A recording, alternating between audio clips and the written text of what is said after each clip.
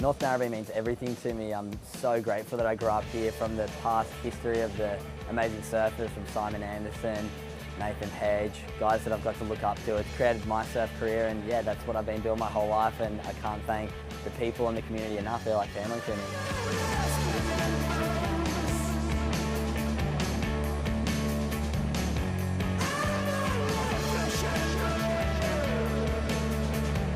The depth of the team's just so special at this beach, and that's through generations, from Cole Smith, Terry Fitzgerald, Simon Anderson, to two-time world champion Damien Hardman. It's a heritage from those guys, bringing it through to the crew that are present now.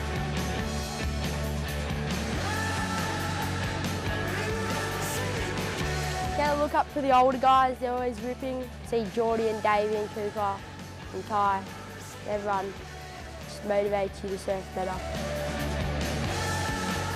You know, you rock up on any day and you've got friends out there from 8 years old all the way up to like almost 70. So I don't know many places where communities are that close knit together, and yeah, I just think that's what makes Narrabeen such a good place. There's nothing like team surfing. The fact that you're there wearing the badge, you know, and you're one of the 5 that's representing, especially North Narrabeen. We've got so many good surfers. It's pretty ridiculous to have the opportunity, you know, amazing to have the opportunity to represent. Get your job done, keep time for the next guy. The whole beach is watching, you know, everyone you know, and respect. So, yeah, it's a lot of pressure. It can get to you. So nerve-wracking, because you're not sort of by yourself, and if you stuff up, you're sort of letting down the team a little bit, so it tests yourself, and it's a challenge. This format's so unique in that it's one of the only formats you ever get to surf as a team. And you know, we all follow footy and love team sports, but as a surfer you never get to do it. So, you know, it's one thing letting yourself down, but it's bad when you let your team down. So yeah, for a surfer it's probably the ultimate pressure. I just love the whole having people behind you and pushing you up and working together as a team, and that's what it takes in tag surfing. It's all about being not selfish, dropping the ego, and just really going out there and putting it together for the team.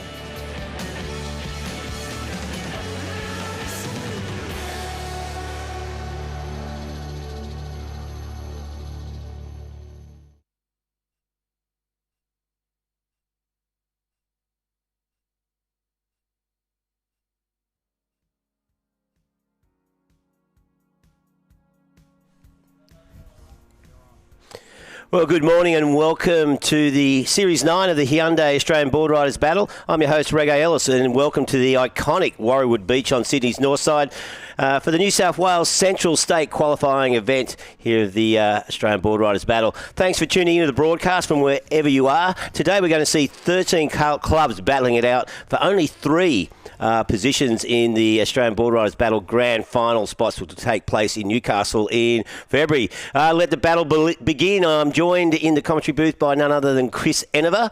And Chris, out there at the water at the moment, we'll see it's Queensland Boardriders. That's Elise Cooper on screen there, my club, of course. And there's a couple of other clubs you're associated with out there as well, namely one. Yeah, Battle of the Boardriders and a bit of the Battle of the Booth right here, I think, as well. We got in this heat. Well, it's a doozy of a heat to kick things off here for the day, and a lovely summer's day down here at Warriewood. So we've moved around from North Narrabeen, where we're meant to have the event today, and luckily we've got a great backup venue in Warriewood just around the corner. Howling southerly winds. The swell is kind of bombing, but a doozy of a heat to kick things off. Merriweather in the red, defending champs last year at the Battle of the Boardriders qualifier here. North Narrabeen, the reigning Australian champs in white. Queenscliff Boardriders in the yellow, and Monavale from the other end of the beach. You can see the headland up there. The left of the screen, that is Monavale headland up there. So Monavale in the blue, and well, a few scores to kick off the morning so far, Rego. Yeah, we have at the moment. You can see Merriweather in the lead, you know, with 16.24 total. Yeah, their first surfer locked in a good score of 6.17, and they've had 3 surfers out completed their quota in the water at the moment. So they've got 3 waves locked in, as do North Narrabeen, Monavale and Monavale with 2, Queenscliff with 3. So the scores there on your screen. We can see a bit of catching up to do for Queenscliff. Still pretty tight for second position. Still got 2 more surfers left. So the situation here is they have 1 hour out in the water. Surfers can catch as many waves as they want, but then they nominate a wave. Looks like North Narrabeen up and riding now. That's Christo Hall up and riding for the Northie crew. Nice little running one he's got here, and it's going to line that end section up, but that was hangs on to it. Well, yeah, that was a bit of trickery there. We thought he was done for. So, well, that was a good ride from Christo Hall for North Narrabeen. He'll be running in to tag the next surfer, and that'll put 4 waves on the board for North Narrabeen. And looks like time is well and truly on the good side for them. 27 minutes to go, and so for everyone out there who doesn't obviously know how the format works here, Reggae, we've got obviously 5 surfers in every team. Every team nominates 1 power surfer that surfs again. Tag team format, you go out, you paddle out, you get 1 wave, you come in and you can catch as many waves as you want. You choose the wave you want to be scored. The best wave that's scored for that surfer is the one that counts. So you can catch as many waves as you want, each surfer, and the best wave that they catch is the one that goes into the tally. And, and I guess a bit of a time, tactical game here with big swell today. I think the coaches will come into play. We saw North Narrabeen actually put Laura Enever out first. She got absolutely belted paddling out. She took about 25 minutes to get out. But this the event today, first surfer actually starts in the water. So that's a bit of an advantage that they've put together for the surfers to give them a bit more time. First surfer starts out in the ocean. Usually it's a beach start. So. Yeah, well, given the consistency of the solid swell. And, it's pretty tricky paddling out, as Chris said. Now, we'll see, a few surfers, obviously, when you make that last closeout re-entry, you're going to sort of come in, because paddling back out could take up too much time. So it's pretty junky on the takeoff. There's a couple of weird sections, but what we have seen through this morning, that pretty full at the start, then that second section is really solid. I saw Merryweather's first surfer just went out there, nailed an awesome first wave and bang straight in. They had the second surfer out there within 6 minutes of the start. So time's going to come into play, especially with the power surfer coming in at the end. You don't want to leave your power surfer 2 minutes, especially in these conditions. So ideally, you'll be able to manage the time and leave them plenty of room to move out there for get their power wave, which is a double points wave, or extra wave, I should say. It's just an extra wave for the club, and penalty as well. That's something that comes into it. We saw that play havoc last year. I think that was what actually Port North Narrabeen undone in the qualifying round last year, was running out of time. So if you do run out of time, your surfer doesn't get back into the box, it's 5 points deduction. Well, there you go. It's been something that's really hit some clubs hard. It's pretty gnarly, because you can see by the time the 4th surfer's out back on the beach, it's usually very tight. So losing 5 points for not fulfilling your 6 waves in that 1 hour time frame is fairly heavy, losing 5 points. And as Chris said, it can make or break qualification. So only 3 spots up for grabs in the Hyundai Australian Boardriders Battle Finals. And this is the most hotly contested interclub event in Australia. And looks like Merryweather surfer having a look at this. Oh, just shuts straight down. Yeah, so let's run through the team list we got in here. We've just been presented with, and in the water right now, like we said, in the red was Merryweather. Zach McMahon in the red. He kicked things off really well. Mikey Clayton-Brown was second surfer. Luke Egan, surfer number 3. Amelia Burke, surfer number 4. Surfer number 5 is Ollie, and then the power surfer, Mikey Clayton-Brown again. Yeah, Mikey Clayton-Brown, he's been pretty solid out there throughout the event. Let's have a look at the Hyundai replay. This is Christo Hall for North Narrabeen, just driving off the bottom. Nice carving turn out of the top as that one fills up. You see he's just stalling, waiting for this second section to line up. Flattens out again, but here he goes. It's building up for this last critical manoeuvre. And we thought he'd been swamped there, but as you can see, outstanding surfer, and just rides out of that. So it's a big thing. You want to finish your waves cleanly, and it's just a perfect situation. Rides out straight back in to tag the next surfer. Yeah, Reggae. So 50-minute heats today down here at Warriewood, and up and riding. That looks like that's the second surfer. No, this is the 4th surfer for Mona Vale. That looks like Adam Price. So he's just working his way to the inside there. I'm sure he surfed this wave a bunch. Yeah, just down the beach from his home turf. Yeah, exactly. And so 50-minute heats today in the water. Every team will get 50 minutes. 6 waves they need to catch. That includes the 5 surfers plus 1 power surfer. So you break that down, the coaches are looking at about 8 minutes, just over 8 minutes per surfer. And on a day when, like you can see there, that's a bit of a paddle out. We've got that little, southern corner here where we can stuck out next to the rocks, but there is a bit of a zone there that just traps you when the sets come. So yeah, it's not an easy task today. 8 minute average. So obviously, when someone can go out and lock something in really quickly, it builds things up. You can see the Queenscliff surfer on screen there in the yellow. I think that's Elise Cooper. Who's been doing a few QS events. Yes, she has. She was a very strong showing on the QS Elise Cooper. She's had some great results. Maybe she took out the Crewy event many years ago. And she's got a really deadly backhand too. So, and she loves it when it gets a bit bigger. Yeah. She really does. So she's one to watch out for, especially in these bigger waves. So we're going to run through the team list as well right now. In the white, North Narrabeen, Laura Enever, Davey Cathles, Kai Warner, Christo Hall, Jack Lawson, and then Davey Cathles is the power surfer. And Queenscliff, well, they've just gone the first names. Winter, Sampson, Benny, Elise, Austin, and, Winter is the power surfer. Yeah, Winter Vincent. These are your guys playing trickery on us. Just exactly. First names. Yeah, Sam Coulter, Benny. Austin Ware. Benny. There's a couple of Bennies. Benny Hamilton.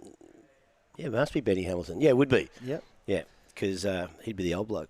Yeah, and there you go. Yeah, and Austin's the old bloke, isn't he? Is he older than Benny? Yeah, he's older. Benny's my age. He's not 35. So we've got one senior man, and wow, that was an absolute snap hammer. So what do you reckon?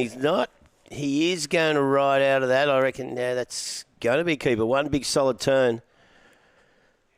So that's the thing, Chris. You surfed in these events a lot. Like, I know the pressure's on. You're on the beach, get a little bit nervous.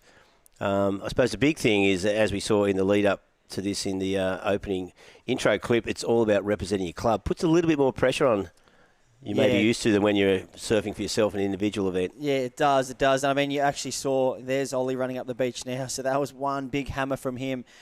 That's what it's going to offer today. Big closeout sections and, really committing to that end turn is going to be paying huge dividends. It looks like out the back, it looks like North Narrabeen surfer Jack Lawson.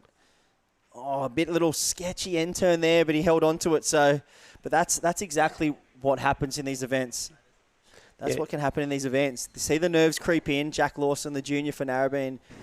And, here's a replay. And this looks like Ollie's last wave. So, nice deep bottom turn and drills the end section.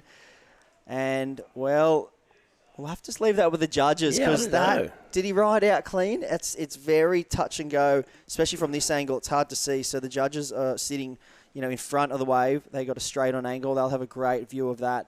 From here...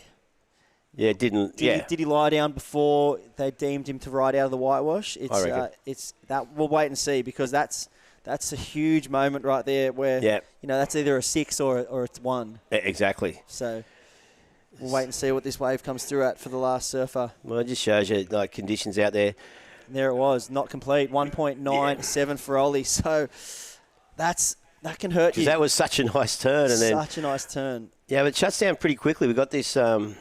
I think high tide's about to be close around dead low tide, and there's a lot of water moving around. This swell's just built up out of the south over the last.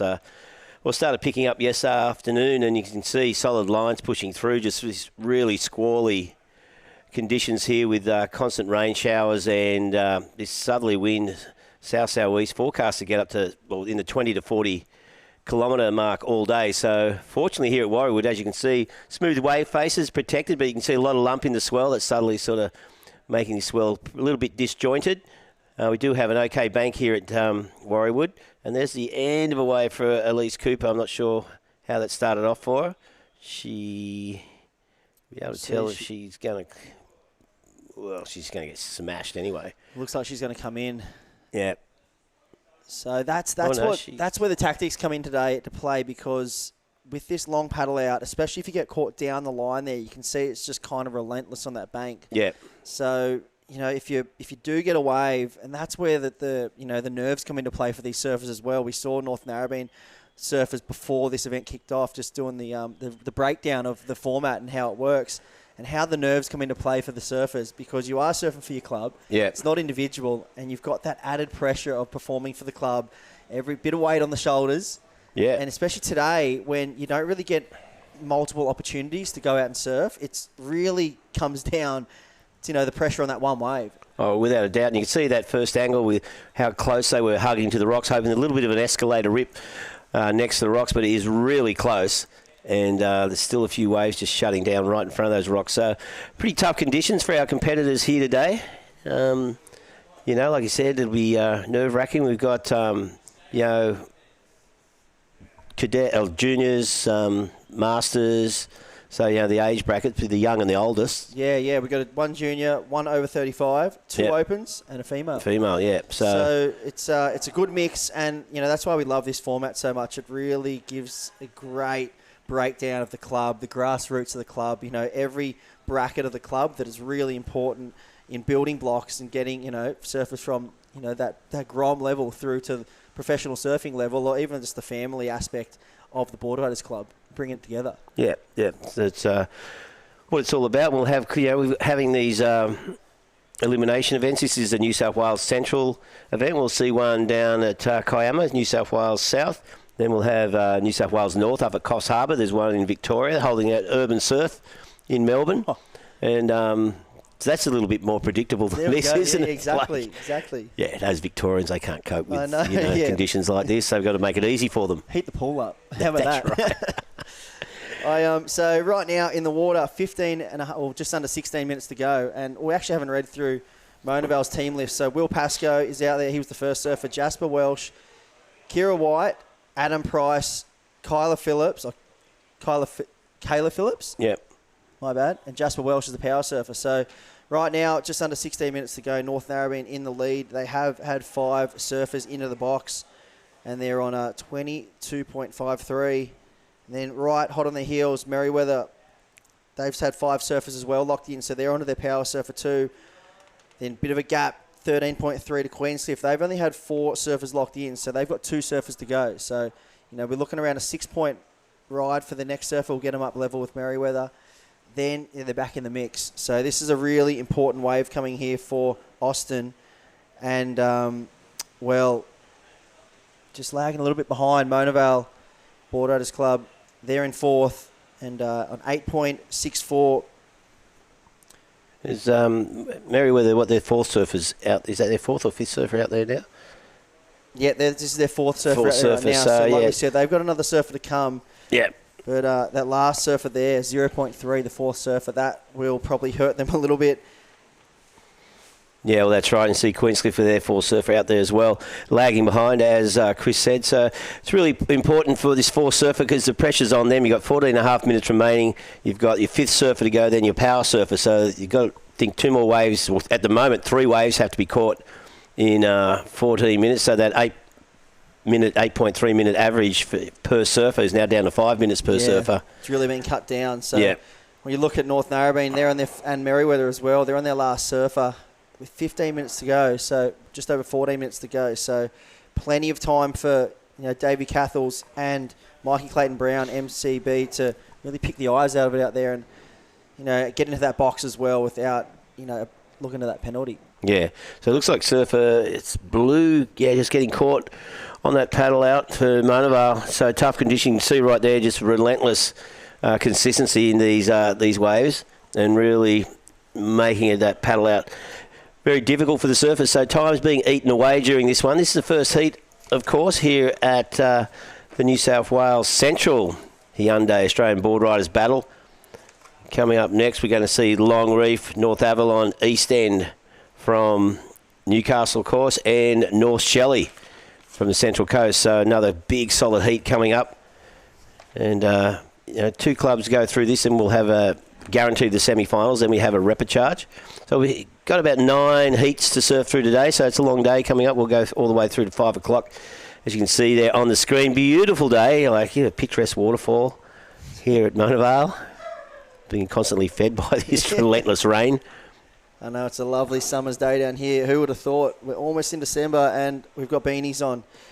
We're loving it. It's been an odd end of the year right now. It's been an odd year all in general, but we might as well keep it going, and at least we got Boardriders battles back. That's the main thing, because the energy and the vibe down here isn't dampened at all by the weather, and the swell's shown up, and we're pumped to be back live and bringing, Boardriders and live surfing back to you fans out there and everyone around the country. And that right there, that's Queenscliff, that's Austin Ware. So the master with a nice big hook and another dagger, and feel the heartbreaker from Reggae right there. I was thinking, oh, cool, he's going to finish this. Nice. Made up the time. I was always moving ahead to the next surfer. Yeah, exactly. Well, it'll be interesting to see what Austin thinks about that one. Hopefully he'll be able to, doesn't have to keep that one because it's not going to be a good score. One turn and a fall off, so he'll be looking to get back out there, I think, unless he's too far inside, because that's a problem. You're going to think, okay, a 5-minute paddle out almost from where he is now, but we'll have to wait and see. Yeah, but that's really where the experience of Austin will come into play here, and the coaches as well. Cool. And we'll as you'll see here on this replay, so he takes off deep, nice looking wall ahead of him here, Chris, and just sets up this next turn. Big carving slash, and this looked like, the finishing turn. It looked like he'd done all the hard work, but then the bottom just dropped out of that wave, and uncharacteristic fall off there for Austin. So I can imagine the QBC tent would have been like a. Yeah, that's a dampener, isn't it? Yeah, exactly. That one is hard to swallow. But Austin, he's an experienced surfer. He spent a lot of time on the QS back in the days. Yep. He's been a great clubman for Queenscliff, always very consistent, and there he is. He has come in, so maybe he did get caught on the inside after that one, and that will be Winter. Vincent going back out. He has been an absolute superstar on the rise, Winter. I know he does a lot of work up at the High Performance Centre with Jared McCullum, training with those guys. His legs, there's not much to him, but he absolutely shreds. Yeah, no, he's been surfing really well. He sort of burst on the scene. He's a real grommet, started turning heads when he's about, 11 or 12, and he's filled out, getting a lot bigger. So, so he's out there at the moment. Pressure is on him. Queenscliff behind that last wave of Austin's. Didn't really drag things back too well for him. Had that one turn. Probably looks like he got a high 3. That was something you got to think. If he made that turn, probably would have been 2 points more. They would have been really neck and neck with Merriweather. So both Merriweather and Queenscliff looking to progress here, but pretty tight. But even North Narrabeen not that far ahead. We've got 10 minutes remaining in this first heat. The Hyundai Australian Boardriders Battle, Series 9. And as you can see, plenty of swell here hitting Sydney's coastline. And we're on the northern beaches at Warriewood. Warriewood offers good protection from this southerly wind. The original venue, North Narrabeen, totally blown out, as you'd expect in this sort of wind conditions. Yeah, it's absolutely tragic conditions for North Narrabeen today. We've got howling southerly winds up around that 30 kilometre plus range. Spitting rain and kind of monsoonal weather, to be honest. And North Narrabeen, it's about 8 foot. Huge closeouts, nothing around there good is happening today. So we've come around the corner back at Warriewood, and like we said, we're blessed with some great clean conditions here. This has always been the spot in these couple of conditions, and I think there'll be a lot of clubs that have spent a lot of time here, because this is kind of the training zone as well for a lot of the coaches around the area. I know Bo Mitchell, Matt Cattle. A lot of the coaches do a lot of training here with their athletes when the swell is like this. So a lot of the athletes in these teams will have had, good experience here at Warriewood. They understand the break. It can be a bit difficult, the lineup out there. It can be a bit shifty, but we have got some good sand out the back at the moment. And conditions are looking favourable for the rest of the day, especially when the wind stays like this.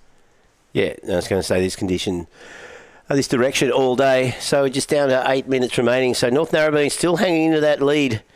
And it's really going to come down between Queenscliff and Merewether, their final surfer, to see which one of those clubs is going to join them to move straight through to the semi-finals.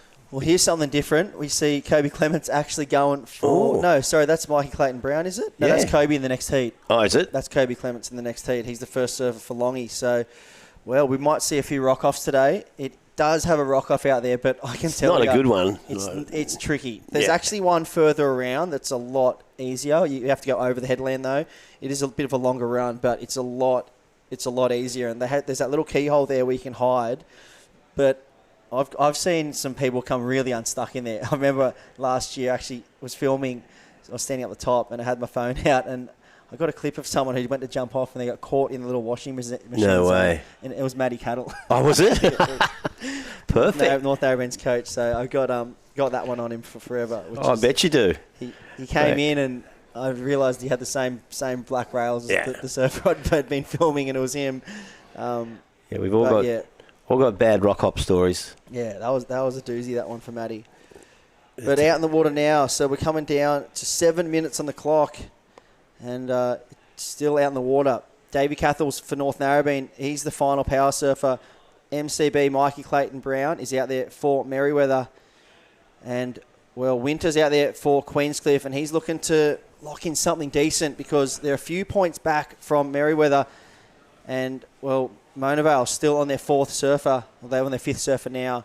So they need to get 2 waves, which is, that time's getting cut right down to about 3.5 minutes per surfer. And with a paddle out like it is today, they'll be doing magical things to get back in the box and finish this heat off.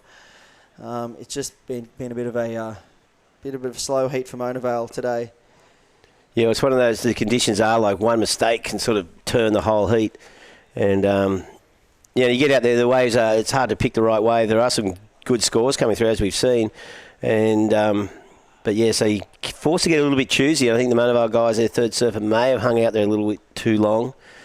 You see Narrabeen and Merewether on the screen there. So it's probably only, not that long to go for these surfers looking to get back in the box. So we don't want to see any... Oh, here goes a rock hop. That looks like Shane Carroll. There you go. Too easy. Yeah, straight if into you time it well, it's good. But if you do get caught out on that rock and something comes a bit bigger than you're expecting, it can be very, very deadly. A little bit uncomfortable. Yeah, exactly. So here's a good look now. This looks like Davey Cathles. Maybe is he in position? No, he's not. But I mean, you look at the scores of this heat so far. North Narrabeen out in the lead, but they are holding a 2.53. That was Jack Lawson's last wave. And you look down at Merewether as well. They're holding some small scores. So. Ollie and Amelia Burke, just ones, 1.9 and a 1, and they're in second. So, the surfers are, obviously taking a bit of adjusting to this wave. They're trying to figure it out. And obviously, it shows that they're not getting multiple opportunities because most times surfers, would paddle back out and have another crack at it, locking in a 1. But with the way the swell is today and the waves, and here's Davey Cathles up and riding. Take it away, Rego. Yeah, Davey just driving this turn straight out in the shoulder, into the lip there. So nice roundhouse. So Davey just cruising through this section. He wants to not do anything silly, and he's just setting up this last manoeuvre. This wave fills out pretty quickly, so not a lot of opportunity there for Davey on this wave. Really only one turn on the outside, but he's looking to get back into the box though. So after riding through that closeout section, he's going to come back in. There's only 4.5 minutes to go. As Chris said, we've seen some small scores locked in. So once you go through that full section where it shuts down, getting back out eats too far into the time. So all the clubs kind of making that decision, all right, we're going to bank a 2 or a 3 rather than head back out and try and lock in a 6, where if it was smaller, the surfers often will not come into their second or even sometimes third wave. So it's just on 3 minutes and 50 seconds left in this. North Narrabeen, their fifth surfer, power surfer that's back on the beach. They have locked in their wave, so now it's just between Merewether and Queenscliff. Whether or not Queenscliff's Winter Vincent can reel in this score remains to be seen. Looks like Merewether have also... Yeah, well, that's Mike Clayton-Brown, so we didn't see his wave, but that's a huge bonus for Merewether, and this is going to put the pressure right on Queenscliff here, so... it does come down to a numbers game here. So we look at the scores right now. Queenscliff about 2.4 points back from for Queenscliff, about 2.4 points back from Merriweather, who's in the hot seat right now. Yep. Depending on Mighty Clayton Brown's wave, if he scored more than, say 3 points more than Davey, he'll take the lead. But at the moment, North Narrabeen holding on. We'll wait for these scores to roll on through for the last surfers. For both North Narrabeen and Merriweather, they're in the box, they're safe. And then it's Queenscliff who's really trying to dig deep to move through this heat. 2 go through. Yep. And we'll say goodbye to two clubs as well. Well, you can see there's Winter Vincent on screen now. So all the Queenscliff crew on the beach has only got just over 2.5 minutes remaining. He wants to catch his wave and get back on the box. So into the box on the beach. You don't want to lose that those 5 points. So there you go. Well, North Narrabeen. Well, we didn't see Mikey's wave, but look, he's jumped Merriweather into first place. So now it's Queenscliff. Queenscliff's got to catch up like a 9-point score there. It's going to be very difficult. Well, Winter can do it if he gets the waves, but we haven't seen many 9-point waves coming through here today. Nah, so there it was. So Mike Clayton Brown, 6-4-3, and that put Merriweather into the lead temporarily. Davey Cathell was locked in a 3.83, put North Narrabeen back into the lead. And, well, here goes, this looks like the last surfer for Mona Vale. Oh, this is the fifth surfer for Mona Vale. Ooh. Unfortunately, coming unstuck there. So with 2 minutes to go, he'll make his way in, tag the last surfer, but I think it'll be all she wrote for Mona Vale today. But last-ditch effort here for Winter Vincent. He's looking for a pretty big score. I think that's around that 8.7 range. 8.73 to be exact, I think he's looking for. Well, 1.5 minutes, Chris, and he's also got to think about getting that and getting back up into the start tent. So we'll just see how that pans out. But at this stage, pressure is on Winter Vincent from Queenscliff. He's got a lot of points to catch up. North Narrabeen and Merriweather sort of have been leading this heat, excuse me, from the start. And as Chris said, they both are holding like reasonably small scores that they normally wouldn't anticipate. But out there now, it all comes down to this one surfer if we're going to see a change. And so Winter Vincent just waiting. We've got 1 minute remaining. And here's a replay of that last wave of Mona Vale's. So, yeah, just sort of bogs around a little bit there. So not looking too comfortable, nearly stumbled. So from start to finish his wave, you can see he just goes to that little jam there and wave a little bit too flat through that section. So he doesn't quite pull that one off. And we're just down to the final minutes of this. Of course, we've got...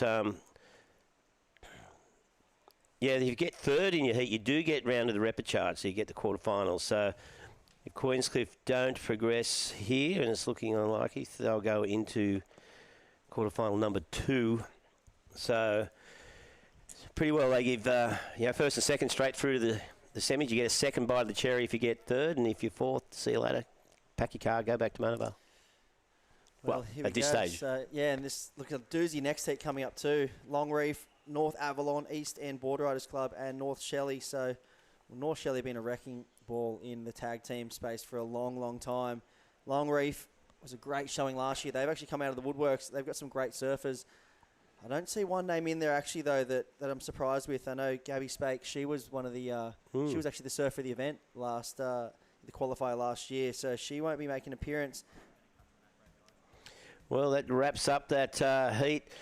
So there you go.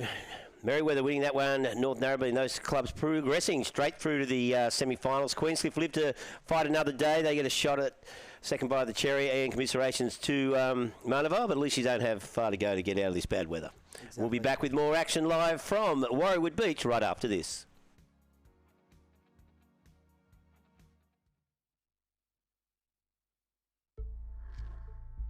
Introducing the 2022 Hyundai Palisade, the flagship of our SUV range. Boldly designed with first-class technology and 8 seats over 3 luxurious rows. Your kidults will love it. Yeah, it's good.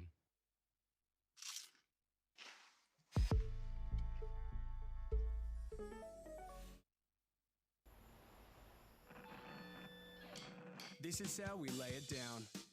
Start with a generous base of fluffy rice. Drop in the juiciest slow-cooked meat, a hit of fresh, flavor-filled salsa, then fine-tune it your way. Sound like the best burrito in town? Damn right.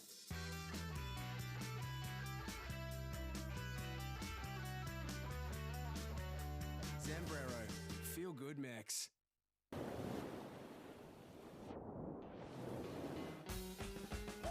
Let's ride the waves, find our friends and laughs all day. Get strong, be safe, we'll learn our way with ocean play. No matter if you've tried, no matter where you're from, you can be a Woolworths surf grom. Go on, give your kids the gift of surfing at woolworthsurfgroms.com. Let's ride!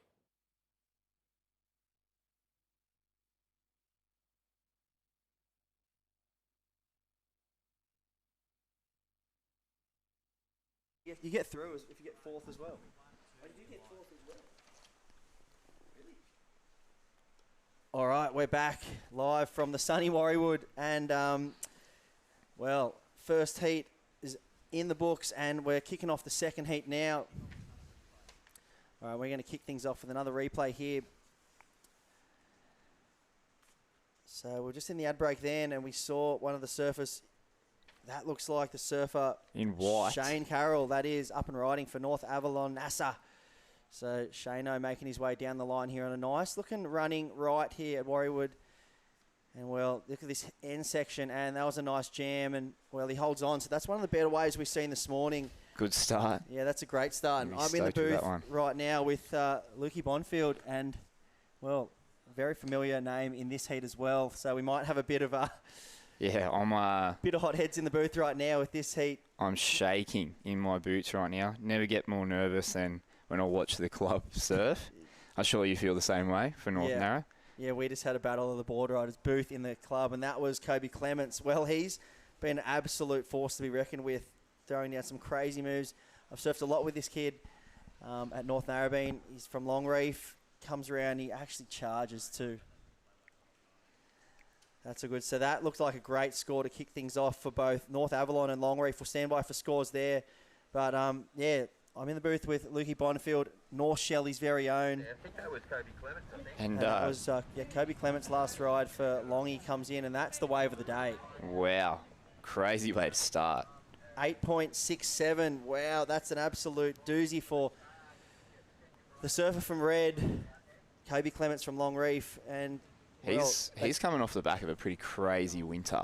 Yeah, he's been probably one of the performers, one of the best big wave performers, on the East Coast here. He's been absolutely going berserk. Down at South Narrabeen, some slabs around here and down south. He's made a big charge lately, and not just only in the big stuff, in the small stuff too. Some of those clips, those backflips he's doing. Do you see some of them? Yeah, he won or got the highest point score of the whole Australian junior event. Yeah, that was crazy. So, yeah, he's really come into his own in the past few years, Kobe, and very impressive. Oh, we've got another replay here. Looks like first surfer for North Shelley, Zoe Ifield. Zon's on with a big calf down. Sick way to start. Zoe loves the big stuff. She's charging all the reefs at home pretty regularly, and obviously got the call up when we saw that the swell was going to be a bit bigger today.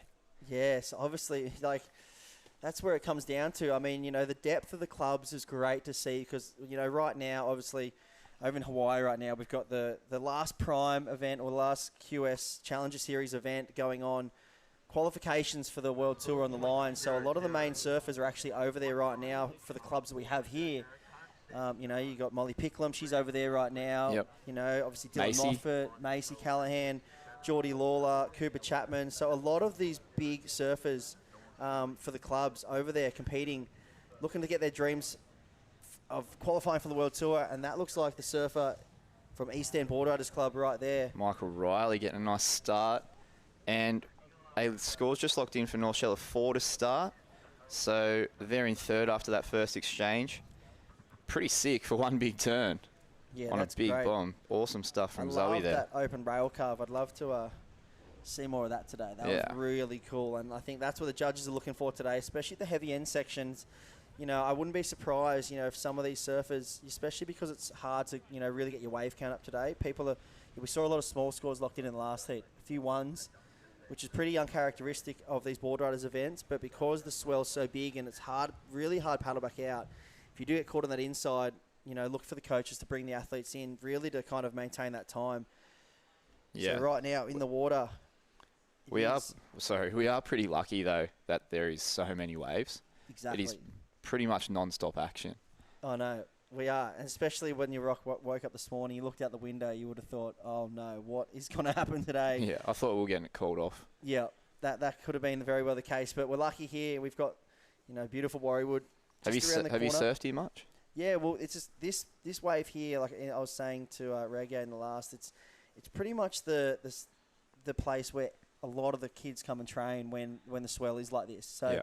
a lot of the surfers on the northern beaches, and a lot of the coaches on the northern beaches do a lot of work here with their athletes, in between events, especially when it gets big and south, and there isn't really anywhere else to go apart from the corners. You got DY Point, Manly, South Curly, but when the waves are quite out of control like they are today and the conditions are pretty, monsoonal. Yeah. This is the one spot you want to come Plan down Z. to. Yeah, it is, and yet it's you can see why. Very There's consistent. Some pretty big sections, some quick reflex, quick muscle fibre decisions they have to make on these big sections, which is very exciting stuff, and it's pretty good for kids to try and tap into that. Yeah. We can see Joel Vaughan just paddled out for North Shelley. I don't know if you've seen much of his stuff lately, but it's been unbelievable. And his brother Huey, the whole family's been going absolutely berserk. So that's a family that you've got to keep your eye out for, because they're going to do some special things for surfing in Australia and obviously the world, because I'm really keen to see where that family takes things. I feel like they just push each other constantly. Oh, it's nuts. We actually went out on the ski with them on Wednesday. I took both the Vaughan brothers up to a local little airwave. Yep. And some of the stuff you get to see when you take them on a ski is unbelievable. Yeah, that I couldn't even imagine. Yeah. So looks like score has dropped for East End. They've locked in a 4.83. So situation after one surfer is in first. We've got Longreef, second North Avalon, third East End, and fourth is North Shelley. So we sent Joel out there for North Shelley. I'm a little bit biased, obviously. He's hopefully going to tap into a bomb in this next couple of minutes. And in the yellow, Josh Stretton's out there. In the white, Arch Whiteman. Oh, I got to see him heaps when he was a Grom. He's fantastic surfer, Arch. And Xavier Bryce. What a sick little lineup we've got right now. This is crazy. Could be a QS heat. And I might just run you guys through the whole teams list. So the next competitors, or the rest of the competitors for Longreef, we have Baxter Hurt, or up and riding right now, is Joel Vaughan. So big swooping slash to start with, and he's going to wrap it back to the pocket, generating a bit of board speed. He's going to try and pin this section. Nice little roundy as well, and he's going to kick out. Not quite happy with that one, so he'd be just looking to lock in a bomb. Yeah. Feeding the wax, he's going to get back out there. Yeah, especially someone with the talent of Jolly Vaughan. He was, right up there with contention to qualify for the Challenger Series, and obviously one of the surfers of the whole season last year. And that looks like surfer in red. Xavier Bryce. Yeah, he spends a lot of time at North Narrabeen too, so I've got to see a lot of these longy guys surf, and they're really, really impressive. And Arch Whiteman on his backhand. Sick coiled up style there. Huge bottom turn, and Just throws everything at it. Just couldn't hold on. I love his style. He's got that really low compressed style and just explodes into the lip. And we'll see here. This is interesting because we've got 10 minutes down. They've already got one surfer in the booth, and these surfers are going back out. I feel like a lot of the surfers out there right now, these are some really high-end surfers that are going to be looking for some big scores. Yeah, which makes it pretty tough for those guys in the water, knowing that, looking around and thinking, oh, look at the talent surrounding me. Everyone out there is going to want the best wave. They all have surfed a million heats. They know where to sit, know where to position themselves. Makes it all that much harder, all that much more difficult, and adds a little bit of pressure. So yeah, I was just going through the rest. It looks like the next person out there is Baxter Hurt. He's going to get tagged by Xavier Bryce. Xavier Bryce locked in a little two-turner. So Baxter Hurt's out there now making good time. He's going to tag in Nick James. Nick's going to tag in Sydney Chevalier and their power surfers, Kobe Clements. Rolling through for North Avalon, Arch Whiteman's in the water. Van Whiteman tagging him in. So we've got a couple brothers in this heat. How cool is that? Arch Whiteman tagging Van Whiteman. And then Bodie Lee Jones is surfing, a very popular name in the junior circuit. Ollie Height is going to be out next, and then Arch Whiteman's their power surfer. Stepping up, taking over Shane Carroll's job. And here's a replay of Yellow's last, Josh Stretton. Nice carve down. What's he got for his huge combo there? And a nice little fin release. Finishes clean. Wow. So that's thrown an absolute spanner in the works there. East End, that was a great ride from them. And, a couple of great scores to kick this heat off. It seems like the surfers are, maybe starting to figure this lineup out. It looks like it's actually getting a little bit better as well. There was quite a bit of morning sickness out there this morning. It's hard to kind of pick the lineup out, but that's what it's like here at Warriewood. It's one of those waves that can just give you, like, lemons or lemonade. You're either going to be going out there and having a great surf, or you're going to go out there and have the worst surf you like. It can be like one of those spots that can really get to you. And I mean, if you can surf Warriewood good, you can surf any wave good, because it is tricky. There's a lot of lump and like refurb that comes off the rocks. It can be a bit wobbly at times, but then you can get one wave and it's an absolute gem, and it runs on the bank and it's really clean and has some steep sections and a great end section. So, I mean, I reckon we're set up for a really exciting day of surfing here. We're going to have plenty of action, and for everyone out there, watching online, I think they'll be probably flicking between this and, probably the event in Hawaii and Haleiwa. It's pumping, isn't it? Yeah, so lots of great surfing on air today. That, with the bank at Warriewood, does the sand have to be aligned for it to work, or is it something that just happens pretty regularly? Yeah, no, it does. The sand is pretty important here, and obviously if you don't have much sand out behind those rocks, we have had some quite small conditions lately. We haven't had much swell for a little while, so the swell does build up in that end. We've had some, bit of northeast wind swell, pushes sand into the corner, and then when we get that south swell, it loves it there and runs down the bank. If there's not a lot of sand out there, it can be, bit of a hole there, and it can break further down. There also gets it's an opportunity for some lefts down the beach. I was thinking that. Into it, yeah, and a bit of air wind as well. So, I reckon today predominantly we're going to be looking at those rights, those nice long rights, and that's going to be kind of the go-to for the day for all the surfers. I'm calling. But I was up on the point looking at it, and you can see. I know I've got a pretty good view from up on the point, but I think when you're out there, you'd be able to see the biggest end section you've ever seen coming at you when you're taking off. And here's Joel Vaughan now, hopefully seeing one of those down the line. Huge first click to start. Nice wrap to fin release on the second turn. Third swoop, and he's going to look for a finish here. What can he do? Up and over the foam. Can he hold on? Just gets bumped in the whitewash. And there's the North Shelley crew. That's the president, Cameron Sharp, right there with East Dog and Huey, Joel's little brother. Everyone in their nice summer outfits down here. We're coming into December. It looks like we're in the middle of June. And, yeah, lovely El Niño summer going on right now in Sydney. It is brutal, isn't it? It is. So hopefully we get some sun soon. It's getting a bit soggy. But doesn't stop how pumped everyone is down here. This is Dom Thomas. Yeah, Dommy Thomas working his way down the line here. And, well, a nice layback jam to finish that one off. And East End have really put together a couple of great waves here. So this heat is getting very exciting. And, I mean, I thought the last heat was hard, but this one here, especially with the likes of Long Reef, and here's this replay here from Jolie Vaughan. You see the class here. Nice, quick whip in the pocket. Then to watch this searing rail carve. He just makes any wave look good, doesn't he, Jolie? Yeah. Linking it down to the end section and, well, tags the finish there. Unfortunately, comes unstuck. So looking at that comparative to maybe Kobe Clements' wave, maybe Josh Stretton's wave, I think they're going to come in pretty similar. Yeah, Kobe's wave, 8.67. I think it had a few bigger sections on it. He's almost taken his tail pad off there. That was Eden Hassan. He's almost ripped his tail pad off on the post as he's run out. Yeah, don't do that. Yeah, you don't want to do that.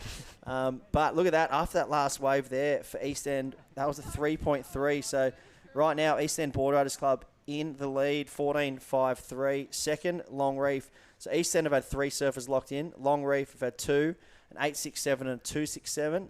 They're in second. North Avalon in third, a 7.5 and a 2.83.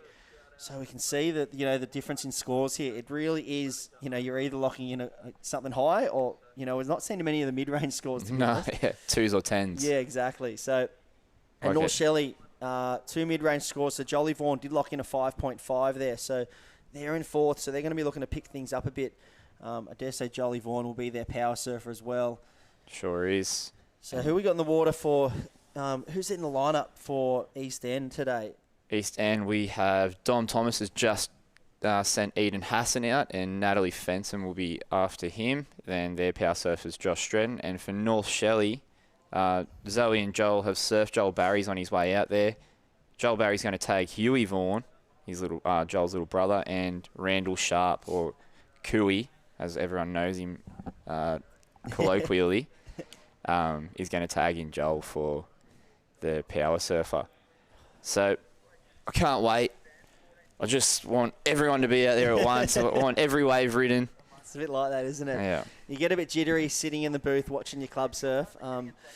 It is very exciting, and that's the best part about this Boardriders battle. It brings in the rivalries between clubs, and there's always rivalries within rivalries. You got your Central Coast rivalries probably.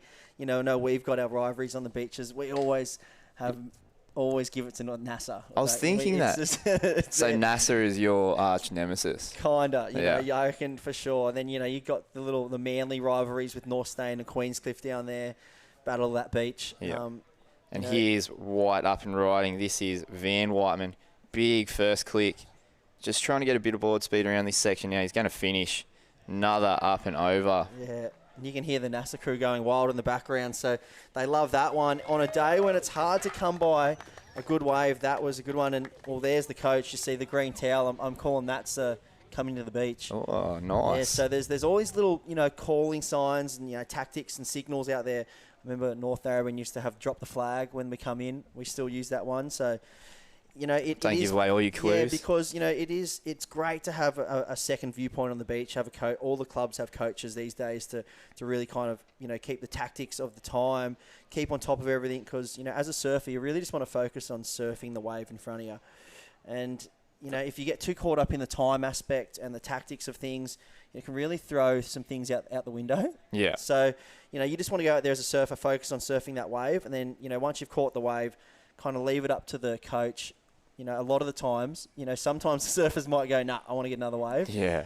I'm sure Jolly Vaughan, he knew what he wanted when he went out there. So yeah. I'm sure the boys on the beach would send him back out too, knowing what he's capable of. Knowing what he's capable of. So the other thing is you do have to, that's a beautiful thing about this team event, is that you have to sometimes hush your ego and be like, oh, what's better for the team here? Yeah, and here it was, Mr. Whiteman. That was a huge layback jam to kick things off, and he finished this one off nice and strong. So we'll wait for that wave to come through, but there it is. Is he the third surfer he was? Third surfer, 5.03. So 5.03, pretty much on the back of one big layback jam. Yeah. The judges are throwing good scores for if you really commit to those sections. Pretty useful manoeuvre, isn't it? Yeah, it is. It's become really popular in both the men's and the women's sides of things. You see a lot of the females are going to that layback jam. Carissa is key for it. She's just throwing it down time after time, and then you got surfers like Sage Erickson and stuff like that. They're starting to throw these big laybacks in. I know Molly Picklum loves a big layback. Yeah. Laura's go-to turn is a layback now. It's almost like a point in your surfing that you get to, isn't it? Where a layback is, not only is it a little bit explosive, but it's functional at the same time. Yeah. It gets you down the line as well, especially one like Van's then. He threw everything into it and got his board speed up. Yeah, you want to see that rail speed continue through the layback and come out with speed. Yeah. If done wrong, it can be look an horrendous. Absolute, balls up. It can just or you can just catch the nose. I mean, it's so many times you see surfers come unstuck when you get a bit nervous, and then they go for the layback on the last section. It can sometimes just end in tragedy when you catch that nose coming out if you just time it slightly wrong. The other thing is it can really make it quite magical, explosive. Yeah, we saw that. We saw that for one of the surfers from East End, the last surfer from East End, actually Dom Thomas, I think it was. He threw a nice layback on that end section there, and the judges actually that was the wave before. Josh Stretton, I believe it was, locked in a 6.4. So that looks like the surfer in white. The next heat. That looks like it's going to be Ollie Hines. So Bodie Lee Jones is out in the water now after being tagged by Van Whiteman. It looks like Joel Barry's just still out there. He's the third surfer. So who have we got? We've got Baxter Hurt still out there for Longreef. Van Whiteman's just come in. Bodie Lee Jones is out there for North Avalon. Yellow, we have Eden Hassan in the water. And blue, Joel Barry up and riding now, right on cue. Started beautifully. Big hook, but he just came unstuck, burying his heel side rail. And I dare say he'll be back out for another one. it's funny today because I feel like the wave here at Warriewood, it looks pretty solid. The swell looks solid, so I feel like a lot of surfers are maybe opting for that step up because, you know, for a bit of paddle power to get out. And because it is quite, you know, it looks quite big out there, but when you actually get out there, the waves can be quite flat. If you find yourself on a flatter wave, it can be really hard to surf. And here's a great example of it. So nice big turn there, and I feel like he had that section lined up and just got caught that rail. I feel like sometimes as well, people might not have surfed their step-ups for a little while and, you know, get out there and it's your first wave on a step-up for quite a while. And that's a recipe for disaster. Yeah, exactly. And you're used to your shortboard feel where it sears through the water a bit more, and then all of a sudden you get on a step-up and the wave's a bit flatter than you expect. And got a little bit more board to push and a little bit more rail to sink and a little bit more fin to drive. A lot more board and a lot more rail to bog too. Yeah, definitely. And that can happen. We saw that there. Yeah, but unfortunately. Yeah, he'll be back out there. You can see he's got a sick style, Joel Barry. Yeah. He's a little bit underground. He's coming up in the... He's done a few QEs and stuff. He's the same age as Joel Vaughan. They've grown up surfing against each other. And you can see he's sort of in the last couple of months, he's really starting to explode. He's really charging the big swells at home. Working a lot on his style, working a lot on especially his small wave game. And it's hopefully we're going to get to see it in action here. Yeah, I mean, it's something I've noticed a lot. We'll let this wave roll through. That looks like Bodie Lee Jones from NASA. Very experienced surfer, Bodie. Unfortunately, that wave was an absolute froth monster. So she'll be out of that, going to get back out there. I know her sister, Cedar Lee Jones, was forced to be reckoned with last year on the QS. And the Australian Open. And the Australian Battle of Boardriders. The Australian Open Surf Series that we had going on. That was a great series. You know, a couple of surfers out, you know, that we see in these heats right now. Joel Vaughan, he was deadly in that series. You know, we saw Dylan Moffat take out that one, you know, at North Narrabeen, the last event. But I remember in that event, those two were neck and neck. At the end of that event, those two were neck and neck coming into that event. They were first and second on the ratings. Dylan Moffat went out in his first wave in his first heat and got a 10. Joel was in the next heat and he went out and in his first wave got a 10 too. No way. It was crazy just to watch. It was actually quite surreal, but that was pumping that day. Yeah, we got really good waves at North Narrabeen. It would have been lovely to see, you know, us Another day over there like today with some big lefts running down the beach. It does, you know, it is pretty special when we get that wave good and all the surfers come from far to really kind of compete at it because it is a great wave. Even when it's not good. Yeah, it's good. It's always fun. It's fun. Here we go, surfing red. Baxter Hurt. Big bottom turn. And he's just going to sear down back to the pocket there. Another one up in the lip. That one was better. And he's definitely coming in on that one. You can hear all the whistles and stuff on the beach from him there. Baxter Hurt's going to be tagging out Sydney Chevalier. So that would be the female surfer for Longreef. And here's blue Joel Barry up and riding for North Shelley.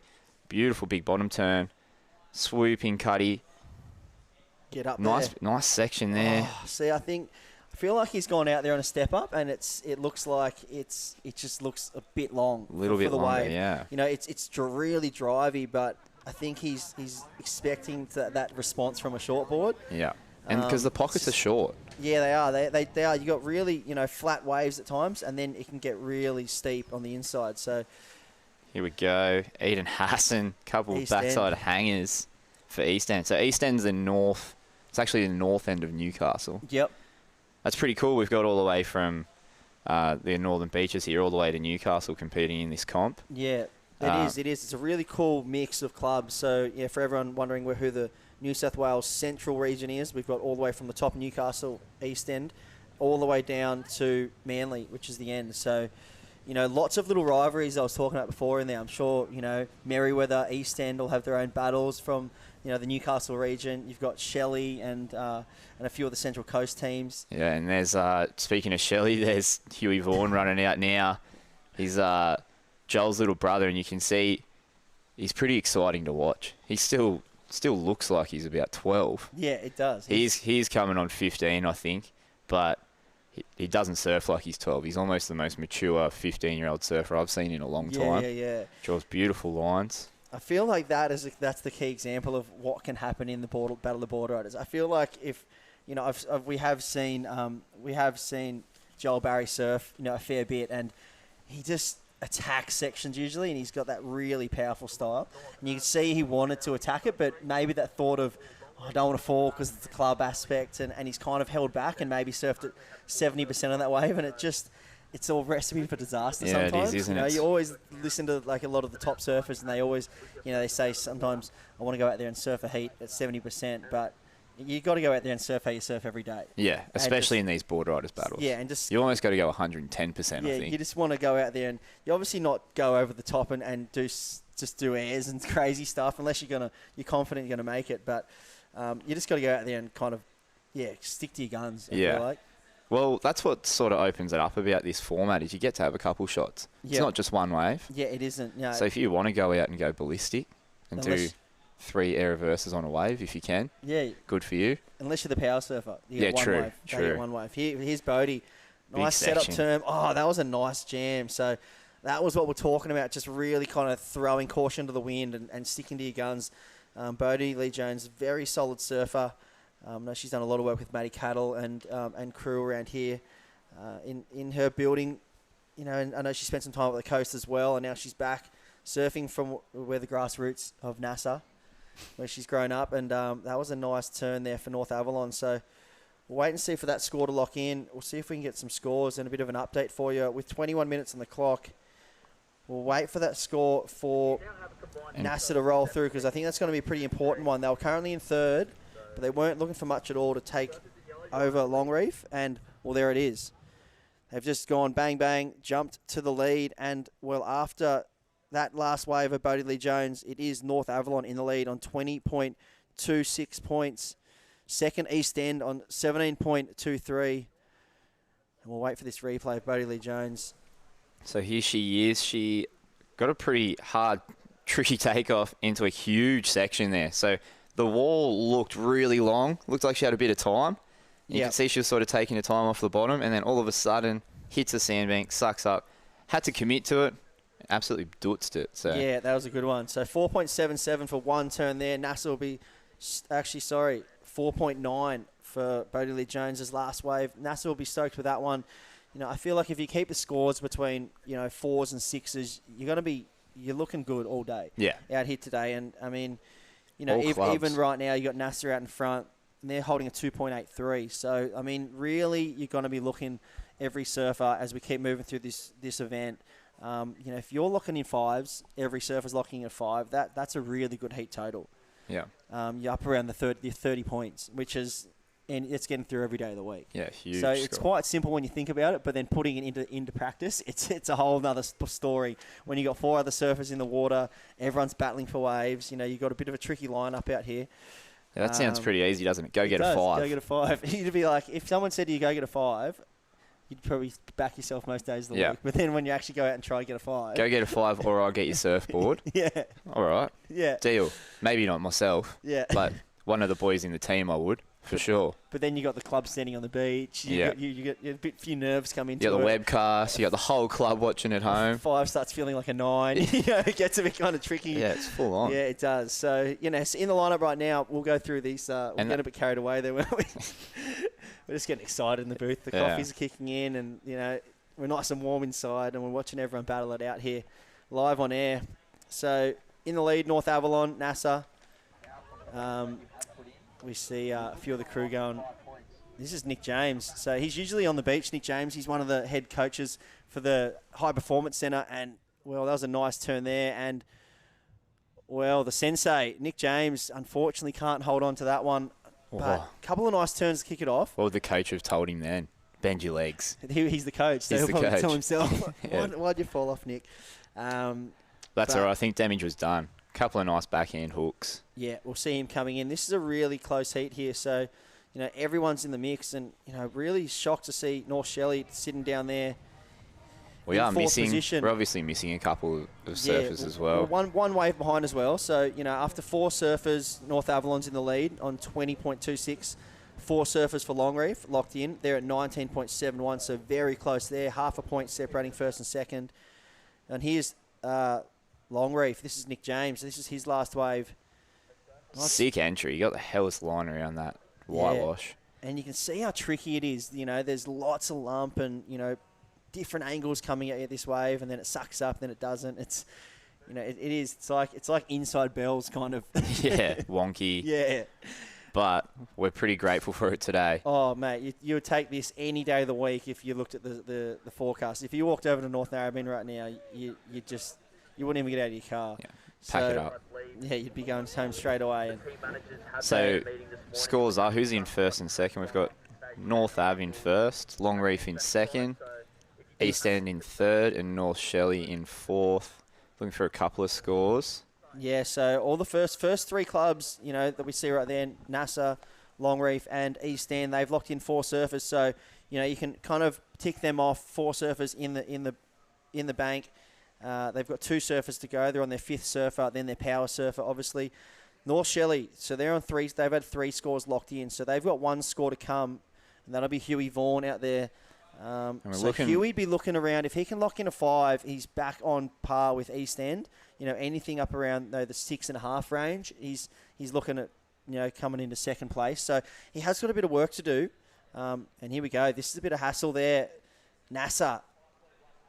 And that's Ollie Hines. Ollie Hines. That was a section. big backside dagger there and sets up that one. That was the best combination of turns probably we've nearly seen. He's got a bonus section again. Wow. We've done the commentator's curse on him, but the damage was done there. And, well, there's an experienced man himself.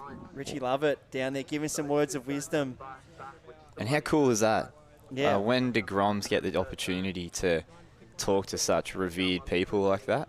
Exactly. In a pressure situation with your whole club looking on. Pretty special sort of environment we are nurturing and cultivating down here. Yeah, isn't it is. So that's great to see. And Ollie Hines, talk us through that Ollie Hines wave again. Hopefully we get to see it. Yeah, well, I reckon we'll see a replay of that because that was one of the combinations of the event so far. Look, he hassled off the East End Boardriders surfer there, and he's lined that one up and gone square into the lip. Nice coiled bottom turn, set it up perfectly for the second one. And this is one of those ones that you can get at Warriewood that just keep giving. Unfortunately, falling off there, I reckon that could have been the wave of the day had he held on for that last turn. But 2 big backside, blasts in the pocket. And really controlled bottom turn. Good patience. I really like that wave. And I think the judges are going to get pretty excited by that one, even though he fell on the end. And that's going to really give NASA a buffer here coming into the back end of this heat with 15.5 minutes to go. Yeah, what I thought was really special was after the first turn, which was a big destructive turn, was there was not one bauble in the bottom turn. He went straight off the bottom, straight into his second bottom turn, and clicked the section right where it needed to be clicked. Yeah, very Ace Buchan-esque. It was. Very polished and nice surfing there. For the man in white. And there it is, last wave of white. That is Ollie Hines. 7.93, 7.93 for Ollie. So great score there, and that's skyrocketed NASA way out in front. And well, there they are. They're up at 28.19 points, and they'll be very happy that they've kicked off their campaign here at the ABB, right where they left off last year. But the unfortunate thing last year was they made the final, but they came fourth. So only 3 qualifiers out of the New South Wales Central region. So they end up in that dreaded 4th position. Longreef actually qualified last year. They got 3rd, so they pipped them in the final event. And Longreef's really come out of the woodworks. They've been a bit of a dark horse club. And now, a lot of their juniors, like Kobe, Xavier, and Gabby, they've just come into their own and they've, grown up. They're kind of hitting the QS level now, and they're really a force to be reckoned with, Longreef. And that's good. That's going to solidify them for a fair few years to come. And here's Huey Vaughan. Oh. Nice slash in the pocket. How's his style? So raw. Yeah. He's just a mini-me of Joel, isn't he? Yeah. He just looks like he's just morphing into a Joel, and he probably just like, I just want to be better than him, you know? Well, what a family to grow up in. There's 4 boys, and all 4 of them rip.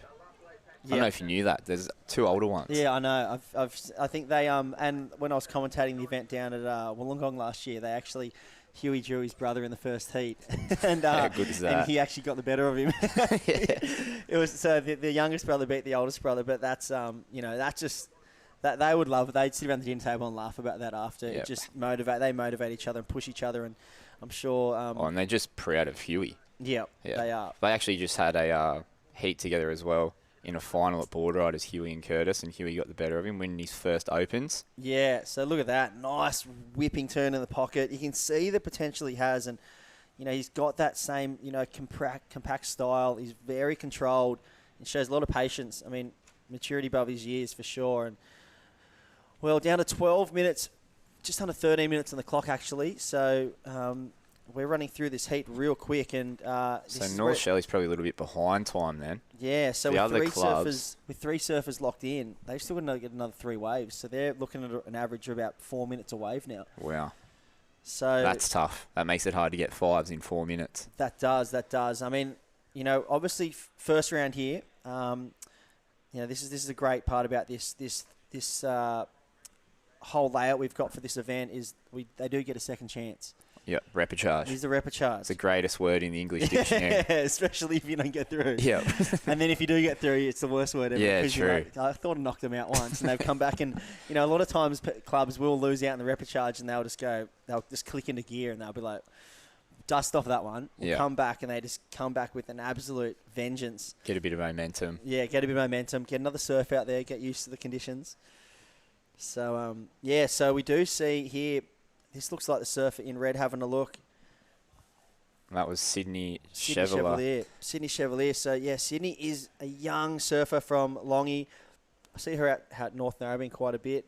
She's very young, actually. She's around, that 12-year-old range. Yeah, so she is a real micro-grom and lovely little girl. I have a good chat to her every time I see her in the lineup. And she's always smiling, always bubbly, always very happy and happy to have a chat with anyone. Can I just point out she's charging then? Yeah, This is big and scary and thick. Here she goes now. Yeah. So Sydney Chevalier, great takeoff there. Obviously, probably one of the younger surfers in the draw. And, well, I'm just calling just great to even get out there. Laura Enever in the first heat took 25 minutes to paddle out. She had to do 2 runarounds. She got absolutely flogged. Sydney's got out there, and, well, there's a way for her. I'm sure the coaches will be calling, drop on the flag on that one, I think. Get in with time of the essence. Get Kobe back out there. Yep, give Kobe, a good time out there to pick the eyes out of it. What about how hard Kobe loads up in his bottom turns? Yeah, it's wild. He's like a little jack in the box. Like just springs Boing. and just explodes into the lip. Yeah, and or above the lip. Yeah, above the lip. Around the lip. In the barrel, whatever. It's crazy. He's It's been pretty cool to see. Like, obviously, he was a microgrom. He was like 6 or something when he was sponsored. Yep. So it's been pretty cool to see him in the public eye, mature in his surfing. He just used to do those big grab rail cutties. Yep. And then all of a sudden he's doing every sort of turn there is, and he's charging 12-foot bombs down. Yeah, I feel like as well he was so low. So there it is. Sydney Chevalier comes in, tags the last surfer, Kobe Clements, 4 long reef. So he'll head out there. Got a bit of time on the clock, just ahead of time. So he's got just under 10 minutes. He's going to go for the rock off. So Nick James giving him the words of wisdom. He's going to do the hop, skip, and a jump over the rocks. Bit of a deadly run there. You could really come unstuck, especially with it being this wet. Rocks make me so nervous. There's no point breaks around home, so I never had to rock off as a kid.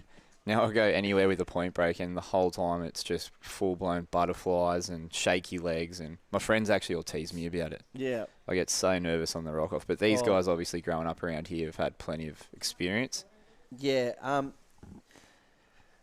think Kobe Clements, he just is an absolute frother. He has surfed so much, and he surfs every conditions. He's always out there, and I know he does a lot of work with his trainer and his coach. And for him, it's funny you were saying, that grab rail cutty was his go-to turn. He was so low that he doesn't even need to grab because it's like an instant grab. His hand was there anyway, yeah. But I feel like for a while there, being that low, he had to kind of also work on getting some extension in his surfing. And now, as you see him mature, he's really come of age, and he's got that low, really compressed style, but he also can now extend into some big turns. And he's so consistent now. He's really come alive, and I mean, I'm excited to see where he goes with his surfing career, especially in big waves and in the competitive space. Yeah, he's pretty exciting to watch. Hopefully we get to see him explode here.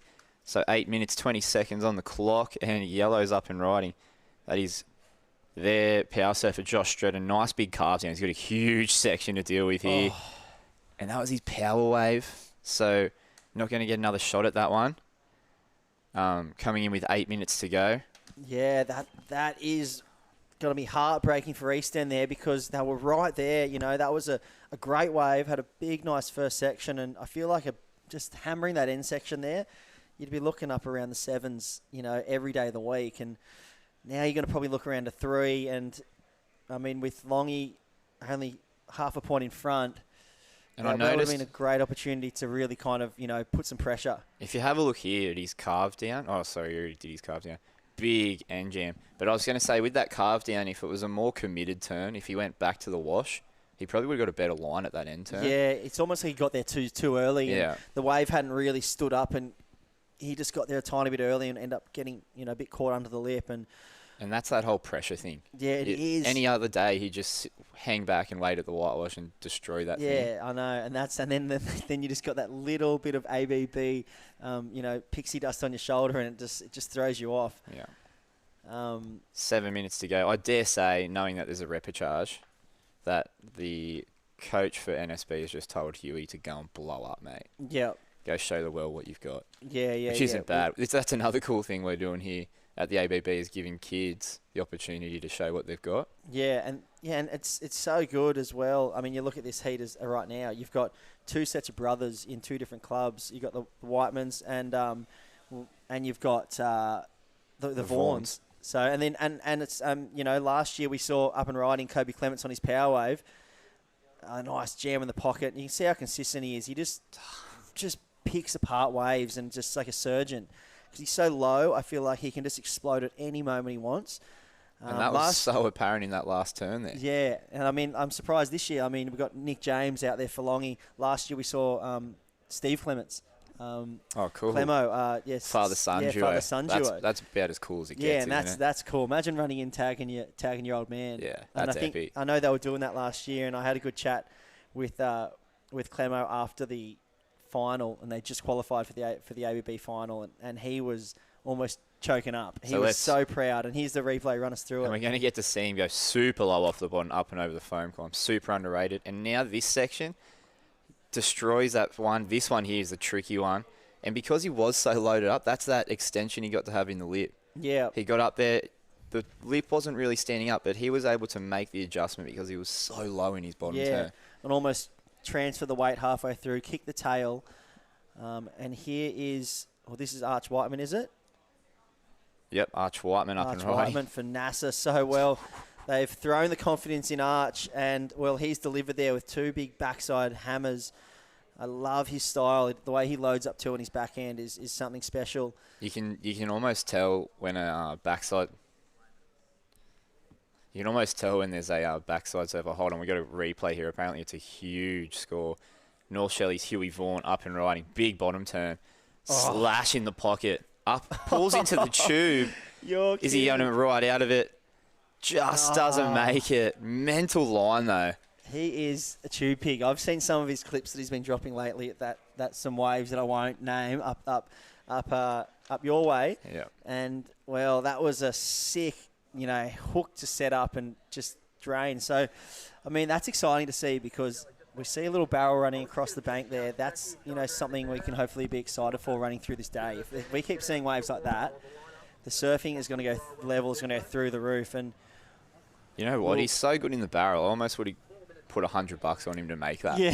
As soon as he pulled in, I thought, he's making it. He's making it. Yeah, I've seen him do some ridiculous stuff in some waves of proper consequence around home. Yeah. And at one point I've actually thought to myself, don't do that. Like, you're this tiny little guy and that wave is so big. Like, don't do that, mate. And he just doesn't care. Big smile on his face. Yeah, so as we come down the end of this heat, we see, here's another replay. This is Arch Whiteman's last wave. So we see here the nice backhand style. Love that coil up, and then just 12 o'clock, clicks it and rides out of that one cleanly. So that was a great wave there for the last surfer, the power surfer of Avalon. They're in the box. They're safe, and they'll be moving on to the next round. They've locked in 33.92, best score of the day so far. So great surfing from NASA. In second, Long Reef, 26.05. And, well, East End Boardriders, they're in the booth 2, Long Reef. So Kobe Clements, we saw him get his last wave. He's locked in. East End are in the booth 2. So those top 3 scores are locked in. They won't be changing. And, well, there's one score that matters right here. And if we look at things, we've just seen North Shelley's last surfer come in. So I'm guessing she just ran out and caught a whitewash, Randall Sharp. And she's going to put Jolie Vaughan out there with just under 3 minutes. That's actually our mature age surfer, Randall. Oh, yep. Yep. My bad. So we had Zoe to start. Oh, Zoe, Randall, yep. Randall's just gone and got a quick one to send Joel back out Sorry there. about that, Randall. No, that's all right. That's awesome. I'm sure he'll be pumped on that. He'll be pumped. Yeah. But yeah, 2 minutes, 20 seconds on the clock. North Shelley needs a big score. Looking at a 10. Yeah, we are. Pretty much a 10. Yeah. Well, it's saying here that by my calculations, I believe that they can, if they get a 9.65, 9.66, they would jump into the second place. Have Long Reef finished? Yeah, Long Reef are finished. So all the other surfers are finished, and right now in the water, those colours you see out there, that's the next heat. So in the next heat, we will see Avoca Boardriders in the red, Curly United in the white, Northstain in the yellow, Freshwater in the blue, and, well, this is a 5-man heat. We've got Bungan Boardriders clubs. They're the newcomers to the scene, yes. I would say. Been around for about 6 years. Is that in between here and... Yeah, no, that's just on the other side of Monavale. Okay. Yeah, in between Monavale and Newport. Cool. Yeah, so... That's pretty awesome. They're kind of like the D-Bar of Sydney. Yeah. You know? So, you know, they just broke the breakaway club. Young guys. Bunch of young wanna guys. Have fun. Yeah, run by none other than Luca Elder. I think he's still the president there. I think they came to an agreement. They kick off the Boardriders Club at the early hours of the morning at some point. Yeah, sick. After a few too many. That is awesome. And now they've got a great, strong club. They're a bit of a force to be reckoned with too. So. And Harley Ross, who's he surf for? Yeah, he's Curly. He's actually the president of Curly too. So it's great wicked. to see a lot of young guys really stepping into the roles of, you know, club presidents and, you know, on the committees. Davey Cathals is obviously a big part of North Narrabeen's committee in the Boardriders Club. And it's really cool to see that grassroots of surfing, guys that are putting, you know, a lot of time in on the QS and still trying to, you know, qualify for that World Tour. They're also coming back and putting time in behind the scenes to help build their Boardriders clubs, because this is where it all starts. This is where the grassroots kick off. This is where they, you know, learnt to surf and they learnt to compete and looked up to idols. You know, Harley Ross would have been looking up to Bemmy back in the day. He still didn't have hair and he was 10.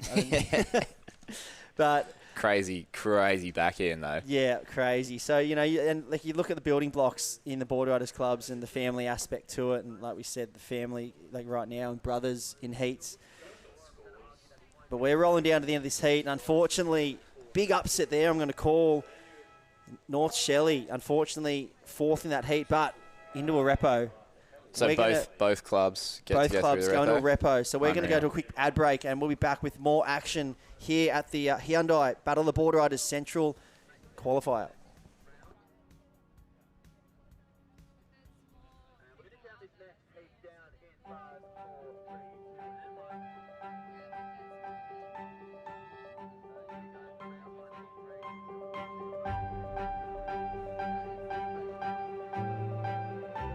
Asiona's Feeling Swell program is a program through the Surfing Australia where it's creating a better tomorrow by including women and men, any age, any ability, and bringing them together and showing them the love of the ocean and creating a happy, healthy environment.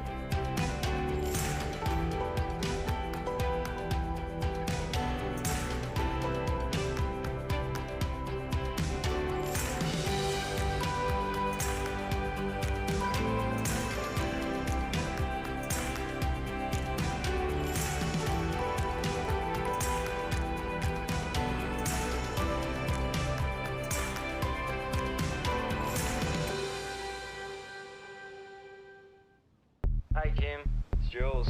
Hit me back when you get this.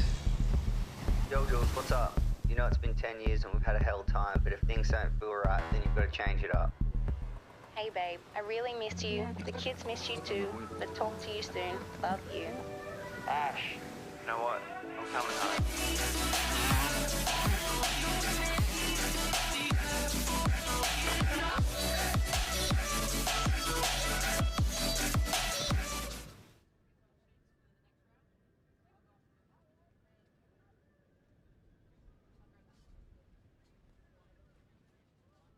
Hey Kim, it's Jules. Hit me back when you get this. Yo Jules, what's up? You know it's been 10 years and we've had a hell time, but if things don't feel right, then you've got to change it up. Hey babe, I really missed you. The kids miss you too, but talk to you soon. Love you. Ash, you know what? I'm coming home.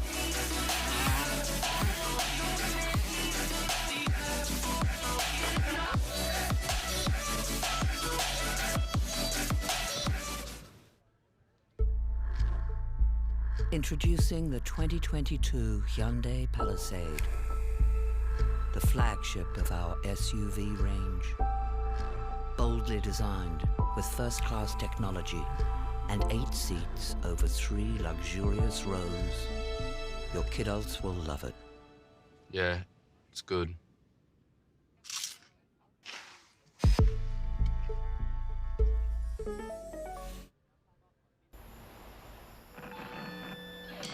This is how we lay it down. Start with a generous base of fluffy rice. Drop in the juiciest slow-cooked meat, a hit of fresh, flavour-filled salsa, then fine-tune it your way. Sound like the best burrito in town? Zamrite.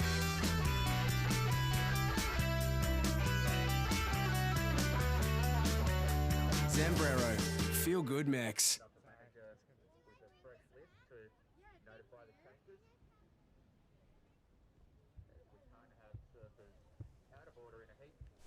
Welcome back to Warriewood Beach, where we are continuing with the Hyundai Australian Boardriders battle. Out there at the moment, we've got Heat 3 in the water, another stacked heat with Avoca, Curly United, North Stain, Freshwater and Bungan. Oh, 5 man, and that's got to make it hard. Yeah. First surfer for Bungan, and you can hear the roars on the beach. How good is that audio?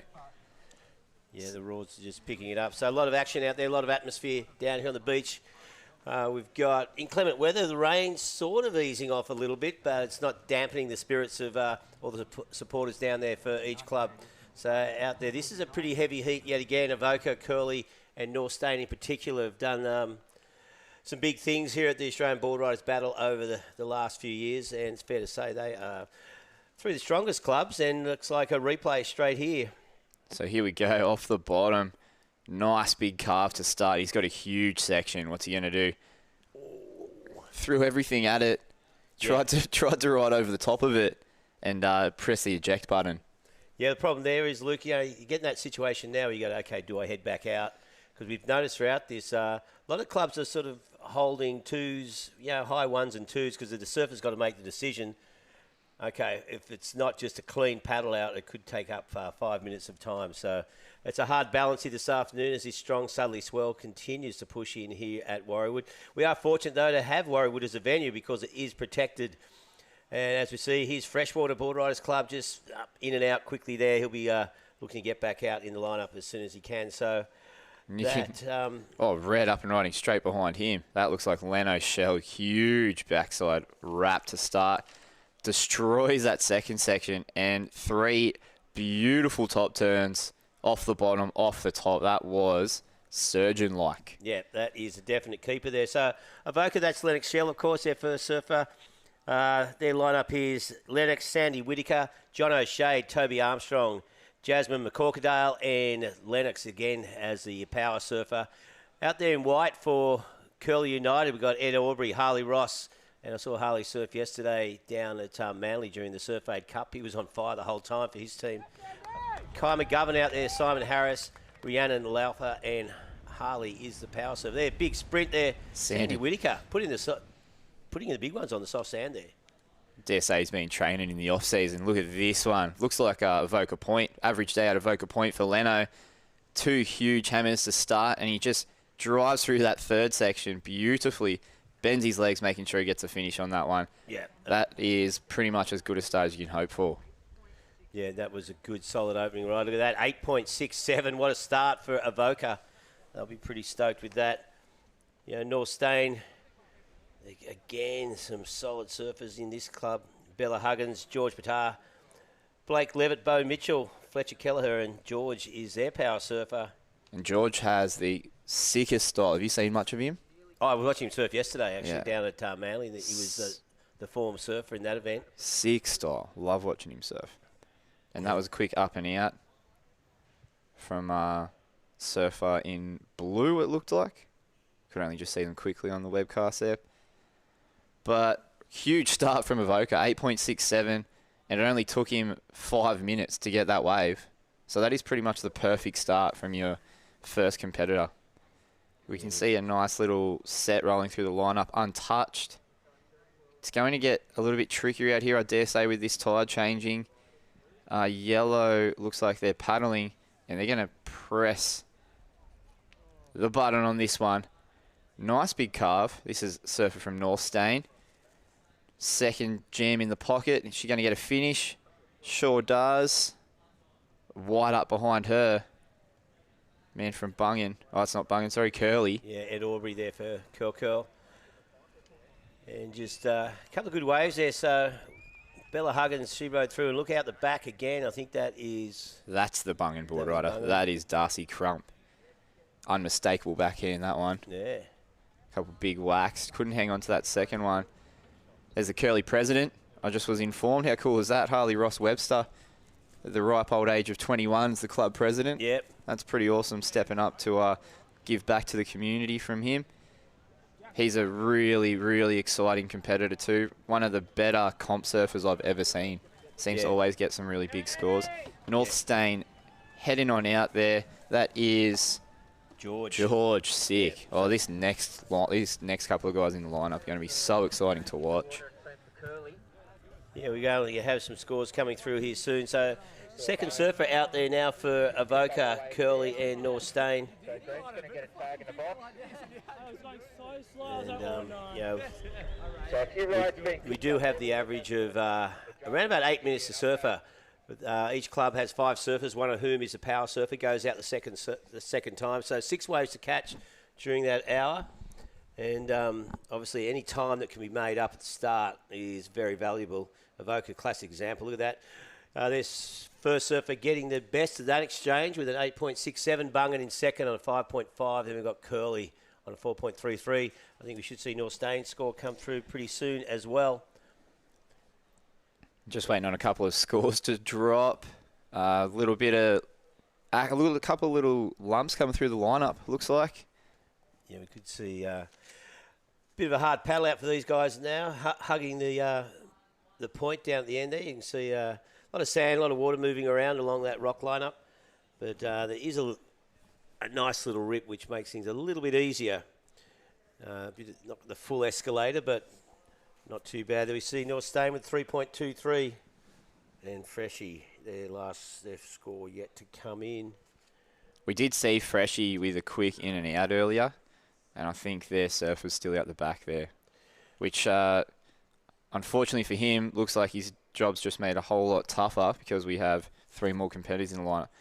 Here's the replay of the 8.67. Up there with the highest wave of the day. 2 huge hammers out the back and this nice drawn-out carve to finish. Bends his legs, gets a finish, and I'm sure the Avoca Boardriders boys were losing it. Yeah, they would have been. That's an awesome way to start. And, of course, first and second will be heading through to the semis. Third and fourth go through rapid charge heats. So, which is pretty cool. Like, it's fairly cutthroat out there, so it's good to see. Even if you don't finish in the top 2, you do get a second shot at the title with it's rapid charge. It's a long way to come to go home after 50 minutes, isn't it? Yeah. But you can see there, next surfer for North Stain. Yeah, it's Blake Levette, and he looks like Richie Lovett in there as the coach. Is he the veteran now? Oh no, we've got Bo Mitchell after him too. Yeah, no, Richie's He's Adam Hennessy's been kicked off his coaching role. There you go. Who's your Boardriders club? Queenscliff. Queenscliff, cool. Yep. Have you guys got a... Yeah, we got a second bite of the cherry in unreal. the first heat. Oh, with North Narra. North Narra and Merriweather Unreal. and Monavale, so we got another shot. So hopefully we got a good solid team. Yeah. But, all the teams are solid now. Yeah, it really is. You know, like the breakdown here with the rules, of course. You have a Masters, 2 Open, and A female. junior and a female surfer. That's the rules here. Is there still the little break in the rules if you have your junior as a girl, you can have 3 Opens? I'm not 100% sure on that. Because you used to be able to tick off 2 boxes. Yeah, I think probably still... Which was pretty handy for us having the likes of Molly Picklum and Macy Callahan growing up. Yeah. And there's a couple of other clubs that would be doing the same if they could use that little loophole. Yeah, I'm not 100%. But rules kind of change every now and then. But what we do have out there, the 5 surfers, as you said, 2 Open men, Open women, Master. Masters over 35, male or female, and 1 junior, under 18, male or female. It's like John O'Shea there for in the box. The Master. Master himself. Yeah, and you can interchange your lineup throughout the day. And Jono's just had a pretty awesome winter around home. Yeah, we got really good waves, and I saw him a couple of times on the big days. Up and riding, well, blue. Ooh, not up quite. and riding. Up and riding. Well, the Freshie crew will be giving him heaps about that, without a doubt. So yeah, so you got your 5 surfers. Surfers head out there; they can catch as many waves as they want, but they elect their scoring wave when they're happy with it. They come in. We have seen, as I said before, quite a few small scores being locked in, and that's because of the difficulty in getting back out. And one of your surfers is your power surfer, heads out for a second shot at the title, usually whoever they think suits conditions. Yeah. And, just sort of... Here's that replay. Whitewash takeoffs I think he wants that replay. Whitewash takeoffs are mine, and I think the rest of the surfing world's nemesis. Oh, I think White just laid down something huge because I can hear screams on the beach. Yeah, well... Here we go, and you can see replay from White, up and coming. We'll just wait to get that one to you. But live action, yellow. Sorry, it is a replay. Yellow, swooping carve to start. Another big section here. Oh, nice. And wraps that one all the way back to the wash. Rides out with speed. I dare say he's going to wrap it up after that one. Yeah, George Pittard there for North Stain. And, that was a attempted takeoff there. So Freshie had a few hiccups out there in the lineup. We've got, it's been going for a fair while now. We see nice carving turn there. This is the replay. Harley Ross, whoa, well, attacks that lip, rides out of it smoothly. So that is going to be a keeper for North Curly as well. So the crew's getting pretty busy out there. And we've seen it, the judges have really rewarded that style of surfing, haven't we? Yeah, those without a 2 doubt. huge committed sections. Yeah. Big issue for all these teams now is the time. Like, they've been out there for 25 minutes. And they've locked in the second surfer, so you got to think, okay, Bunga and Freshie really coming up against it now. We haven't seen huge scores come through, but there you go. Curly on 13.16 and North Stain 8.33 after 2 surfers. Avoca currently on 8.67 on 1 wave. So and Blake Levette just heading out now. He's a pretty solid team competitor, isn't he, Blake Levette? You can rely on him for a 5. At least. You'd be pretty stoked if you were part of North Stain and seeing him head out into the water. Yeah. I also know Bo Mitchell is really solid. Really solid competitor there. And Sandy up and riding a huge section. Sorry, just got a little bit sidetracked just watching Sandy draw down the line. Surfs with so much explosiveness, Sand and Whittaker does. Just not quite hanging on to that one. And you can see Blake Levette's almost out the back now. I'm always interested in the tussle for priority out in these situations. Well, yeah, it's sort of a bit of a free-for-all as far as inside goes, you know. Obviously no priority allocated. Yeah. So it's a matter of getting in the right position. So, is there a gentleman's rule? Nah. It's club surfing. No such thing as a gentleman's rule. Fair enough. No such thing as gentlemen in club surfing, is there? No. Well, I wouldn't expect so. Yeah, true. But you do not want to get an interference either. So at the moment, though, seen some good scores come through. You know, Curly United with the second surfer, Harley locked in an 8.83. So that was a huge score. North Staines, George Petard locked in a 6.1. And then, of course, Avoca with that 8.67 at the start. So Avoca is still definitely in the mix. Don't be fooled by that. That 9.33 for North Staines is 2 waves. Avoca, that 8.67 is 1. We just saw their second surfer catch fairly decent waves, so that'll change pretty quickly. And Freshwater is having a shocker, I think it's fair to say. Yeah, a little bit tricky. Oh, it just shows how hard these conditions are and how good these really good guys are. To get an 8.83 out there in conditions like this, you're doing pretty well. Yeah. And pretty much on cue, Harley Ross delivered, didn't he? How solid is he as a team competitor? He is blue now. Finally, this is Freshwater. Needs to make the most of this. Nice little snap off the top. He'll come in on that one. You see Bungan have moved into second spot as well, courtesy of a 5.5 and a 4.5 from their second athlete. So 5 clubs in this one. Our camera crew doing a good job keeping track of this. A lot of water moving around. I really hope for the guy in blue he's able to put his shoulders back, keep his head up, because they will have another heat if they don't get through this one. Yeah. It could be a little bit of a rattling morning, couldn't it? Yeah, well, they've got Tommy Myers out now, one of the best surfers Curly's ever produced. And, of course, coming up next for them in their female surfer with a fair bit of experience, you'd say, with Lane Beachley coming up for Freshwater. Oh, how cool is that? Pulling out the big guns there. That is awesome. Getting to see Lane Beachley surf in this team environment is just going to be electric. Scores as they stand, we have Curly United in first, Bungan in second, North Staines in third, Avoca in fourth because they haven't locked in their second score yet, and Freshwater just locking in a 2.6 for that one turner. Taking up a bit of time there though. 31 minutes, 50 seconds remaining, and things are heating up, Reggae. Yeah, they are indeed. 5 clubs out there at the moment, and as Luke said, Sandon up and riding. Heaps of board speed. He's going to get a nice up and over and looks into the beach. Coaches have told him to come in. Wrap that one up, mate. Send their third surfer out wide up and riding behind him. Just went for a little foam climb there. Coming unstuck. Looks like there's a bit more energy out the back. Yellow looked like he was in a good position for this one. I wonder if he's going to swing on it. Or just a little bit deep. And we'll wait for those scores to come in. Another thing that Chris mentioned was pretty cool is Bungan are a relatively new club. Yeah. They're just a bunch of young guys who, obviously from around the beaches, decided there was a little gap in the system of Boardriders clubs around here. Yeah, Bungan had, it's sort of one of those, they had a club for a while there in probably 80s, 90s, and they sort of fell away. Like, yeah, a lot of great surfers come out of Bungan. Bit of a hidden spot here on the northern beaches. A lot of people too lazy to walk down the hill, which I can totally understand. I used to live up there. It was pretty fun. Oh, midweek, not much.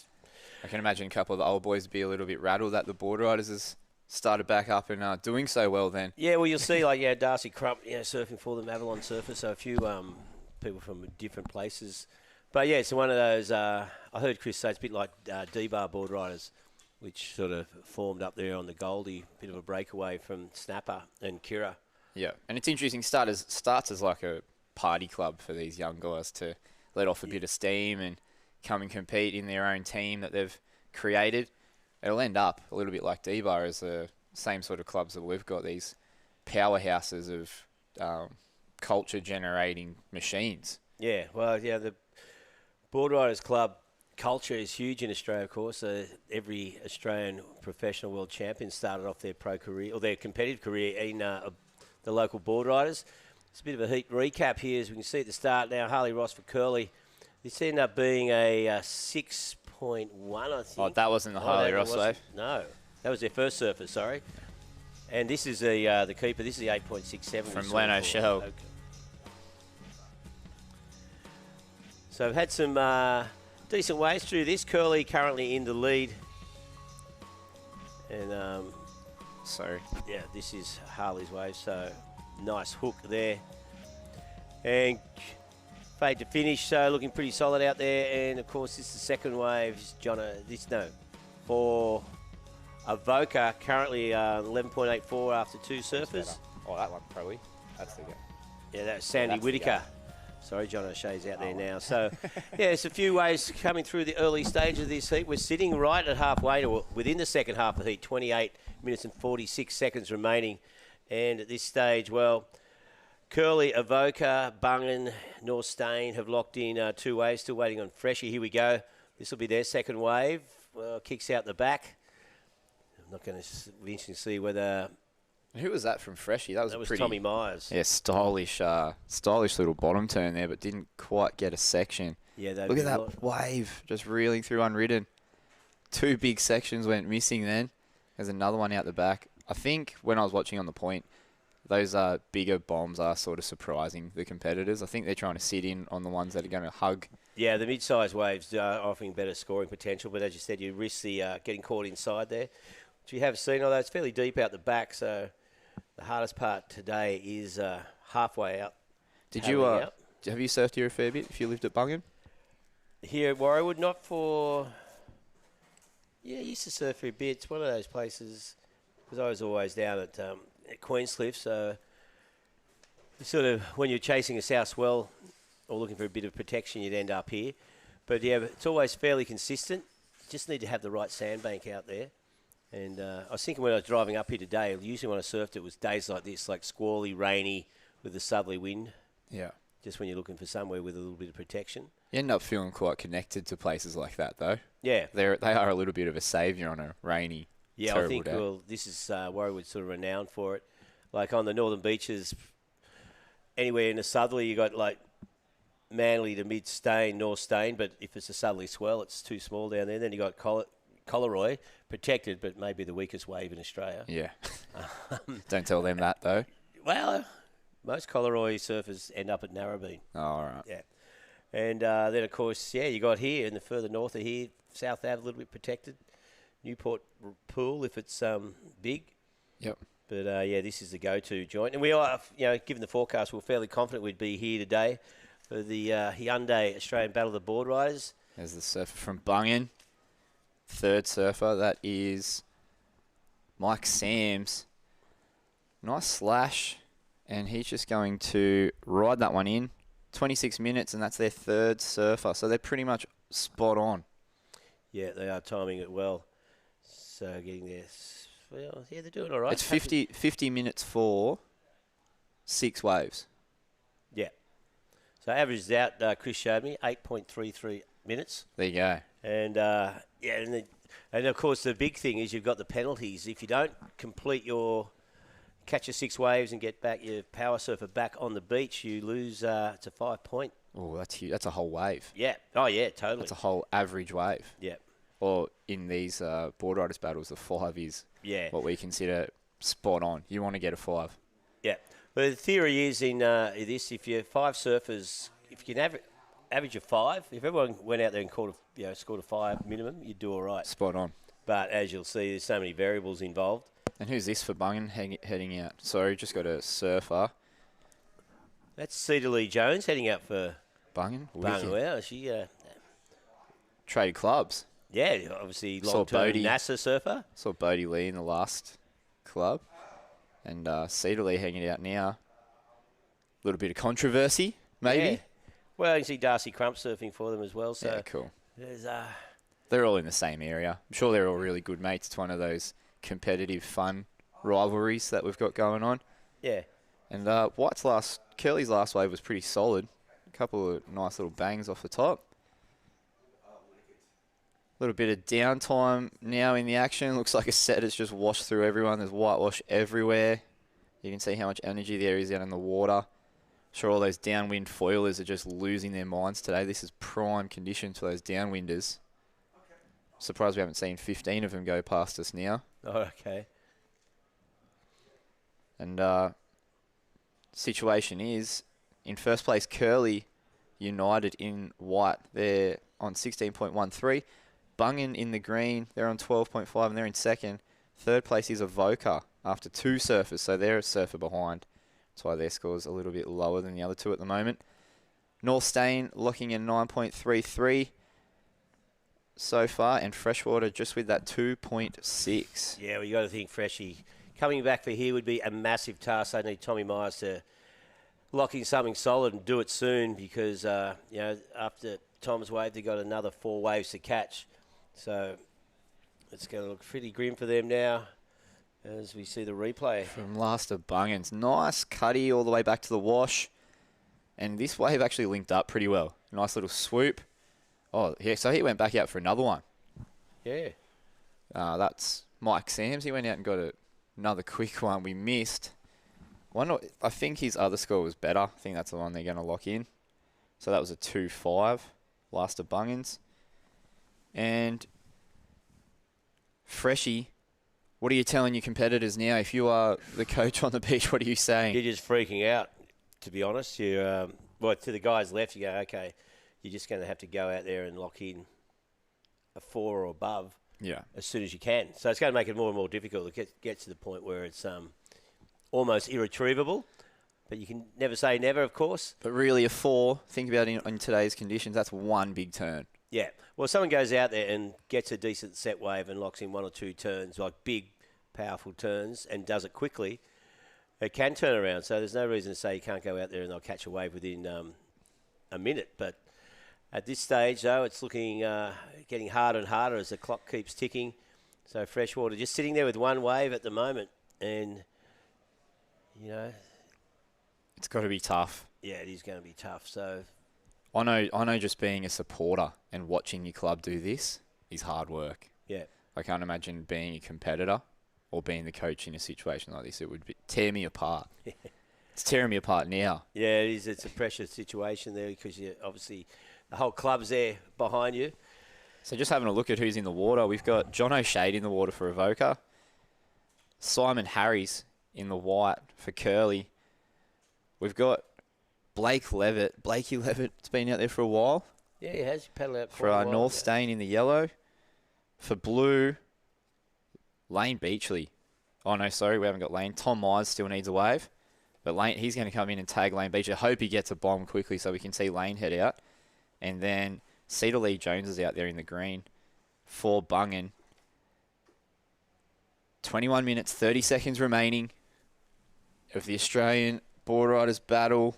2022 Heat 3, and John O'Shea up and over a huge section. I think he knows he just needs to wrap that one in.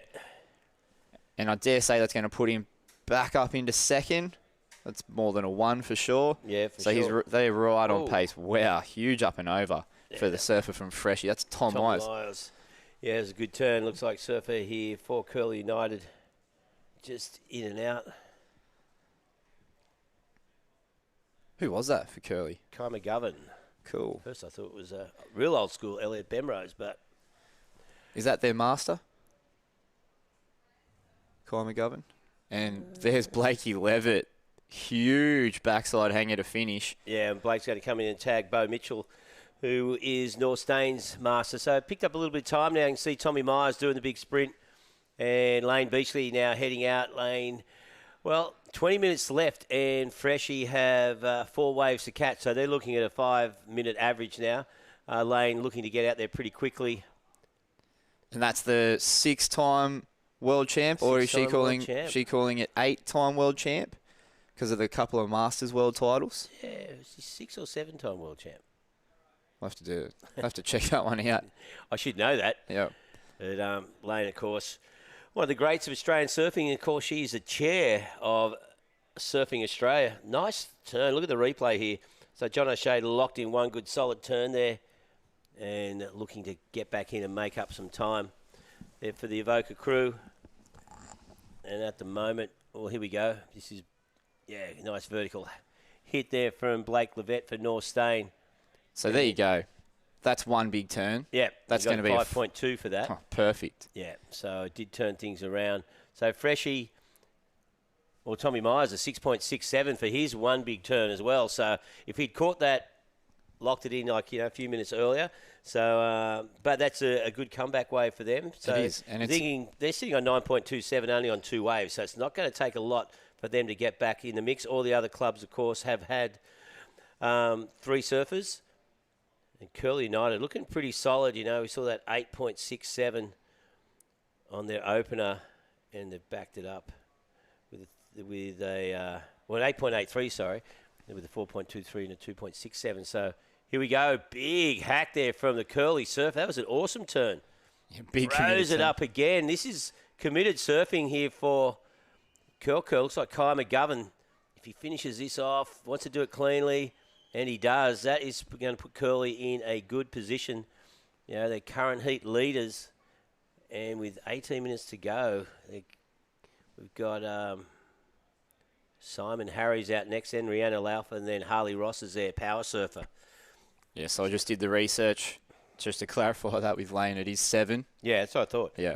You threw me. You get in trouble Sorry. for saying that. Yeah, sorry. Don't underscore Oh, Lane no on way. world titles. No, oh, definitely not. You know. So 7 world titles, and she's won a couple of Masters as well.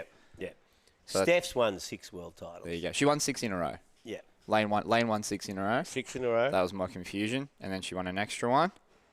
And then she won the World's Masters as well. Yeah. See, this replay looking pretty good here for Kai McGovern. That one just sending that one up to midnight on the clock, and he just gets it through this section and locks it in. There you go, a 6.17.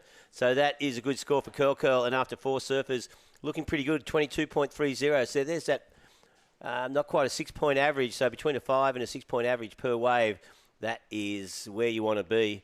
And they've extended their lead a little bit, of course, but they are 1 wave ahead of everyone.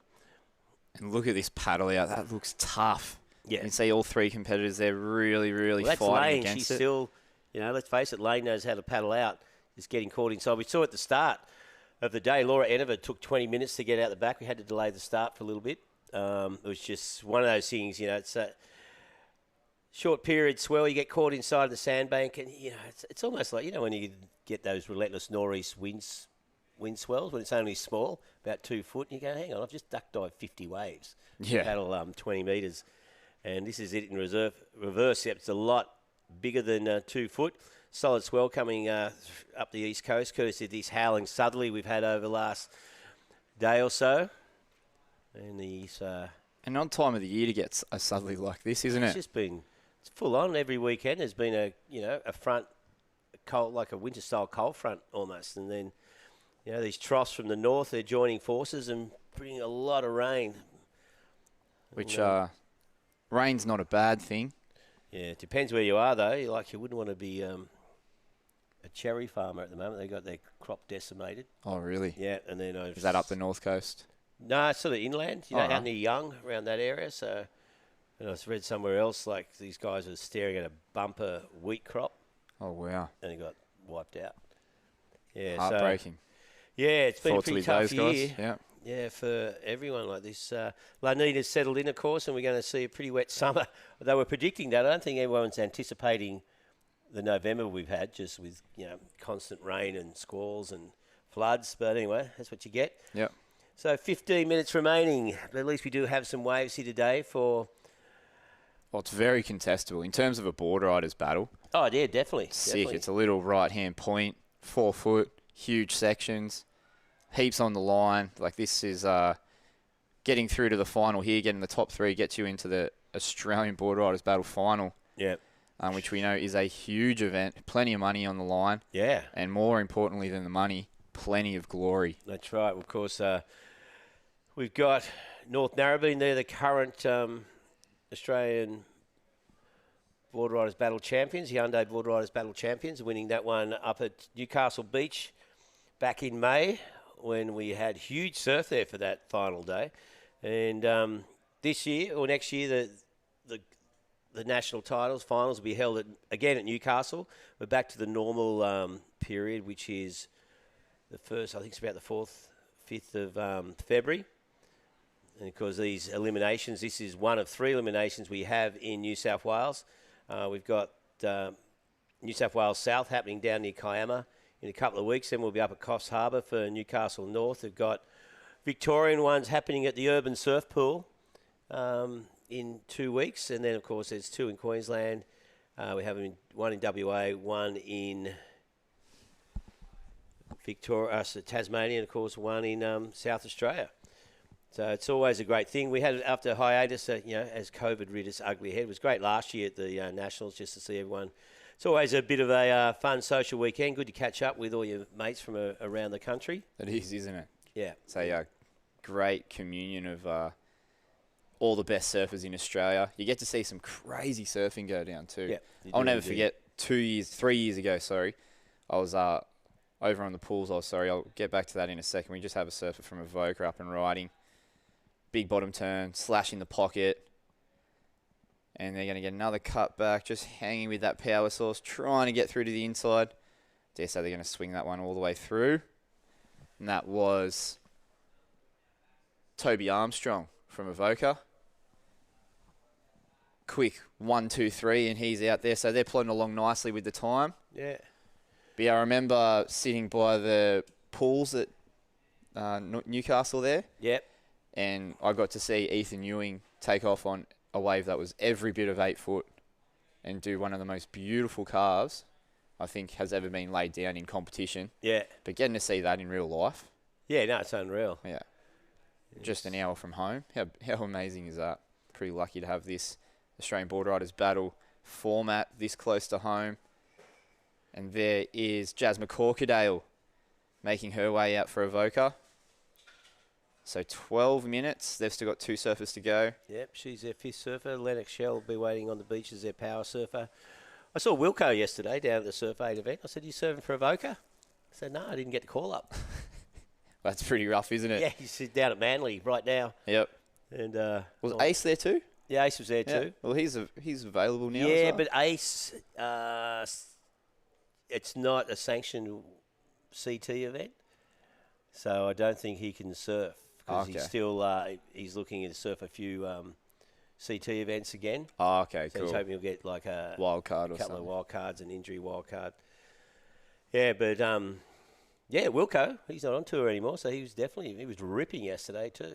Yeah, unreal. Yeah, so yeah, I said, what's going on? He said, mate, I don't know. He hasn't transitioned into done the wrong thing somewhere along the line.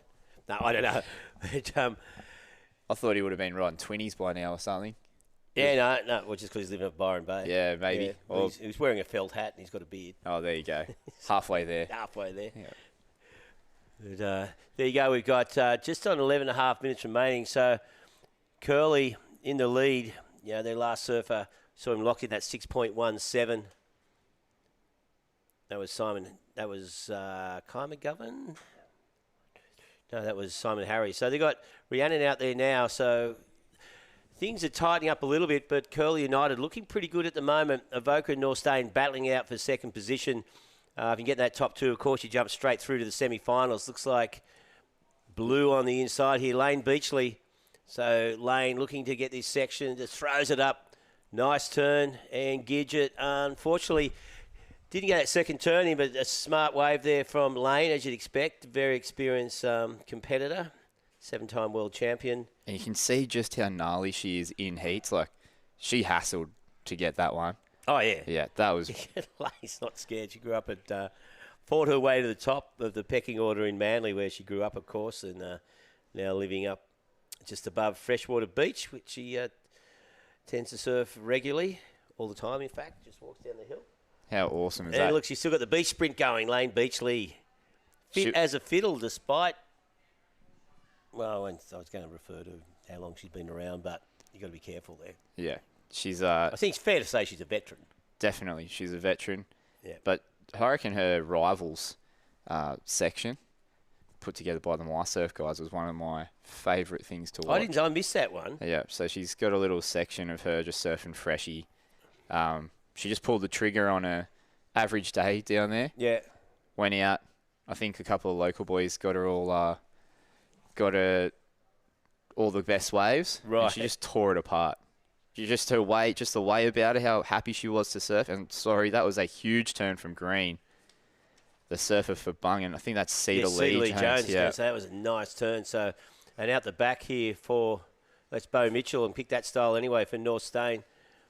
And Bo doesn't ride out of that one. That's his second wave. So he didn't want to keep his first one. Fletcher Kelleher is coming up next for them as their 5th surfer. Then George Pitto will be Northstein power surfer. So Northstein kind of need to lock something in. Bo's usually super reliable. It'll be interesting to see whether he keeps that one. Had that one turn on the outside, but fell. And looks like, well, here we go. That's green again. That's Lucy Brown heading out there for Bungan. Sick. So we had, looks like they've got Cedar Lee as their, and as another open. Another open, and Lucy's their junior. How awesome is that? Yeah, so, and Bungan currently in fifth spot, need to pick up the pace here. And there's, well, it looks like Bo Mitchell did keep that one. So heading out, we got Fletcher Kelleher heading out now for Northstein. Curly United still in the lead. So looking, 1, 2, 3, 4, 5. So Curly have come in. They've got the power surfer out there now. So they elected just to lock in that small 1.53. Extend their lead slightly, but with 8 minutes remaining, means Harley Ross has a fair bit of time to maybe lock in a big score like he's been ripping the last couple of days in the Surf Aid Cup yesterday and here today for the Hyundai Australian Boardriders Battle. This is series number 9 of the Hyundai Boardriders Battle. It's emerged into the pinnacle of club surfing, Boardriders Club Surfing here in Australia. And I think it's $20,000 first prize for the club, for the national champion. But as you said, Luke, it's more about that. I don't think anyone thinks about the prize money at all when they're on the beach. It's all about being the best club in Australia. A lot goes in to being the best club in Australia. And is that the last surfer? Oh, so we must have seen the 5th surfer for Bungan go out and get a whitewash really quickly. Yeah. We didn't get to see it here. I'm a bit confused there, so I'm sure we just said 2 seconds ago we were calling Lucy Brown as heading out, but she must have just done a quick stand-up. Yeah, it looks like she's going to wrap things up pretty quickly. So Darcy Crump heading out, and there we can see George Pittard now heading out for the power surfer for Northstein. So Curly United and Bungan currently the 2 clubs in front. Their power surfer is out there for Bungan. Curly United, yeah, their power surfer's out there as well. So Harley, so things are pretty even. Curly in the lead, but as far as surfers go, Freshie a bit behind at the moment. They just need, well, they've only had 3 waves locked in. So here we go. So the 4 surfer heading out there for Freshie, which is Quinton Lloyd. And he's got 6 minutes, 30 seconds on the clock. So they need, is that their 4th surfer? They still need so they've 3 waves to lock in. They've got 3 waves to catch in 6 minutes. So everyone else, here we go, in red, that was for Avoca. So red, that's their final surfer. White, they have their power surfer out. Yellow have their power surfer out. Blue, still on their 4th surfer, and Bungan have their power surfer out. Scores are close, apart from Curly out in front. It's anyone's to take that quarterfinal spot. Yeah, look at Bungan, Avoca and Northstein really battling it out closely there. And it's going to be interesting to see how this, they've all got a pretty outstanding power surfer. Got Harley Ross for Curly, Lennox Shell for Avoca. He'll be heading out soon because it looks like Jazz McCorkadale she's coming in now. And George Pittard for Northstein. And it's fair to say that this would probably look like this lineup would probably not even look out of place in a QS final. No, exactly. Yeah. If you saw these 3 names, Leno, or Darcy Crump too, so 4 names out there now in a QS final, it wouldn't look out of place at all. No, totally. So don't go anywhere, guys. We are in for some crazy action from these 4 surfers. 4 clubs really, really close. Curly out in front, looking to solidify their spot. And a couple of power surfers looking to not only make a name for themselves, but put themselves and their clubs into the quarters. Yeah, well, Freshie made a bit of a comeback on time. You can see 16.04, and their power surfers out in the water at the moment as well. That's Tommy Myers. So we got those scores are all on 5 waves. So we've got 4 minutes and 40 seconds left. So 5 surfers out there to catch 1 wave and get back into the that tent, the Oakley tent on the beach.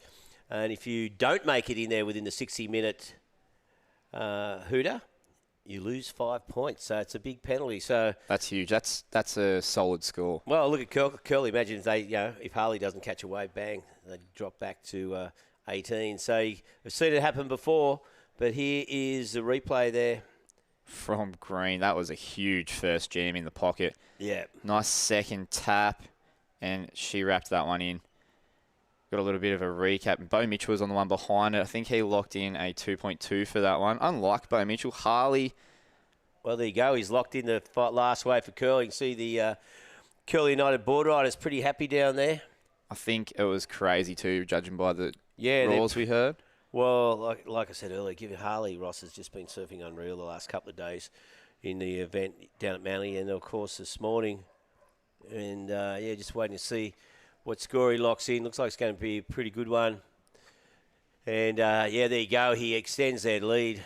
Harley Ross. 6.6. 6.6. Safe on the beach with 3.5 minutes to go. Wow, that was a really good heat there from Curl United.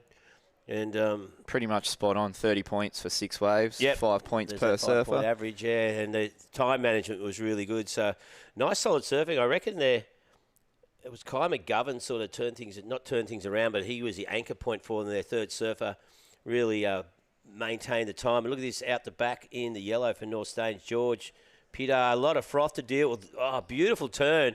And did really nicely just to ride out of that on that replay. So George is going to come in and didn't see the start of that one, but I'd say it'd be a pretty good score. Yeah, I think he just did that first carve down and then got that nice wrap to fin release. So this will be interesting. They're currently sitting on 17.73. Has he done enough to leapfrog up into second spot?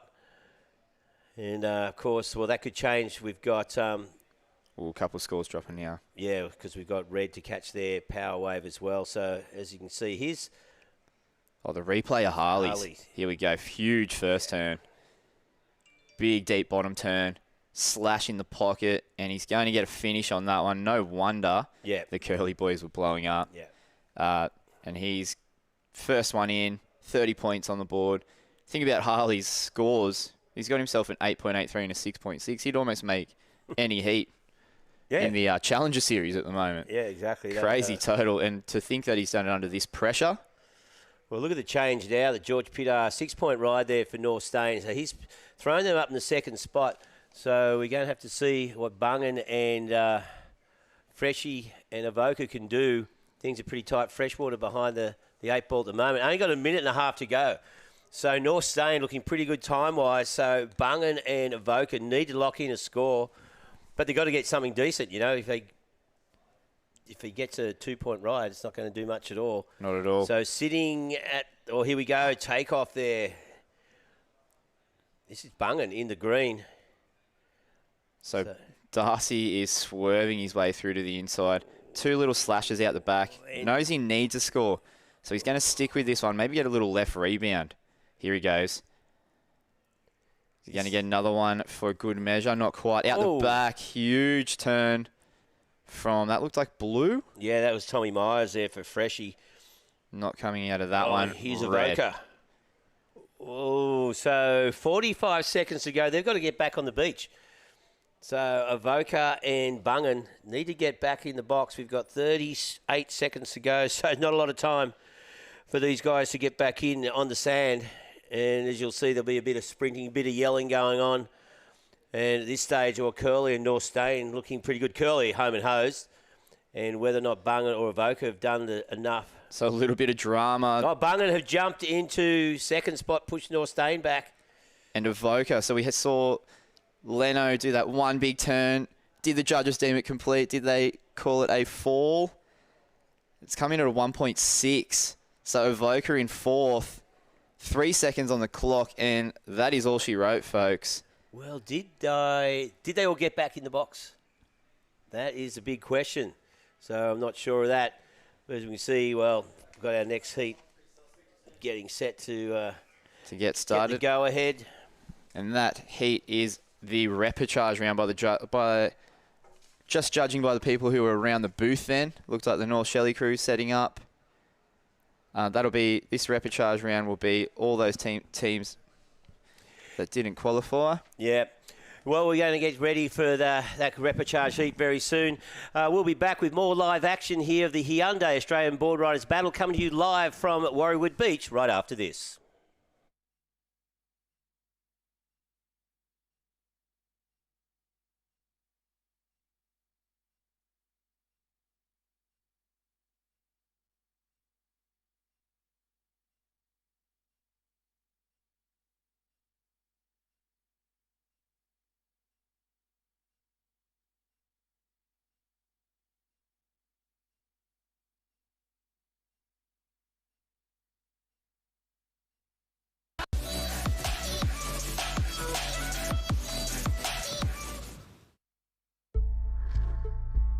Introducing the 2022 Hyundai Palisade, the flagship of our SUV range. Boldly designed with first-class technology and 8 seats over 3 luxurious rows. Your kidults will love it. Yeah, it's good.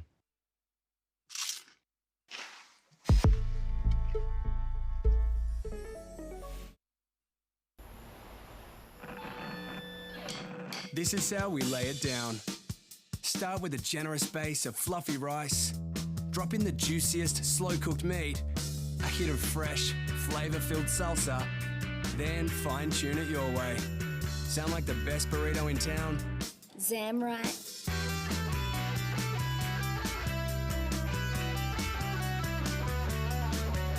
Zambrero, feel good mix.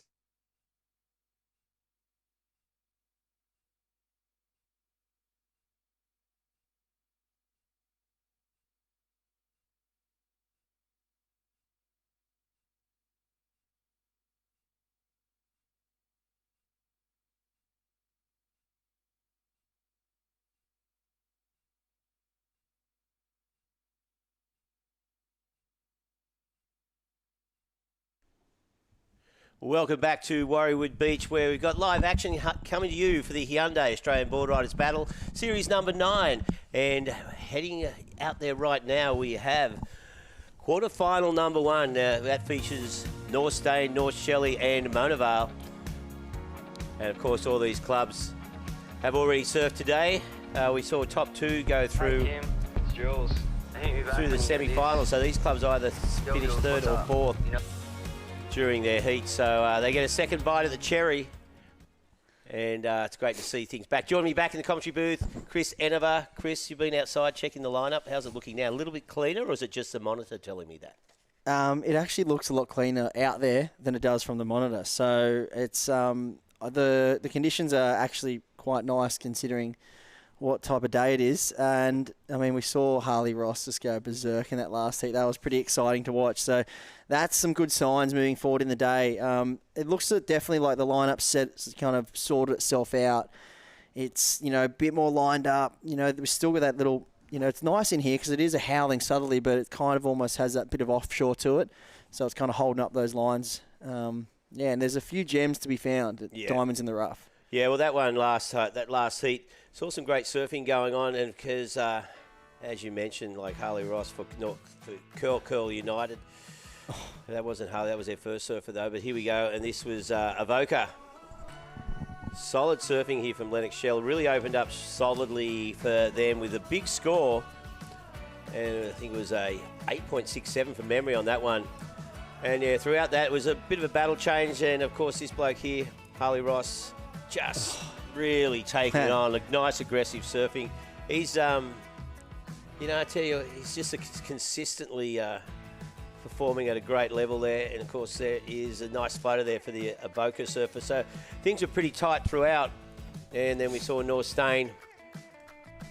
Didn't quite get what they wanted. That was Mr. Levitt. Victor Levitt. Blakey Levitt. Blake Levitt, not Victor. That's his old man. But it was all happening. But North Stain, this is of course, a sick one. Yeah. This was, for Curl, I think this was the master. Yeah, this was a great turn, not the turning point, really solidified their position at the top with a good solid wave. So it's always great to have a reliable master and someone who can, at number 3 position in the team lineup, to do what you need. Mr. Harley Ross just picked the lineup apart. And I mean, I know he's done a lot of training down here with Bowie Mitchell over the years. He'd feel pretty at home down at this place. It's definitely a place where a lot of the crew come and train, and especially when the conditions are like this. And it probably has a bit of reminiscent of, South Curly. Yeah, pretty lumpy. Pretty similar. Yeah, bit lumpy off the rocks. Big lumpy off the rocks, but some nice big sections that come out. And it actually is very South Curl looking out there at the moment because Curly attracts a lot of swell, and it is open to southeast swell, so it's always a little bit bigger than everywhere else. And as you said, there's sort of the push off the rocks, the southern end there. So feeling at home and looking good. So at the North Stain, of course, from that last seat straight back out there into this one, there in the red, and we've got North Shelley in the white. North Shelley, of course, one of the stronger teams. I think they've been runner-up in the national titles Yeah, twice. many times, yeah. At least twice. And, of course, Monavale, we saw Monavale in the first heat earlier today. So all these clubs getting a second chance, which is good to see. Having another chance to make those. Only 3 spots available for the national titles, which we're going to hold up at Newcastle in early February. So, yeah, we saw it last year, Chris. 4 teams make the final. One of them doesn't make the cut. Yeah, Nassau unfortunately went home last year. That was, that's got to hurt. Yeah.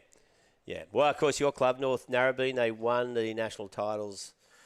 Were defending champions last year, then bombed out in the semis at the home beach. But fortunately, had the defending champ wildcard to rely on and made the most of it with another win. We did. That was very lucky. And, that was a pretty special win up there at Newcastle early this year. That was a big, it wasn't that Feels long ago. Feels like forever ago. It's been such a weird year. You don't know. It was in May. It was only 6 months ago. Yeah, the whole last 2 years has felt like a big ball of mush. Yeah, but exactly.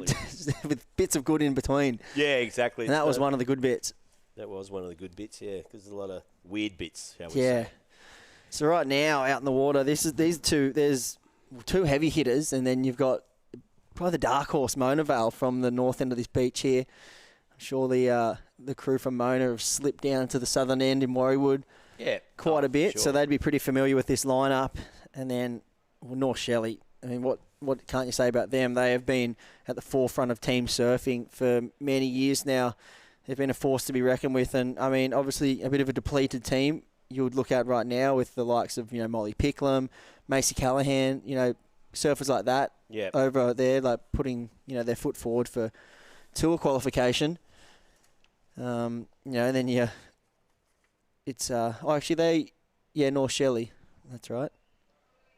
So great day of surfing going on in Haleiwa right now as well. So I'm sure there'll be some surf fans jumping between the both, trying to see how their clubs are travelling, also seeing how the individuals are faring over in Haleiwa. Yeah, I haven't had a look at Haleiwa yet. There's some waves on over there, but all the focus in the Australian surfing world right here at Warriewood Beach. Don't often get to say that. It is. The Hyundai Australian Boardriders battle, because we'll be holding 3 of these regional events in New South Wales, a couple in Queensland, one in Victoria, one in Tassie, South Australia, and, of course, WA. And then they will all, successful clubs will be meeting at Newcastle Beach in early February. So, this event is pretty well the backbone of Australian surfing, you'd have to say, the Boardriders clubs. And it's just exciting.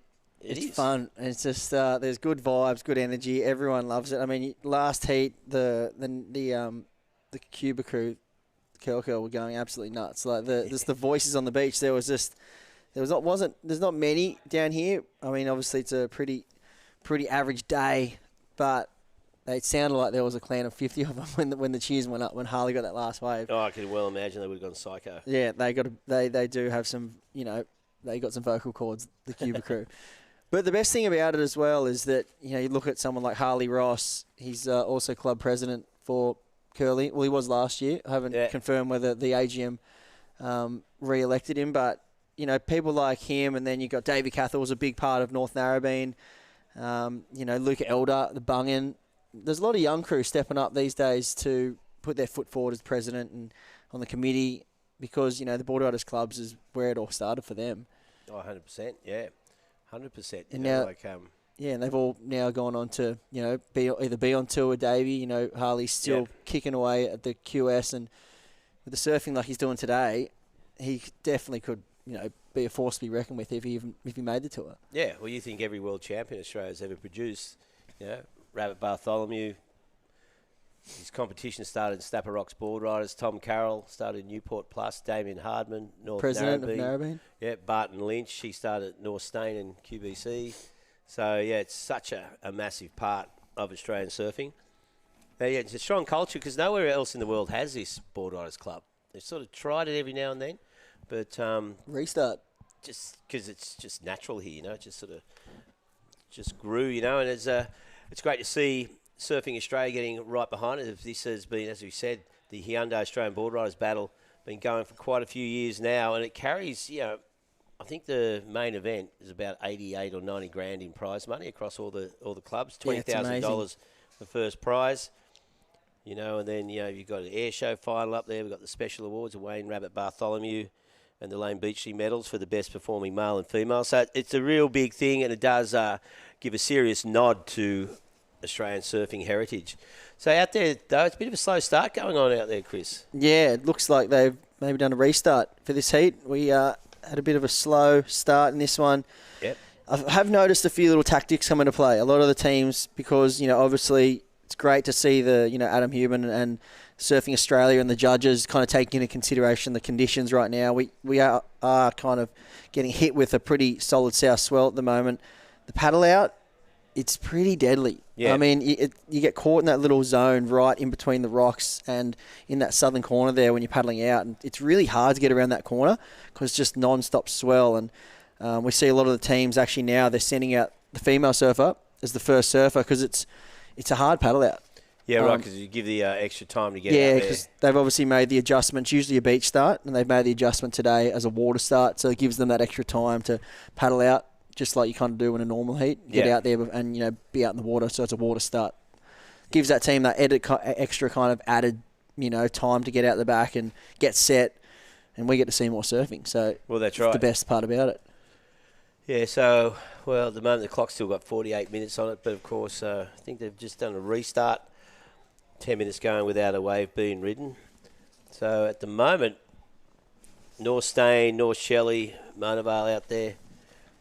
North Stain in the red, Shelley in the white, and Mona Vale in the yellow. So we've got a high tide coming through, still way off, you know, not for another 4 hours. So around mid-tide here at Avoca, this south swell still pushing through. We've got a 40-knot southerly wind. We are protected here in the corner. And, just at this stage, no scores have been locked in. Yeah, so look, I think right now in the water paddling out, that was Kira White for Mona Vale. And then obviously the heat, the team. There we go. We've got a teams list right here on cue. So paddling out for the red, North Stain. That was Bo Mitchell. He's out there in the water. The over 35 as well. Powerhouse. Yeah.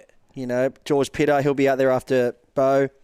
Blake Levette, Fletcher Keller, Bella Higgins, and George Pitter. He'll be the power surfer. There's Bowie Mitchell having a look. In white, North Shelley. Zoe's out in the water. Joel Vaughan, then Joel Barry, Hugh Vaughan, Randall Sharp, and then Jolie Vaughan is the power surfer. And we'll chuck to this one real quick, Reggae. Yeah, here's Bo Mitchell, just nice carving turn. Looking to get another turn in. This one shuts down pretty quickly. And Bo, unfortunately, doesn't ride out of that one. So one turn on the outside. Now we've seen the paddle out. Now the big decision for Bo is he going to bank that one turn? Yeah. Or head back out there? So... and so here's one of those situations right now going on that we see Kayla Phillips for Mona Vale. She's obviously been stuck in that, you know, really tricky zone in the paddle out. Bowie Mitchell's calling it a day. He's coming in. So Kayla Phillips hasn't been able to get out there just yet. Here she goes. She's going to stand up on that one. So, bit of tactics coming into play there. Yeah. Obviously. So here's Bo. You can see Bo Mitchell here. How's his wall? Look at his strong wall, and then nice slashing turn on the outside. And he was looking to just sort of maybe get through, squeeze out of that closeout, but he got bumped off. But he has elected to come back in. So see George Pitter now heading out for North Stain, their second surfer. Mate, he's been on an absolute tear the last year, George. Big showings at all the QS events and, you know, the Australian Surf Series that we had. And, one of the best talents to come out of North Stain in quite a while, I think. I've got big high hopes for George. Yeah, he's a great surfer. He's a great surfer. He's So there we go. We see Kayla Phillips, unfortunately, got stuck on that zone, that deadly zone. We saw it actually. Laura Ennever took her 25 minutes to get out early this morning. 2 time schedule run around and then finally got out. First surfer, obviously, she was allowed to give that paddle time, but that's what it can do.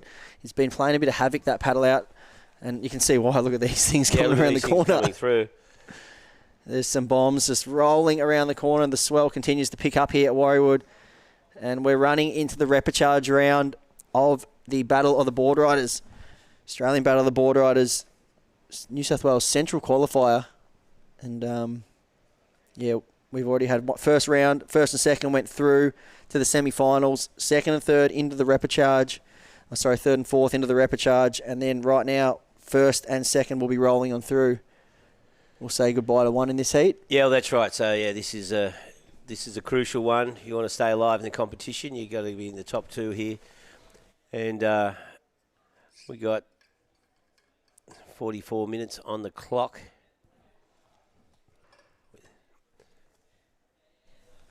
So there's a step-off happening out the back there.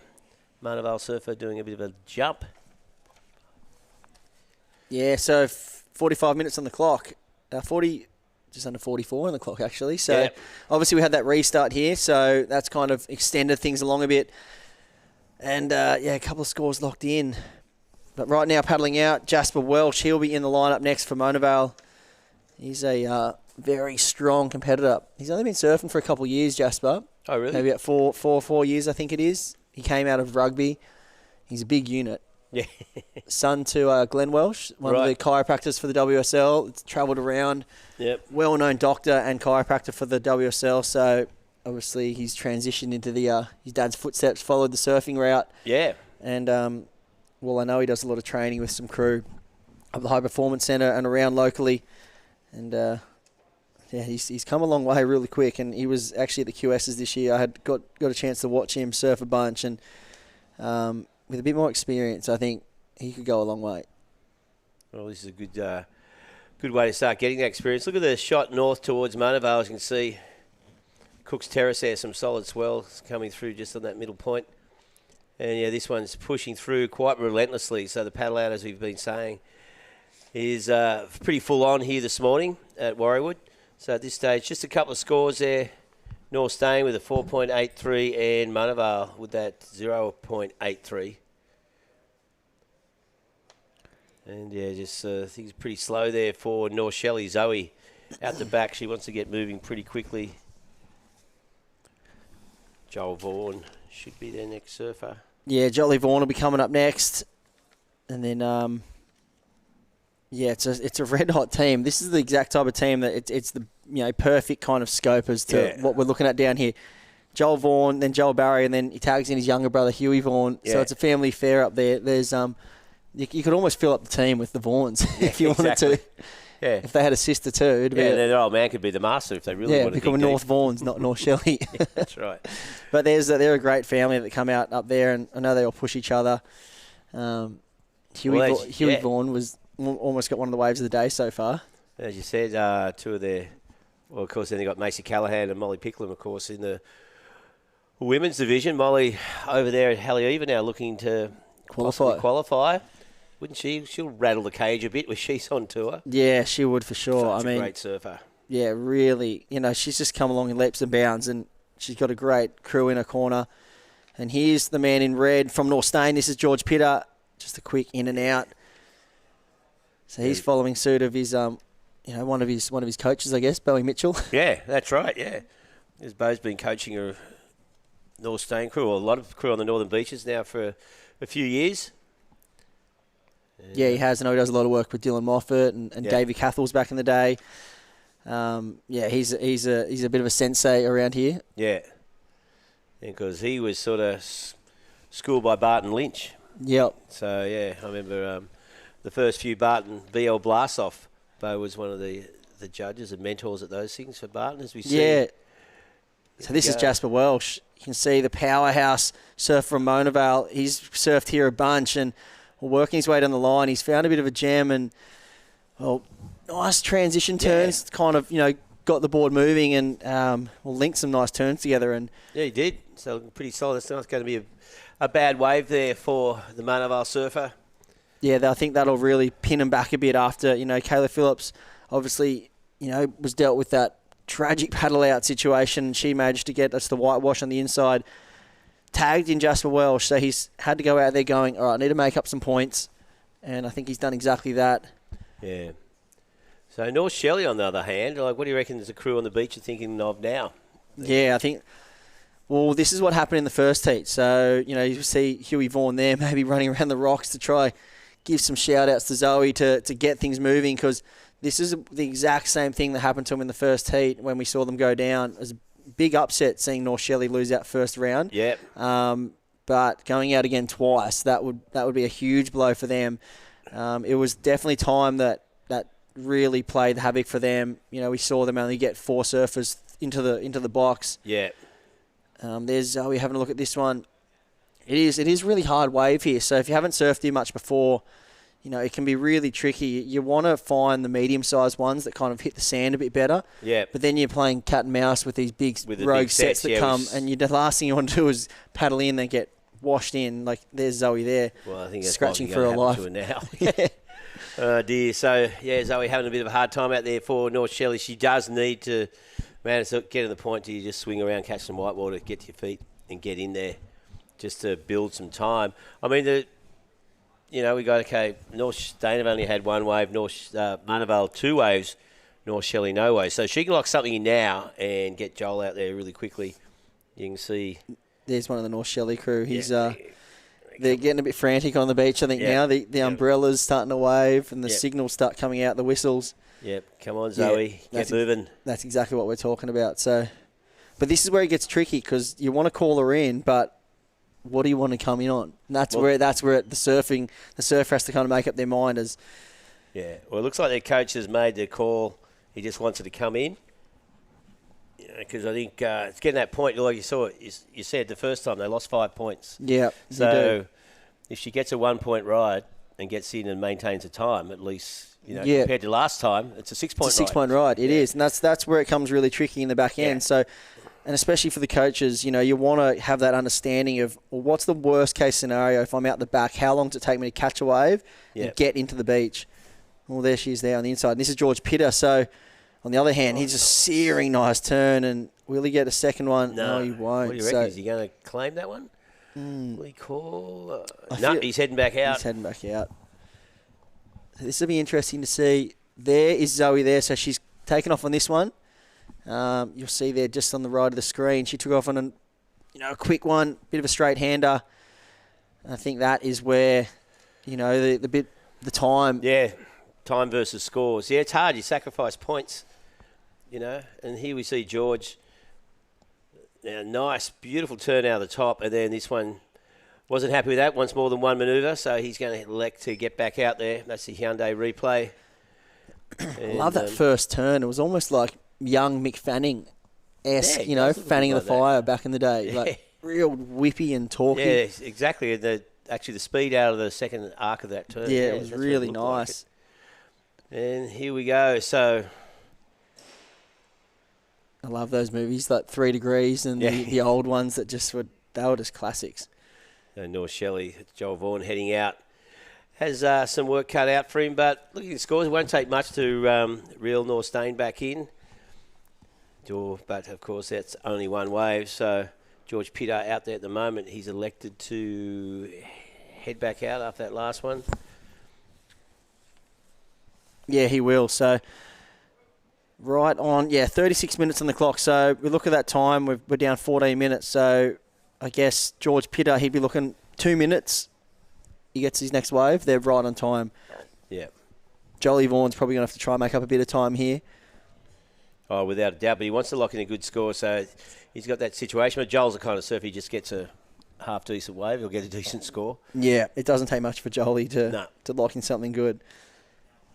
Yeah, they're on screen. For Monavale, their second surfer. Well, I think that's Will Pascoe. Oh, that's their third surfer, yeah. Yeah, because Caleb Phillips started. Jasper Welsh on that last one. He locked in a 4.97, so a decent score there. We really like to stick around that 5-point mark. It sounds easy in theory, but if everyone locks in a 5, there's your 30 points. Yeah, exactly. But the thought of, if someone said to you, go out and get a 5, and with the quality of surfers you have in your team, it sound doable every day of the week. You back yourself 8 times out of 10 to get a 5. But then when you add in the Battle of the Boardriders and a 5 starts feeling like a 9. No, that's exactly right. And then, it just gets a bit more than... Crew on the beach go psycho when we get a 5. But the classic example of that was Curl and the Curl United in the last round. They their average over 6 waves was was between 5 and 6, about a 5.4. Yeah, it's great. That did enough, and they were clear winners. So yeah, it's not a huge ask, but on paper, or in theory, but once you get out there, especially in these tricky conditions. So at the moment, though, Mona Vale holding a slender lead. Nothing huge by any stretch of the imagination for any of these surfers. Just the Mona Vale have 2 waves, so North Stain and North Shelley looking to lock in the second wave. So Joel Vaughan out there now with George Pitar, so whoever gets a better of this exchange will sort of map out the back half of this heat. Here we see George. Up and riding. This is a nice looking wave down the line here. Big searing turn, and this one's got a run on it. This is the gem you find at Warrwood. And no way. We've just done the commentator's curse on him. Yes. That was an absolute doozy of a wave, and well, he'll be kicking himself there, George, because you don't see George come unstuck very often at all. His make rate is right up there. Well, I was actually thinking about the next turn he was going to do as he went up for that second turn. And then yeah. That was almost like the transition turn into to a big finish, and it's almost like he got a bit far ahead of himself there and just kicked it out the back. What could have been there? That could have been one of the waves of the morning, I think. Yeah, if you had to link that thing together. Yeah, North Stain crew on the beach be going, you got to be careful what you say to your best surfer. Yeah. Well, I think he's surfed here a bunch, George, so he'll be back out there. I think he's found a nice zone. I kind of like where he is, a little bit wider.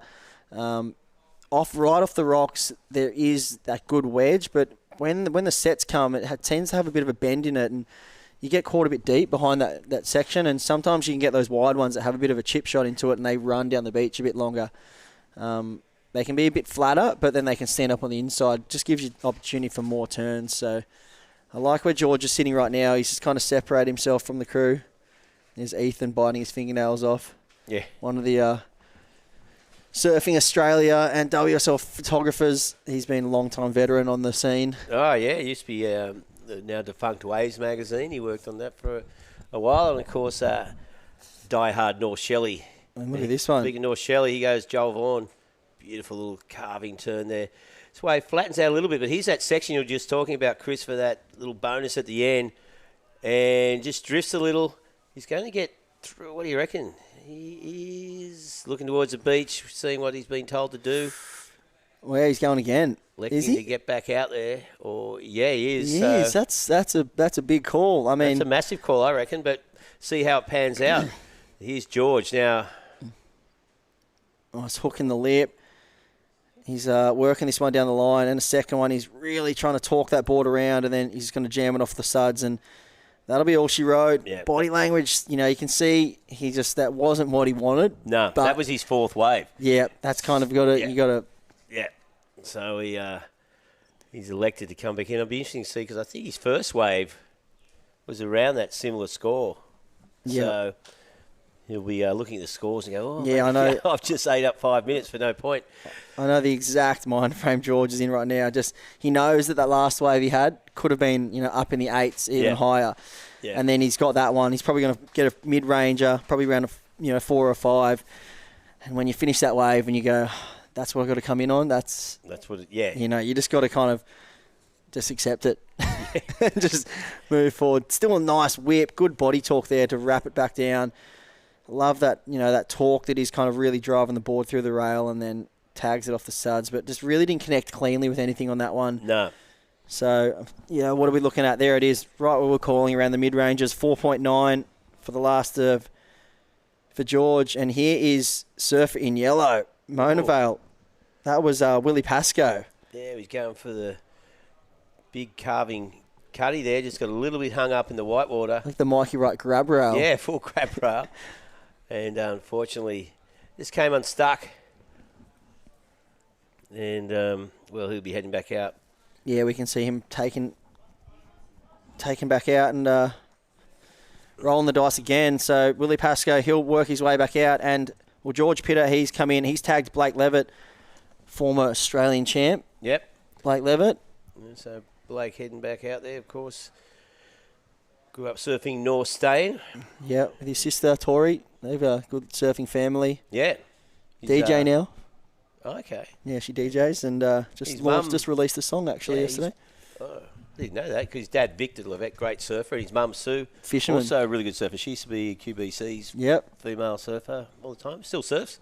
Yep. Good goofy footer.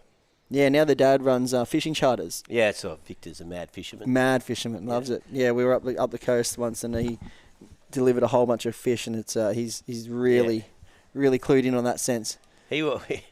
Victor's greatest claim to fame from fishing, he caught, I don't know what sort of fish it was, but it was an Australian record, and it was at Queenie Lagoon. No way. It must have been Australian record. World's biggest bin bag. Yeah, exactly. Fish with 8 eyes, because it's not catching a fish where there's signs saying "Do not swim, water toxic." Yeah. Well, it used to be like that, but there you go. So Blake's out there now, though. He is. Yeah, he's obviously Blake's been a big part of surfing in Australia for a while. He's worked behind the scenes at a lot of events, and then obviously took out the Australian titles a few years back, and that was a great showing by Blake. And he's been a big part of North Stain Boardriders Club for a long time now. Yep. He's a true south of the pipe boy. His old man used to surf for QBC quite a lot. How is the rivalry down there between QBC and I guess, North Stain? It's a good, solid rivalry. Massive rivalry. It's been going on for years. Oh, forever. Yeah. So how far, explain to people out there so we've got obviously Manly Beach, one big beach, divided into how many Well, clubs? there's 3 surf clubs. So you've got Manly Surf Club, North Stain and Queenscliff. Boardriders, there's been a few Mid-Stain, South Stain Boardriders. They don't last long. They don't last? No. What about Wind and Sea back in the day? Wind and Sea, well, that's sort of, Wind and Sewerage. Wind and Sewerage, sorry, my bad, yeah. Wind and Sewerage, which was Mick Mock and that sort of... My dad was in that. Yeah, he would have been in that, yeah.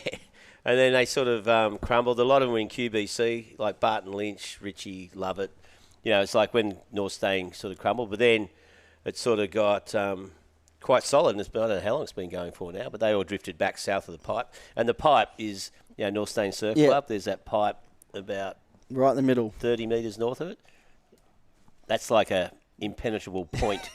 I know guys... So the Great Wall of China. I know people, Queenscliff guys who have not surfed south of the pipe in 30 years. No way. Unless they go to South Queenscliff Point. Yeah. Which is the bower. Yeah, wow. It's pretty funny. That's cool. I mean, it just shows that, the kind of dynamics of the different beaches that they get broken up. And, you've got one Long Reef and DY. You've got the poles halfway down. The one place that doesn't have one, it's actually North Narrabeen and South Narrabeen. I mean, they've tried to start the South Narrabeen a bit. It has been a Southie one even. Yeah, Aussie Wright and those guys kind of bought one out. A few of the boys are actually kind of bringing one out now. Just down the beach. Are they? Yeah, they are. So we'll keep that one under wraps, though. They haven't really launched yet, but it's cool to see new clubs evolve and start to kick off. And it's a real tribal thing. The Boardriders clubs, how they all started. Yeah, and I mean, there's a lot of crew from Mona Vale, and now they have a lot of those crew have shifted over to Bungan. Yeah, kind of like you see at D-Bar. A lot of them shifted out of Snapper. Yeah. Started their own Boardriders club at D-Bar. Well. Exactly, and QBC started like that. There was a Boardriders club at North Stain, all the old blokes were in, and they sort of wouldn't, they weren't welcoming, so we all started our own club, the Queenscliff, and now you took over. Took over the world. Took over the world. Took over the round bar at the Stain Hotel. It was really big. Drew a big love heart on the at headland and. Oh, the pink heart. Yes. Yeah. Well, that was for the. Oh, God. It was a Coke Surf Classic at Manly, 1986. I actually know who painted the original heart. Yeah, right. And then they had Bainey. It was Bainey, Kingsley Looker and Merrick Davis were all in the Coke contest that year. And they wrote, I think it said, Bob, Kingo, Merrick 1, 2, 3 or versa, whatever, But yes, that was a long time ago. But, of course, we've seen that kind of thing happen all around the place. With little breakaway clubs and new startups. And here we go, Mona Vale, a young club speaking right on the spot. Now That's Will Pascoe. There's that nice. Keeping that rail in really nicely. Wants to finish this wave off, which he does. Goes for the foam climb. Can he ride out of this? This is a good wave. So a good rebound there for the Mona Vale surfer. And no doubt the crew on the beach are pretty stoked with that one. And, that's their third wave. And here we see Blake in and out there for North Stain. So 25 minutes remaining, so time is starting to tighten up for these clubs. Yeah, it is. It's moving this heat, and look at this one. This is a nice looking wave for the North Shelley crew. That was a good hit there. that was Joel Barry. So he's dusted off the cobwebs from his heat earlier, and well, that was a nice searing carve. But that's kind of what you can get here at Warriewood. You can get those long running rights if you pick the eyes out of it. Here's a nice wave by Will Pascoe, the junior from Onavale. Nice searing turn through the top, and like how the way he held his rail, and a nice little airdrop there, and then he finishes this one off on the inside with a good foam climb. And the Monavale crew will be happy with that, because scores have been kind of tricky to come by. There hasn't been many rides locked in, and we're kind of getting a bit, on the time-sensitive side of things. Yeah, definitely. So we locked in a 3.67 for that, so it's keeping them in touch. But, look at North staying on 2 waves at 9.8, so Monavale with a 9.47 after 3 waves. So they really need to pull something out for their 4 surfer just to stay in touch with North Shelley and North Stain. This stage, North Shelley with 3 waves and with that 10.83. So not much in it. You think North Shelley's only 1.4 ahead of Monavale on 3 waves. So it's really tight. We're going to be thinking about those 5 points at the end. Yeah, North Stain have definitely got a bit of a buffer here, because 2 surfers in the box, locked in, and third surfer out there, Blake Levitt. So whatever he locks in here will give us a good understanding of where the situation is after 3 surfers all locked in. And he's only looking for just over a 1 to take the lead. So you probably expect that from Blake Levitt. And here's the wave from Joel Barry. Nice hook in the pocket. Had he got a second one in? Yeah, you think he... really looking at a good score. Yeah, that sort of shut down. You can see he was aiming for it, then just changed his mind. That one ran away a little bit there. I kind of think he might have looked from this angle that he would have had time. But anyway, didn't want to risk it. And he's locked in that 4.03. 22, or just under 23 minutes remaining in this one. The Hyundai Australian Boardriders Battle. This is the Central New South Wales division, happening right here in front of you. And, of course, there's 3 events in New South Wales. It's just such a indication of just how solid the Boardriders clubs are, of course. And then we got Queensland. They've already had their eliminations. South Oz had theirs in September. WA have had theirs. Tassie. And then we got 1, 2, 3. So this one, then we got Kiama next week, and then Surfing Victoria holding theirs, I think, at the Wave Pool. Doozy, that'd be cool. Yeah, it would be cool. And then New South Wales North is on December 18. And from that, of course, we choose the number of clubs going through to the main event. We'll see a big battle up there for the $20,000 first prize in Newcastle in early February. Meanwhile, we're here at Warriewood in clement weather, again, across the east coast of Australia. And everyone's sort of dealing with it. At least the consistent rain has stopped at the moment. But looking out to sea, you can see those squalls. Solid sets coming through as well. So that way, peaking out the back up towards Monavale. You can really see that, those lines just marching down the beach. And we're right up in the southern corner, tucked in away. A bit out of the rain, out of the weather, but we get those nice little running rights off the point here at Warriewood. And obviously the wind kind of swings around. It kind of has that angle to it, so it gives it that little offshore effect. And you look down the beach and it's just howling onshore and miserable. So we're lucky to have this spot here. It gives us some opportunity. And out in the water now, we saw Joel Barry. He tagged in Hugh Vaughan, the up-and-coming superstar from North Shelley. We saw him doing the paddle out there. He's been kind of caught in that zone. So it's playing absolute havoc to some of these surfers. But I feel this is where, right now, Blake Levitt, he's probably feeling a bit of the pinch, because they are well behind in time. They're running down to almost around 20 minutes to go. Yeah, well, Blake still need 4 surfers. Yeah, and he's caught 2 waves, just one manoeuvre, and just elected to. And that's it. This is that sort of horrible situation develops where you could end up banking something that's not as good as your first or second wave. And here he goes, Blake Levitt. He'll want to nail a keeper. Oh. Big hook off the top, but falls. So, wow, that is going to be interesting to see. He's going to paddle back out. He knows he's not happy. Look at the body language there. He went for it. He knew it was one manoeuvre, and he just wanted to smash one big solid turn. Didn't quite work out for him. That was one of the turns of the event so far. That was huge backside hit. And he's just lost his footing coming down. Well, 20 minutes to go. Like, they're staring down the barrel of a... 5 minutes of surfing out per wave. Yeah. That's what we're looking at. That's just if he was in the beach, if he was, from right now. So here he goes. He's going to go this one. Maybe a little left-hander back into the point. No, you can see a bit of frustration starting to creep in. Yeah, he just can't find the wave he wants. And Blake Levett for North Stain just trying to get in position. Like, here's the replay. You can see he said, all right, I'm just going to smash this closeout. Oh. And he just lost it. Just caught that inside rail as he came down. That was one of the best backhand whips we've seen the whole day. And, unfortunately, just coming down there. So he'll be looking to come in and tag Fletcher Kelleher, and then we've got Bella Higgins and George Pitter to round it out for the North Stain crew. Huey Vaughan's out there. He'll be coming in to tag Randall Sharp, and then Joel Vaughan, power surfer for them. So I think Will Pascoe, is that him still out in the water? Maybe he's tagged in Kieran White, and he'll be then passing on to Adam Price and Jasper Welsh, the power surfer for Mona Vale. So like we said, a 3-team heat. One goes home. Yep. And it's very, very tight standings right now. Super tight. And coming up in the next quarterfinal, we'll see East End from Newcastle, Queenscliff, Avoca and Freshwater.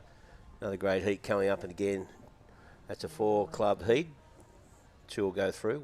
2 will say, see you later. So 18.5 minutes remaining. Blake Levett out there just trying to find this wave for North Stain. Nothing, North Shelley haven't really extended their lead at all. They've only got, Blake just locks in a 1-point ride. He's equal with them. So, but the time factor is becoming crucial for North Stain with 4 more waves left to catch. And, of course, as we've been talking about, that 5 points you'll lose if you do not fulfil your quota within the 60-minute allocation. So all these heats, 1 hour long, which I think that's plenty of time. Yep. But then you see so many variables involved, especially on a day like today. Yeah, and it's always good to see, the contest directors always considering the conditions, adapting, changing, whatever they have to do to give the surfers that little bit, added advantage, or just to make it fair for all the competitors in the lineup. I'm loving the beach, the water starts we've got going on here. Yeah. Because, it would be tough to spend 15 minutes paddling the start of a heat. It just throws. That's exactly the end of the whole club. Yeah, exactly. Just on a paddle out. So yeah, no, it just doesn't work on a day like today. And there's this an overview. That's the front end shot, as you can see. Pretty tricky conditions. A lot of uneven lumps moving up the coast. A bit of ripple in the lip, and then look at these. Well, there they are. That's the QBC crew. Is it? No, that's the North Stain crew. Yeah. North Stain. And here goes Blakey Levitt. They're fired up, and that was a great turn there by Blake Levitt. So that's what they've been waiting for. And we see a bunch of Muttley heads in there with the... I think that could be Freshie. Well, I saw... I think Lucas Townsend at the front. Lucas Townsend. I saw Jakey Elliott in the middle there. Okay. That looks like QBC, I think. Maybe looking on. No, they got the big... Are they coming up in the next heat, though? Yeah. It could be their tents further up the beach. But... they all tend to blend together, don't they? Just cruising around, going from 10 to 10. Yeah. They all tend to blend together. Yeah, it's a lot of camaraderie down here between the clubs, rivalry, but, a lot of these surfers compete individually in from, grommet events up. Look at that nice snap there from Blake Levett. And he ended up getting a 5.6 for that. That has put them in the lead. So after 3 waves, they are solidly out in front with that 15.4 versus a 10.8 and 9.4. So... But then on the other flip of the coin here, you really want to hope Fletcher Kelleher gets a move on, because if they don't get back in the box... Well, that's right. So you got North Shelley out there at the moment and Mona Vale. They could lock in a wave right now while North Stain are paddling out, and that's sort of changing. So if he can get out there quickly and get a wave quickly, that will... bring him right back into the mix. And I wouldn't be surprised at the end of this, you look at... I wouldn't be surprised to see maybe Bella Huggins, be sent out for maybe, just a quick whitewash just to get George Pitter back in the water. Yeah, just to really secure that, get him in the box, finish the time off. That's where the tactics come into play. And, we might see something like that happen with, Evan Randall for North Shelley.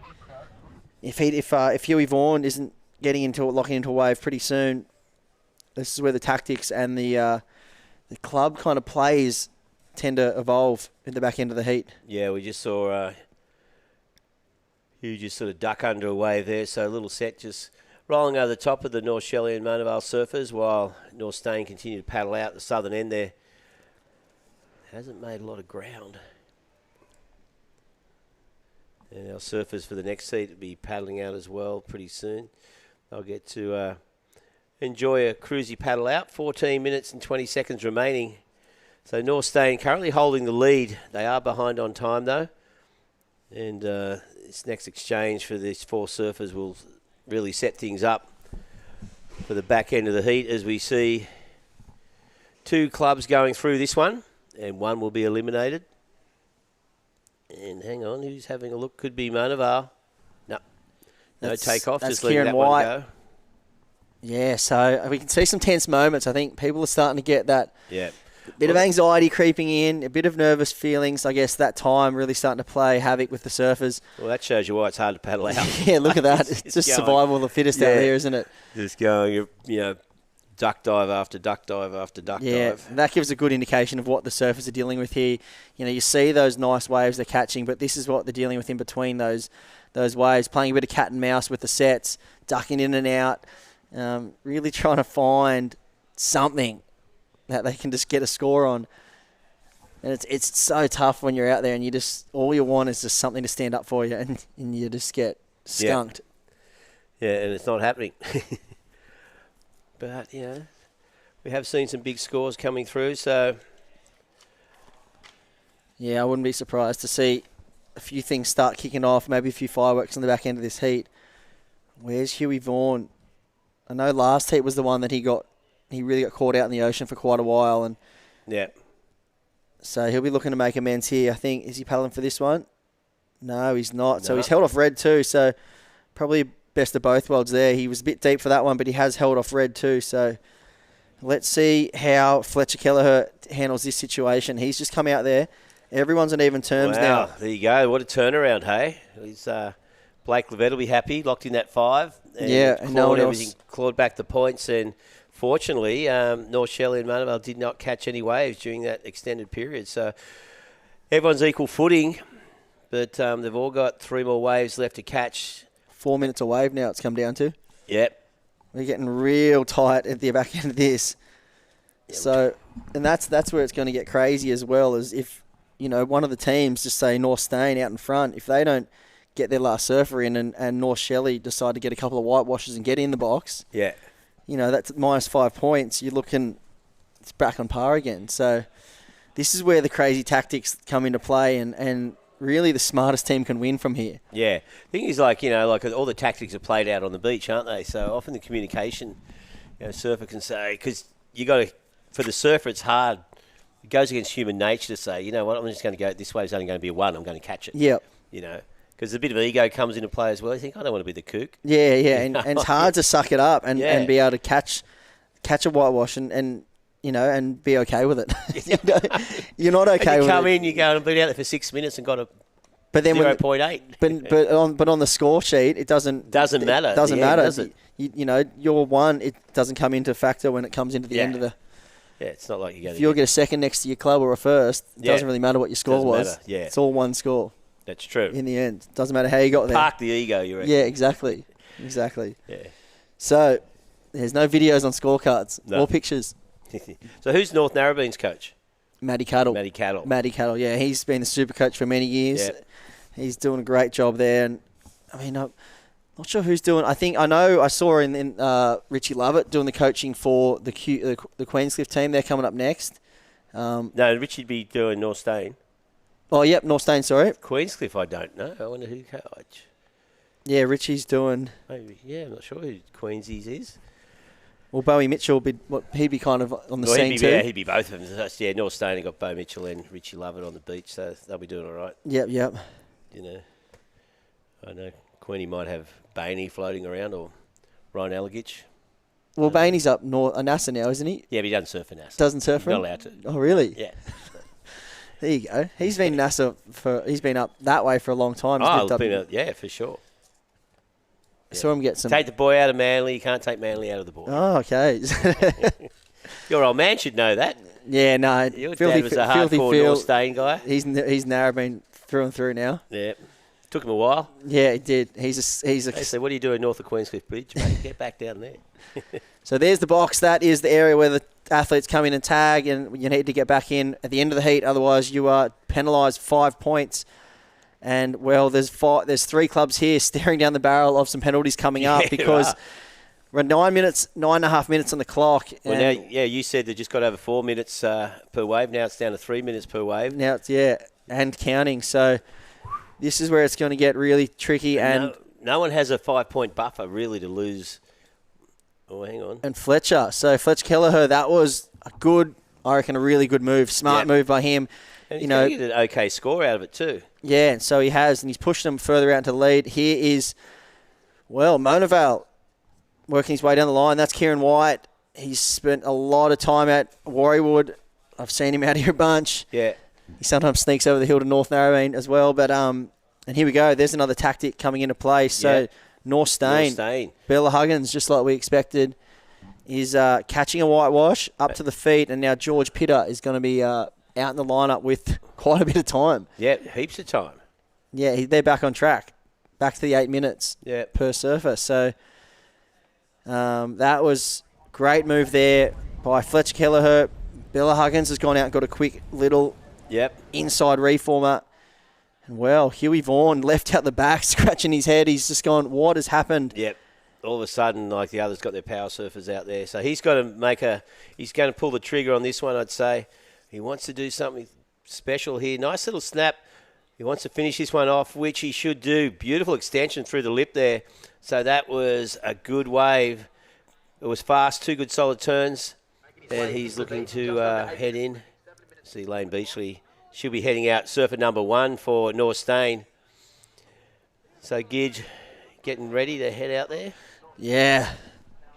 7-time world champ. 7-time world champ. And now back to the grassroots of surfing. Yes.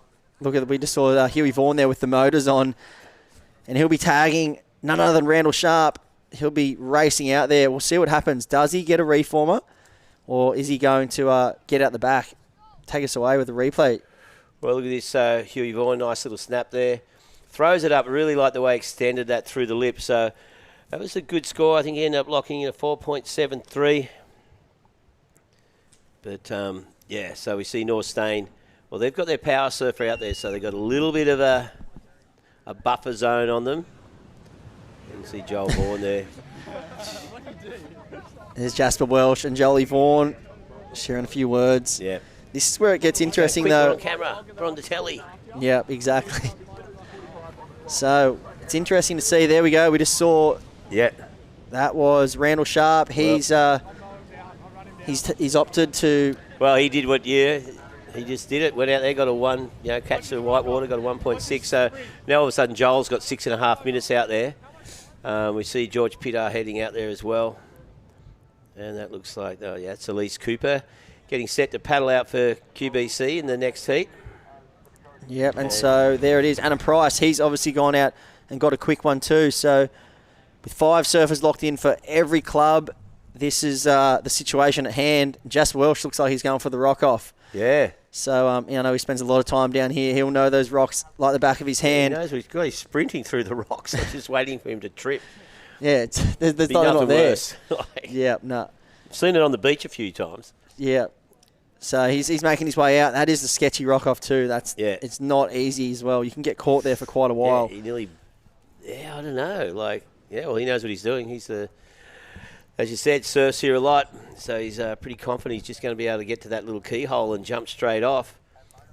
Yeah. So the situation we're looking at right now is North Stain in the lead on 20.13 points after 5 surfers. North Shelley after 5 surfers 17.46, and in third, Monavale Boardriders Club, they're on 13.37. So you're looking at around 4-point difference between third and second. North Shelley in the hot seat currently, and Monavale Boardriders Club, they're really looking to claw out of that third spot. Yeah, well, 5 minutes remaining, got the 5-point deduction that could come into play.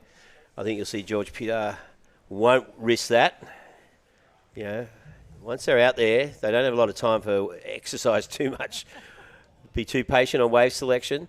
So I'm pretty sure they'll go out and try and lock into something pretty quickly. If you can get at least one good solid turn in, you'll be looking all right. We've seen a couple of good, fives go down for a big solid closeout. I think Blake Levette was a classic example, and that is what gave North Stain that buffer. Yeah. Ahead of North Shelley. So there's Jolly Vaughan paddling out. We see him. That's the next heat as well, paddling out. We have that, that grace period, should we call it, from which we're offering all the other surfers in the next heat to paddle out. So we have an ocean start. Jolly Vaughan still caught in the keyhole area. Yeah. Then Jasper Welsh, he'll be jumping off the rocks, so he'll probably have the inside as well. So there he is. He's out the back. He's already out there. So you just saw there. Local knowledge. Him and Jolly Vaughan paddled at the same time. Jasper's already out there. So this could get very interesting as well, because if Joel Vaughan gets caught in here and Jasper needs to get anything over a 4 and gets back in the box, where it's bang. It's a switch over. This is where it gets really exciting for us and the people at home. It's been quite a slow heat. I mean, I feel like it's... with the slow start, the restart and all that, seems like we've been here for hours. But, North Shelley, 17.46, only 3.5 minutes remaining. So Joel's still paddling out. He'll probably get through. Looks like a bit of a lull now, so they'll probably get a break to get outside into the lineup. But whether or not that's going to give him enough time. So this is... really winding down quickly. All of a sudden, it seems to have sped up since we hit the 5-minute mark. But, North Stain, North Shelley, currently first and second, looking to move through to the semis. Of course, this is the quarterfinals. They're both here because they failed to progress through the first heat. It's not necessary. If you get through this one, it's not a bad thing. I mean, there's a big gap between heats, so the surfers have plenty of time to recuperate. And most of these guys are all pretty fit. Maybe the few of the masters aren't as... fit as they once were. Although these days, it's not like people stop surfing regularly when they're 30. So there's the Queensy crew. Yep. You see some nervous faces there's a lot of furrowed brows there. They are. They'll be watching intently on as their rivals from down the end of the beach are currently in the hot spot. Oh, nothing but worse here's than George losing Pitter North up and Stain. riding. Nice hook out of the top. That was one of the turns of the event so far. Could get a second turn in, but... I think he just wanted to get to the beach. So... He'll be right. I think he's going to get in 2 minutes 20 on the clock. This is where the preparation from the other teams come into play because, how long does it take to get a wave? Yeah. Surf the wave, get in and into the box because it's coming right to that point where you're almost not going to be able to do it all at once. No, exactly. And look at that was a solid set. So this swell's showing no sign of abating. Looks like Lane and Elise Cooper got totally cleaned up there, and. Wow, a hard paddle out. I think they started paddling out 5 minutes ago. So, and Lane, of course, she's no slouch in big waves. She's renowned for some amazing performances at Sunset Beach over the years, and just nothing worse than a here we go sandbank smash. This is Jolly Vaughan. So this is a very important wave, and this is what they needed. You can see the experience. He's just got out there. He's just gone. I just need to get anything. And I think he's going to be right on time. And, I wouldn't expect anything less from one of the smartest surfers, and, one of the superstars coming out of Australian surfing right now. He's going to be right on the money with this. And Yep, he surfed that wave perfectly as well. So he's just sort of edged that through to the shore and with 1 minute remaining. So here's the replay. Look at George. Just so sharp off the top. Boom. How's that section? Yeah. And just did exactly what he needed to do. So all of a sudden, it's gone from North Shelley looking pretty iffy out the back. Monavale still with that one wave to catch. Time's just going to sort of tick away from them. We've got... Yeah, and here's Jasper Welsh. This is a good-looking wave. Oh, wow, how was he that went thing? for it, and unfortunately just got smashed on that takeoff. He's going to run out of time. If he'd made that would have been all right. But even then, he'd be pushing it to get back into the box with in 20 seconds. So just waiting on that score for North Shelley to get locked in for Joel. But I think that pretty well these places are going to see how it stands out. We've got 10 seconds left in this. You can see... his leg rope broke as well, so he's got to swim to... Yeah, so that's going to be a minus wrap 5 things points. up for Monavale. As you can see... Well, there you go. The time clicks down, so that is the end of that second quarterfinal. So, yeah, it was a good heat. Slow start, of course, and then things really picked up. And here's looking at the replay. Look at this takeoff. Yeah, that's all it can offer out here, just behind the point at Warriewood. They can get those real big wedges that come through, and they just get nasty. Yeah. But then if you luck into one and you get the chance to hit one like George Pitters, that section he was offered up was just money. So yeah, exactly. Yeah, and Jasper got caught on the top of it. George was underneath it, and that's all she wrote. And I guess experience came into play at the end of that. We saw Jolly Vaughan and George Pitter, two very experienced campaigners. Yeah, exactly. Well, we've still got two surfers paddling out for this next heat. So as we see Lane Beachley and Elise Cooper still making their way out, we'll be back with that next heat very soon. Don't go away. We'll be back with live action here from the Hyundai Australian Boardriders Battle, live from Warriewood Beach, right after this.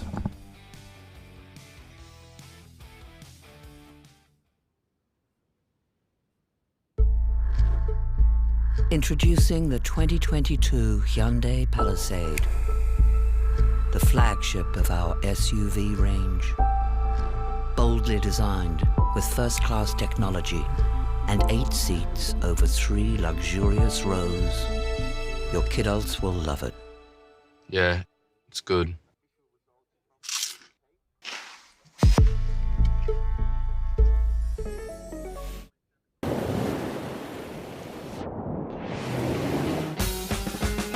Let's ride the waves, finding friends in laughs all day. Get strong, be safe, we'll learn our way with ocean play. No matter if you try, no matter where you're from, you can be a Woolworths surf grom. Go on, give your kids the gift of surfing at woolworthsurfgroms.com. Let's ride! Hey Jim, it's Jules. Hit me back when you get this. Yo Jules, what's up? You know it's been 10 years and we've had a hell time, but if things don't feel right, then you've got to change it up. Hey babe, I really missed you. The kids miss you too. But talk to you soon. Love you. Ash, you know what? I'm coming home.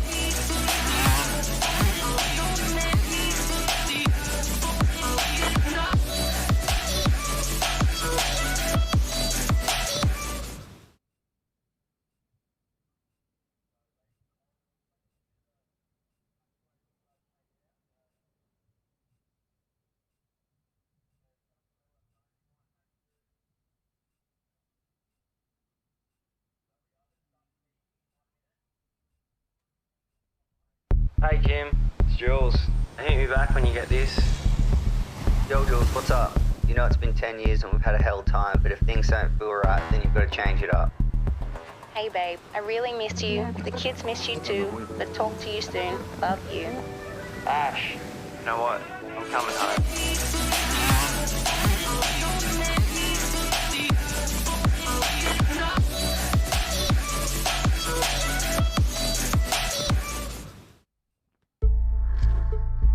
Introducing the 2022 Hyundai Palisade, the flagship of our SUV range. Boldly designed with first-class technology and 8 seats over 3 luxurious rows. Your kidults will love it. Yeah, it's good.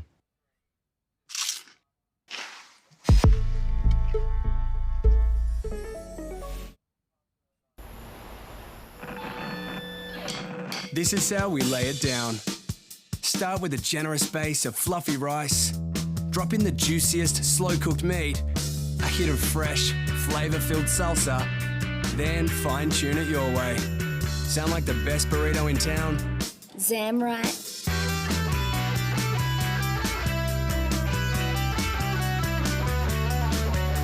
Zambrero, feel good mix.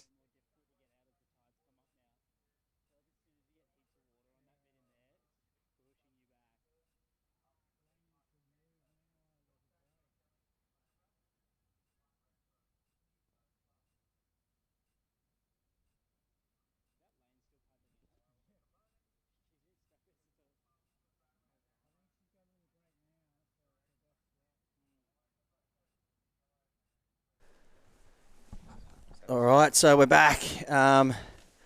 Australian Battle of the Boardriders, brought to you by Hyundai. And we are into the rapid charge round. right now. We just saw that last heat just finish up, and it was unfortunately Mona Vale. They'll be walking back up the beach north to their home break up there, and unfortunately going home today. But it was North Stain and North Shelley moving on through, and it's myself back in the booth with Lukey. Yeah, got to be happy. Mate? I'm pretty stoked after that last one. Yeah, North Shelley boy, you must have loved that one. A few nervous moments in the middle. We saw Huey Vaughan, get caught out there a bit, but then, they really managed to turn things around at the end, get Joel out there, the power surfer, and, well, he Joel just nailed it, didn't he? Yeah, nailed that last one, and you saw the experience come into play. He had about, after the paddle, he had about 2 minutes and just managed to find a nice one, ice that last turn. And held the inside. We saw Jasper Welsh do the rock off, get out there first, but it was still Jolie Vaughan who managed to find those waves. You see the smart, experienced competitor come out in him, and here's the recap of that last heat. So this is where things kicked off. This was Bowie Mitchell, nice big grab rail bottom turn like he's at Sunset. He got eaten by that end section. It's pretty reliable, isn't he? Yeah, he is. And then it was another George Pitter. He took a few waves to get going, and then, that Mick Fanning-esque talking turn that he's got, you see him just ripping through the rail and tags this one off. He surprised me every time he takes off on a wave. He's so beautiful to watch. Yeah, it is. It's really nice.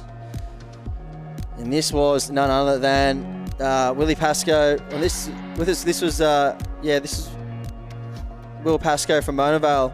It's a nice little two-turn combo he got going. This was midway through the heat. I thought they were the coolest things ever when I was a kid. If you got to hit the whitewash go left to go right. And then Blake Levitt just with an absolute backside dagger there, which got them right back into it. Huey Vaughan, nice little down carve, and then this turn was nice, just really high and tight in the pocket.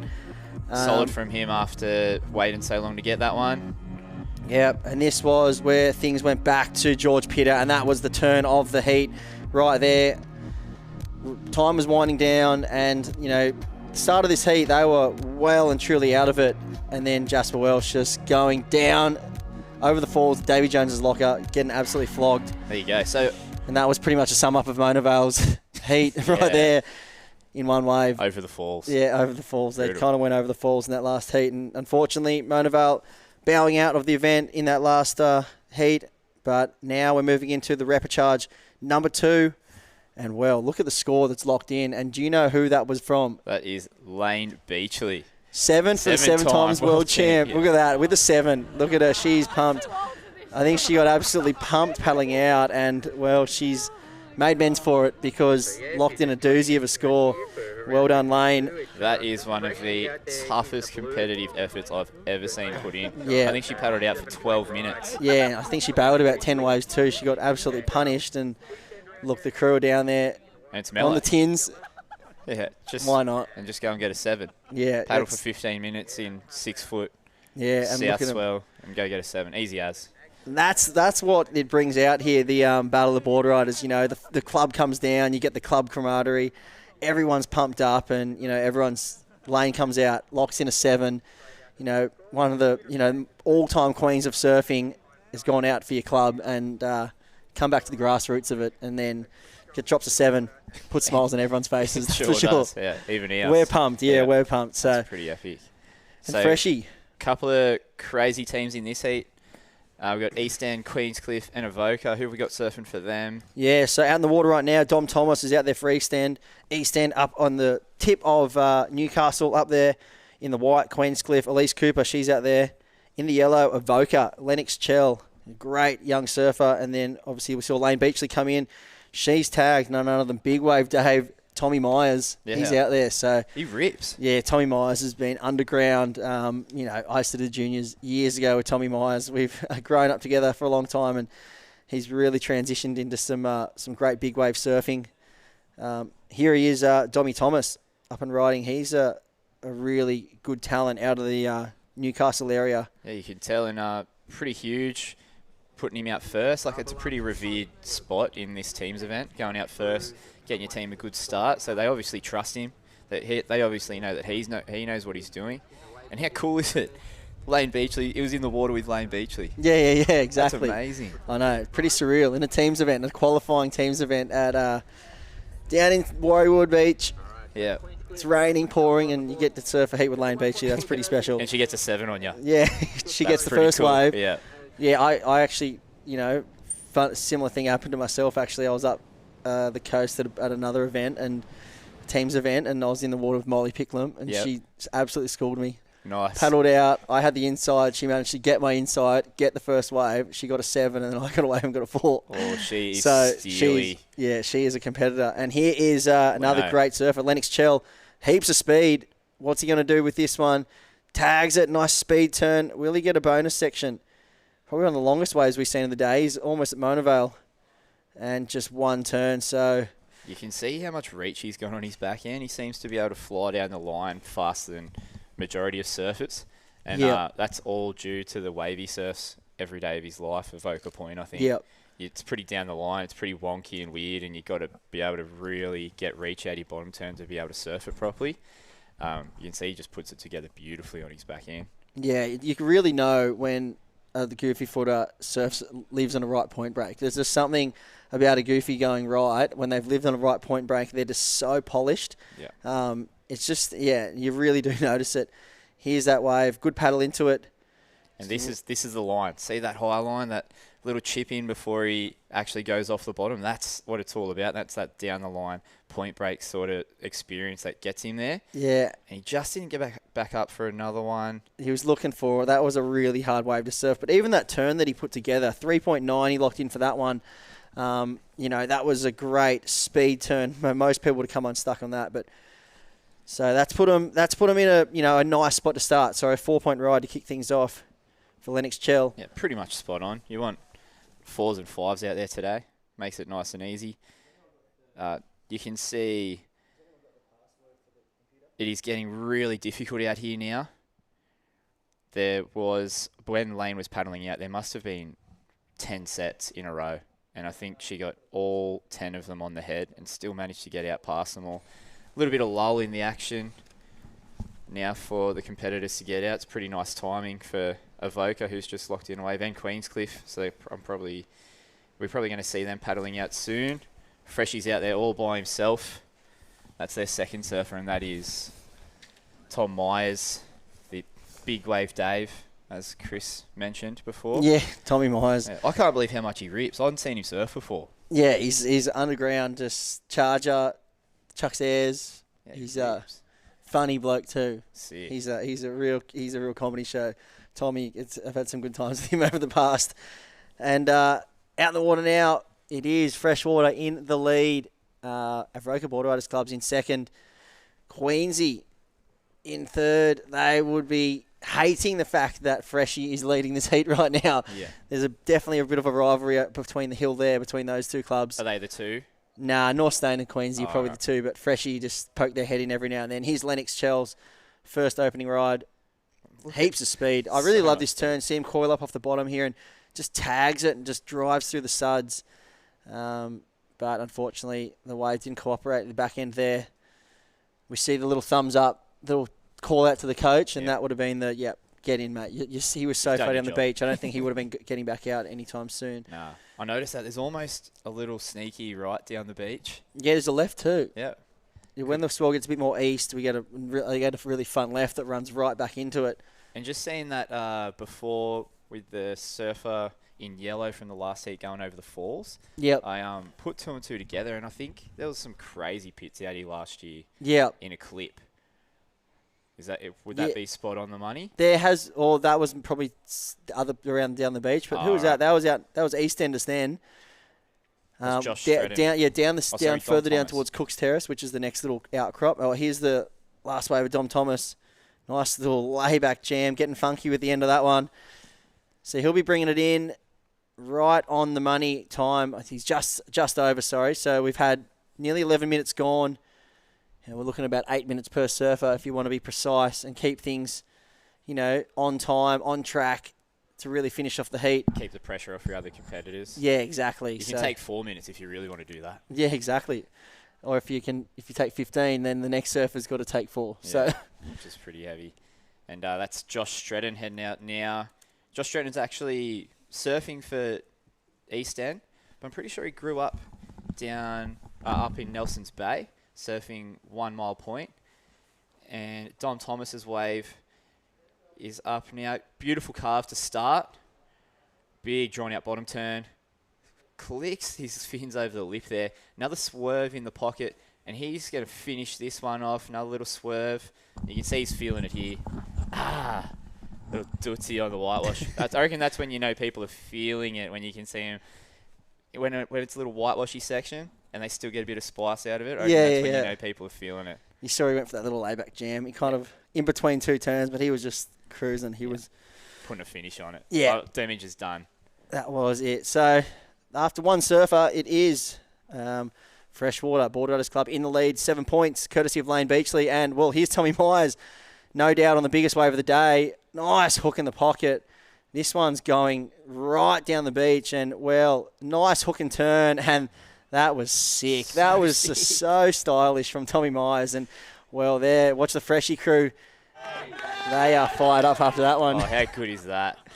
Yeah. And that's the beauty of a team event. As surfers, where all individuals are out there trying to steal our own waves and snake waves off other people and take waves off groms. Yeah, but exactly. This teams event really brings out the best in us. We are a community. Yeah, we are. We're pumped for our fellow clubman, Tom Myers, and I cannot believe how composed he was. Yeah, look at this. I would have put, he would have been paying short odds to catch the biggest wave of the day so far. Nice hook in the pocket. And look at this, how patient he was. Waited for this one to stand up and then just drove through the rail. Didn't overcommit to it. He knew that he'd already had a big score locked in. And, well, that was some great surfing there. And, well, he's just outdone the 7-time world champ. He's locked in a 7.57. So pair that with lane 7. They are well out in front, the Freshwater crew. Wow. And it'd be nice to see a comparison of those two. Yeah, it would. I'm not sure. We didn't get to see Lane's wave at the start. We saw a finish, yeah. We saw a finish of it. So we'll see if there is a replay at all of the wave of Lane's from the very start of the heat. But I know that was right at the very start. Tommy Myers, though, that was some clutch surfing there. Sure was. He's definitely spent some time out here before as well. I mean, I used to train back in the day a lot with Tommy. Did some training with Barton and Bowie Lynch and some crew. And Warriewood was the place of choice when the waves were like this. Here is Evoker. Mick Bahane up and out of that one. Didn't really like it, which is not like him. He is normally so precise with his wave selection. He's one of those dudes who, when you're surfing with him around locally, you'll notice he's on every single bomb. And I don't know what it is. I know he's a really intelligent guy. He's a physiotherapist, so he's super switched on. We actually call him the librarian.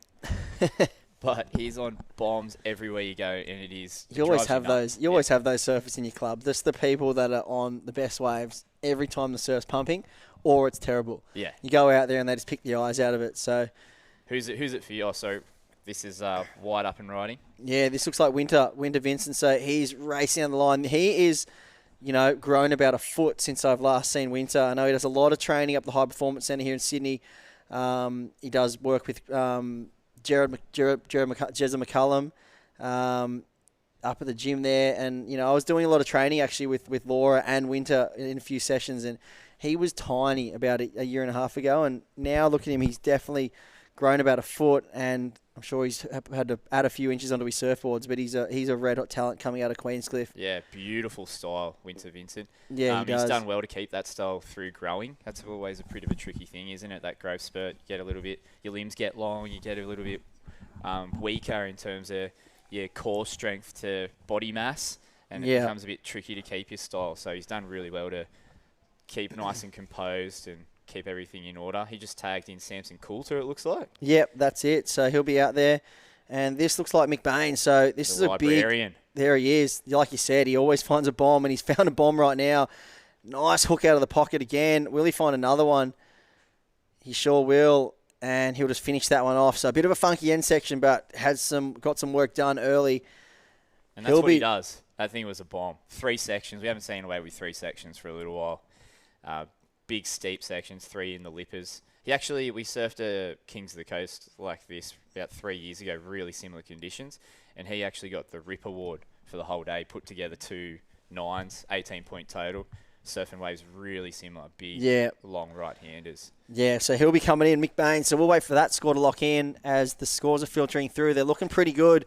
Probably looking around that 5.56 range, and there it is, 5.87. So after, here's a replay. Actually, we'll watch this one again. This is really nice surfing. So we saw him get moving, speed turn out of the lip, nice and patient as this thing doubles up, and then he just jams it again. And not an easy wave to ride, but he's definitely made the most of it. And then obviously that end section went a bit funking on him, but he was able to finish that one off.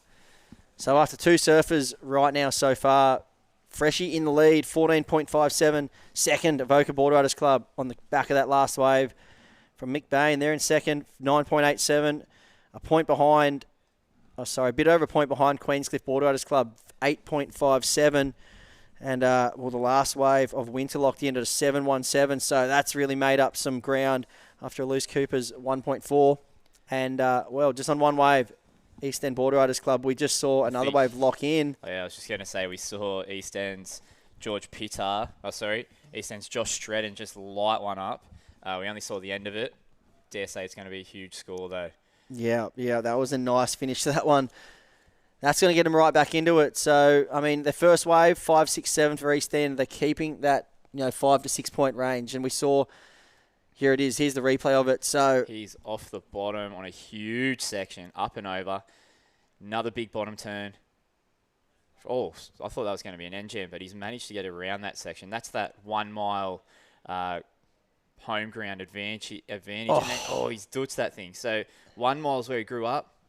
Sort of pretty similar place to this. It's a little southerly protected bay.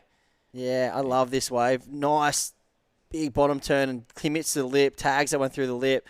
And you saw there the board was just not holding in, but he was able to get that tag in and then, it set him up nicely for this end section. And, nothing better than a big old Larry to finish things off. So that was a great wave there from Josh Stretton. It's brought him right back into it. East End, they are now into second. So this is getting really interesting, this heat. Freshie, after 2 surfers, all scores locked in. Freshie out in the lead, 14.57, courtesy of Lane and Tommy Myers, 7 and 7.5. Second, East End, they're on 11.84. Third, Avoca Boardriders Club, looking for a 1.97. They're on 9.87. And in fourth, Queenscliff Boardriders Club, they're looking for a 3.27 to take second. 2 go through, 2 go home. This is the Repper charge, and this is where it gets cutthroat. It's pretty tight at the moment too. East End just out in front of Avoca by 2 points. You can see Josh Stredden really solidifying that.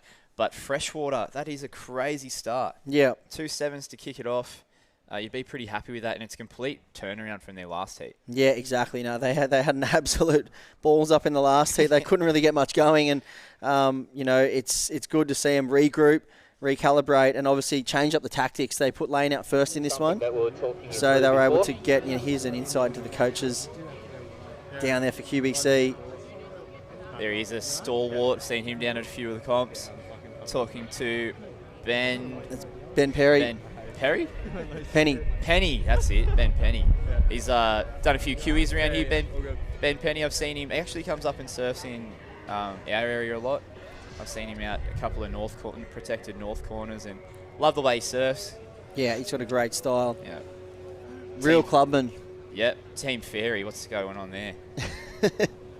Is that a little friendship group, or is that a brand that's getting started? Yeah, we'll have to look into that one. We'll have to get some insights. So here's Avoca up and riding. This is a replay. This was the one from, Mick Bain. This was one of the better waves of the day. Just tagging this one down the line. Unfortunately, couldn't find an end section. And, he sort of found an end section. Yeah, sort of. Elevated, give it dropped to him. over, yeah. Still a solid score.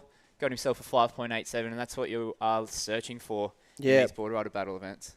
Yeah, if we can keep the 5 or 6 point ranges coming through, that's what we saw the winners in the last heat do. Yeah, did they end on 30 points? Yeah, well, Curly, they were up in 33, 33 points. That's that average of around, 6 points, 5 to 6 points per surfer. Right now in the water for blue, Freshwater, Quinton Lloyd, and, in for the yellow, the man with the coolest name in the comp. This is John O'Shade. Yeah, throwing some. Nice hook in the pocket. This is the look at him banging that one through the lip. Can he hold on? Oh no, that was just the curse of the commentator. Jono Shade actually has a shades, blinds, and shutters business. No, unbelievably, yeah. That's good. Yeah, so and he spent a lot of time in the mentalities when he was young, so he's probably had more shade Yeah. than the majority of people. I think he ran a boat over there when they were first kicking off the Mets. Yeah, right. So he's definitely done some living. Definitely had a good amount of shade in his lifetime. Yeah. You can see his backhand is so strong. Again, growing up at Avoca Point, like you were saying, you just get so dialed in. Yeah, and here he is. Nice little roll into this one. Nice patient bottom turn. Drives through the top of that one on the rail. Probably on a bit of a step up here and just tags it out of the lip. That would have been a really, really good score if he had held onto that one. So we'll see what happens here. Does he go back out or does he roll the dice again? Yeah, looking at the time, 25 minutes for 3 competitors is spot on. So he's still got 2 minutes 50. Yeah, we need 4 surfers still to come in though. So they've all locked in 2. Oh, he'll with be third the surfers in the water. He's the third, So yeah. if he comes in with If he comes, 25 minutes, they're spot on. Yeah, Yeah, so he's doing all right. Yeah, so if he rolls the dice again here, this will be interesting because he'd be coming in to tag Toby Armstrong. If he, you'd probably look out the back and suss how the paddle out was going to be. Yeah, that's kind of like I reckon that's a big deciding factor. If you're coming off a wave and the set's coming, you're pretty much it's pretty much a red flag straight away. But if you can get back out the back, we saw a few of the crew do it in the last heat. I know Jolie Vaughan had to roll the dice a few times, and it paid off. So good for the format, I think. Good for the viewers, good for the surfers. Like you get to really lay it all out there. Get a couple of rolls of the dice. Yeah, and then the judge picks the best wave out of all the ones. So even if you do, don't improve on the next wave, it's not like your last wave was cancelled out. Yeah. It's still the best wave that you put together in that time frame you have. And the idea is we want to see the best surfing we can. Yeah, we want all the fans out there to watch more surfing, and it makes it more exciting too. I mean, if you're going to roll the dice, that's where the coaches and the tactics kind of come into play. And on a day like this, you can see some really nice waves just running down the point there. That one was sick. Yeah, it's heartbreaking seeing that. It is. 4 is. competitors in the water and a wave goes through with 3 opportunities. Yeah, and that's why this is like. So here's a nice replay. This looks like it is. This is Josh Stratton's last wave. So that bang through the top, and this one he just hovers over that whitewash and then sets up the end section. I love the Larry he did here, but replay from White. No, this is actually Sampson. This is he's back out there now because Winter tagged, and this is live action. So crazy end section. Beautiful composure in a really steep, heavy section. He held on to that bottom turn for what seemed like 3 years, and then connected with the lip right at the right time. Kept his legs bent, rode out beautifully. Kids at home, if you're watching, go back and put that on replay. Yeah, that was 6 times. That was crazy. That was textbook, end section surfing there for Sampson, and the Queensy crew will be pumped after that one because they're currently in 4th and they were looking for something special, and well, that could be the turning point right there. So here's the replay of it. Sampson taking off on this one. Nice little chip shot into it. He wraps it back into the pocket, and then this is where he starts to get busy here. So tags it through on the end section. That one was really heavy. And he even projected out of the lip down. Yeah, that's the key. Yeah, right he doesn't there. want to be in the lip because you get exploded at the bottom. Can we watch that last turn in slow-mo? So yeah, really that'd be great. Project? I like how he got back to the wash. That set him up for this next one. Yep, it did. Then he Big, gets deep super bottom low. turn. Yeah, and then really compressed on the finish, and that's all she wrote. So the Queensy crew will be happy with that one, and there it is, 5.23 for Sampson. That has rocketed him into second. So up and riding now. Fletcher Kelleher. That's a shame. Sorry, Eden Hassan that was. Yeah, Eden Hassan. That's a. I keep reading the wrong sheet. That was Eden Hassan from East End. And that's a shame because you can see he's got such a sick little style, and that wave was looking pretty promising. Hopefully he gets back out. There's no sets out the back, it looks like, so he might even get another opportunity. Blue just up and over the handlebars. Quinton Lloyd. So I think he might have found a lobster. Hope he grabbed it. So we'll see if he rolls the dice again because he'll be back out there looking to consolidate on top of Lane and Tommy's first 2 scores. And, well, time is getting really tricky right now because we're down to 23 minutes on the clock. We see Queenscliff Boardriders Club have locked in their third surfer, so they have 3 more waves to lock in. So you break that down.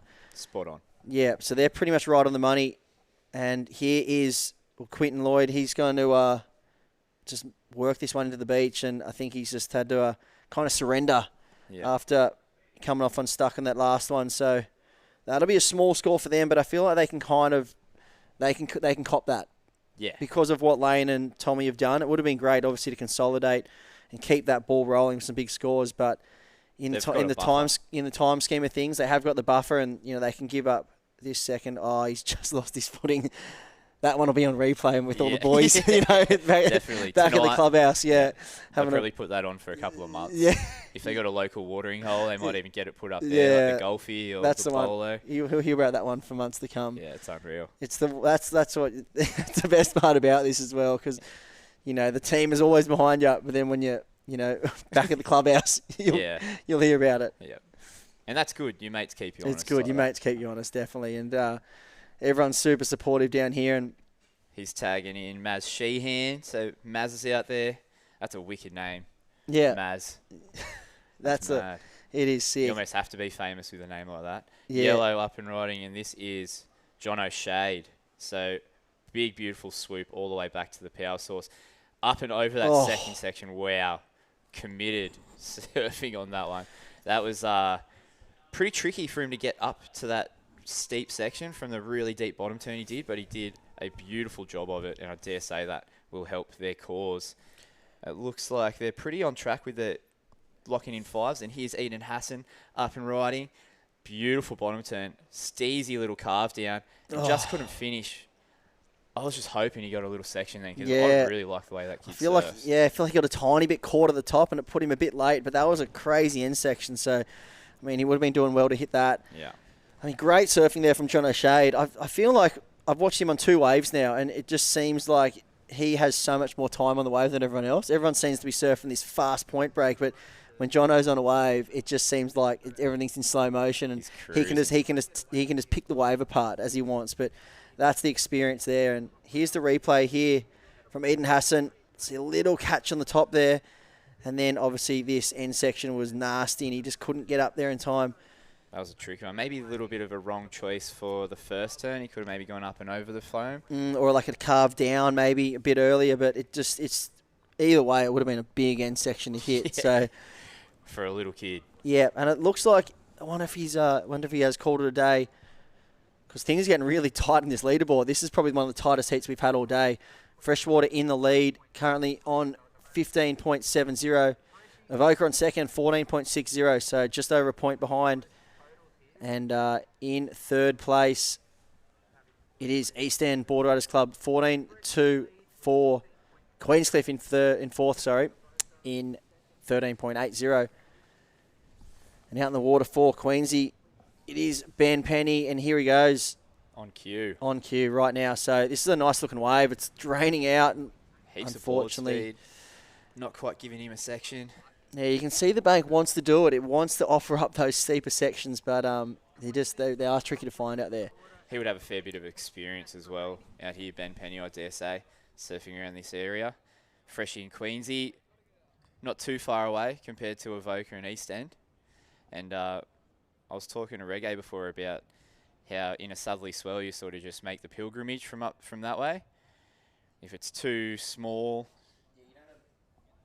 down that end of the northern beaches, you just sort of make your way this way, and it gets bigger and bigger and bigger. And yeah, there's not too many options in a south swell, and howling south winds around Sydney. I mean, you look up north, you're just blessed with right point breaks as far as the eye can see. But down here, we do favour the east swell or the northeast swell around Sydney. There is a few points, DY. Ferry Bower, places down in Manly, in the corners there at Manly, you can get a few fun waves. But Warriewood definitely is a go-to spot. And here we have a heat recap. So this is Leno Shell's first one. Heaps of board speed, pretty destructive carve down coming up. Dirty in the little airdrop. And just couldn't get up and at him for the second one. So he wrapped that one up. Nice way to start though. Little Dom Thomas, beautiful big bottom turn, nice searing carve to start, a little bit hung up. That's the money turn. Finner over the coping there. Swerves that one into the pocket. Oh, and here you can tell he's feeling it because he does a little shimmy on the whitewash there. Nice little drop ball at the finish there.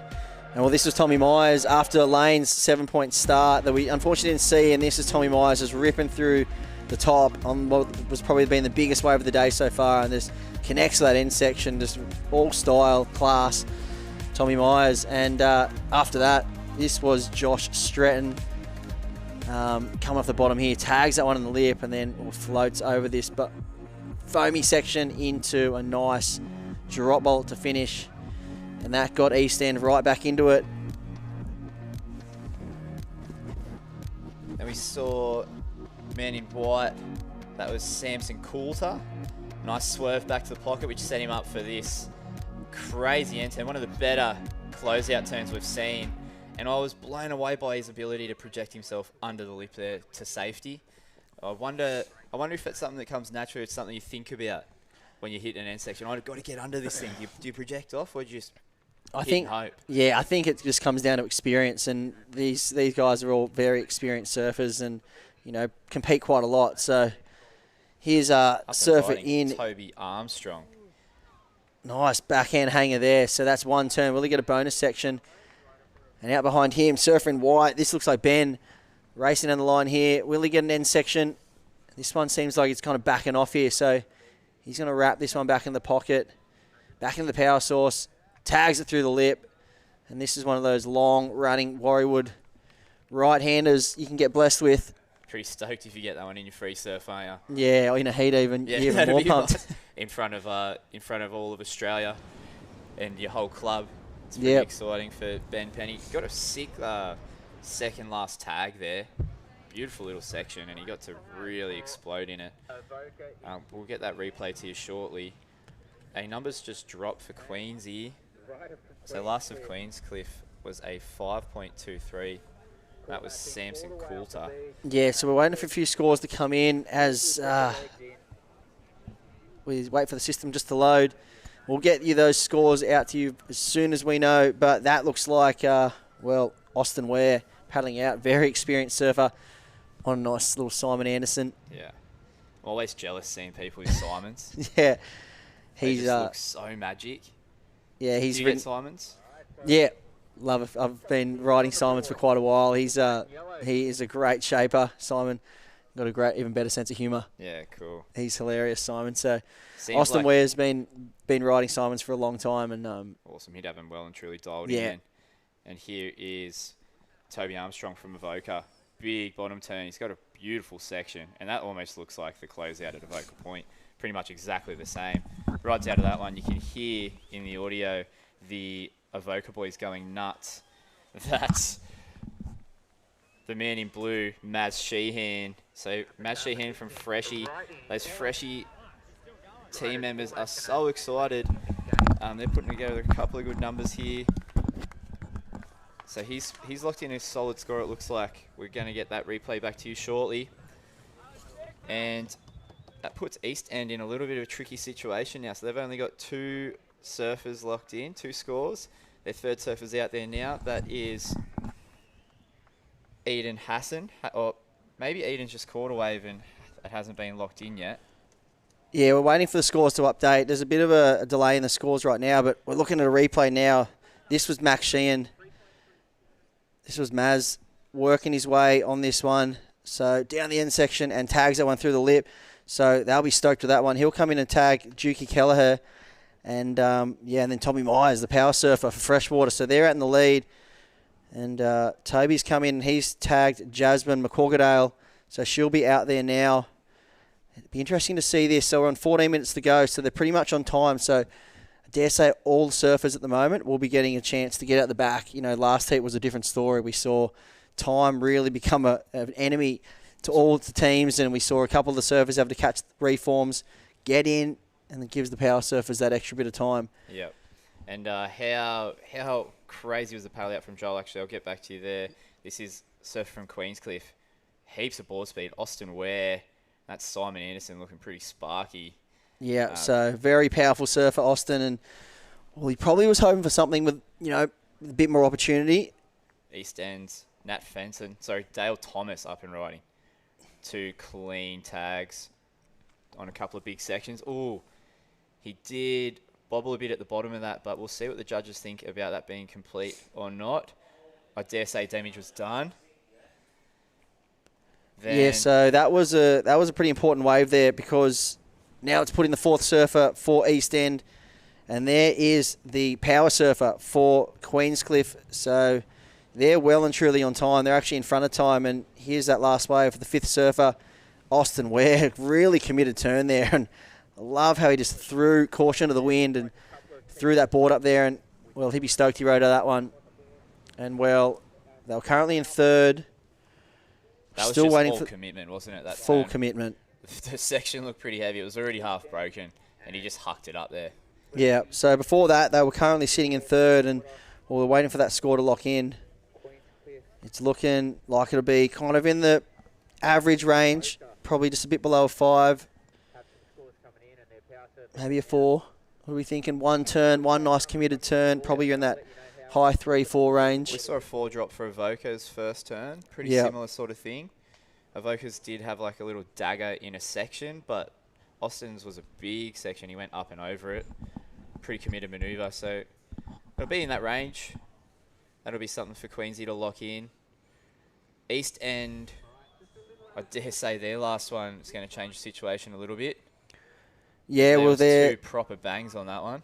Yeah, so there it is. Last wave for Queenscliff. Put them into 2nd. So Austin Ware locked in a 3.37 for that 1 committed turn. And, well, standings now, I think it looks like all teams have locked in their last surfer. And it is Avoca Boardriders Club in the lead. We'll wait for this replay right now for the last surfer in white. This was that committed end turn by Austin Ware up and over the section. And there you go. And the reverb kind of... A lot to deal with there. Made it look pretty difficult. It was quite dramatic, wasn't it? Yeah. Especially when you watch it in slow-mo like that. You can see all the little baubles and all the little shockies from the whitewash coming up and trying to knock him off. He just did well to hold on. That's plenty of experience. He's probably hit that section 15 times, times 50 in his life. You can see Avoca out in front. Yeah, Avoca out in front. So they've had 5 surfers. So they're onto their power surfer, which is Lennox Chell. In a pretty good position right now, just on 11 minutes to go, so they're ahead of time.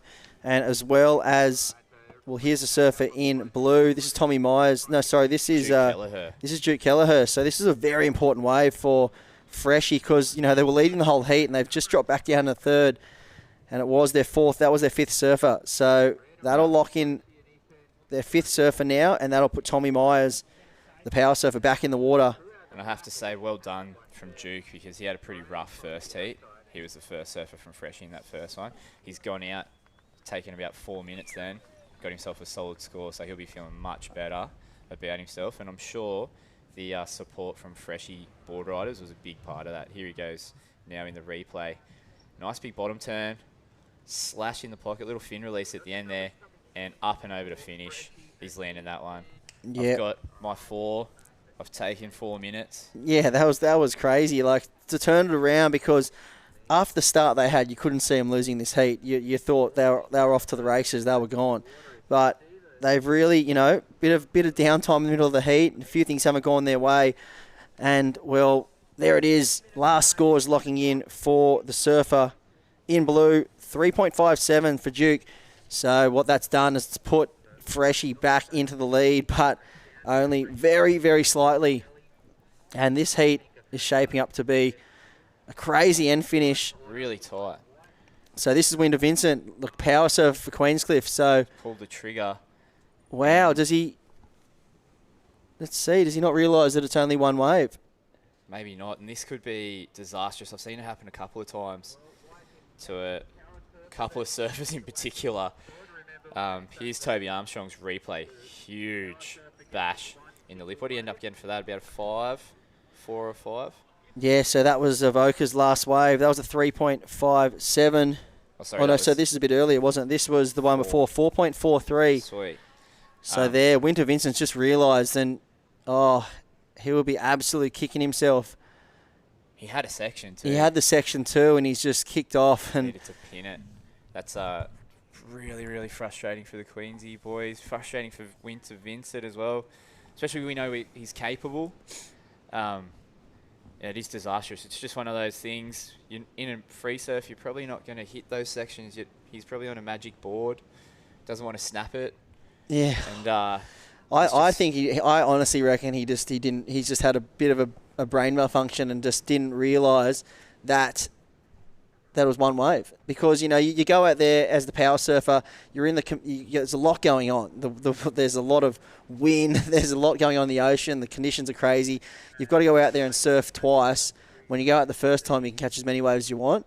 Then you got to reset and then realise when you go out the second time, it's one wave. And whether he's got his wires crossed or something, I mean, he is quite young still, but that's going to be, heartbreaking. So we'll look at that. On the back of one turn, he's put him into the lead, but, well, look at the quality of surfers behind him. You've got Tommy Myers out there for Freshie. He's only looking for, a 0.5 to jump up and take over Queenscliff. Avoca, have Leno out. Lennox Chell. So here it is. Look at this. Nice swooping carve. He set it up, and the section was there, and he just... Oh, it's hard to watch, isn't it? Yeah, it's hard to watch. It gives you shivers up your spine watching that stuff because he'll watch that replay back, and this is where I think he realised, they kept feeling him. I only get one wave. Oh, no, what have I done? Look, oh, no. Yeah. This reminds me, I hate to remind him of it as well, as Letty Mortensen at the North Narrow one last year did it, and I think he did it again. Yeah. And it's just heartbreaking. You can see it all over their faces. What have I done? Surfing's such a natural, spiritual thing, and being on a wave and reacting to how the wave's coming at you it's a natural. You're not thinking, oh, I only get this one shot. You're just surfing the wave and giving the wave whatever it offers up to you. And he's obviously seen that section wasn't doing what he wanted, pulled off like he would any other day free surfing. Yeah, and then he realised that his heart's just fallen out of his body. But we're going to look at the opportunities now that this presents for some of the other clubs because, well, a big error from Winter Vincent and, well, right now, Freshie Boardriders, they're in second. They're just looking for a really small score from Tommy Myers to jump into the lead. And we'll get that exact number. So they're looking for a 0.06 for Tom Myers. Avoca, they're looking for a 0.02 to take second, but if they want to jump into the lead, they're probably looking for about a 0.9, so less than a 1. And then East End, if they want to overtake Queenscliff and take the lead, they need a 2.66 to take second, but only just a bit over a 3. And here we go. Leno Shell, a huge bottom turn. Oh, destroys that section, but then Karma gets him back, gets destroyed on that same wave. He's just come up. He's almost been buried under Warriewood. That was a heavy, heavy end section. Can't wait to see that again because that was a huge section. So, door was left open. And I reckon he'll get the score, though. He needed a 0.8 to overtake. And there it is. So he got the score. He's overtaking Queenscliff. So, and here's Tommy Myers. So it's all happening right now. Nice couple of turns from Tommy, and, well, he's iced it. There's the experience there from the man, Tommy Myers, and, well... We can dare say that's above a 2. Here's last of Josh Stretton's. Last wave of the heat. Needs a score. Searing carve. What's he got to finish? Big section. Little bubble off the bottom. And hangs on. He's hanging on. So this is really, really interesting. And this is where I don't want to be a judge because here's Leno Chell. Probably the most committed turn we've seen all day. Look at this section and just tags it. Just airdrops and, well, his front foot slipped and he just got absolutely detonated. Obliterated. Yeah. There's Lucas Townsend, one of the frontmen for Freshie Boardriders Club. He's pumped up because Tommy Myers has iced it and he's put him into the lead, I dare say. Yeah, we can say Freshie. Yep. Freshie first, and we are waiting on some judges' scores. Yeah, and, well, Queensy's already... Yeah, so the scores are coming in and... Well, there it is. So, after the last wave for all surfers, scores are in. Freshie Boardriders Club take the win. 26.80 in second. It was East End on the back of Josh Stretton's last wave.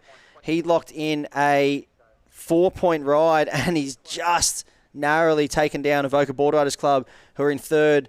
And, well, Queenscliff on the back of that error from Winter Vincent. Wow, look at these scores, 26, 25, 24, 23. Yeah, this is a crazy heat. And we were waiting for one of these heats to happen today, and this is what the ABB is all about.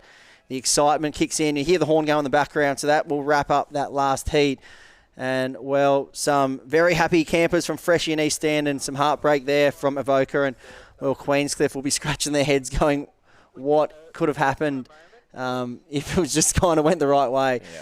Yeah. Door was left open. Yeah, it was. The whole crowd rushed in, unfortunately. Yeah, so we see some surfers paddling out for the next heat. We're going to go to a quick ad break, and we're going to roll into the next round here at the ABB Central New South Wales Qualifier, brought to you by Hyundai.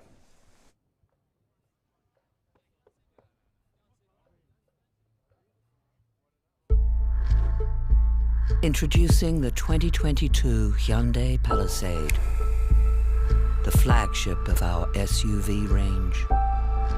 Boldly designed with first-class technology and 8 seats over 3 luxurious rows, your kiddos will love it. Yeah, it's good.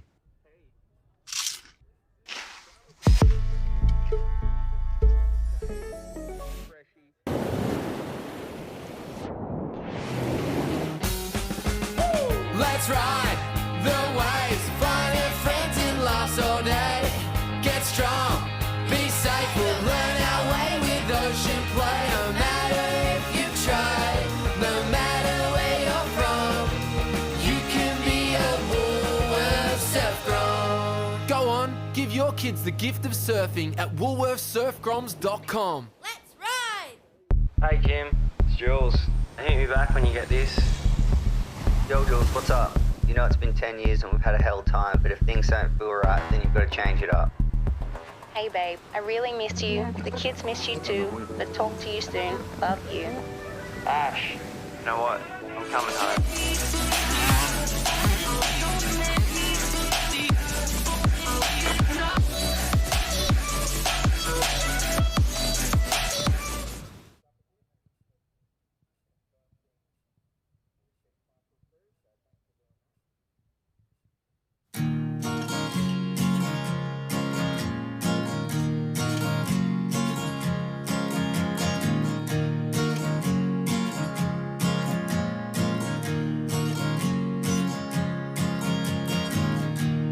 This is the truth, I found it on the floor next to lies. This is the face, frozen on the page, it makes headlines. Beautiful girl, lost in the world. You changed the class, but not the time. Picture of you fading from view. You changed the name, but not the crowd. Hey Kim, it's Jules. Hit me back when you get this. Yo Jules, what's up? You know it's been 10 years and we've had a hell time, but if things don't feel right, then you've got to change it up. Hey babe, I really missed you. The kids miss you too. But talk to you soon. Love you. Ash, you know what? I'm coming home.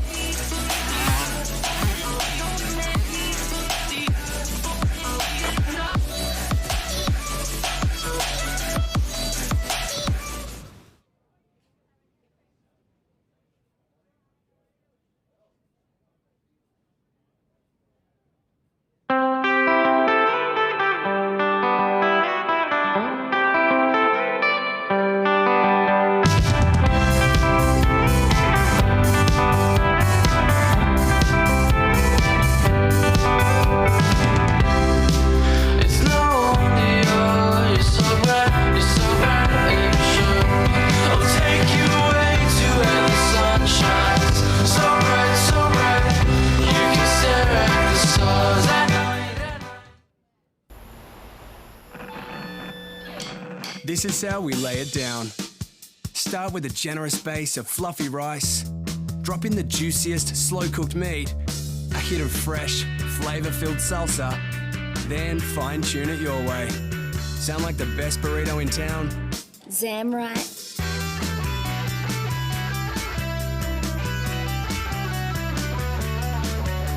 Zambrero, feel good mix.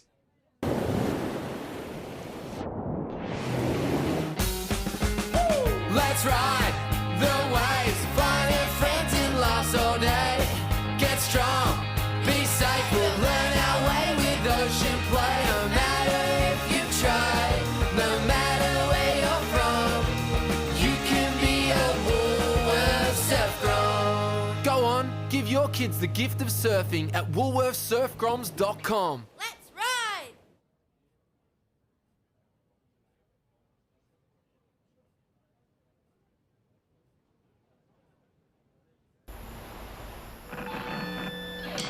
This is how we lay it down.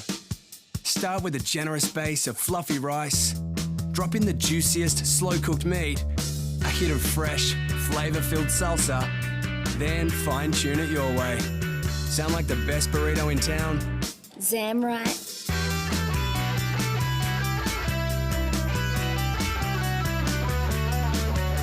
Zambrero, feel good mix.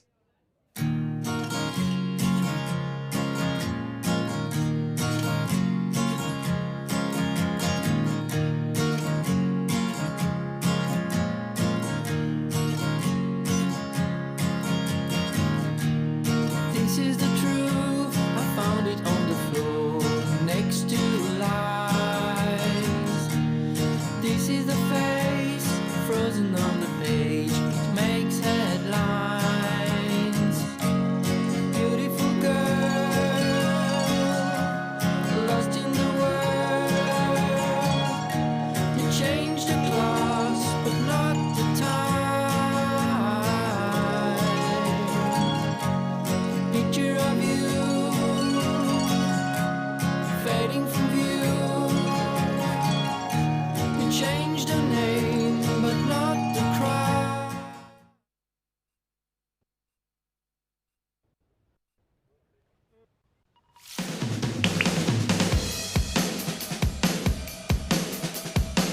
North Narrabeen means everything to me. I'm so grateful that I grew up here, from the past history of the amazing surfers from Simon Anderson, Nathan Hedge, guys that I've got to look up to. It's created my surf career, and yeah, that's what I've been doing my whole life, and I can't thank the people in the community enough. They're like family to me.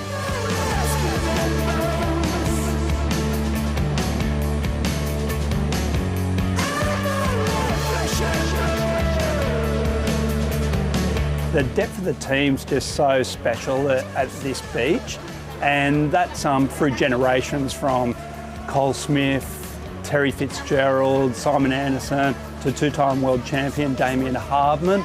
It's a heritage from those guys, bringing it through to the crew that are present now.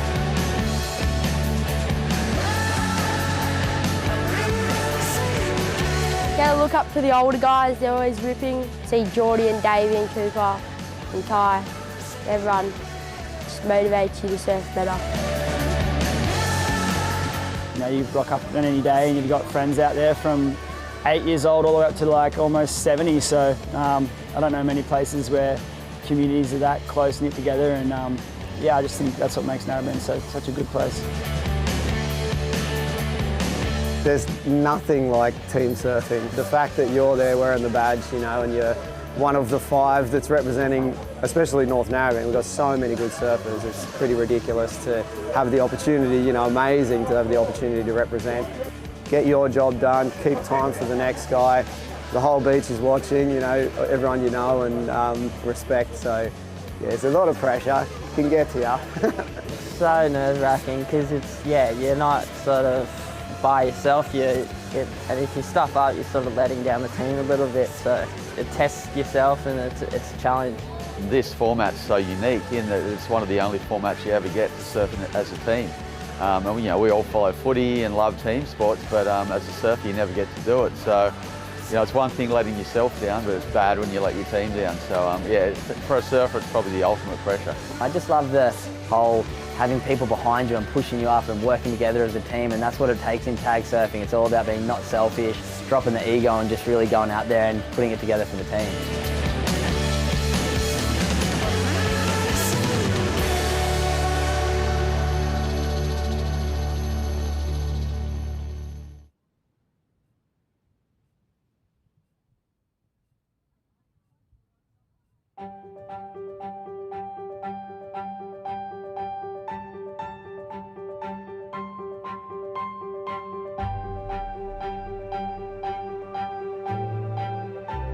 Asiona's Feeling Swell program is a program through the Surfing Australia where it's creating a better tomorrow by including women and men at any age, any ability, and bringing them together and showing them the love of the ocean and yeah, creating a happy, healthy environment.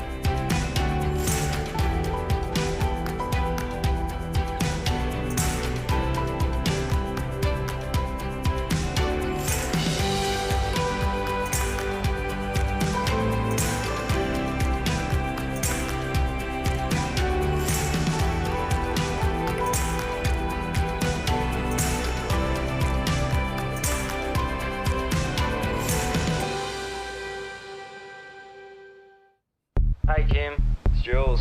Hit me back when you get this. Yo Jules, what's up? You know it's been 10 years and we've had a hell time, but if things don't feel right, then you've got to change it up. Hey babe, I really missed you. The kids miss you too, but talk to you soon. Love you. Ash, you know what? I'm coming home.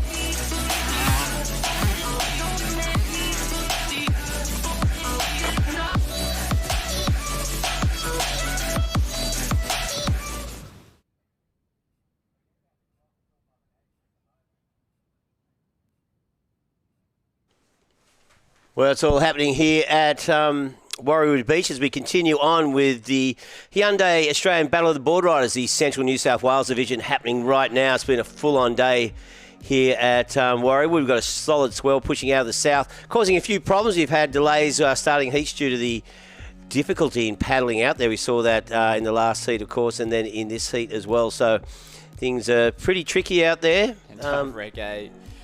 That last heat, Luke, I tell you. I'm feeling for you, mate. Mate, I know. Like Queenscliff leading as their power surfer went out. Winter Vincent, unfortunately, had a bit of a brain snap. Yeah, Caught it happens. Yeah, it happens. He caught a wave, did one nice turn, second section there. He thought, oh, this is going to be the score I want. And he kicked off the back, forgetting that when you're the power surfer, whatever wave you catch, once your hands leave the rail, that's what you get scored on. You only get one shot. Yeah, and they went from first to fourth. Heavy. That was pretty brutal. Heavy. And as you said, might be a long drive home for him. Oh, man. Yeah, anyway. Anyway. I wonder what he thought walking up to the tent. Yeah. No one was looking him in the eye, I tell you that much. Man, anyway, that's what happens, you know. It is hard. Happen. I mean, it's funny, like Elise Cooper, the QS surfer in the women's, really great surfer, couldn't get out the back, gets a 1.2, and then, anyway, that's what happens. Out there right now, though, very important heat. This is the quarterfinal. All these four teams, of course, they won the repecharges. First and second, I should say, the repechage. Now they're out there right now to make their way through to the semi-finals. So North Stain, Freshwater, North Shelley and East End. All battling it out for a spot in that semis. Yeah, so we got North Stain in the red, Freshie in the white, North Shelley in the Elliot, East End in the blue. And a couple of quick in and outs just to start off the heat. I like this strategy from North Shelley, sending Zoe out first. It means she gets to start out the back, which is a little bit of an advantage for those first surfers. Looks like in red for North Stain's Bo Mitchell. In white, I can't really get a vision on who that is for white. Haven't seen him stand up on a wave yet either. And East End have their Grommy out, which I'm pretty sure is Duke Kelleher. Yeah. Not Duke Kelleher, sorry, he was in that last heat. It is. We'll have that information to you shortly. Yeah, we should have it pretty soon. I haven't got the team list here. There's Lane to start from Freshwater. Huge bottom turn, 7-time world champ. And just not liking the look of that one. So she's up and out, off the back. Hopefully gets back out easily. that's a really big risk is pulling off the back of a wave today, because those paddle outs are quite disastrous and they can eat up so much time. Yeah, well, we saw Lane get caught in that last repcharge round. It took her ages to get out, and then she popped out in the middle and got that screaming right-hander and got a 7.2 or something. What a way to start. Oh, but here she goes. She's got a bit of duck diving to do now. Oh, looks like she's safe. She only get through that one. So Lane Beachley out there in the white for Freshwater. First surfer, we got Bo Mitchell in the red for North Stain. Zoe from North Shelley in the yellow. Zoe, of course. Yeah, she took ages last time. She won't be doing that again. They would have given her a word up. Oh, I don't know. We're pretty supportive at North Shell. Maybe just a little. You wouldn't have said, hey, don't take 10 minutes to catch a wave. Quicker, be quick next time. No, in a nice way. I know that. Yeah, well, that's the thing. You've got to manage them, you know. That's kind of, you know. But anyway, they got through, so that's all good. Doesn't really matter. And then Dom Thomas is the young fella from East End. East End. That's out there now. Bo Mitchell, nice little carve under the hood. Occy-esque. Ooh. See, we're at 48 minutes already due to the long paddle out. Wow. So time's running away already. I'm pretty sure they're only 50-minute heats. 50-minute heats. I was trying to build we've it had up. 2 minutes. Yeah, because we're running out of time. Originally, they were going to be hour-long heats. We'll be looking to obviously have, I'm pretty sure we'll be doing definitely an hour for the final. Yeah. And give those competitors a bit more time. Yeah, we started off with 1 hour heats this morning and moved back to 50, which has been pretty tight. I can imagine this would be such a cool experience for Zoe, being out in the water with Lane Beachley. Yeah. I'm sure she's watched 50,000 of Lane's clips growing up. Then she'll paddle inside and say, hey, look out, you old duck. Maybe. Zoe's actually known for a big wave antics around Is she? home. Yep, she's always out on she's with Big Wave Lane. Yep, always out on the outer reefs. Oh, okay. And, really takes off on some pretty sketchy waves. She's always exciting to watch when there's a big bomb coming her way. Well, look, here's the first tag. We've got George Pittard heading out for North Stain. Bowie Mitchell making his way back onto the beach. Just a 2-point ride there for Bo on his first one. So George has been one of the standout surfers. Yeah, of the day so far. Yeah, definitely. for sure. Yeah, He's got a beautiful style, George, and he surprises me with the lines he takes. Yeah. Always taking a unique line, even to get himself some speed off the bottom or up and over a section. He does it a little bit different, adds a little bit of spice to each and every section. He'll be used to our shifty beach breaks. He surfs at North Stain all the time. Always got something definite there, but can sort of move around a lot. That's what we're seeing here today. A lot of movement in this swell, a lot of push from the south. Obviously, the swell is south, but the wind also putting a wind drift through the lip as well. But we're lucky we've got clean conditions here at Warriewood. Behind it, isn't it? It's a cross-shore or offshore, you could call it. Yeah. A little subtly protected corner. I actually love it when the southerly's blowing behind you. It seems to give you a little bit more speed. Yeah. I think. It's almost like your body acts like a sail. Yeah, well, there you go. It's like probably happens in a nor'easter. If you're heading going left. Going left. If you go left, right. Yeah. I don't go left. Oh, you don't go left? Nah. Ah. I'm a natural footer. Oh, yeah. Come on. It's like saying John Florence doesn't have a good backhand. No. Not saying I'm comparing. Actually, there's not much difference between you and John, I reckon, you know. Oh, reggae.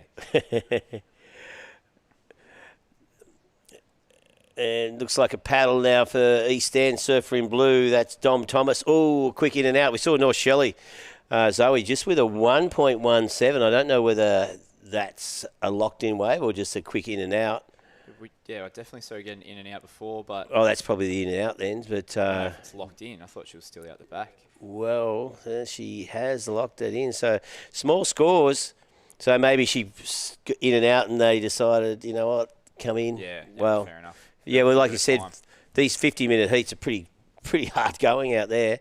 We're already down to under 40 minutes remaining, and we've got 5 waves left for each team to catch. So it's pretty heavy. Here's a heat recap from last heat. And it's going to get pretty heated in the last few seconds of this heat recap because there was so much going on. Leno Shell started off heaps of board speed down the line and jammed that one in the pocket. Air drops out, just couldn't get another section. So he locked in a solid 4 to start there. Nice little start from Avoca. This was the man in red. East End, I think. From East End. So that's that guy out there now. Yeah, Dom Thomas. Dom Thomas. He got a beautiful little start. And I like this end turn. You can see he adds a little spice to his Larry. Ting. Oh, yeah. That's when you can tell you're feeling it. Bit of jive. Yeah. And this is Lane. Myers. Oh, Tom Myers. This was a screamer, wasn't it? This second turn. I was actually on the beach watching this. Just hooked in and rode out that beautifully. That was a mid-7, I think, Yeah, for that one. mid-7. Highest wave of that heat. Beautiful surfing there. This is Josh Stretton. Josh Stretton always hits a lip. He never misses. Yeah, right. He's Beautiful always got a turn. bit of foam to hit. Always up and over sections, and you can see how much board speed he carries. Yeah. I think he's from 1 mile, so it's pretty similar to this. Surfs in a southern corner and beautiful end turn. Okay. White up and riding. This was Samson Coulter. Swerved all the way back to the pocket, and this end turn was really dynamic. What did well to hold on. I love the way he projected himself out off the lip. He didn't have to get exploded by it. Yellow, this was Toby Armstrong from Avoca. Big deep bottom turn, click in the lip, little airdrop. I think he might have added a little bit of dynamic to that, tried to make it a little bit more dramatised than it was. Big up and over from your boy. Yeah, Austin did well there. Put Queenscliff into the lead for a couple of seconds. And this is Duke Kelleher's redemption from his heat this morning. So he went out 4 minutes, put together a tidy little 4-pointer. Yeah. Got his team back in it. And we're going to get back to live action from this heat. I can see Joel Vaughan's just got out the back for North Shelley. North Stain have George Pidari out the back, and he's taking off on cue. Elevator drop to start. Big bottom turn up and around the whitewash. A little bit of downtime. So he's going to stay with it, swerve his way through. Yeah, pretty flat, that wave, and he's heading straight back out. So, yeah, not a lot of opportunity there. A couple of horizontal turns there for George Pidari, looking for something a little bit more vertical. On the face, we got 38 minutes remaining. So, yeah, quiet times for, I think we saw Dom catch a wave, so we just got a few scores to catch up with. North Stain. Looks like there is heaps of energy out the back. Look at these sets stacked to the horizon. A couple of competitors are in the position. Here's Joel Vaughan. Beautiful early entry. Look how much time he had into that wave. Nice searing top turn there. Big steep section and destroys that second turn. Yeah, good solid surfing there. Pretty similar to that wave of Tom Myers from the last heat. Yeah, it is very similar. Big two-turner, nice big carve to open. Maybe his first carve was a little bit more dynamic, but pretty similar end sort of turns. That'll be a huge score, I dare say, because that's a big wave. Yeah. Big set wave. Yeah, it was solid. Looks like someone's getting caught inside. That might be George. But here's a replay here for... Is that Dom Thomas? That is. Yeah, it is, yeah. Here he goes. Almost gets tubed there. Oh, he got smashed. That's a grommy tube. Yeah. I don't think he'd be pumped on that. He looks like he's been in a couple of tubes in his life, but a grommy of average ability would be frothing on that one. There's Totally. a little bit of vision in there. Probably almost made it. And that's what it's all about, isn't it? Yeah, well, Getting the froth. Being able to tell your mates at school that you got in the tube. Yeah, you got barreled on the weekend. Should have seen it. It was sick. I didn't come out. Yeah, it was so deep. So we see Joel Vaughan locked in a 7.17 on that wave for North Shelley. And East End, that was a 2.5 there for Dom. So was he... He was their first surfer, Yeah. Dom was. Yeah, so crew heading out now. North Shelley's third surfer out there. Joel Barry, well, trying to get out there. It's just on there. It's definitely not a direct paddle out. A bit of commitment needs to get outside in a good amount of time. Yeah. It's down to 35 minutes remaining in this heat. And Joel Barry loves these conditions. He's really stepped up his big wave game. And he's super smooth on a right-hand point break. Yep. You'll draw, I guess if you watch him, you can draw some pretty similar conclusions to how Mick surfed when he was a bit younger. Not quite as whippy. Yeah. But he does have that similar bottom turn, a big arcing bottom turn with a little hunch in his style. Seems to surf with a lot of flow. And that's George Pitter. Beautiful wrap to start. Just a better looking wave for George if he can get over this section. He does. Can he finish? Yep, he does that nicely. And, yep, he's going to come in and lock that one in. Still waiting on Freshy locking away. We saw Lane Beachley grab that wave, do one turn and kick out. And she hasn't managed to catch that second wave yet. And they've got 34 minutes left in this heat. You can see Blake Levette there getting set to head out for North Stain. It'll be tough. You know there's 7s out there now if you're Lane. She's just got herself a 7. Yeah, well, that's She'll right. Just be looking for that same wave. Where is it? Wonder if she paddled to the same spot down the beach a little bit. Yeah, well, that was a she was just in position for that because she was a little bit wider on the paddle out, and that was a mid-size set, mid-size wave, and, just picked it off beautifully. You see... it is something we see from world champions, isn't it, that connection with the ocean? Yeah, for sure. It's almost like they mean it. Yeah, beautiful. Nice adjustment there from George as he whips out of that turn. Just got to deal with this little flat section, just bumps over that hump and just sets up the last turn and just cleanly just whips it off the top. First time I've seen him pump. He's so smooth, George Pedaro. I haven't even seen him do one pump yet. He's normally just off the bottom, off the top. Beautiful to watch. Everything seems to be where it should, or where you like to see it. Yeah, where you want it to be. Yeah. And looks like Joel's out the back by himself, which isn't a bad thing. My beloved North Shelley out there. Yeah. They're making it tough for me, making me commentate these heats. I get a little bit worked up when North Shelley... I'm glad I wasn't in here when Queen Clifford did that. Yeah. Fiasco for the last heat. You might have heard an expletive. Yeah, you may have. No, I'm a consummate professional. One thing I've never sworn on air. Beautiful. Yet. But there is the overview there. So still solid sets coming through. Difficult conditions there for our competitors. And when these sets come through, they're, the waves, short period swell, so it's close together as we see. That looks like Lane. Nice late drop. That's Josh Stretton. Oh, Josh, is it? Huge dots in the lip. Oh, and then a boom. Oh, that's what we missed. So we saw that bottom turn out before. Yeah, Lane was last time. So, I saw that before the skip. Yeah, but we didn't see that destructive turn beforehand. No. That could have been massive points. Yeah, because I saw, that's right, that's when I thought, when I saw it skip out like that. That's right, because Fresher in blue last seat. So, Lane Beachley yet to lock in a score. There, look at this, 20 minutes has gone in this heat. And Freshy have 6 waves to catch. So, Lane's got to lock something in soon. There's not a lot in it at the moment. North Shelley have 2 waves, though, so Freshy North behind the 8 ball. They've locked in 2 waves. George Peters tagged Blake Levette. He's making his way out now. Yeah, North Stain, they had a 2 from Bo and a 7 from George. North Shelley with a 1.17 and a 7.17. East End with a 2.5. So George Peters got a 7 for those 3 calves. Cool. 7 point on the dot. For that nice wrap. Yep. And the highest score in this heat was Joel Vaughan's wave, which is a 7.17. 2-banger. Yeah. That's interesting to me. Yeah. Comparative. I think maybe, Joel maybe had a cleaner flow. As you said, it was the first time I'd seen George. Yeah, George had to do that sort of hump. He had that nice turn on the outside. Yeah. And then it got really flat. And then just the rebound. But still. Beautiful little rebound. Solid. Here's Lane on the beach. Locks in a 1.17. So she's gone from one end of the emotion to the other. Bit of body language there. She's going for the sweep. The beach sprint there. Lane Beachley. 7-time world champion, of course.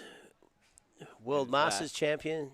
That is just unbelievable. So Gidget, she's back on the beach. She just got caught inside. She got that wave, bang, got one turn and kicked out. I remember you saying that's a risky move. Yeah, kicking out. Yeah, true. Yeah. And that might have been what happened. Yeah. So Lane Beachley. So she's made it. So 5 waves to go. Yeah. 30 minutes on the clock. Yep. So 6 minutes each. Yep, exactly. Well, she's feeling it. Lane getting the support. So, yeah, she had that awesome previous heat. And then this one, she caught that wave, pulled out. And then she probably started paddling out. And then just one of those big rogue sets come through. Do you think she does a bit of Wim Hof? I reckon she got hammered. Yeah. And so I think she was just saying then I got just pummeled. And but there. Happens to the best of them. Yep. You know. And that's the best of the best right there. Yeah, exactly. So Lane. Makes me feel a bit better about myself. She's just going, But anyway, we saw things can turn around pretty quickly. That's the beauty of this format. Things can change so dramatically. Look at that wave, just rolling Really across the nice. sections. Bit wider on Yeah. the point. You can see the whitewash line there in that wide view. Oh, big takeoff from Joel Barry. I have seen him do that a couple of times this winter. He got smashed. Yep. He's really been pushing the limit in the big stuff, Joel. I think he snapped more boards than anyone I know this year. Yeah, right. Poor Andrew Mooney from Serpent's Lanes is just trying to keep up with giving him boards. Yeah, right. And you might have to start charging him more. Yeah, I think so. Do a 6-ounce glass job on the deck. Yeah. But apparently you can't sell them when there's 2 of them. 2 for 1. Nah. Well, It's look a at this. big elevated drop. Committed stuff. That's Yeah, what he does. That was commitment. And I think that's what the Boardriders battle brings out in these competitors. You don't want to pull back in front of your club, in front of the webcast, everyone at home. That's the coolest thing, I think, is that I get to feel all the pressure and the nerves for my club, and not only myself, but my parents at home that support the club, and Joel's parents at home, and his friends, and the Vaughns, like everyone that's part of the club. They're all sitting there just on the edge of their seat. I think that is one of the coolest things about the Boardriders battle, that is such a big community feel, and it's getting so many people involved in this sport of surfing, this lifestyle of surfing. Yeah, totally. I think we should be pretty grateful for this setup, because nothing else in the sport of surfing makes this many people feel so part of a community. And here we have East End's Josh Stretton again. So he's the one who did that crazy hack in the pocket and came unstuck, and he's swerving through the inside. Now a couple up and overs, and he's just going to get an end jam here. Yeah. Yeah, nice. So, yeah, good solid wave there. So that'll make East End's total look a little bit better, a lot better, I should say. And he's going to come in and get set to tag old Mick. Mick's renowned for his, consistency in tag team. Not sure who Mick is. Yeah. I love the way they give you their first name. One name. Maybe he's like Seal. Yeah, that's right. Single name. And he's that cool guy from East End. Newcastle only has one wave. We actually, in our Boardriders club, we call everyone Mick. That's right. If you go down to your Boardriders day, you get 30 Micks. Hey Mick. Hey Mick. Hello Marty. A couple of different variations. Yeah. Well, Mick's got a good beach sprint on him. I'll give him that. And here's Josh's replay, that last wave. Set it up nicely on the outside, and this wave just kept running down the line, offering him something on the inside. A little bit flat there, but this last section just hooks it up, and then he got this, jammed a really nice turn to finish with a fair bit of flair, as you'll see as he hits this rebound, bang, and just locks that one in for what will turn out to be a decent score, I imagine. And I dare say something crazy just went down, because I heard the beach erupt. I can see a set breaking in our wide view. I think we'll have the footage of that wave to you shortly. I can hear claps, I can hear screams. So one team is really pumped on a score that's come in. It looks like we've seen a really solid score from Red come in. So Blake Levette has entered a pretty solid number from North Stain. Still not showing us exactly what he got. Here he is. Okay, here's the replay. So what did he do? Huge bottom turn, searing, here he carve goes. down. Oh! Up and over. That was Crazy sick. section. Wow, that was really full on. He just attacked that section. Have a look at it again, like the timing. So the first one, just, nice cruisy turn, just pretty sharp off the top, sets it up, comes around and just boom. Wow. And just meets that lip and rides out of it. That was full commitment. That was full commitment. So that's going to... must be a massive score, just waiting for that one to get locked in. But they're taking their total to 17.67. So 8.67 by the looks of it. Yeah. Crazy score. I couldn't believe when he was bottom turning, the lip was already broken. Yeah. I can't believe he got up and over it. Not up and over it, but up and into it. Into it, He yeah. absolutely destroyed Straight the on. thing. Well, that's good because, we saw George Pitto locking a 7. So North Stain looking pretty good. They've got Fletcher Kelleher out there now. Bella Higgins to go, and then George will go out for their power surfer. Cool. Like getting to see Fletcher Kelleher surf. He's a good little surfer. I commentated a few junior comps a couple of years ago, and he was really an outstanding talent. It's good to see him mature a bit, and his surfing's got a little bit stronger.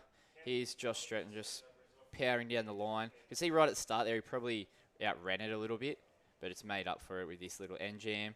That's going to be a solid score for him. He did take a little bit of time with a kick out on an earlier wave. And here's the replay of the best wave of the heat so far. Blake Levette carved down heaps of board speed up and into that section. Heaps of projection in the lip and was able to hold on full compression on the landing there. And you can see that body language, he's pretty pumped. That was a Taj Burrow claim. Taj Burrow was infamous for those little finger clicks. Yeah. Not quite a click, but not a major one, no. Call it, yeah.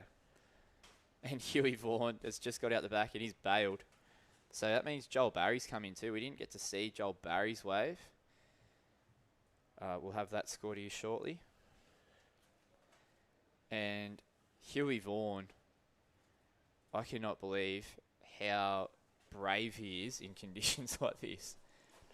Yeah, Joel got a 1.67. 1.67, there you go. So he must have just got up and it closed out on him. But time's ticking, so they don't want to get caught outside. You know, if a competitor doesn't make it back to the box, then you lose those 5 points, which is huge. I've seen it happen a couple of times in the past. Teams go from first to last. Yeah. In the blink of an eye just for not getting back in the box. Yeah, pretty well negates any chance you have of getting through. Yeah. So some interesting scores coming through in this one. I've seen some big ones, of course. George Pitter with a 7, Blake with an 8.67, Joel Vaughan with a 7.17. So still plenty of opportunity out there. It's just a matter of being in the right position at the right time. It's and Mick's out there for East End. Yeah, Mick's out there for East End. He's really known for catching big waves. So almost on cue there he is, Mick, off the bottom. Whoa, Mick, uncharacteristic stumble. Yeah. You can tell he's not related to Mick Fanning because he's a goofy footer. If he was a natural footer, you'd almost pick a close relative. Yeah, I think it's the same person almost. Yeah. But he just had a quick up and out then. East End have changed their team, I think, from their last heat. I didn't see Mick in that last heat. No, Mick wasn't in there. No. So, I think they subbed out. Dale Thomas is there. Josh Stretton's there. It was Eden. Eden Hassan. He was a little grom. Right, so Eden, they swapped him out. Yep. And it is big. It is big. It's solid. Out there, yeah. And he was ripping, actually, that little grom, Eden Hassan. Beautiful little style. He just didn't get up to a second section that really would have put a big score on the board. But he did have a proper dig. That was pretty cool. There's Joel setting up. That looks like Freshie. Team Freshwater. There's Lane. Yeah. The Golden Girl. And their demeanour's changed a little bit from that last heat. Yeah.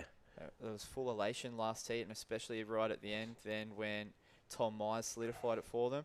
Well, it's funny, went from Lane and Tom went bang, bang, back-to-back sevens, really put him in a great position. Yeah. And now Lane's had a 1.17. Got that wave earlier and then got caught inside. Surfing's a cruel sport sometimes. Yeah, it is, like from highs to lows, the emotional tide ran out on this one for Lane, but Tom Myers, he needs to lock in something. He wants to get another 7-point ride and do it now. Only 20 minutes remaining, so they've got 5 waves to catch, and they've only got a score of 1.17. So North Stain way out in front, courtesy of 2 big solid scores from Blake Levette and George Pitter. And hopefully we get to see Huey connect with one. He's yet to really dial in a wave. Yeah. He's normally one of those kids that is on bombs.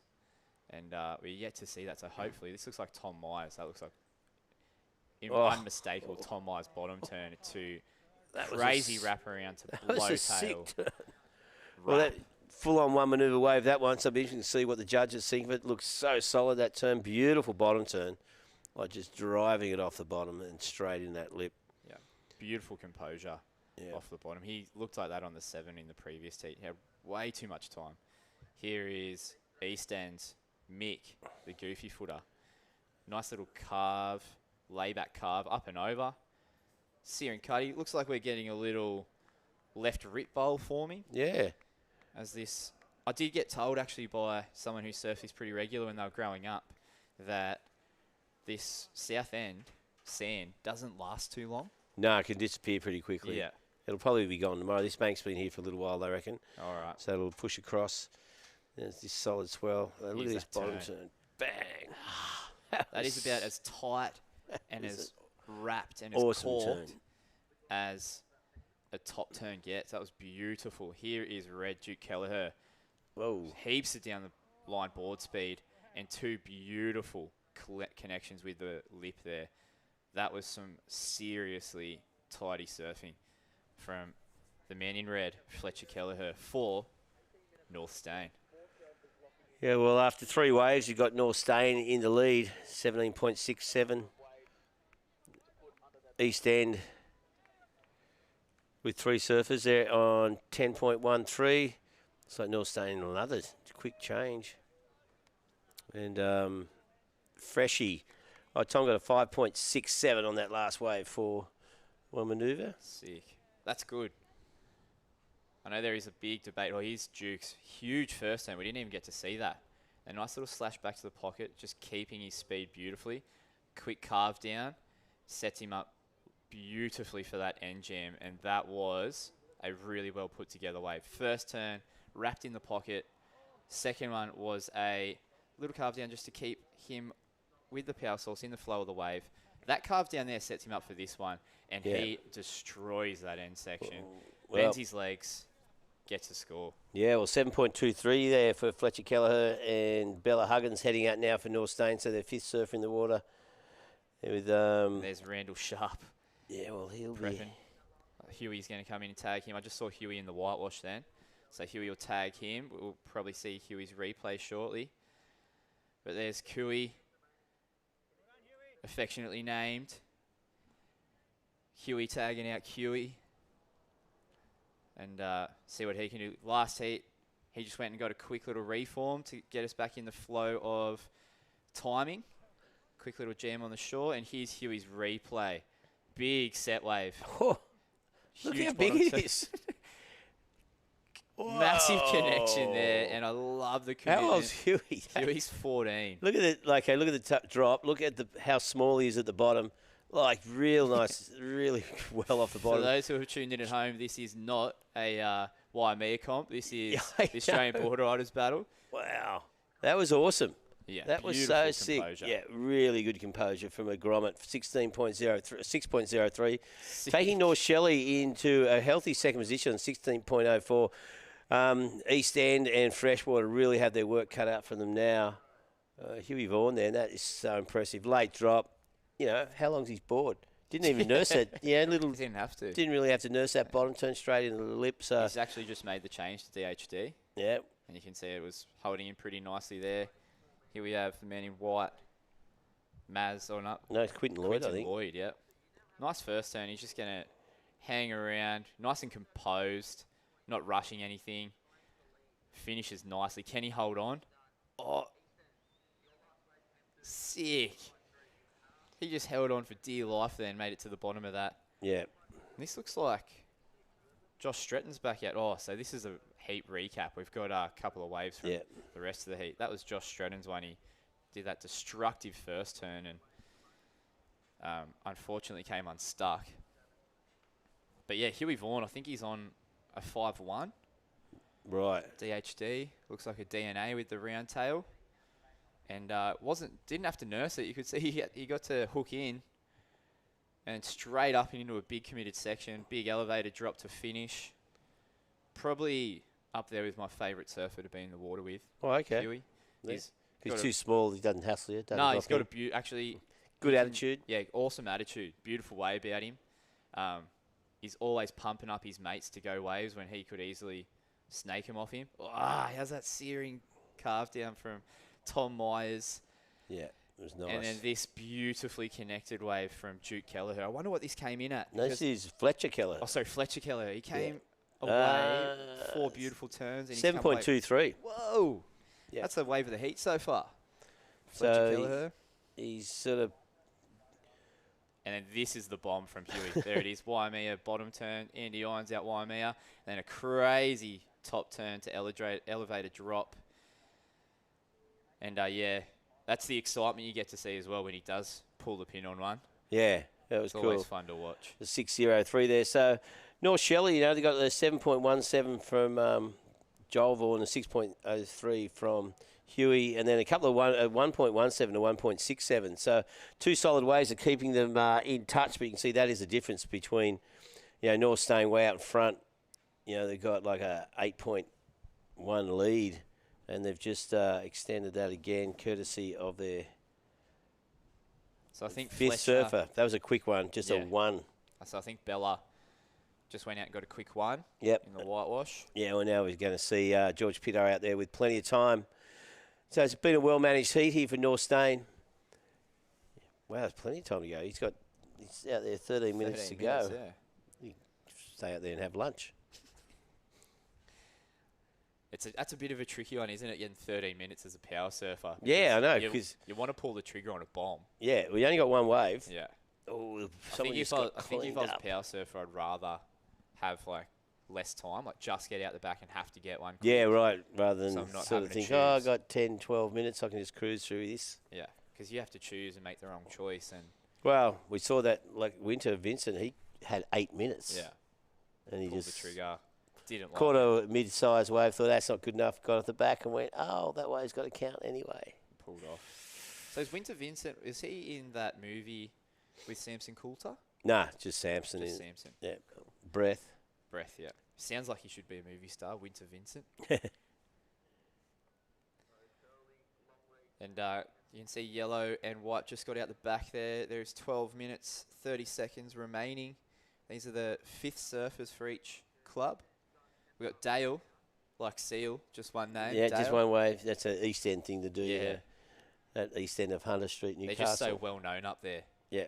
They don't need last names. The No. East End boys, they're ruling it now. Obviously, there's Merriweather 2. What's that old song? East End boys and West End girls. They're pretty aptly named. I wonder if that's their theme song. I don't know, maybe it should be. Yeah. Do you guys have a theme song, Queensy? No. Yeah. Oh, do we? No, I don't think we do. No. Our theme songs would change year to year with North Shelley Boardriders, depending on the Kira team's trip. Oh, okay. Yeah, so we'd pick a theme song for the whole trip, and that would last pretty much the whole year. Oh, okay. One of my favourites was The Hunter. Shout out to Sam Paddo for showing the boys that one. The Hunter. That was a cracker, and I'm sure the guys at home will love that one. Well, we're just getting down to the closing stages of this heat. We've got, well, plenty of time, actually. We've got 11 minutes. So North Stain, George Pitto out there with plenty of room to move. North Shelley, their fifth surfer yet to lock in his wave. That's Randall Sharp out there looking to give Joel Vaughan some time. So, but, you know, fairly clear at the moment for East End. They've fifth surfers out there now, but their scores, you know, 2.5, a 4.93, 2.7, 2.53. We've seen both North Stain and North Shelley have surfers locking sixes and sevens, and that at the moment is the big difference between being in the top two and not being in the top two. And there's Freshie heading out now. I like it how our judges have adapted to the conditions too. Yeah. They've seen, hey, we're not getting these 4 and 5 turn waves that we were getting earlier. So let's reward them for showing some commitment. We saw a 6-point ride from Huey Vaughan. Yep. We did see Fletcher Kelleher link 4 turns together and get a 6. But yeah, that big turn on a big set wave, obviously showing commitment. And I can tell, I'm estimating that they do go on scale. So as a junior competitor, Huey would be scored on the junior scale, hence the 6.0 for that one big turn. Yeah.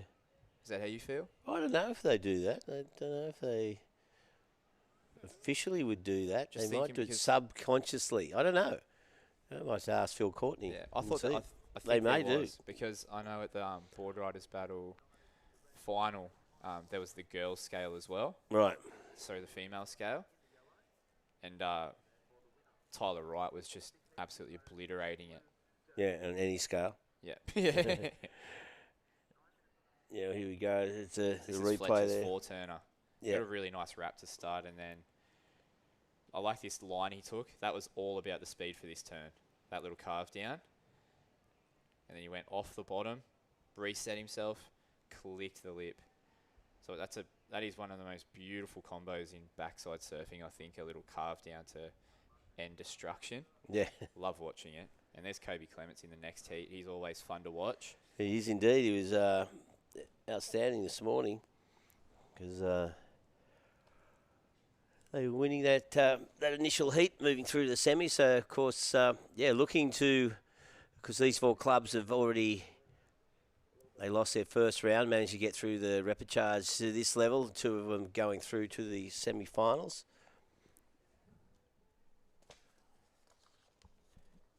And 8 minutes 30 on the clock. North staying in first with a healthy total of 25.9. George Pitar, their power surfer, waiting out the back. He's already been out there for 5 minutes, so this is what I was talking about. Like, he hasn't pulled the trigger yet, and there's been a couple of sets, so I hope, for their sake, he's able to make the right call. Looks like North Shelley have got their final surfer making their way out. Joel Vaughan for the power wave. Yep. And White, it looks like. Freshwater, they're still waiting on a couple of scores to lock in. They got a pretty low total at 8.51 at the moment. So whatever happens now, it's got to be quick. This is Duke Kelleher. So no relation to Fletcher Kelleher. Duke Kelleher, we saw him make a good comeback in the previous heat from his devastating start this morning. He'll be looking to do the same thing in this heat. And red with the paddle out the back, that is George Pitar, who was almost pulling the trigger on that. He's been out there for 6 minutes now. Now this is where it starts to get a little bit nerve-wracking for that power surf with so much time. North Shelley crew would know that one well. We had a final at Cronulla, the whole Australian Boardriders Battle final, where Shane Holmes had a lot of time on his hands. And Huey Vaughan spent a lot of time watching Holmesy. And it shows here, up and over that huge section, elevated drop to finish on what looks like a 12-footer. Yeah. How big is it really?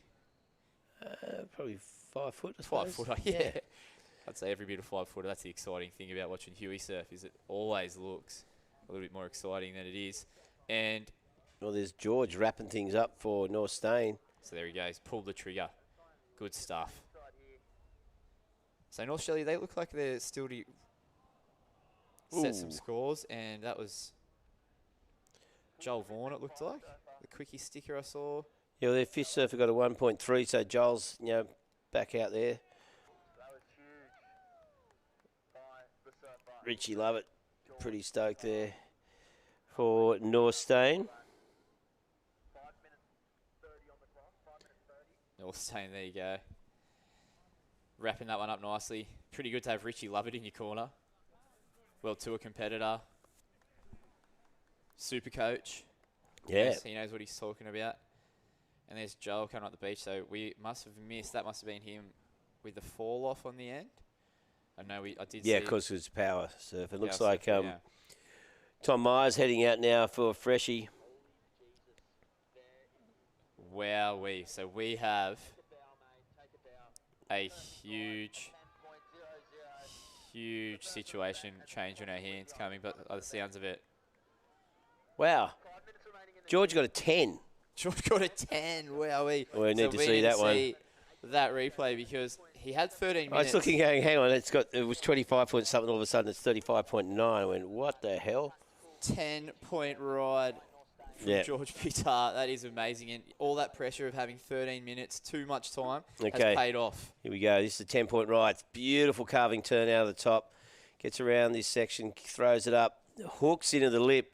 Nice aggressive surfing, smooth. And again, what a great wave. Well, yeah, definitely the best wave of the event so far. So George Pitar with a 10-point ride. And Speed, check. Power, check. And look at this flow. Flow, no issues there. And And it's his middle name, Flow. yeah, How's that mixing up and it over? up. Yeah, mixing it up beautifully. And just Fletcher and Duke Kelleher are brothers. Really? Just one surfer North Stain, one surfer over the point at Freshie. No way. Yeah. That is amazing. Yeah. So. There you go. Sorry. Yep. So I'm mistaken. Oh no, was a Randall just text me. Quick one, Reg. Oh, there you And go. I thought they were because yesterday we were talking about it down the thing. I went, oh, okay. Ah. But there you go, a 10-point ride there. So North Stain 35.9, and look at the scores. George had a 10 and a 7. Good power surfer when you get a 10. And of course, then we saw 8.67 from Blake Levette. And it looks like Joel Vaughan must have locked in a solid score as well. What was last of yellows? Because 7.1. 7.1. Yeah, so look at that. And East End 5.9. And they've got 5 surfers in. Yeah. So East End, 3 minutes 30 seconds on the clock. They've sent out Josh Stretton, and he needs a 6-point ride. Well, he's got a 6-point ride to get it in 3 minutes. Can do it. Could be done. He might get 10. He's already got himself a couple of 6s today. We've just seen some huge power waves go down. Yep. So we'll just see how this one pans out. But wow, 10-point ride. That's going to feel good. That is going to feel good. So I wonder if we go Richie Lovett was so excited down there. I thought, well, that's a good team. Good club spirit there from Rich. But there you go. A very 6. fair. 10-point ride. That is absolutely unbelievable. We'll see it one more time. Awesome. Huge start. So a really tight wrap in the pocket, full rail carve, and then straight out into this beautiful fin blow to tail slide. Yeah. And all the control in the world right out of that. Straight into another bottom turn, into a lip bash. And he's just going to keep swinging away at this one through to the inside. Another wrap, all the way back to the pocket with a fin release. And watch the way he finishes with a spice. Doesn't just tap it, kicks the fins over the whitewash. That is some beautiful committed surfing. And I was saying to Chris before that, you know, when someone's feeling it, when they release the fins on the whitewash at the end. Yeah, exactly. Because it's a tricky thing. Yeah. And if they're really feeling it, they'll go, you know what? Yeah, if they weren't, they're going to risk not finish it cleanly. So, great surfing there from George Pitar. And look at that, 35.9. That's the highest score total of the event so far. And looks like surfing live blue. Action for blue. This is Josh Stretton needing a score up and over that section. Oh, unfortunately. Lands. Does he ride out? We'll have to leave that up to the judges. He's called it. He needed a 6. My heart just dropped then. Yeah, I think, he was their power surfer. So we've only got, I think, just under 2 minutes remaining. And we saw some big scores from the power surfers. Obviously, that 10 from Georgia, 7.1. So pure elation from the North Stain boys. And then Josh Stretton takes off nosy knees a 6. Little searing carve to start. Huge section here.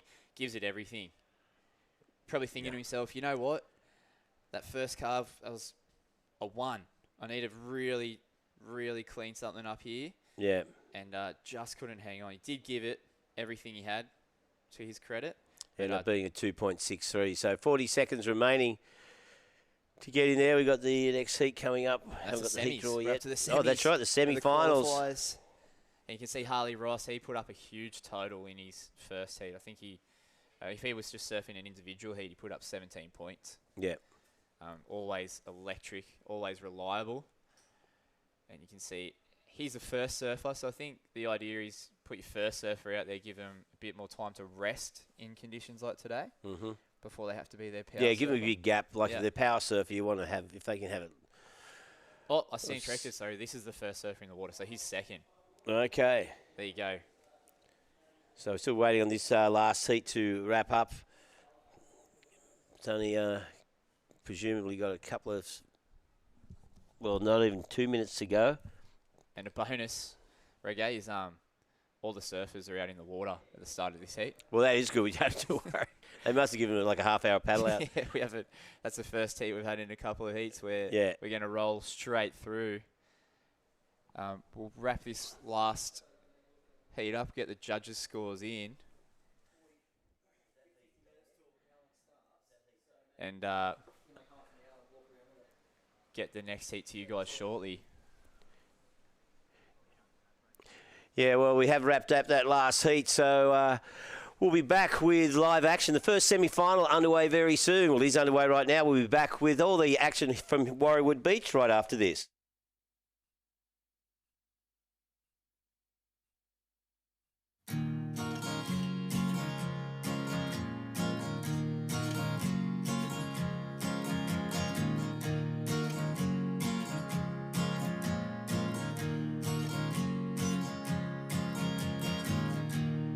This is the truth, I found it on the floor next to lies.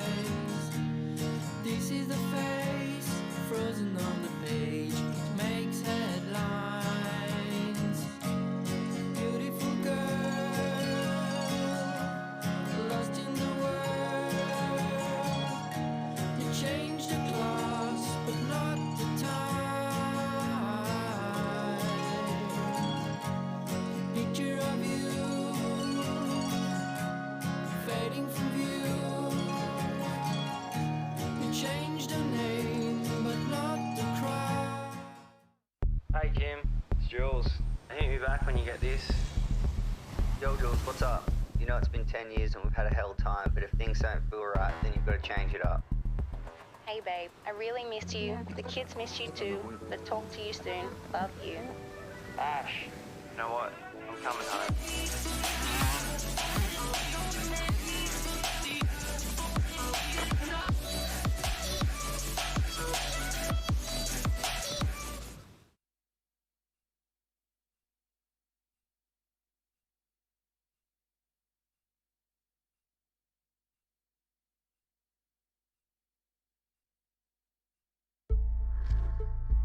Introducing the 2022 Hyundai Palisade, the flagship of our SUV range. Boldly designed with first-class technology and 8 seats over 3 luxurious rows, your kidults will love it. Yeah, it's good.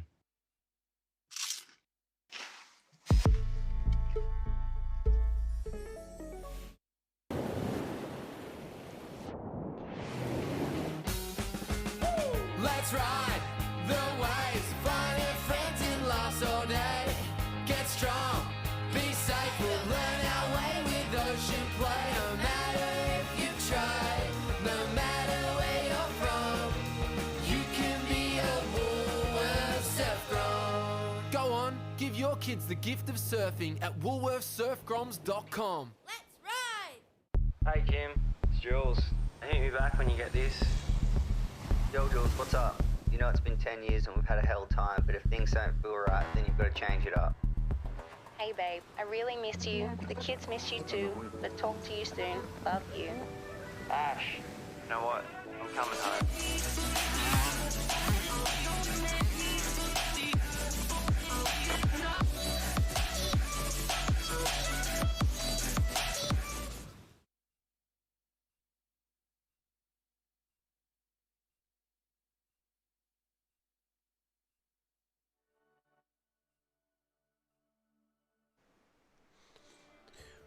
Well, here we are back at beautiful Warriewood Beach on a picturesque Sydney summer's day. As you can see, rain squalls and southerly winds continuing. We're into the semi-finals of the Hyundai Australian Boardriders battle. It's been an exciting day so far. Seen some amazing surfing, some major mishaps, and a lot of pressure here, Chris Enover, for these surfers. And now as we get to the, dare I use the cliche, the business end of the competition, it's pressure's really building. But look at this great opening right here on this replay. Oh. That was unbelievable. That was Kobe Clements there, just absolutely detonating that end section. He is picking up where he left off in the opening heat. He is coming into a world of his own lately. And, well, look at that, 8.17 to kick things off. Yep. Yeah, so a good look at this on the replay, just driving off the bottom, straight up in that lip, nice foam climb. Got this clear section ahead of him, just boom, just lays it back. And so much commitment in that second turn. The judges loved it. And Kobe riding out of that one. Wow, good way to open up in the first 5 minutes of a heat. Yeah, it is. 8.17. Thanks for coming. Kobe Clements has just put an absolute bomb on the board for Long Reef in this semi-final here. And, well, this is a really important time in the draw. Last year, Longy, they were, you'd say, dark horses coming into the event, and they just did so much damage through the event and made the final last year and, qualified for the national final. That's right. And they're well on their way now to doing it again, with especially with scores like that, kicking this semi-final off. In the red right now, we've got Curly, white, Long Reef, and that was Kobe Clements. And in the red for Curly is Ed Aubrey. In the yellow for Bungan, Cedar Lee Jones. And in the blue, North Stain, Bowie Mitchell. Midi, so well, the master versus the apprentices, I feel like, out there in this one. It is indeed. Of course, North Stain fresh off that big win in the quarter-final, so wanting to take that momentum with them into the semis, of course. As Chris said, this is the clutch time of the event for today. Top two going through to the final, where we'll see 3 out of those 4 clubs make it through to the national finals, the Hyundai Australian Boardriders battle up at Newcastle, scheduled for the first weekend of February. And, it's going to be interesting to see how this one pans out. Bungan, of course, fair to say, not so much a dark horse, but great to see some new talent moving through. Like, quite a few of the established clubs, long-term clubs have been eliminated today. And, so right up the top end here in the top 8. Final 8, I should say, we have Bungan. And, Long Reef, a couple of years ago, as you said, Chris, they were sort of a bit like that. Curly, great to see Curly back. They had really strong period for a while there, with the Bemrose brothers, the Castle brothers, people like that. And then they sort of have resurrected themselves. Like, it's like anything, you go through cycles with clubs. There's a lot of talent, and then, people move off or get old. Here we go. This is Cedar Lee Jones, part of the breakaway crew at the Bungan Boardriders Club. So she's just winding her way down the line here, and see if she gets an end section. She did some real damage on the QSs and the qualifying series and the Australian Surf Series last year. She took that out, which was a huge achievement for Cedar. And she was working closely with Matty Cattle, and I was having a chat with her sister downstairs, Bodie. Bodie's surfing for NASA. She's still on the home front. She's living up in Byron, but she's still surfing for NASA. She's kept the blood true. Bodie has shifted forces to the Bungan crew. Some good surfing here to kick off the heat. And we've seen this tactic be used by a lot of clubs now. The female surfer has been paddling out first. We've got the water start for the first surfer, not the beach start. So give them a bit of extra time to get out there, get figured out the lineup, get set up and give that extra paddle out time.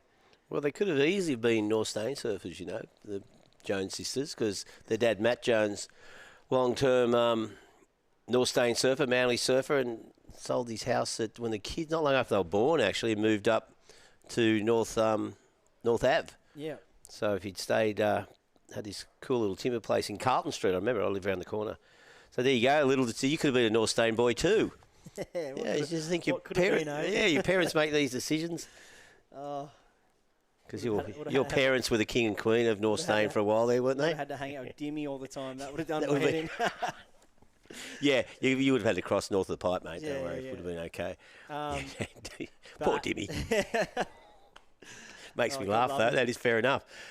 Yeah, God love him. But, this is a good all Northern Beaches heat, actually, this one here. We've, all the crew, all the clubs here in these 4 teams, part of the Northern Beaches contingent. And like we said, Red, Curly, we'll go through the team list here. So Ed Aubrey is out in the water. Harley Ross is the power surfer for them. He'll be coming up second. Kai McGovern, then Simon Harris, and then Rhiannon Lauer, and then back into Harley Ross as the power surfer.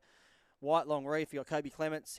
He's already locked in at 817. Xavier Bryce, huge up-and-coming talent. Baxter Hurt. Nick James, Sydney Chevalier, and then back into Kobe Clements as the power surfer. And here's that replay again of this wave. One of the best single manoeuvres we've seen of the whole event. Over that foam, and then look at him set it up. That's what a bottom turn looks like. And, that's how you do a layback jam. That's something we see on the tour. So it's great to see surfing like that bring brought to the Australian Battle of the Boardriders qualifiers. And, in yellow, Bungan, Cedar, Lee Jones, Darcy Crump, Connie Gale, Mike Sams, Lucy Brown, and Darcy Crump is back in as a power surfer again. Then for blue North Stain, Bowie Mitchell, George Pitter, Blake Levitt, Fletcher Kelleher, Bella Huggins, and then back into Georgie Pitter, we just saw get a 10-point ride in the last heat. So he's in red-hot form. This is a cracker heat. It is a cracker heat. Yeah, expect this at the top end. Yeah, that's the whole thing with pretty well. Yeah, the clubs are fairly consistent in the similar strengths in the clubs. You got a few have some full-on outstanding surfers, but I suppose the basis for success here in the Boardriders battle is to have you need those sort of middle, you need a good master, you need a good junior. So everyone has some outstanding surfers, juniors who look like they could be future professionals, true solid QS level surfers or CT level surfers. And then you got those sort of guys, that's blah, blah, that's right. Remember him. And then, always goes out and locks a five. Someone like Blake Levette for North Stain. It's a really good surfer, solid, reliable. And having that reliability in your middle order is really crucial. Yeah, I feel like there's been teams for a while that, teams like North Shelley, they've been an absolute force to be reckoned with because they've had these crazy good up-and-coming juniors. They've had Molly Picklum and all these, the Vaughns, obviously, when Joel Vaughan was a junior. And they've had just a really deep contingency of surfers. But a lot of them haven't been competing at, high end level until now. Yeah. Macy Callahan has, but then, you think of some of their surfers have just been able to be available for club events. Yeah. So they haven't, and now a lot of them are often gone to the, to the QS and the Championship Tour and they're, trying to qualify for those big tour events. So they're kind of depleted in a way. Whereas before they were really strong. And that's the thing. It goes through cycles because, like the tour surfers aren't permitted to surf in this, as we see. That is Curly United. So that was Ed. That was Ed Aubrey there. Yeah, so it was that's Ed. So, that's Ed. And this out the back, this is Bowie Mitchell. Oh, Bo. And can he hold on? Oh, it's a shame. No. That would have been a keeper for North Stain as well. Yeah, that was a really nice wave there from Bowie. I feel like he's been thereabouts. He just hasn't been able to hold on to those end sections. Yeah. They kind of got the better of him today. Yeah, which is unusual. Usually super reliable on completing those waves, but 37 minutes remaining, still plenty of time, but he sort of starts ticking away pretty quickly as we see Harley Ross heading out for Curl, club president, as you said. Second surfer for them, has been one of the standouts here today. And, super reliable, top-level surfer, as this bloke is, George Pitter. Yeah, this is a battle of the heavyweights here. These two second surfers going in. Or you look at all of them. The second surfers for every club. You got Harley Ross, Xavier Bryce, Darcy Crump, and then you've got George Pitter. So that's a QS heat in itself, just paddling out right now. So these guys would have surfed together before a bit on the main stage, you would say. And it's going to be interesting to see who gets the better of the exchange here with these four guys. I feel like these four could really set up the entire heat for any of these clubs. Yeah, definitely. So, just waiting on that last score for Bo. I'm wondering whether North Stain, if Bo Mitchell just came in after that fall-off, might have just banked that second turn, that first turn. There's George paddling out. So so it looks like we have had a call it a day for Bowie. Yeah, so looking at the first exchange for the first surfer, Long Reef, courtesy of Kobe Clements locking, that big solid 8.17.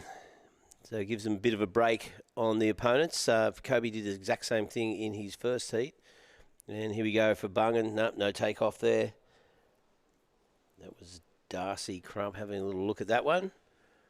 Just waiting on that score for North Stain. I feel like every time we see Bungan, they've got a new talent emerging. I mean, I'm pretty sure last year they were using Holly Warren as the girl. Yeah, they were. Yeah. Yeah. So obviously, red hot talent in Holly. Now Cedar Lee Jones, who's one of Australia's best female surfers. Here's Darcy up and riding, and he's got a super slick backhand. Love this kid's backhand style, and he's always been thereabouts in the QSs. Just hasn't cracked it big time, but he's always been really close. Yeah. Well, look at that. Two nice whippy backhand turns there. It's going to be a good score there for Darcy Crump. Coming in to make the tag with kind of gale, and time's looking pretty good, right on the 34.5 minute mark. So kind of heading out, and hopefully we'll get out easily. We've seen some horrendous paddle outs throughout the day, which can suck up a fair bit of time. So for the surfers, it's duck diving abilities come to play as well, and a bit of luck. But yeah, I think Lane's caught the absolute brunt of it out of everyone today. Yeah, she just something went amiss there, and I don't know what she's done to Huey or what happened, but well, she had that first horrendous paddle out. Yeah, and then she got that. She just sort of popped up and got that 7, and on the last heat she sort of pulled off that wave. Pulled off that wave, and then she just got set hammered. after set after set. Yeah. I mean, you couldn't script it any worse if you tried. That was Yeah. really unlucky for Lane in that heat there, but I feel like that whole heat was a bit of a debacle for Freshie. Yeah, it was fun. Really They came together at all. from the heat before where everything worked. It worked, and then this one, it's so funny like that how the tides change and things flip. And that's tag team surfing for you, Sometimes you can be red hot, and then the next minute it just can all fall apart. Yeah, that's what we saw happen there. But at the moment, so Bungan in the lead. I think after 2 surfers there, Longreef still just with that one wave locked away. Yeah, so there it is. Last of Darcy was a 6.0 for Bungan, so that's rocketed them into the lead. We do see now Bungan, 2 surfers down. They're in the lead, but hot on their heels. We've got Longreef. That is 1 surfer down there. Got 8.17 locked on the board, so not needing much at all to take the lead. And Curly and Norstein, very similar scores, locking in, mid-4s. So they'll be looking to kind of pick it up on this second surfer. And, well, Xavier Bryce and Harley Ross, you'd be expecting those names to drop some pretty solid numbers. So we'll stand by and wait for the lineup to light up, and here we go. It looks like Harley having a dig at this one. Yeah, nice looking wave here for Harley, just setting it up off the bottom. Well, he's just delaying that turn, big swooping turn out of the top end. That one just shut down, so he likes to just kick out of that one. Knew there wasn't a second manoeuvre in it then. He's going to do a Lane Beachley on him, get caught inside. That is the problem when you kick out. But it looks like at this stage, it looks like he's going to get out pretty cleanly. Yeah, I was down there having a look in I feel like the last 2 heats, since Lane kind of got that absolute pounding, there's been a pretty solid change in the tide. Yeah. You can see it right now. Like, the paddle outs have definitely become a lot easier with the high tide. There's, before it was just constantly detonating on that bank right on the edge of the point there. Whereas now it's high tide and the current seems to be running out right at the bottom of the screen there. You can see where that water runs out next to the rocks. It's definitely running out a lot more and easier to get out, especially when the lulls hit. And this is George Pitter.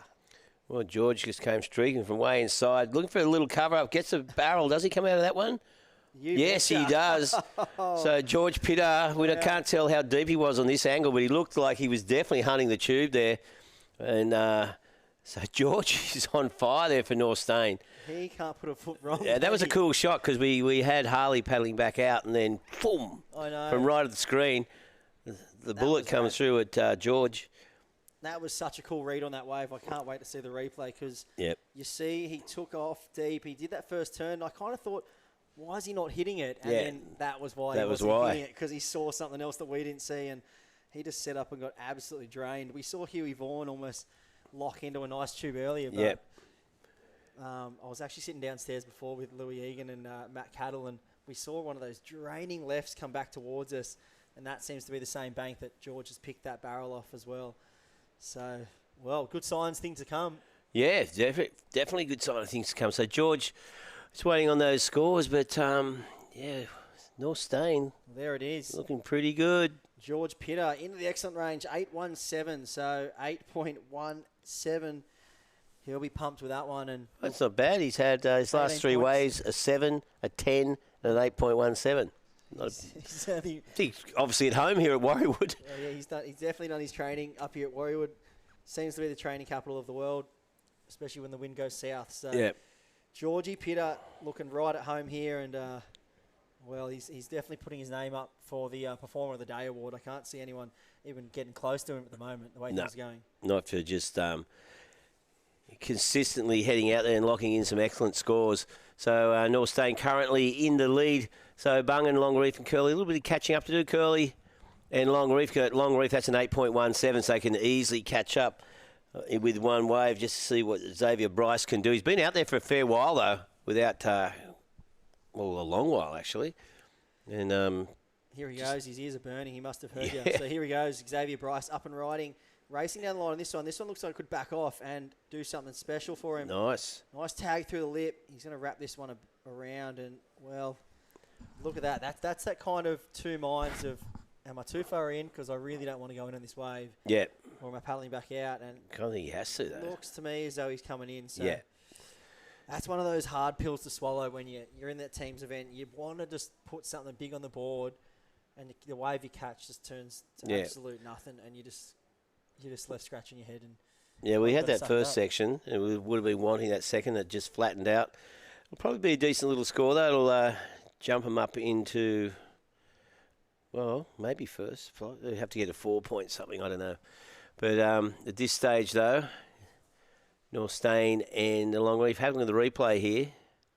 This is the one. Nice turn out of the top. Speed turn. We saw him drag an arm from a while back and just dropped anchor into that nice little tube here at Warriewood. And, well, easy as you like. George Pitter is just on fire today and can't put a foot wrong. Yeah. 8.17 for that. That was another doozy locked in for George. Matched Kobe's first wave for 8.17 for Longy. And then we just had Xavier Bryce locking in a 3.53. So, situation it is. Norstein Boardriders in the lead in here in semi-final number 1.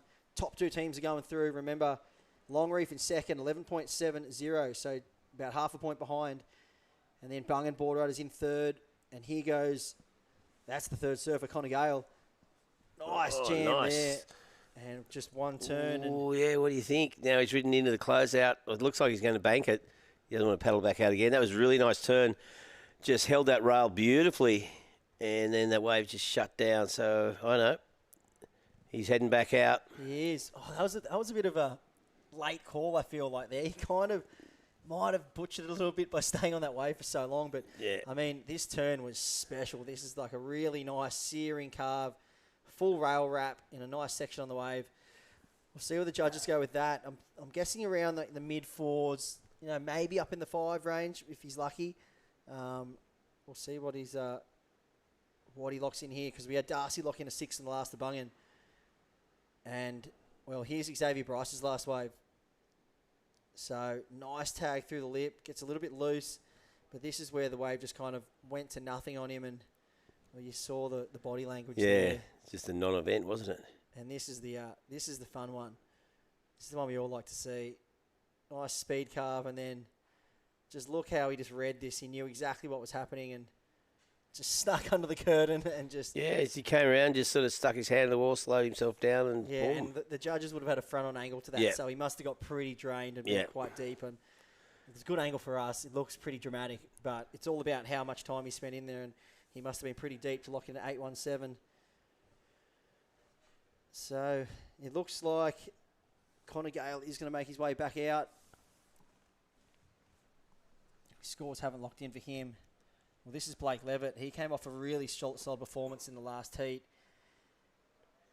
Oh no. He's chasing the drone. That's what it looked like, yeah, but it was pretty weird. He looked like he was just going to set up that little foam climb for the finishing manoeuvre on that last section, but unfortunately just a little bit of a wobble and fell, so he'll be heading back out, I imagine, and he'll be hoping he gets out there cleanly. But as you said, Chris, the paddle out has improved a little bit.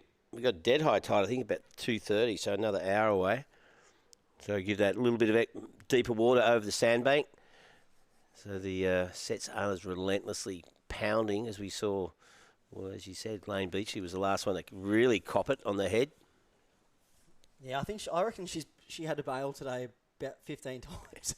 That was just brutal. It's just every time she went out there, just every single set seemed to land right on her head. But, I mean, it was pretty special to see her lock in that 7-point ride on that in her second heat. 7-time world champ.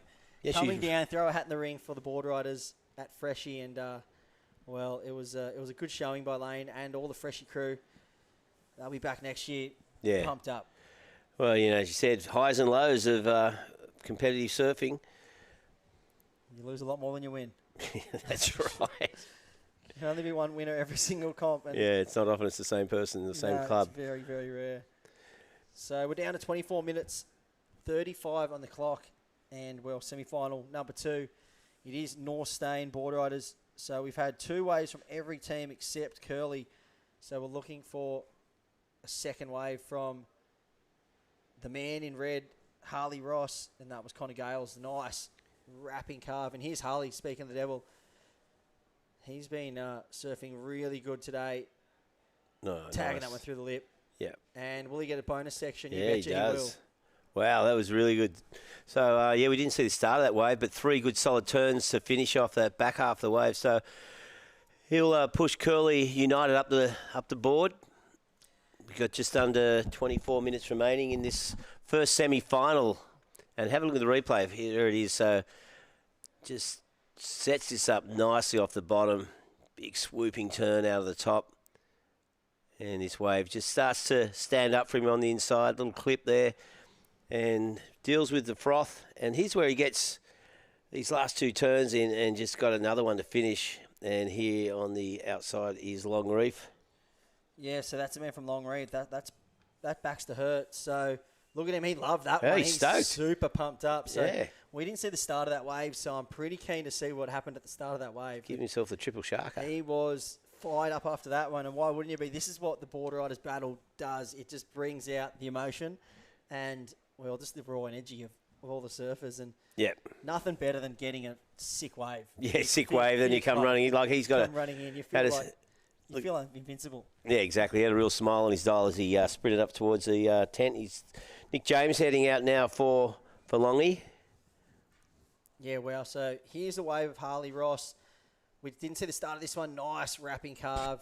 We had the replay of this already, but let's look at it again because we loved it. He just drives through the suds here, and it goes a bit funky on him here, but this is where the experience of Harley Ross comes in.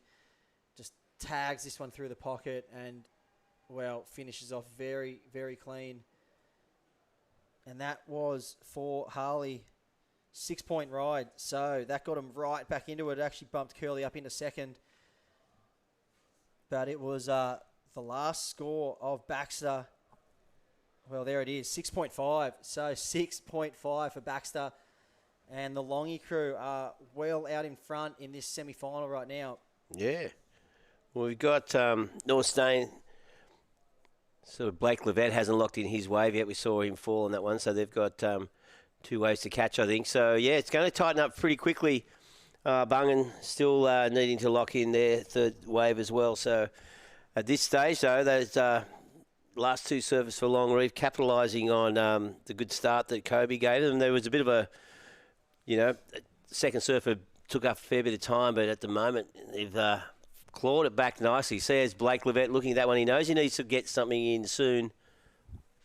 Yeah, I'll actually correct myself there because the score came in for Harley Ross. It was actually an 8.9. 8.9. So I thought that 6 looked a little bit low, but I was actually looking at Bungan's scores there because they jumped up in the leaderboard. And, yeah, well, Harley Ross, he's just on fire today. The man can't be stopped.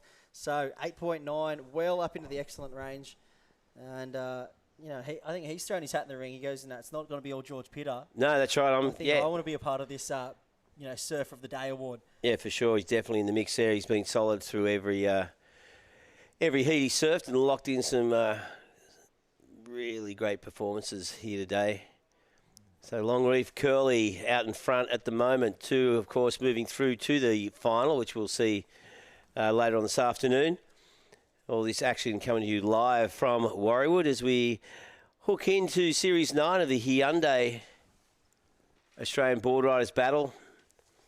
We've got a heap of clubs in New South Wales, of course, have 3 events, elimination events in New South Wales, as opposed just to 1 in all the other states. Just because New South Wales is the epicentre of Australian surfing. You know that, don't you, Chris? Yeah. So Hyundai have been our major sponsors for a long time now. Really strong partners, of course. And, exciting with the Hyundai is the Hyundai Electric, which is powering a cleaner future. I saw one of them up there in the car park on display. Awesome car, of course. And if you've seen all the surfers running into and out of the Oakley tent. Oakley have been our long-term partners as well here at the Boardriders Battle. And Akiona, sustainable business growth starts from within. That's why Akiona is committed to diversity, equality and inclusion across all aspects of our business. Akiona, one of our strong supporters as well. And here goes Blake Levette, speaking of strong supporters, throws it up, nice little tap off the top. Got a good-looking section ahead of him, just goes for the foam climb and just rides out of that one, so he'll be much happier. 3 good solid turns for the North Stain surfer. That'll put them right back into the mix. And Blake, of course, was the 3rd surfer for North Stain. He'll be coming into tag Fletcher Kelleher. We saw Fletcher's brother, of course, Duke, in the previous heat surfing for Longy. Wow, there's... sorry, surfing for Freshie. Yep. Yeah. So, over the hill. Yeah, one of them's... One's climbed over the hill. I don't know if one went north or one went south. Yeah. And well, here, this is Surfer 4 Red. This is Curly. And that looks like Kai racing down the line on this one. Will he get a little bonus end section? And looks like he will. So, I mean, you'd almost be certain that he's going to bank that one because you surf him onto the beach. You're not going to bother paddling back out again. Nah. No, some good scores. So Longley sitting in first on 18.2. Blake Levette's clawed North Stain back in the 2nd position. And here's a replay of Blake's wave. Nice little tap off the top. Gets that rebound off the whitewater there and then sets up this last turn. Bit of speed to tag it on the end section, which he does nicely. And then just rides out of that one. So North Stain back in the mix. This is the replay. This was Kai racing in line. This one worked it back to the power source, and this is where he kind of got busy. Nice little tag in the pocket. This was a funky, one of those warbly kind of funky Warriewood ones, which kind of hit that inside section and just went a bit weird, but made the most of it and finished off nicely. So that was a banked score for Kai McGovern. And well, he's going to tag Simon Harries, who's going to be making his way out. He'll be tagging Rihanna Lauer and then back into Harley Ross. So that'll round out the Curly team. Yeah, we've seen some changes there. So Longy now in the lead with an 8.17, a 3.53, a 6.5. Curly United currently in second. That last wave was a 3.57, following on the 8.9 from Harley, 4.67 for their opening ride.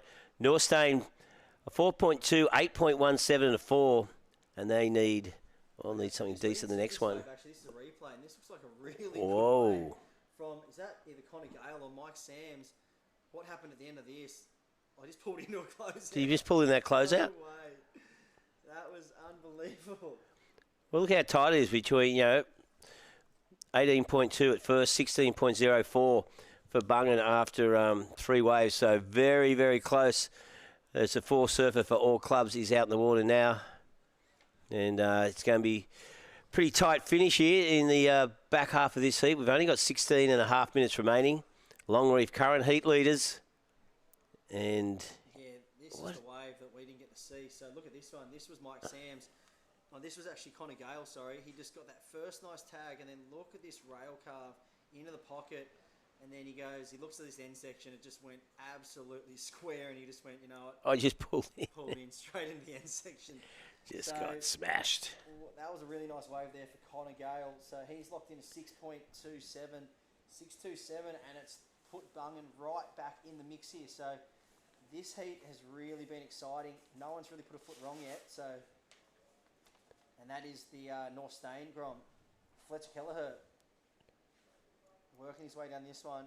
Very good talent coming out of North Stain. So a couple of nice backside whips there. And I believe... Yeah, he's going to keep that one. Bowie Mitchell will be pulling the flag down saying, get in, son. Yep, for sure. So their 5th surfer for North Stain. Yeah, well, there you go. That is going to be Rhiannon heading out there soon. Oh, sorry, Bella Higgins. Sorry, Rihanna surfing. So Bella, she had a pretty good session last time. And, of course, she'll be looking to give George Pittard plenty of time out there, see if he can get another 10. But North Stain climbing back up the rankings courtesy of that last wave and sitting in 2nd spot. So both Longreef and Curly have locked in 4 waves. So there's not a lot in it. So Longreef and North Stain locked in 4. So Curly don't need much to get back into second spot. So I think the power surfer is going to be crucial, but pretty well the setup for the power surfer by surfer number 4 is going to be what really opens this heat up. At the moment, though, pretty tight. Longy just in front ahead of Norstein, just under 2 points difference there. And again, not a lot between second and third with Curly yet to lock in their 4th wave. Yeah, so this is where it gets really interesting, I think. We see Sydney Chevalier. We saw her running out there for Longy. She is the micro grom of this event. By far the youngest competitor. We have, obviously filling in the shoes of Gabby Spake, who would usually be one of the really danger surfers for Longreef, obviously away at the moment. So we've got young Sydney Chevalier taking her place, and she's a lovely young grom. And, well, out there today, there's a fair bit going on for a grom out in these conditions. Definitely. It's solid, and to deal with that paddle out and then, even just getting into a wave to start, it is a bit of a dilemma. Yeah. So this is going to be a really important point of the final right here, of this semi-final, as we see Simon Harries just doing a lobster dive over the falls. Straight over the top. And, it wasn't what he wanted. And hopefully he'll get back out there. Still some consistent sets coming through. Very solid day today here across Sydney's coastline as this south swell continues to march up the coast. These southerly winds have been with us now for 2 days. Seems longer, actually, but, just relentless. Yeah, I feel like when it's raining, it always feels like it's southerly. Yeah. Even if it's nor'east and the waves are good, it just feels like it's a southerly. But as we see here, we're going to a bit of an ad break, maybe a few little technical issues. Yeah, something weird's going on. If you can still hear us out there in Webland, you're seeing what we're seeing, and we're back, which is good news. That's all good. So right now, we're starting to come down to the business end of this one, and this is Mike Sams, up and riding for Bungan, working his way down the line. Nice little jam under the pocket there. So he'll be coming in, tagging Lucy Brown, and that will be Bungan's 4th surfer into the Oakley box, locked away. And, well, they were looking for a score. They were just down in 4th, but not needing much at all to be competitive for second spot. No, not a lot in this at all. So they're just chasing a small score. And at this stage, we've got Curly Surfer hunting another wave. They've been pushed back to 4th position, but they still have to lock in their 4th score. So after 4 waves, you've got Longreef in the lead, 22.3. Norstein, 20.87. Bungan, 19.01. Curly, just in 4th, 17.14. Still have another wave up their sleeve. They've got, 3 more waves to catch, and we've got 11.5 minutes remaining. Yeah, so this is where it gets really important. Right now, we do see Simon Harries out in the water for Curly, so he's their 4th surfer. So we're down to 11 minutes 20 on the clock. They still need to get 3 more waves, so this is where it gets really tricky. I mean, ideally, I think what Harley Ross is probably going to be calling right now, if he's kind of running, the tactics of this end of this heat, I really would see Simon Harries trying to lock in, a quick wave. Yeah. Hopefully in the mid-range, and then Rihanna Lauer would probably be going out, getting a reform, and then Harley Ross being left to try and, claw them back in. Yeah, well, Harley will be looking for having a decent amount of time out there. But at this stage, they do need to pull in some points. So Simon needs to get something moving pretty quickly.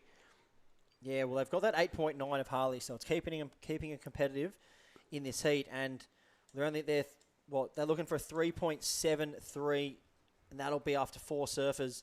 If they can get over a 3.7, they'll be up into second.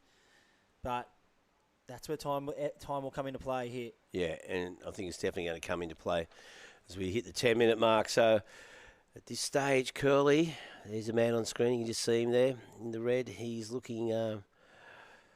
he's been patient, but he doesn't have much time for patience, as we see for Bungan.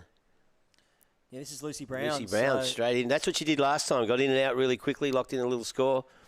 Oh, and there's Sydney Chevalier. So, wow, she's got out the back and, in time, and she's got a wave. And, wow, that is a great performance there from the 2 young girls, Lucy Brown and Sydney Chevalier. I mean, it's not easy out in these conditions, and you've got to take your hats off to them because they've gone out there. She's got out the back. Really quickly, yeah. In a lineup that played absolute havoc to the 7-time world champ. That's and exactly she's, right. She's got a nice wave, and this is a really important wave. You hear the crowd going wild for Curly because Simon Harris has just got a nice running right. Yeah, just didn't ride out that last one cleanly, but he's going to bank it. And, I presume he's going to bank it and come in and tag Rhiannon Laffer, and she'll be looking to give Harley Ross plenty of time out there. So we're just on 9 minutes remaining in this semi-final. Of course, top 2 clubs going through to the final 4, 3 of which will make it through to the main event up in Newcastle, or the Nationals. This is all the main event, but make it to the national battle of the Boardriders. So just swooping turn there from Simon, and flat section here. So just trying to maintain some speed, momentum across that section. Sets up this last turn and just got hung up the top there. Just need to project out a little bit more. Just got a little hung up. That thing was quite soupy, and, well, it's brought him back into it. He's got him back into it. So last wave for Curly, 2.73. It was just below the requirement he needed to go into second. But look at the leaderboard right now. All pretty much hunting that second spot. I mean, hats off to Sydney Chevalier there. She's gone out for Longy. She's locked into 2.07. Mm-hmm. The youngest, surfer in the draw goes out there, gets you a 2 and puts Kobe Clements out there with 8 minutes remaining. That's one of the plays of the day for Longy because, that is a lineup where she could have very well got caught out there. And there's Rihanna Lauder, just like we were thinking. Yep, straight in, straight out. Straight in, straight out, doing exactly what she needed to do. Time is running down, so she knows that we need to get Harley Ross into the water, and she's taking a fall. Yep. I'll trip over the leg rope in front of all your friends. Always a good one. Yeah, but she's stoked. She did the job. So Curly Crew. So we've got all power surfers now.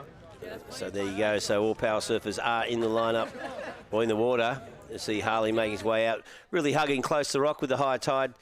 A little bit of a escalator rip running through there and more water over that relentless sandbank, so making a little bit easier for our surfers to duck dive through those sets. And looks like white now. So this is Kobe Clements. This is a really important wave. They're out in the lead. Nice little hook in the pocket. What's he going to get here? This one seems like it's going to keep giving down the line.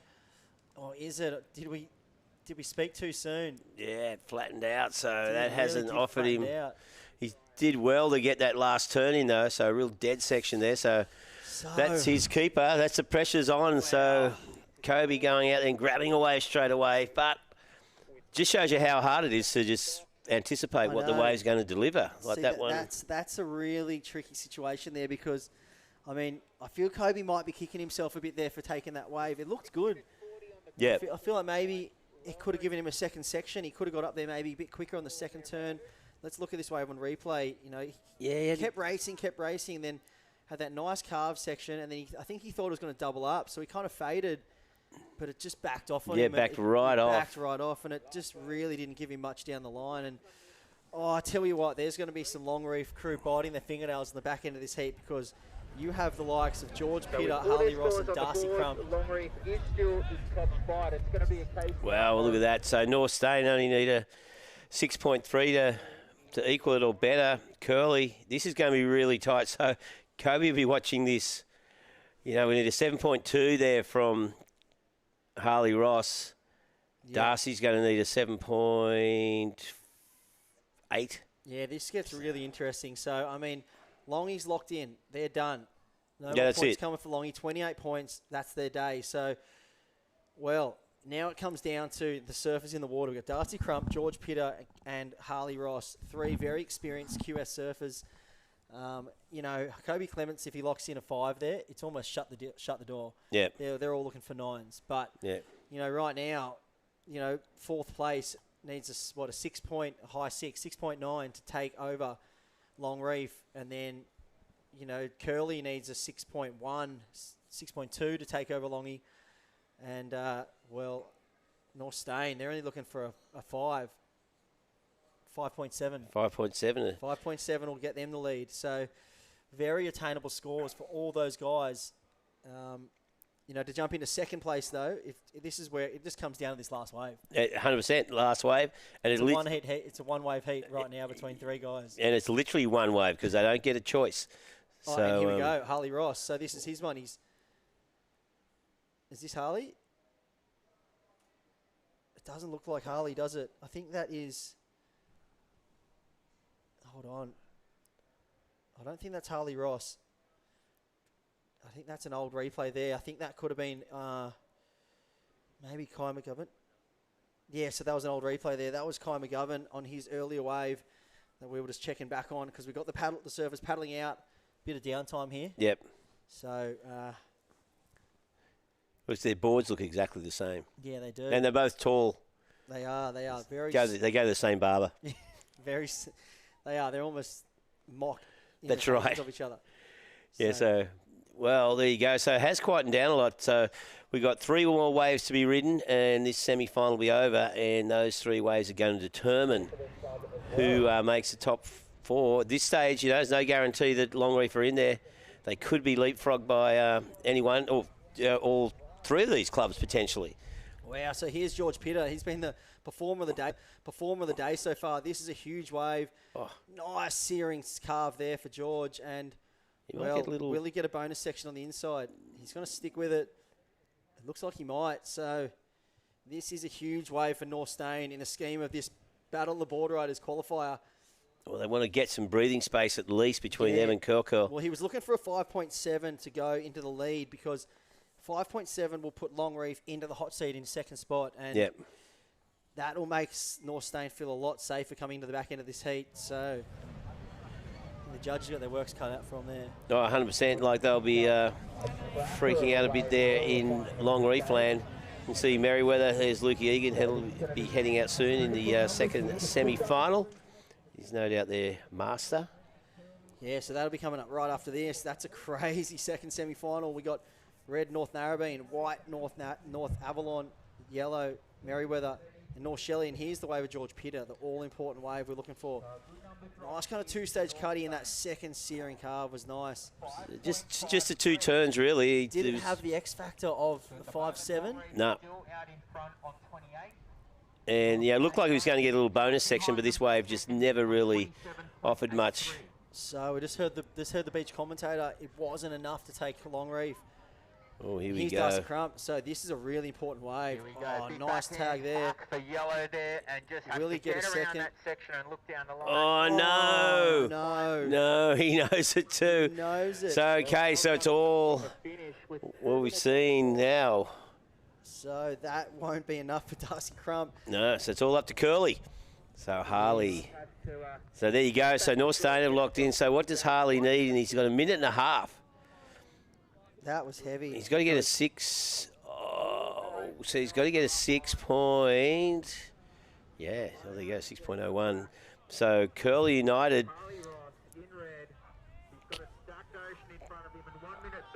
1 minute 30 to go as we see just the replay of Darcy Crump's wave. Nice snap. Was looking at his second section, ran away from him. I feel like he should have almost hit the second section. Yeah, then bang, he just sort of the white water got underneath him. That sudsy wave just nailed him. So we just got to wait to see what Harley can come up with. Well, looks like Harley has. Well, Harley's done something. And we heard the crowd going pretty berserk, so we'll wait and see. Was it someone cheering? Was it North Stain cheering because he didn't get what he needed, or was it Curly cheering? But can he make it back? He doesn't want to lose the 5 points. Here it is, up and riding Harley Ross. So big hang around the back. Will he get a second one? Goes around it. So that's all she wrote. Shut down. One manoeuvre. Wow. So. Well, I don't know. He needed 6.02 or something. And having a look at it, I don't know if it's going to... No, it wasn't enough. Look at how close it was. Oh, 0.8. No way. So he just needed that second turn. So Harley can't believe it. Man, he just hit that first section beautifully. Went for it big time. So he didn't die wondering, that's for sure. Nah, so unofficially it was Long Reef taking out the semi-final number 2, semi-final number 1, and second, North Stain. Unfortunately, commiserations to Curly in third and Bungan bowing out in fourth. What a heat that was. That was a doozy. That was a great heat, as you expect in the semi-final. Another killer semi-final coming up. So have a look at that replay. So big first turn and just couldn't get that second turn in. So But no wonder, like, look, if he'd gone to that second turn, he would have got smashed. But Yeah, 0.8 of a difference, less than That a point. was But there you crazy. go. But we'll be back very soon with second semi-final coming up here at the Hyundai Australian Boardriders Battle live from Warriewood Beach right after this. Countdown in 5, 4, 3.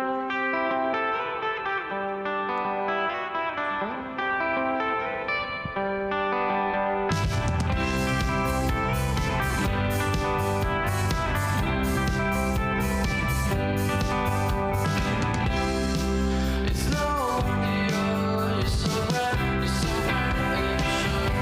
I'll take you away to where the sun shines. So bright, you can stare at the stars.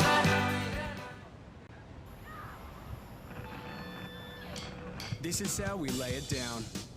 Start with a generous base of fluffy rice. Drop in the juiciest slow-cooked meat, a hit of fresh, flavor-filled salsa, then fine-tune it your way. Sound like the best burrito in town? Zamrite.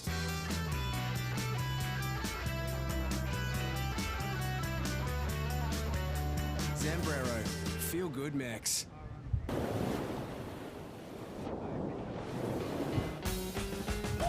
Let's ride the waves, finding friends and lost all day.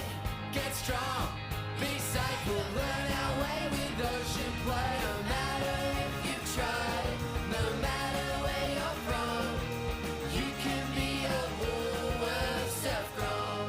Go on, give your kids the gift of surfing at woolworthsurfgroms.com.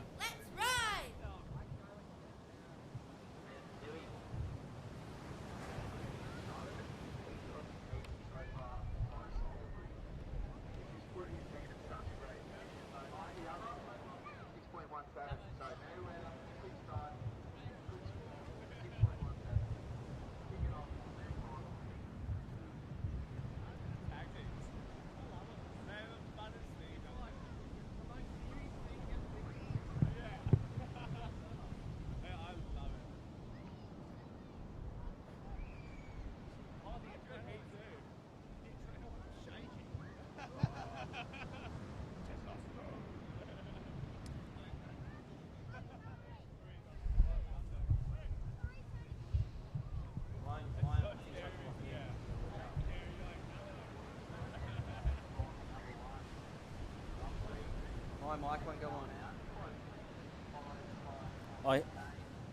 All right, here we are. We're back and live at the Battle of the Boardriders, semi-final number 2, and that is Davey Cathell's up and riding for North Narrabeen.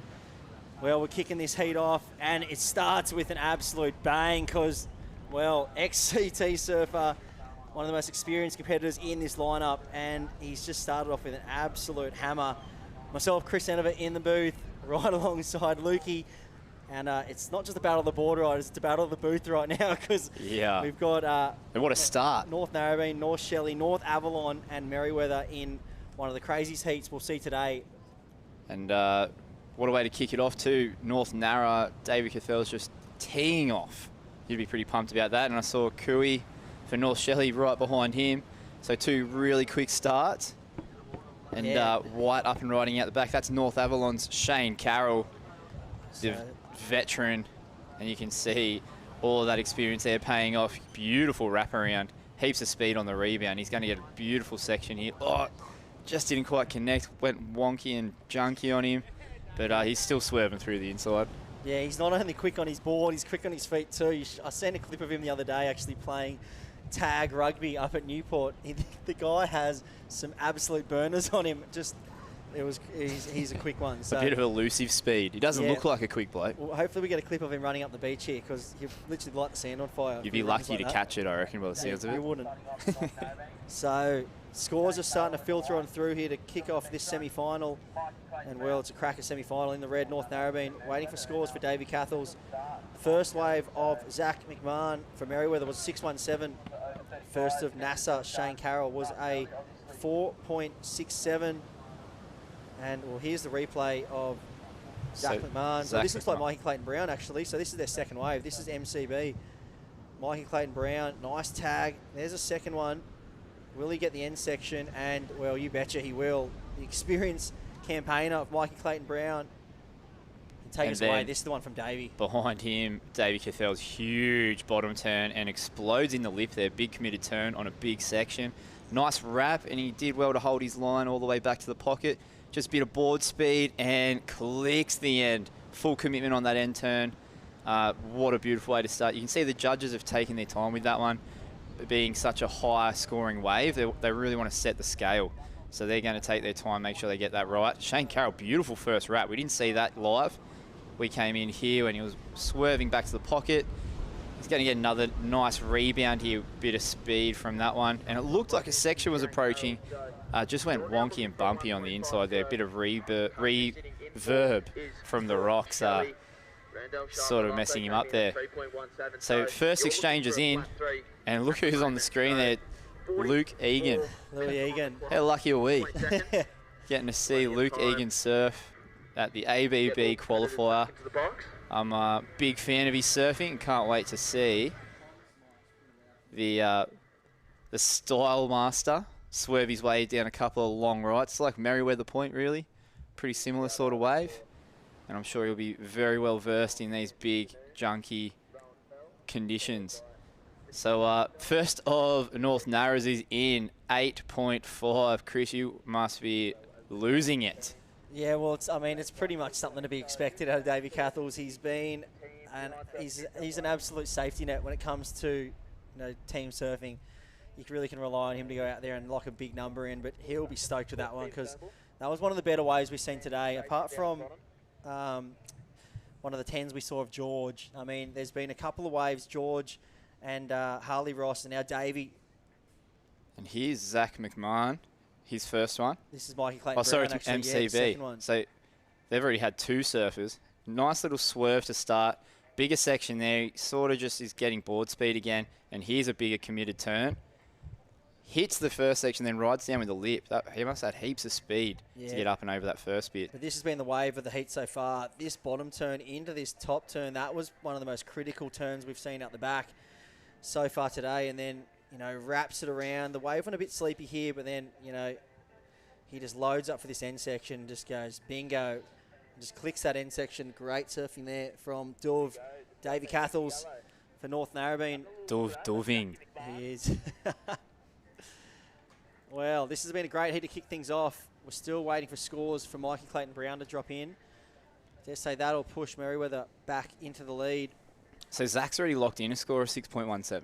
Yeah, so Zach was the first surfer. He locked in a 6.17. That was the first wave we saw of the whole heat. It was while we were at ad break. Yep. We might be able to see if we can get a replay of that. If they do have the replay of Yellow's first wave, we saw Mikey Clayton-Brown's two waves there. In the yellow, Merriweather currently sitting in second. And White with a paddle. I just went down and checked out the conditions. It is pumping. Yeah. Like, it looks a lot smoother out there than it does on the screen, that's for sure. It looks a bit ruffled and a bit tricky in here, but when you're textured. out there, there's a little bit of offshore to it, and it's the waves are really quite nice when they're running down the point. They're just hard to find. Yeah, and tricky. And I think the problem is, you're seeing them everywhere. You're seeing them close to the point. You're seeing them down the beach. And it's so easy to mind surf in all those different spots. Yeah, it always is. Mind surfing's the easiest way to surf. Yeah, I'm sick at it. But once you're out there, it's a bit harder to get into them. Yeah, you can. And the thing is as well, there's some bigger sets breaking quite far out. And, well, here is second surfer for Avalon, Arch Whiteman. Arch Whiteman, beautiful little down carve and a huge bottom turn to obliteration combo. That was one of the better backside hangers we've seen all day, and it was all due to that setup down carve. Yeah, if you want to learn how to do a bottom turn out there, Groms, just watch Arch Whiteman because he set that thing up perfectly and just went square as you like. Bingo. Past midnight. Yeah. I wish we could see that one more time, maybe even 3 more times if we can. Yeah, and that would be a great one to rewatch. He's going to tag in his brother, Van Whiteman. That's pretty cool, tagging in your brother. Yeah, that is really cool. And Van's out there now. Is Van natural? So we've got a goofy natural combo. Goofy and a natural. How cool is that? And Joel Vaughan, huge wrap in the pocket, heaps of speed, massive section, and he... Wow. Oh, no, he's fallen off. That was an unbelievable wave there from Joel Vaughan. I was called, that could have been well up in the 9s there from Joel. That was It's crazy commitment, and Yeah, he went off the bottom pretty hard. He was so hard off the bottom into the lip. The commitment was. But we'll have to see. Well, he obviously doesn't think he landed it, so he's paddling back out. But he's got a bit of time. It's only 10 minutes down. He's the second surfer, so really he's got till about 36 minutes through his time. Because Cooey Randall Sharp got that 3.17 pretty quickly. Nice way to start. And he's just going to make the paddle back out. What a lucky paddle back out. Considering today's conditions, we've seen some full-on missions to get back out. Poor Lane Beachley, she got one right at the start of her heat, and then for 15 minutes was trying to get out the back to better it, and couldn't get back out. No, I saw that. I was sitting down there watching that live, and it was hard to watch. I mean, every time you thought she was out the back, it was just like rejection. Like there was just a set after set. But you know, we did get to see a bit of vintage Lane today. She locked in a 7 for the 7-time world champ, and well, here goes Kai Warner for North Narrabeen. Nice big first hanger there, and well, I wonder if he'll go in or he'll. You get to see Kai surf heaps. Yeah, we do. Being from North Narra. Do you reckon he's one of the most underrated surfers in Australia? Yeah, he's an unbelievable talent out of North Narrabeen. Yeah, and every time I see him surf, I'm blown away. He's and it's come together a few times for him in some events. Like he won his maiden QS up there at Boomerang. Yeah, I was there. Yeah, that was a really cool comp to watch, and just the lefts running down the beach just like Narrabeen. He suited him. He went out there. It didn't look like he had a care in the world, and just teed off on these waves. And there he is tagging in Christo Hall. So your rock. Yeah, solid as Christo. Yeah, he is, and recently state champ actually, Christo. Mental for 35s. Over 35s. Yeah, actually, so I was watching the footage of that. Yeah, it was ripping. Yeah, Christo took that out, which was epic. Good to see him back in the jersey, and well, he's been a really strong part of North Narrabeen Boardriders Club for almost forever. It feels like, and now he's got back in the jersey doing the individual stuff, and he's surfing better than ever. I feel. Unreal. Who have we got here? This looks like Zach. Yeah, so this is Zach McMahon. So I think what's happened is we've had a little mix-up in the order here. Merriweather have submitted Zach McMahon first surfer, Mikey Clayton Brown second, but it's been the opposite way. They must have done a last-minute switch. So Mikey Clayton Brown was the first surfer that locked in the 617, and we saw the replay of, and that was Zach McMahon, second surfer for Merriweather. And so currently out in the water, last score of Kai Warner, that just locked into 5.27. 5.27 for North Narrabeen, so they're out in front, 13.77. Second place, North Avalon. Shane Carroll, a 4.67, and Arch Whiteman, a 6.47. So a good score there for Arch. 37 minutes on the clock. Yeah. You guys are cruising. And then, yeah, we see North Shelley, obviously just one score locked in. That was for Randall Sharp. He locked in a 3.17, and, well, one of Joel the most Vaughan's exciting surfers in Australia for in his the age. world. In the world for his age, I would Just say. got back from the Young Guns Quicksilver trip. It was a pretty loaded little crew over there. Had Mateus Hurdy, Rio Whiter, Joel.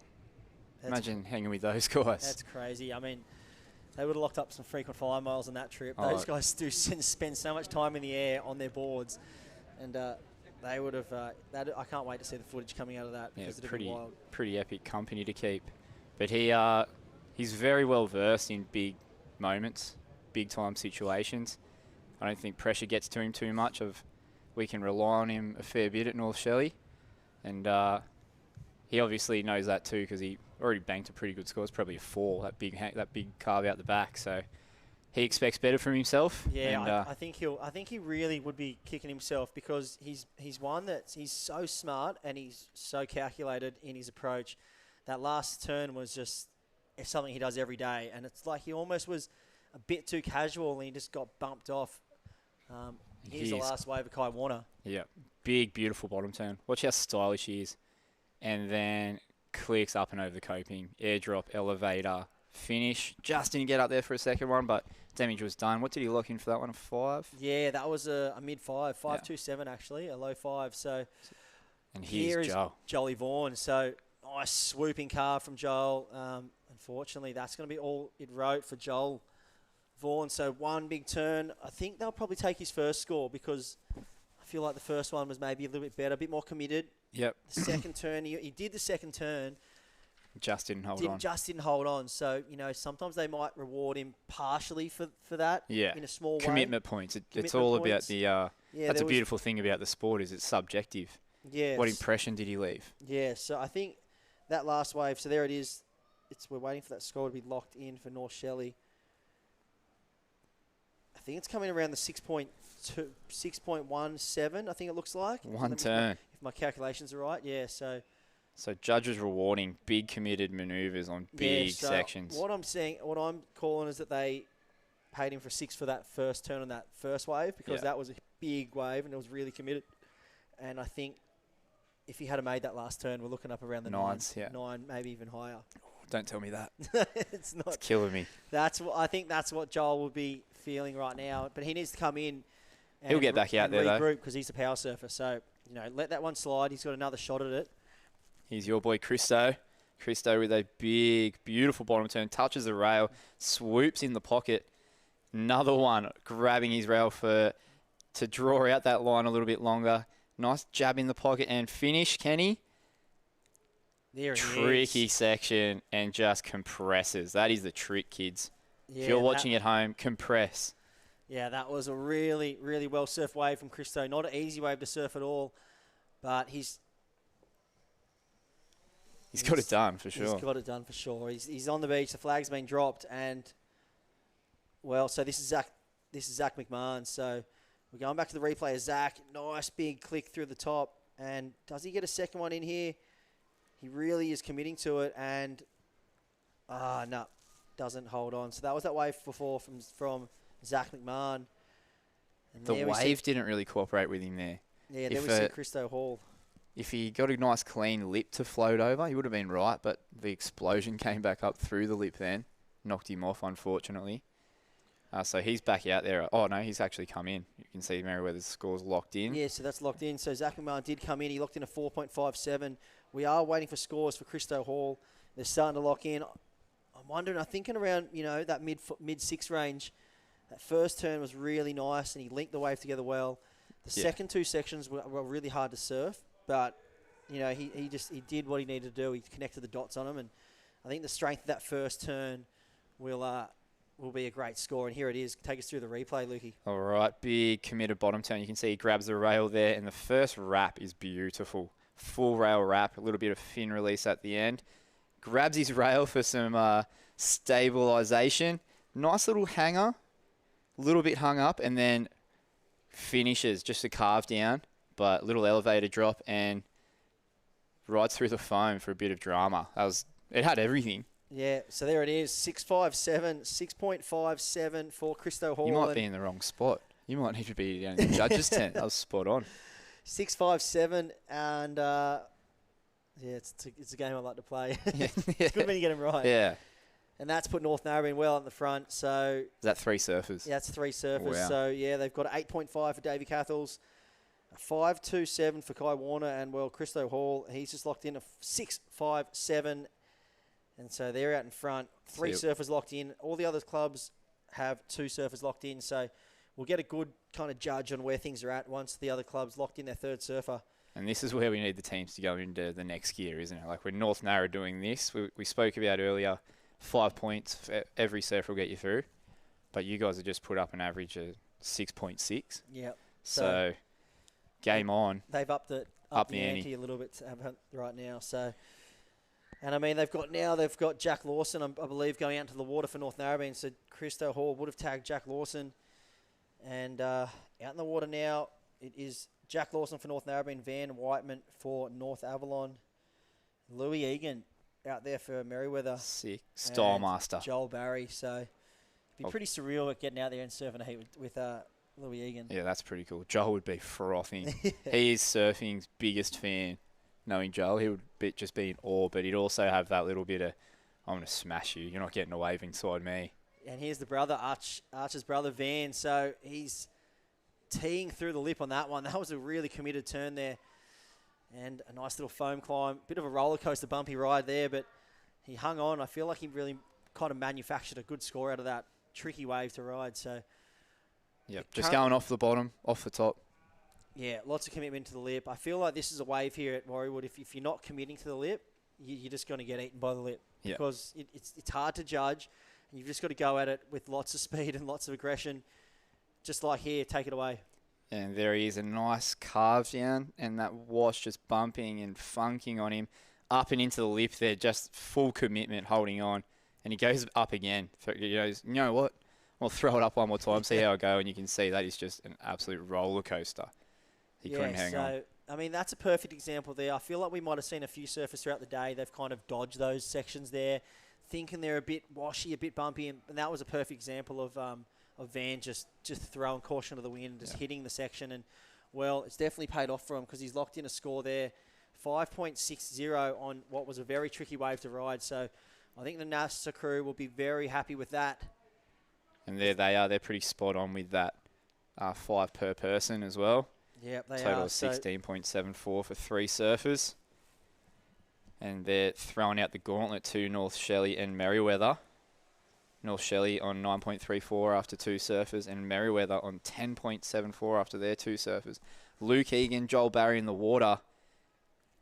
Bodie Lee Jones paddling out now for North Avalon, and Jack Lawson has just been tagged for North Narrabeen. I haven't seen much of Jack Lawson. Is he a new up-and-comer, is he?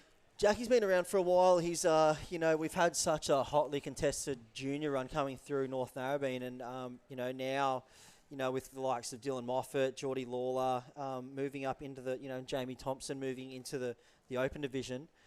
It's really opened the gate for some of the young kids to come through now, and we do have Jackie Lawson. He's been a red hot junior for us, and the likes of.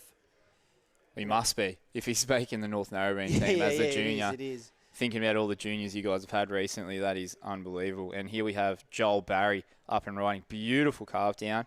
Love his style. You can see the link that I drew to Mick Fanning earlier in his bottom turn. Yeah, that was sick. Nice little hunch. Linked a couple of beautiful turns there. And he's going to swerve this one all the way through the inside. Maybe one more tap on the shorey. Not quite. So that's going to be a solid score, about that 5-point range as well, I dare say. Not a judge. What do you reckon? I'm thinking maybe the high 4s, maybe High 4s? Yeah, low 5s. Let's see what that comes in at. Yep. Because it was a really well-surfed wave. There we go. It's already in. What was it? So we're looking at this on the screen. That was North Shelley. Last wave, 5. So you're right on the money there. Sign me up, coach. There we go. And there's North Narra Jack Lawson. Yeah, so here's Jackie. He's a tall kid. He's very powerful. That's not a kid. He's on one of Dave Wood's special boards, and he's been absolutely on a tear lately. That was a tricky wave to ride there from Jackie, but we'll see if he decides to come in. Plenty of time on the clock, still 27 minutes, so I feel like in the position he's in right now, he's right on that inside section, so to go back out, it's a big call. That's so, a mission. Yeah, and holding that little bit of a buffer there, North Narrabeen, I dare say Matty Cattle will be pulling him in and putting out into the water law Enova. Is Matty Cattle running is he the coach, is he? Yeah, Matty Cattle. I see he does heaps of work. Years, yeah. Does a lot of work with a lot of the up-and-coming, and obviously the established surfers on the QS, and obviously now Geordie Lawler, hopefully aim towards that CT qualification. Yeah. So that'd be great. And yeah, he's been putting a lot of time in with Geordie over the years, and just puts a lot of time in with the North Narrabeen team behind the scenes as well. He's always on the beach, especially leading up to these events. There he is right there. The super coach, Matty Cattle. Unreal. I think he's stood in more rain squalls than any of us in most of our lifetime. So he's very committed and he's very smart. So yeah, very damp. Yeah, and he's very committed to all the Groms and all the established competitors out there. So that is unreal. And you can see it's doing wonders for your club. You posted 24.27 points after 4 competitors. Looking at about a 6-point total now. Yeah, so still solid. 6-point average, sorry. Yeah, but they're keeping it rolling. And so Jackie Lawson just locked in a 3.93.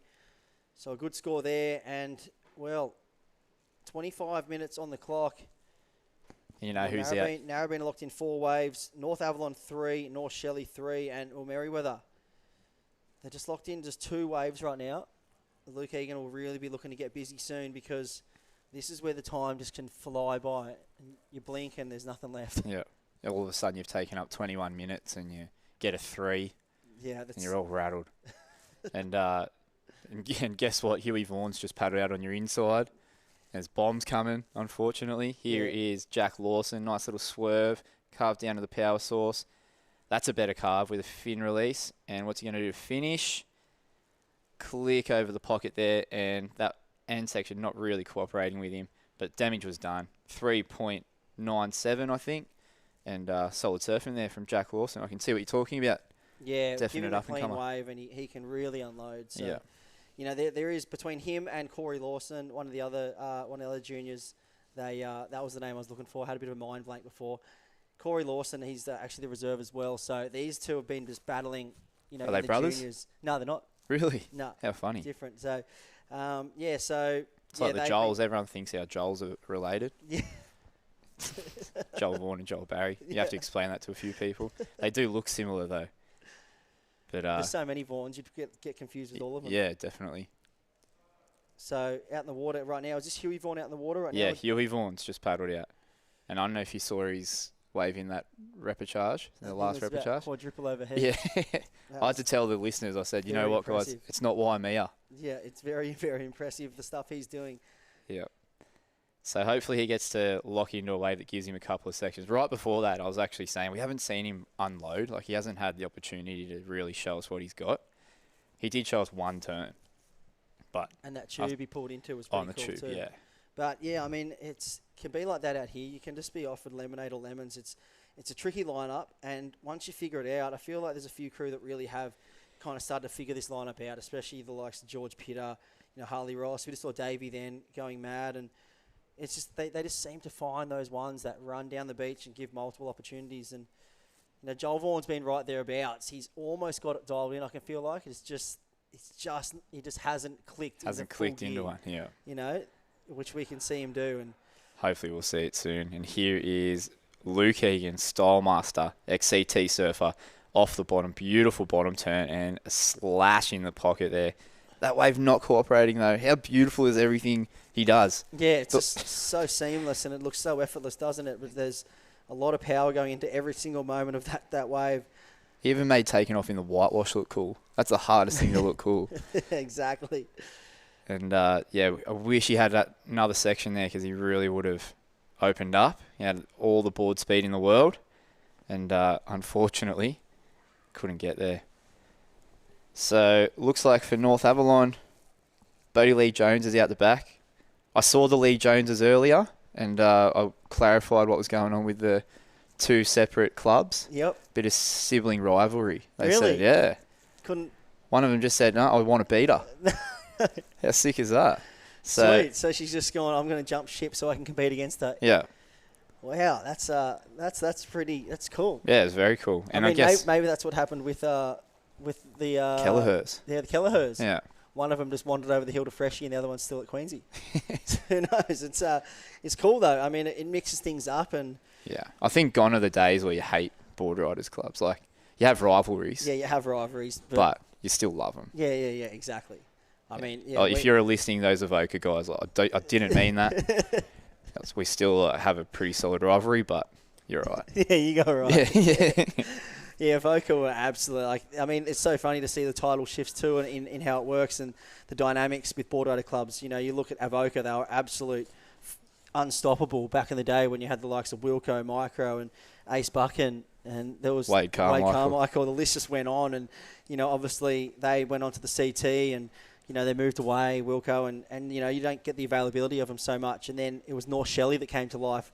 They have like the Vaughans and Molly Holmesy. Picklum and Macy Callahan, and they're just, it's Yeah. crazy. Russ Maloney. Yeah, Russ Maloney's been the rock of North Shelley for since eternity. Yeah. Since Jesus was around, he has been the rock of North Shelley's tag team surfing, and probably the most influential Indigenous surfer that this country's ever seen. Nearly, he's amazing. Yeah, So, I think that's unquestionable. He would be the. yeah, he's been, and he's just such a good spirit, and such a good awesome role model person. for the kids.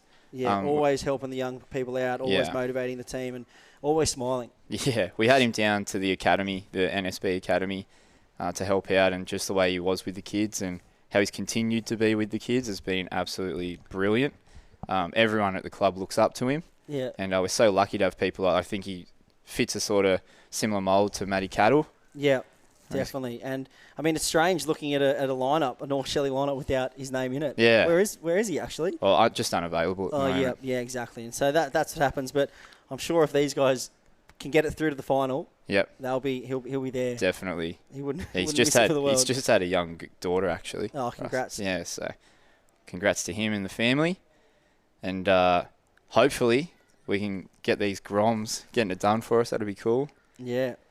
So Huey Vaughan out there right now. It's been a tale for Huey. It's sometimes taken him a bit longer than he was probably hoping to get moving, but he definitely hasn't been disappointing once he finds that wave. And look at the confidence from him. He's sitting out the back with First Luke out. with Luke Egan out there, and he's just thinking, you know what, no one's getting priority off me. Yeah. Oh, and here goes Laura. So, unfortunately, just going down on that one. Elevator drop. Have you seen her do that a couple of times? She's become pretty common with going over the falls on waves. It's been a thing that I have noticed quite a bit and witnessed. But usually the waves that I see her do it on are a lot bigger. Yeah, a little bit more consequence. Yeah. So we see here a little bit of an airdrop, and that foot just slipped off that front foot. Unfortunately, and saw a lobster and went down. So, Did she get it? We'll see if she got it. Yeah, she did go over the falls. Look, it's just classic. Nice, yeah. But now, apparently it is really heavy out there.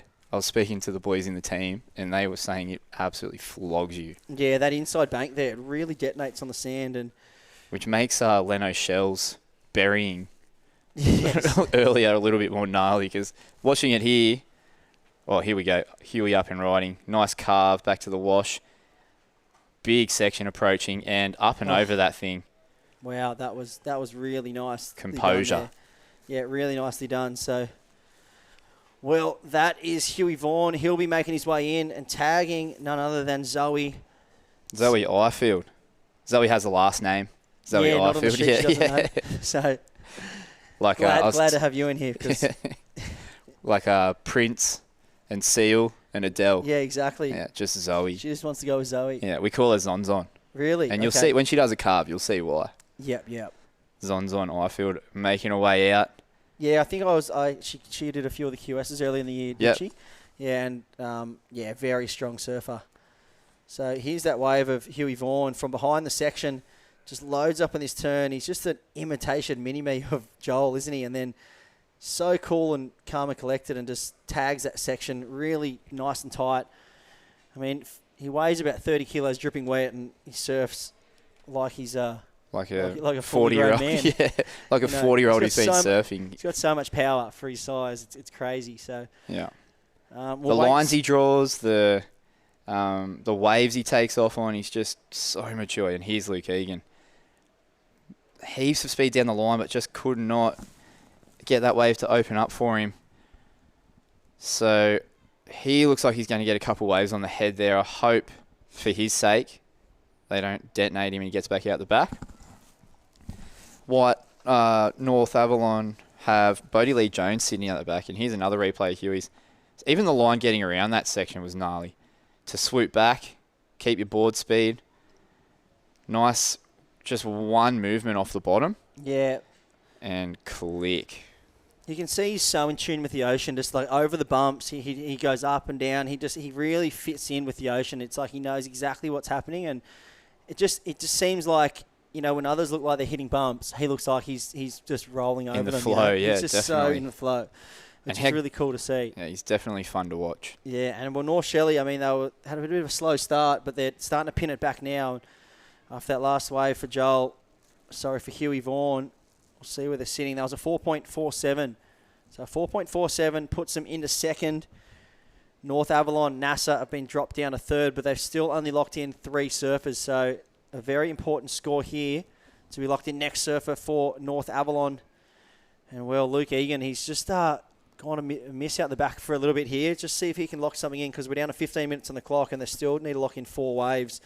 So this time is becoming really of the enemy to them. So if he gets one in this minute, it'll leave 5 minutes per wave, which isn't too bad. It's doable.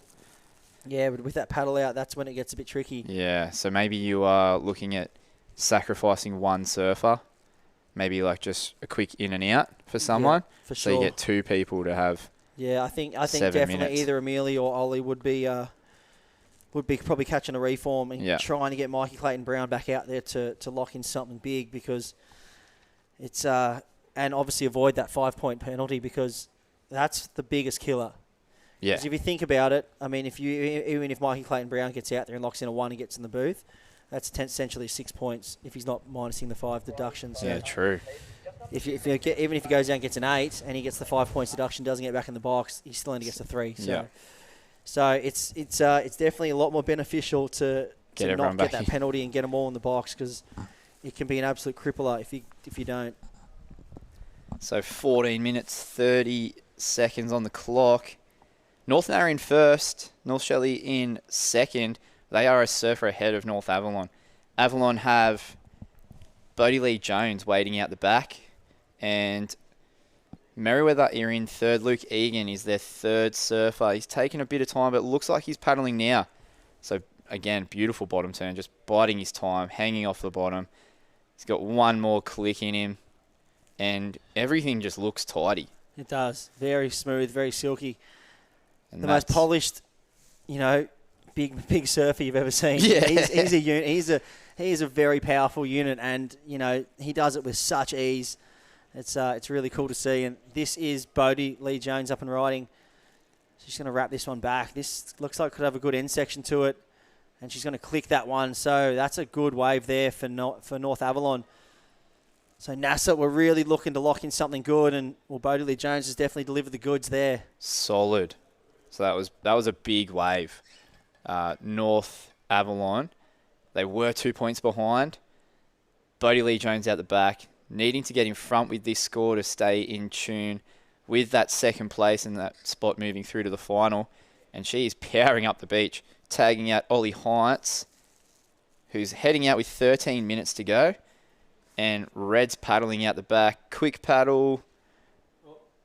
Don't think he got that one. Yeah, that was Laura Enner for Narrabeen there, so she's just missed that one, but we're on 13. So that was Laura Enner from North Narrabeen there, just missing that wave. And Luke Egan, here's a replay of that one, Chris, and he looks like he just couldn't get around the section to start with. Still looking steezy ass. Yeah, he does, and I mean that wave was really hard to surf, and he's put together, just joined the dots on that one. And Bodie Lee Jones found this one. This was like a nice kind of shouldery wave, offered her to wrap back into the pocket, the power source. Kind of got the board moving here, and then she eyed off this section and then jams that one nice and tight. So that was the money turn there. And that's where that board speed really comes into play. Like that first turn off, where it feel like if she wrapped it back harder and got back to the power source, she would have had more speed at the end one. Yeah, definitely. So I think maybe that's some of the pressure. Like your body tenses up, you don't surf how you normally would. Maybe seeping in there, but pretty solid score for Bodie Lee Jones. Definitely. Put her out into second place. So after 4 surfers, North Avalon have moved to 22.91 points, 4 points ahead of North Shelley on 18.81 points. So North Shelley have Zoe Ifield out the back. Merriweather have just tagged Emily Burke to head on out. So right now we did see that last score for Bodie Lee Jones. So here's Laura Enner on a big looking wave. Unfortunately, too deep on that one, so that won't be what she was looking for. She'll make her way in. And you're sending a pretty solid, pretty well-known surfer back out for your power surfer. Yeah, in Davey Cathles. So you sure you can rely on him? He's the rock. He is honestly as solid as they come. So I get nightmares when I hear the name Davey Cathels. I don't know if you remember 2017 Australian Boardriders Battle Final. Yep. And he paddled out inside Holmesy and got that 9 to win you guys the whole event. That was probably one of the best moments in Narrabeen tag surfing I've witnessed in years. So I don't want to talk about it. It's probably the worst moment I've experienced in a long time. So there we go. Two sides of the story. Two sides of the sword. Yeah. And here we go again, Luke Egan. We can just watch this on repeat if we have to. How does a big guy move so beautifully? Yeah. That's great. So he'll be making his way in. And then we saw Bodie Lee Jones's wave. So I don't know if Emily. They really like this one, the judges. So they actually threw it at 6.17. So they love this kind of nice tight jam where she laid back. So from the front, that must have looked really good for the judges because she, got really tight in the pocket. It was a steep section. 6.17. So that is rocketed North Avalon up into second after 4 surfers. Laura just locking in just the 1.37. So, the totals have just dropped off a little bit there for North Narrabeen in the back end of this heat. We see they're still out in front, and this is the replay of Huey Vaughan. Nice low bottom turn, just loads up and just real good extension through the lip and, as easy as you like. Yeah. So that Bodie Lee Jones, obviously we saw it from side on and we could see how steep the pocket was, but we couldn't really see the explosiveness that you would get from being front on and having the whole wave standing above you while you're on the beach. So that's where the 6 points come from. I think I was just saying with Merriweather, I don't know if Emily Burke's gone out either. I think it was Ollie who got tagged in. Unless Emily got a little quick inside one. Let's have a look at let's pull up the scores right here. So Merriweather, they have. So it looks like Emily Burke and Ollie have gone out and got 2 quick ones, 1.43 and a 1.77. So 1.73, sorry. So North Shelley, they're still on 4 surfers, and here they go right here. This is North Avalon, sorry. And that is Ollie Heinz with a nice carve down, a big tag, and a pretty sick backside finger to finish. So that's going to be very interesting. This could actually rocket North Avalon into the lead here. They've just been chipping away. I mean, time's been been an enemy for them, but they're only looking for 2.73 to take over Narrabeen for the lead. So this could be a big moment here in the semi-final. And then we have North Shelley hot on the heels as well. And Arch Whiteman heading out. That's a power surfer for North Avalon. Yeah, so North Shelley have also only locked in 4 surfers. And they've got out in the water Zoe Ifield. So Zoe Ifield's out in the water. So this is going to get very interesting in the back end of this heat. I mean, it looked like Narrabeen were running away with it. But a few of the clubs have just kind of been chipping away and just locking in some solid numbers around those 5-6 point ranges. And before you know it, they're right back in the heat. Here we go. 7 minutes, 50 seconds. This is it, make or break. And that's it. Look, North Avalon, last score, that was it for Ollie Heinz. 6.7. 6.7, so they're into the lead. 29.61, North Avalon in the lead, semi-final number 2, looking to get a berth into the final. They've knocked North Narrabeen down into second, 25.61, and, third place. Here is the important wave. Davey Cathell's power surfer up and riding for North Narrabeen. What's he got here? Big, beautiful bottom turn. Looking similar to his first one, slash in the pocket. Full commitment to one turn. Knows he's a power surfer, knows that's it. All she wrote, folks. And locked in is a pretty solid score. We'll watch that one more time. So with his entry, you can see beautiful composure off the bottom. Nice tight arc with a bit of spice at the end. Yeah, he really kicked those fins out. So you can see the disappointment. I think he was really hoping for 2 bangers on that one. And, the wave just tends to do that here sometimes. You can take off on a wave and it looks like a beautiful wall. And it just can really run off on you. Moves away from you then. You can see he thought that was going to be a beautiful wave because of how deep he went off the bottom. Yeah, and I think and that first turn set up so nicely to have something down the line. Well, that's going to be all she wrote for North Narrabeen. They're locked into the booth. So with 6.5 minutes on the clock, this is Ollie Heinz's last wave. So this was the 6.70 that we saw just before for Ollie.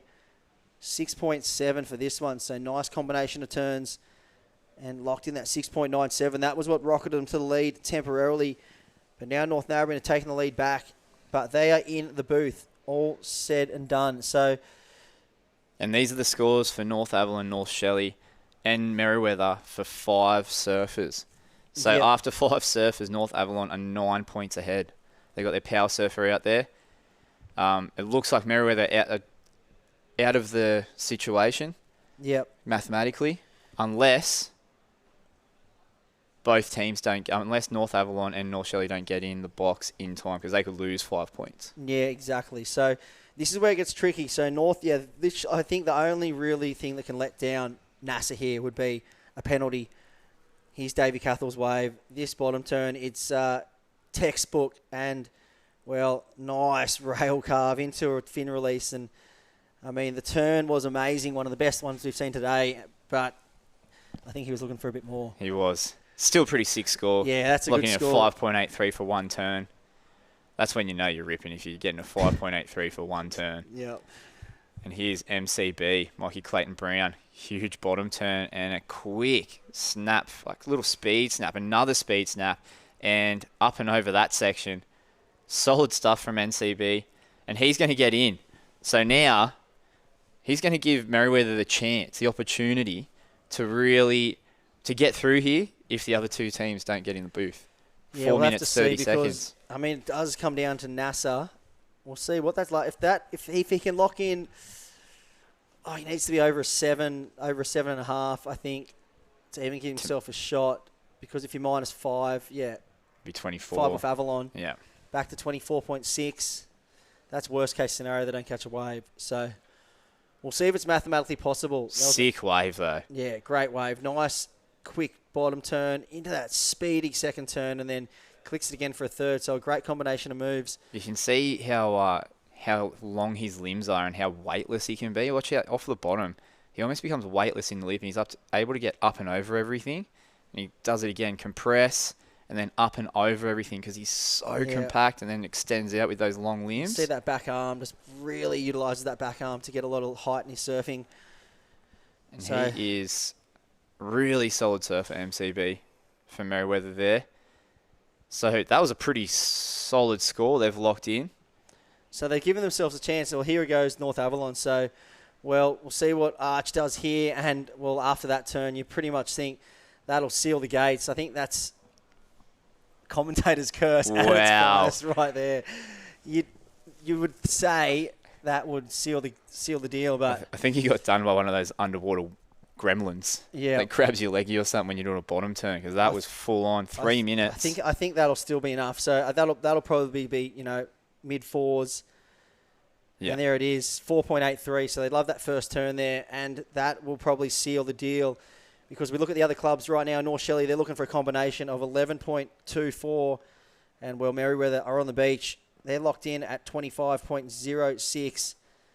So the lone surfing team out in the ocean, but it's mathematically unattainable for them to make through this heat. So it looks like the situation will stay the same at the end of this semi-final. It will be North Avalon taking it out, 34.44 points. North Narrabeen, they got pipped to the post by NASA. Yeah. NASA were just consistent. They kept that 6-point average, that 6-point average up, and took out the heat. North Narrabeen second, 31.47. Still a solid score. Anything over 30, you're laughing. Yeah, and, well, back to Merriweather at 25.06. All we can hope for really is Joel Vaughan gets to show us what he's got. Yeah, and it looks like North Shelley will round out this heat. It looks like the finalists are paddling out. Well, here's Joel Vaughan. He's going switch foot, so something for a bit of entertainment. He's just got a switch barrel. There he goes. Surfs better than I do. And a switch floater. Crazy switch floater and a tag. That's one of the coolest things I've ever seen. Wow. What's he got to finish? Oh, and he clicks it. You're kidding. That was the sickest thing I've ever seen. So. Do you think that's got a place in surfing, switch stuff? I mean, it's beyond me. I can't barely even get to my feet switch foot. So. Yeah.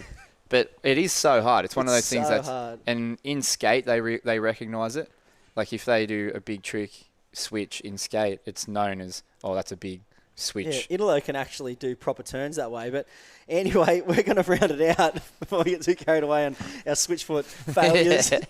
We're going to round out to a break here, and it looks like officially North Avalon and North Narrabeen moving on into the final. And that'll be coming up next. So don't go anywhere. We'll roll to a quick ad break. Unfortunately, Merriweather and North Shelley bowing out. And we are here at the Hyundai Australian Battle of the Boardriders final coming up next. Don't go anywhere.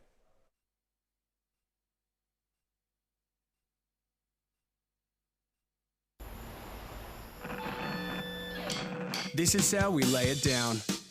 Start with a generous base of fluffy rice. Drop in the juiciest slow-cooked meat, a hit of fresh, flavour-filled salsa, then fine-tune it your way. Sound like the best burrito in town? Zamrat.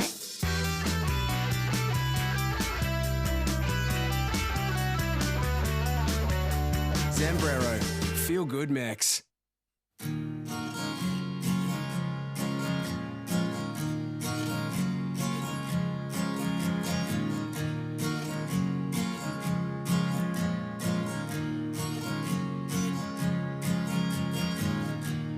This is the truth, I found it on the floor next to lies.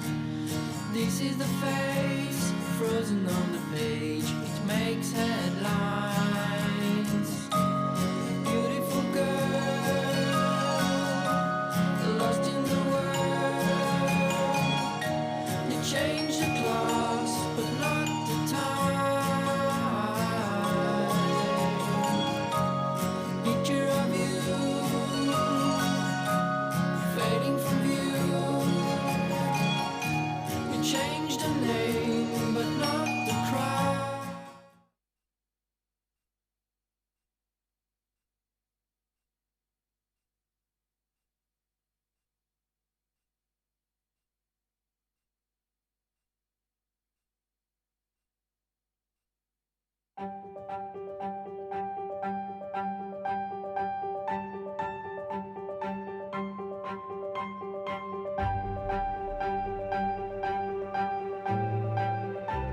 Asiona's Feeling Swell program is a program through the Surfing Australia where it's creating a better tomorrow by including women and men at any age, any ability, and bringing them together and showing them the love of the ocean and yeah, creating a happy, healthy environment.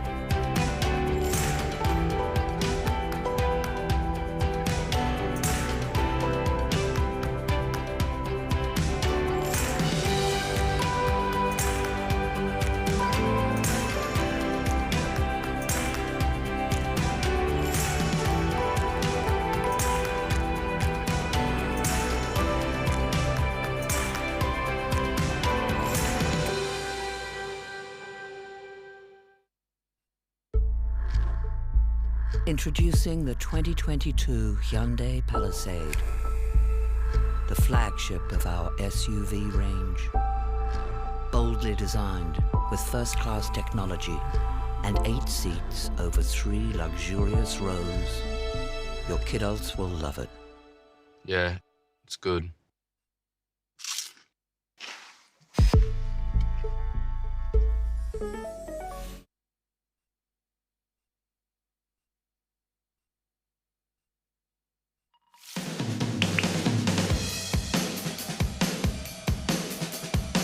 North Narrabeen means everything to me. I'm so grateful that I grew up here, from the past history of the amazing surfers from Simon Anderson, Nathan Hedge, guys that I've got to look up to. It's created my surf career, and yeah, that's what I've been doing my whole life, and I can't thank the people in the community enough. They're like family to me.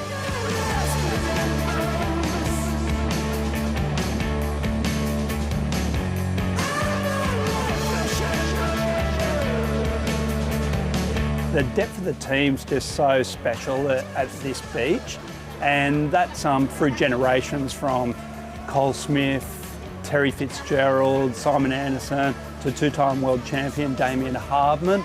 It's a heritage from those guys, bringing it through to the crew that are present now.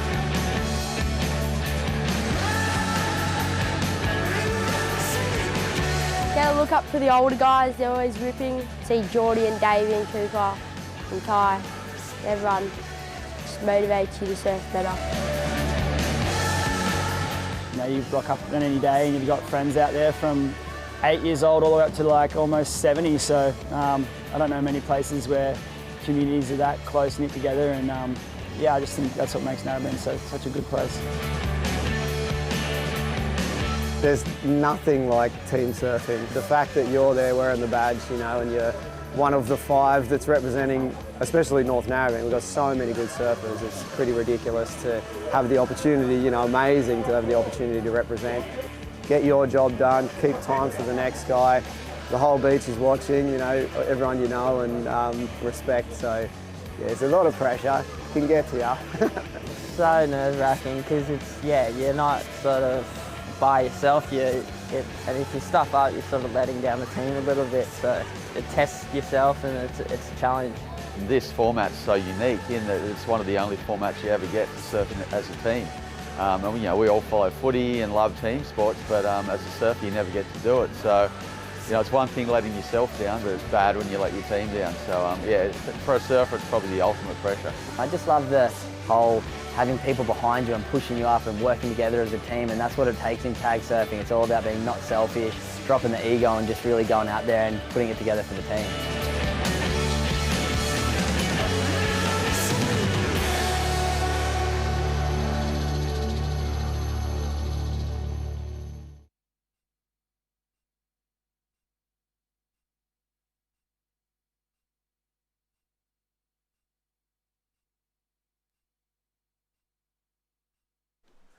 All right, welcome back to Warriewood Beach here on the beautiful northern beaches of Sydney, where we are underway with the Hyundai Australian Battle of the Boardriders, or Australian Boardriders Battle, I should say. We're into the final, and it is a big one coming up. We've got Longreef up and riding in the red, and then we've got North Stain, North Avalon, and North Narrabeen. And Longie in the red, North Stain in the white, North Avalon in the yellow, and North Narra wearing the blue. Chris Enover, my co-commentator here, North Narrabeen stalwart. Northern Beaches, mate, dominating. What's going on? That kind of surprises me. We've seen, Avoca, North Shelley, Merriweather, big, heavy-hitting clubs. And I think it's fair to say, I don't know, actually they've all been pretty strong, Longreef, North Stain, North Ave, and obviously North Narra. But, I wouldn't have picked it at the start. No, it's been a really good performance, dominant performance by some of the Northern Beaches teams. And, here's Davey Cathell's up and riding. Oh, that was a really heavy section coming towards him. I think he looked at it and, just said, no, thank you. But kicking off with an absolute bang, that was Kobe Clements. He's been unstoppable as an opening surfer for this Longreef team. And, if he can back up and put this last wave together, this is going to really set them up for a great final here. Yeah, we'll look at this on the replay. Just sets it up nicely. He caught this within the first 2 minutes.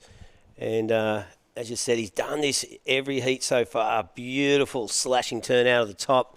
And this one, a little flat on the inside, but he made the most of it. Nice roundhouse. We're not seeing the front end here. It'll be nice and steep on the inside, and look at that. Well, he really put some effort into that last one. He just hammered that last section. And look at his score. He did that before. 8.17. There it is. So a huge number to open up the final here at Warriewood Beach for Longreef. And, wouldn't it be something special for Longie to get a win? They made the national final last year, and I felt like they were real dark horses coming through. But as this team keeps maturing, they just keep getting better and better. Yeah. And, here's something special from the last heat. If you missed it, Reggae, this was Jolie Vaughan on his power wave going switchfoot. It was all said and done. He almost got tubed, and then he does a nice float the boat, and then we'll check out this last thing he does too. He just comes off the bottom and just clicks it under the lip, and, that's something special right there. That was something special. That was epic. It's all time. That was epic. Yeah, Jolie Vaughan there. And unfortunately for us and for them, they got knocked out in that last semi-final. Of course, looking at these four teams, Chris, last year we saw North Avalon make the final and they came fourth. I know. And if you get fourth, you do not make the main event. So only three of these teams are going to go through to the National Australian Boardriders Battle up there in Newcastle. Here's another replay in the white. It's like Bo Mitchell from that's Mitty right North there. Stain. Nice. He just hasn't been able to get a rhythm going today, Bowie. He's such a consistent surfer and a strong surfer. But I feel like today Warriewood is just getting the better of him. It's just he just can't seem to find an open face or not for that second manoeuvre. He hasn't been able to pull it in. He's had nice first turns, but just really can't link up that second turn. I dare say he'll be going back out there because they haven't locked in a score yet. So, I was looking. I was actually during that semi-final. I was down there with all your mates in the North Narrabeen crew there. It's funny how they all get so tense. Rob Hazelwood, tense as. Yeah, he's a classic possum. And, here he goes again. Bo Mitchell looking to lock in something solid to kick off the final here for North Stain. He's working his way down the line. This wave's going a bit flat again on him, but will he get a bonus section on the inside? Maybe go back left. He loves a rip bowl. And, well, here he goes. Nice hook in the pocket, getting steezy with it, and there's another one. So he's working this one through the beach, and that'll finish it off for Bo Mitchell. So nice long ride there. Nothing crazy, but connected the dots. Connected the dots. He's on the beach, so he'll get straight in there and tag George Patar, who's been like the standout surfer, I think, throughout the event today. And there goes George heading out. So Norstein getting surfer number 2 out into the water. And look at him there. He just looks so relaxed and just in the zone. He's just cruising. He is cruising. And, I mean, that's a good sign when you're walking into a final and you're looking like that. It smells some danger signs for the other competitors in this heat. Yeah, well, there's a lot up for grabs, like besides making it through. There's 1,500, 1,500 first prize for surfers the club today. So a lot of teams have been in this. We started with 13. We're going to finish with 3. And there's a replay from Bo Mitchell there. Yeah, getting busy, getting a bit of the hunting and hop on and working his way to hit this end section, and then gets back left on this rip bowl and just starts kind of going mad and working his way to the beach. And he'll kick off that one right on the sand, tagging George Pitter. And, well, a few scores on the board here. And here's Shane Carroll. So, I mean, NASA will be really looking to make amends of last year. And that's not going to do it. No, it's not going to do it. So Shane. It's not going to do it for Shane-O. No, 6 minutes elapsed. He has a look to the beach. I think they're going to say get back out there. We saw Bo Mitchell with a 4.43 there for Norstein. So Longy, that 8.17, which is identical to the score that Kobe Clements got in the previous round. So Shane Carroll had that nice flat section out the back and then just bogged a rail off that turn, was sort of just put him off the whole way. Yeah, that section was there to hit, and he knew what he wanted to do, but the board just didn't get there for him. And well, we see Davey Cathell was paddling back out, so Davey had that big, nice first wave, that really nice wrap, and well, that end section that came towards him was just unhittable almost. Yeah. I mean, Davey's had a few injuries back in the day. Oh, yeah. Ankle, knee. It was probably what, cost him falling off competitive surfing back in the day. And, seeing that end section come towards him, he probably just said, thank you. Yep. I'm a responsible father now. Yeah, it is. So, got a lovely little daughter in Daisy. Yep. Him and Maddie do. So, and, lots of new commitments. But yeah, one commitment on his mind right now is the power surfer for North Narrabeen, because he is out in the lineup and he's chasing down, Long Reef. Kobe Clements locking in at 8.17 and then a 4.43 for Bo Mitchell. Shane Carroll, Davey Cathell still in the water, waiting to lock in a first score, and we are down to 42 minutes 40 on the clock. Yeah, well, with this, managing your time is so important in this final. I think the added pressure, I don't know, you think, okay, all the way through, you got to get first or second to make it through to the next round. But knowing that there's 3 out of 4 teams will make it through and being that one, and it's easy just to slip back and be the team that misses out. Of course, like North Narrabeen, I suppose if you guys are the one that miss out, you'll get the wild card anyways, two-time defending champs. So you guys should just not worry about it. Hand it to North Avalon. What do you reckon? Oh, well, not much chance of that. I can't ever see Davey or any of the boys standing down to North Avalon. It just that's or anyone else for that matter. Yeah, hell freeze over before that happens, I think. But these guys are all out there. They're all red hot competitors. I think. Yeah, it's it is funny, it is a team event, but so often you see it come down to one surfer either way can make the win or create the loss. And here's Kobe Clements' first wave, an 8.17. So there it is, nice little jam turn off the top. Got this section ahead of him, just sets it off, big swooping bottom turn, just cracks that one out of the lip. And as it flats out, he just maintains his speed and sets up this last turn. And as you'll see, just boom, just really gave it some serious stick there. Definitely not one for nursing that closeout turn. No, and that was like, the experience there and the confidence in his surfing, because a lot of surfers there probably would have, eased off that last turn just to make sure they made it. And it was probably the most impactful turn on the whole wave. So, to see a surfer doing that means they're in good form and they're very confident in their skill set. We just saw George Pitter come in, so I'm very interested to see what he did on his wave. Yeah, well, George has been the standout surfer. You can see Blake Levette heading out right now, the goofy footer. And Here's Davey Cathell's on a big looking wave, racing down the line. So tags that one through the lip. That's a great turn there by Davey. And second. No. That first turn was so sick, critical. And unfortunately just losing on the second turn and out the back. Oh, beautiful hit there. That was Xavier Bryce. That was a nice turn as well. Well, so it just looked like he caught a tiny bit as he went up there and it made him get to the lip too quick almost. This is like Shane Carroll racing down the line. Nice slashing nice turn. He's been around a long time, Shane, hasn't he? Yeah, he is NASA blood and bones. Yeah. Like I remember when he was a junior. Yeah, exactly. And So there we go. This is George's replay. Yeah, it is. So he's been the standout of the day, and, well, look at that. He's just so in control of what's going on. Not the best wave, but able to get tricky with it and really light up that end section. Just so much control over the fins. And yeah, it'll be interesting to see the score that comes through for that. As you said, not a great wave. That second turn flared that tail out looking pretty good. so there is Kai Warner making his way out. Kai's won today as well, I feel like, hasn't really got out of, third gear. He's done some really great surfing, but hasn't been able to find a wave. And, well, look at that. So the judges did love that first commitment turn from Davey Cathell's, 6.17.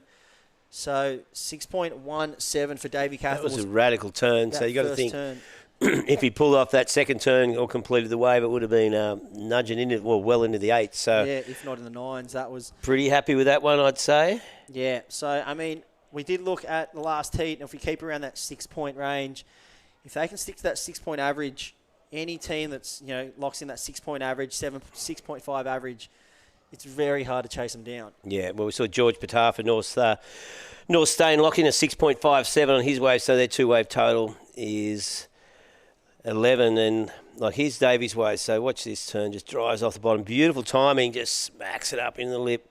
And he looked like fully was just unfortunately that wave just makes clipped them him in on his the way sleep down. usually. Like, it looks like just as he came off, he caught that edge, and it just pushed him into the lip a bit early. Yeah. And you can see Shane Carroll there, nice late takeoff.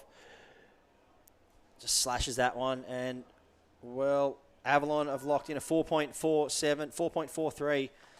So 4.43 for Shane Carroll. And, well, in the lineup right now, on the strength of two waves, it is North Stain in the lead. 4.43 for Bo Mitchell and George Patar getting 6.57. The other three teams just locking in one score. And here's George's wave.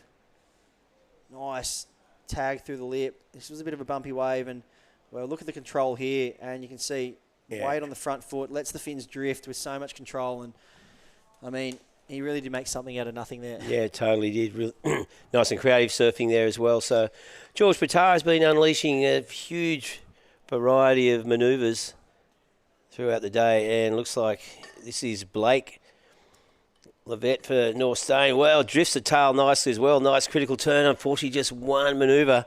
If he just had that, just even a smaller section there, that would have been a keeper. So yeah, nice critical turn. Yeah, so he's going to get back out there. But you know what it does? That almost acts like a bit of a safety net too, because, this turn was really critical. I can see it going up into the, high 4s, maybe even high 4s range. Nice fin drift control, probably mid 4. Even if he falls off in his next one, he's still got something to fall back on. That's right. So that's the beauty about this format as well. The judges do allow you to catch another wave, but they take the best one. Take the best one, yeah. So it's not like you wipe it. Yeah, it's not like you're saying, hasn't chosen that one, I'm going to catch a closeout. Yeah. It's the best wave you catch, as many waves as you want to catch, but obviously with time being a factor, you don't want to keep rolling the dice too many times. No, that's the big decision-making, is the impact the time has on the rest of the team. So just on 36 minutes remaining, of course, you are watching the final of the Hyundai Australian Boardriders Battle, the New South Wales Central Division, happening right here at downtown Warriewood, and looks like a takeoff there for, is this Xavier Bryce? Yeah, that looks like Xavier Bryce from Longy. So tags that one at the lip. What is this thing going to do down the line? wraps it in the pocket, and, well, he's got a good section, and just Kobe Clements, he has drilled that end section and rides out cleanly. So, Longy, they're finding those runners that are giving those big end sections on them, aren't they? And you can hear the whistles going up from the beach because that is a huge, huge moment for Long Reef. Yep, that was a great wave. So really locking in a solid score there to bank, capitalised on the 8.17 that Kobe caught. And, here we go. So we'll see North Stain at this stage, the only team with 2 waves. So see how Long Reef fare after that one. But looking at the replay, just nice. Just sort of drifts off the bottom here. Just sets up this first section. Nice little switch off the top. Flattens out through there. And another nice carving turn. But this is the money turn right here. Really knew that was the full section to hit. And just jammed it. Didn't hold back one bit there. That was great surfing from Xavier Bryce. We'll see this one again. First section was a bit of a setup turn. He kind of just carved down, got back in the pocket, wraps this one around, a nice talking wrap, and then sees this end section, just clicks it perfectly, and you see just projects him into the flats. And, I mean, because he hit it so perfectly, allowed him to really get out to the flats. Well, here's Blake Levitt on a big, lofty float. One of the few less we've seen ridden. We haven't seen many, and he's going to tag this one in. So that'll be all she wrote for Blake Levitt. Yeah, well, that's good timing there as well for Blake. He'll come in. And Fletcher Kelleher heading out next for North Stain. Yeah, it'll be interesting to see what the judges throw at that one. So nice free fall kind of floater. And here's Arch Whiteman. This is a good-looking wave for Arch. We saw him take that one off Kai Warner, who was out the back, and 2 nice turns. And that'll be all she wrote for the surfer in yellow from North Avalon from NASA. Arch Whiteman, he will be the power surfer as well, so he'll be coming in, getting a breather, recouping, and then, hopefully his team's in a position to strike in the back end of this heat because, I mean, his back end has been looking really deadly.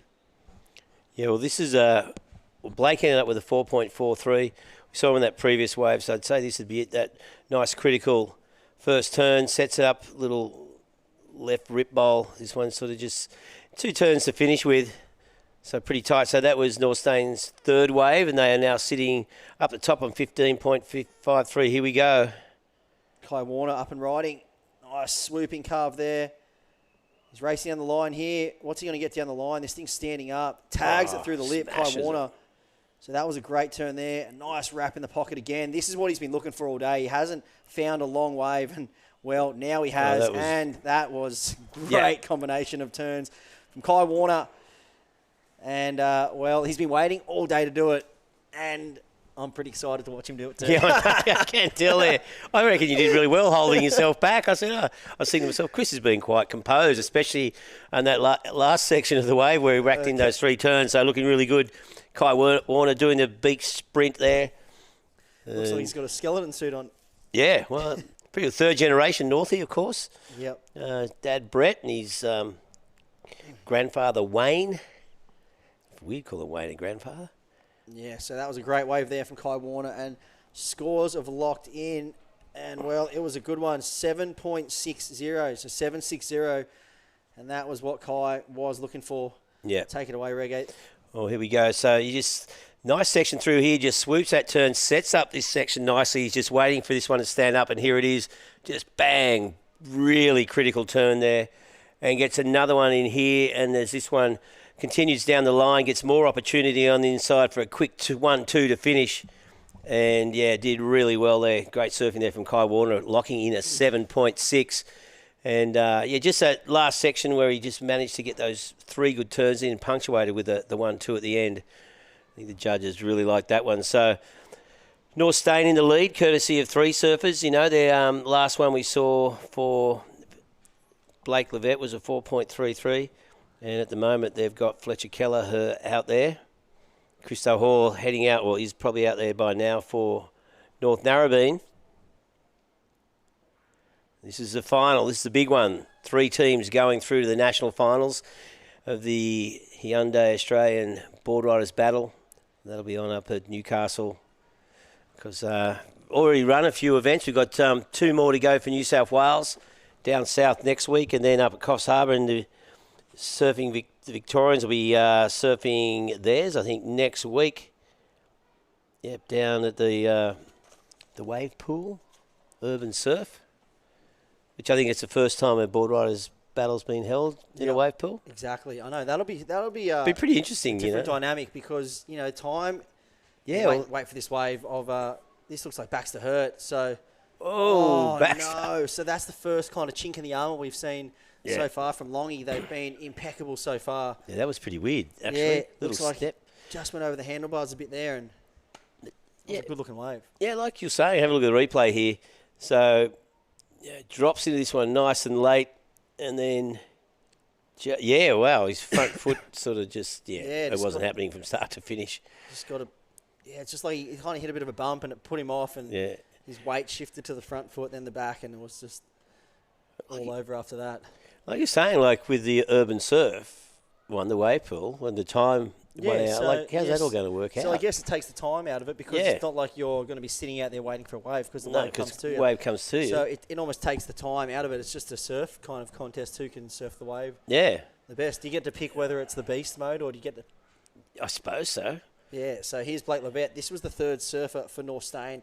This is what has them currently in the lead.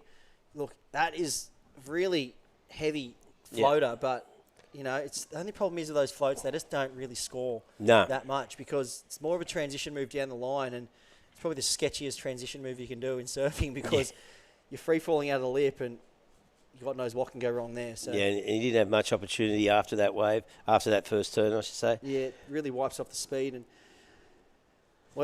situation in the final of the Australian Boardriders battle here at Warriewood Beach for the New South Wales Central Qualifier. It is North Stain in the lead.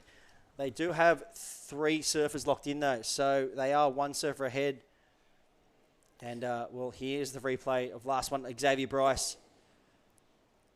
This was Long Reef's second surfer, and this has them sitting in a pretty good position. And this last turn, that was money right there. Just clicked it perfectly. High and tight, and that has them sitting in second place, but hot on their heels, North Narrabeen. So it'll be interesting to see once North Narrabeen, Long Reef, and North Avalon lock in their second waves. It'll give us a clear indication of where we're at because, Longy and North Narrabeen are almost, only 2 points behind North Stain, who have won 3 surfers. So we'll look at that. Anything more than a 0.69 will put Longy in the lead. Anything more than a 1.56 will put Longy, North Narrabeen into the lead as well.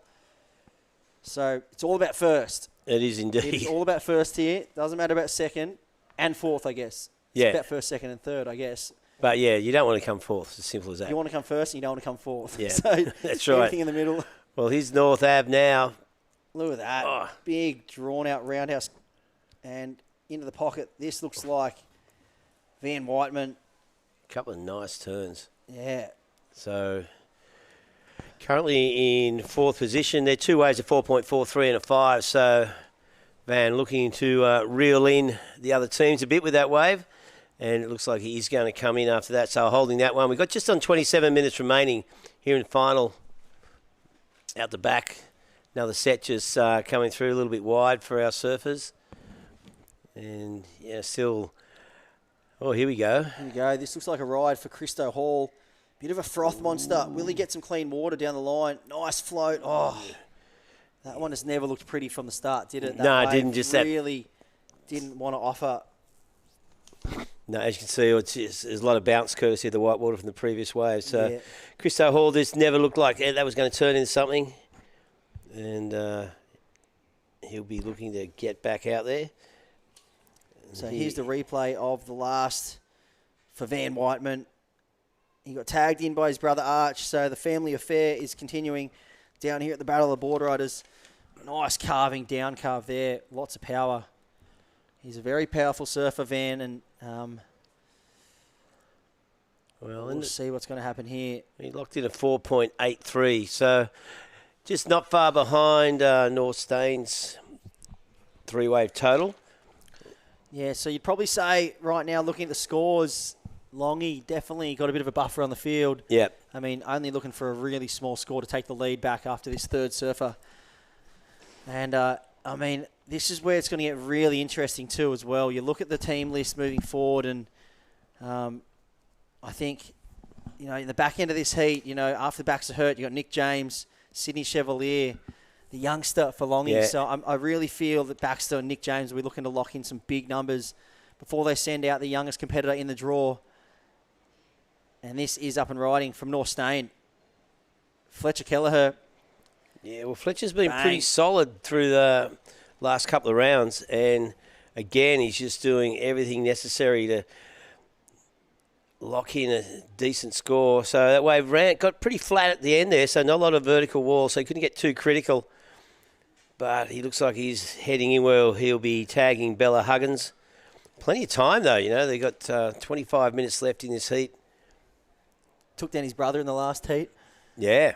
And then now he's in the final looking to take down the whole Boardriders battle. So that last wave there, we'll wait for that score to lock in for the last of North Stain because, I mean, in a time sense, they're well out in front. So if this heat does come down to a time crunch in the end, North Stain have already locked in 4 surfers. Yep. Well, there it is, 5.37. 5.37 for Fletcher Kelleher. And that's a very consistent number to put on the board.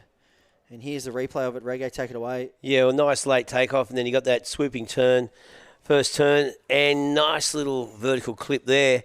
Things feel out for him a little bit through this section, unfortunately. Doesn't have a lot of opportunity in the back half of this wave. Made the most of it, and just finishes off with a couple of little changes of direction more than anything too critical. So, yeah, but I was just looking at North Stain's scores, you know, like nothing major in there at this stage. We've seen others with 7s and 8s. So North Stain's high score was at 6.57 from George Patar, so their second wave. So that leaves them a little bit vulnerable at the moment. This is the 4.83 from Van Whiteman for North Avalon. So as we wrap things up for that wave, we've got, well, Longreef does not have their third wave. So at this stage, you can see North Stain and North Ave have their 3 waves locked in. North Narrabeen and Longreef, third surfer yet to lock in. So good indication that things are going to change pretty quickly. And I think even North Stain have 4 waves locked away there. So yes, so North Stain out in the lead on 4 surfers. So you look at the buffer there. So they've got just about a 6-point buffer on Longy, but Longy is still on their second surfer. So yeah, that's a big difference. That's 4 waves versus 2. 4 waves versus 2, and same with North Narrabeen on 13 points, only about 7 points behind as well. So,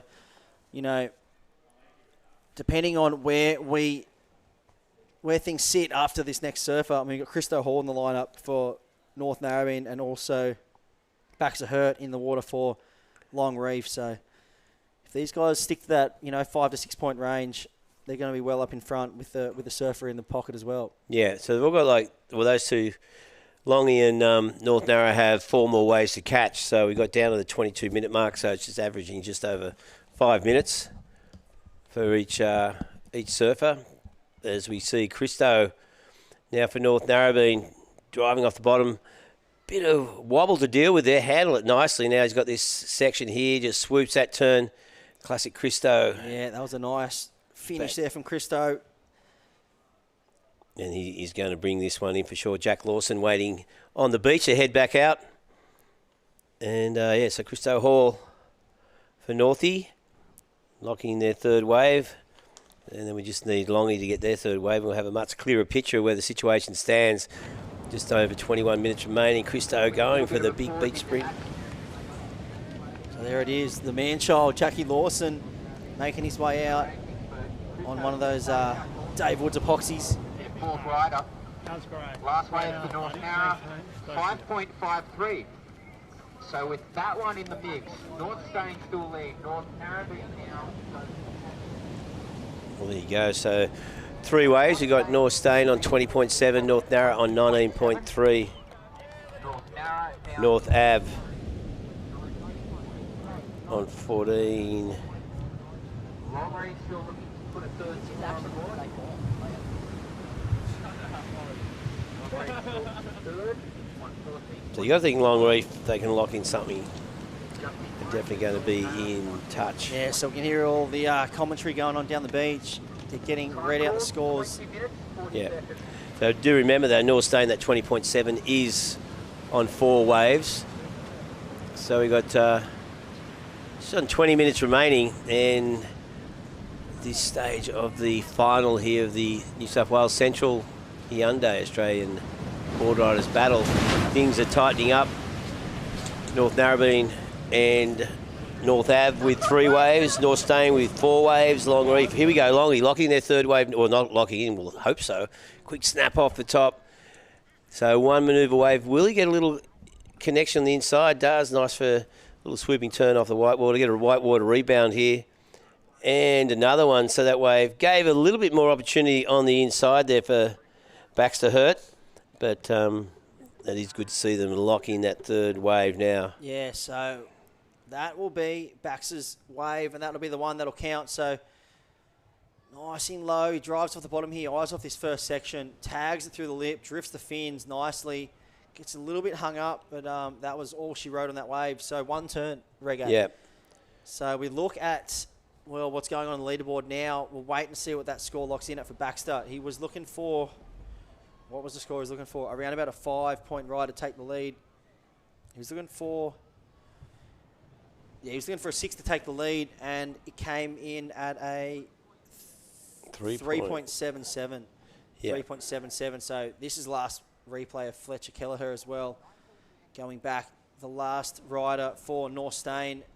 And this is what has them out in the lead currently on the strength of that 5.37. 5.37 for Fletch. And right now, 18 minutes 44 on the clock. North Stain in the lead, but that's with 4 surfers locked in the bank. That's right. So all other teams have 3 surfers. Yep, and their 4 surfer is out in the water. You can see Bodie Lee Jones out there in the yellow for North Ave. We've got Jack Lawson in the blue for North Narra. Fletcher Kelleher is already in and out. Nick James just paddled out for Longy. You can hear a bit of hooting. Go, go, go. So the North Stain crew encouraging Bella Huggins to grab a wave. You can see George there. Itching. He could be paddling out to catch one wave with 15 minutes to go. Looking relaxed and cruisy, isn't he? Yeah. That's and well, they're really on the right side of time right now, aren't they? Yeah. Right on the good side of the time. Whereas the other 3 teams are quite pinched for time at the moment. 17 minutes. We're looking 17 minutes and 50 seconds. We need 3 surfers for each team. So what's that? 6 minutes to surf. 6 minutes to surf. So it's sort of starting to dwindle. It'll get down to 5 minutes pretty soon. So yeah, they want to move, but yeah, it's as we've been saying all day, it's that crunch time where you really don't want to, especially in the final, you don't want to lock in a 2. Yeah, no, exactly. And just so your power surfer has 10 minutes out in the water. Yeah, see, there's a few different scenarios that have happened here. I see, look, North Narrabeen have taken over that lead from Long Reef. I feel like they're the 2 predominant clubs with the biggest scores on the board. Yep. You take away North Stain's last ride and it kind of evens it out. North Narrabeen to be in the lead by about 4 points. So depending on what Jackie Lawson does here and with the time at hand, if they start running out of time, that's where North Stain are going to benefit because they're going to be able to catch full waves, whereas Laura or maybe one of the other surfers, one of the other surfers from either NASA or Longy might have to catch a whitewash and come in. Yeah, that's right, and that's what you don't want to happen. Looks like, here we see, this is... So this is Bodie Lee Jones.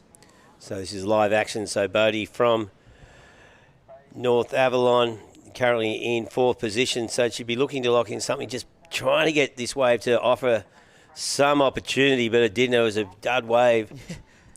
There's no other way to put it, I don't think. It was like a never-ending just to get to nothing, wasn't it? And you could see it always looked like it was going to stand up and at least give her half a wall, half a face, but it never did. And, so Bodie Lee Jones coming in. Ollie Heinz heading out now, surfer number 4. So here's the wave here. It looked like had good shape on it. It was going to double up. Yeah, one little turn on the outside, and then just had a never-ending end section that just wouldn't come to her. Yeah, so things have filled up. We Jackie Lawson. Nice first turn for Jack. Will he get a second turn? Yep. He will. So, well, North Narrabeen is starting to put it together. It's starting to come alive. Well, he's going to come in. Laura will be heading out with about 15 minutes to go. For Bodie.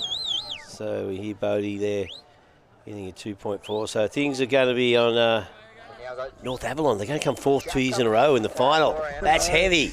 It's still there's 15 minutes to go. I won't sell them the dump yet. No, don't tell him that. Here we go. Laura Enover there going for the sprint. What do you reckon she's going to do? What's her plan? You should know.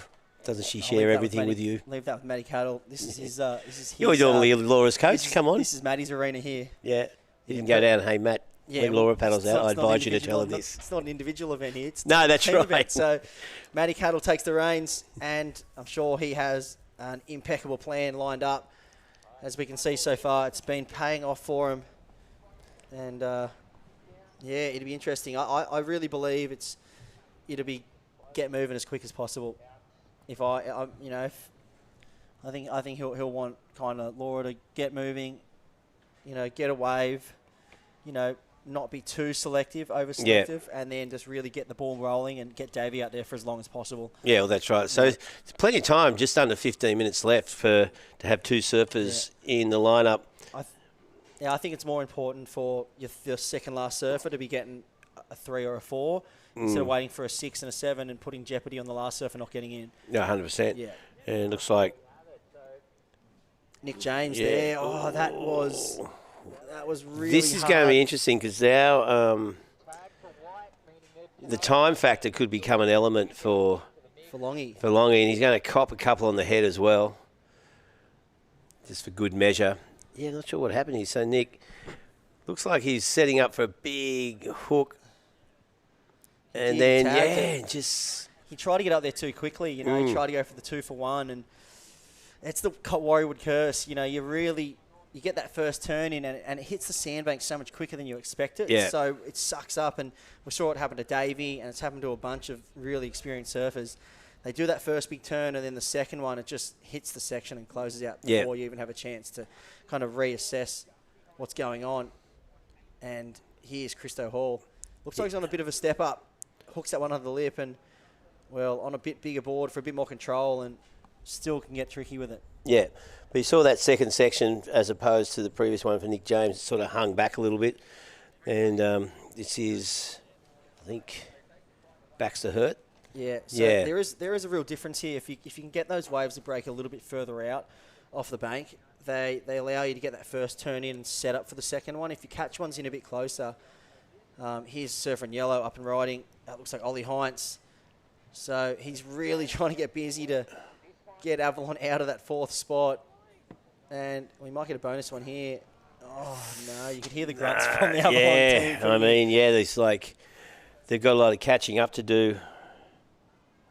We're still waiting on that last score to come through for Longreef. But, I mean, they are within striking distance, but, well, they're going to use that one. So North Ave, Arch Whiteman now is going to head out with, by the time he gets out the back, probably 10 minutes to catch a wave. And, it'll be interesting to see. Oh, the big sprint. He's got some good running technique. Yeah, he has. He's absolutely got the motors moving. Here's Nick James.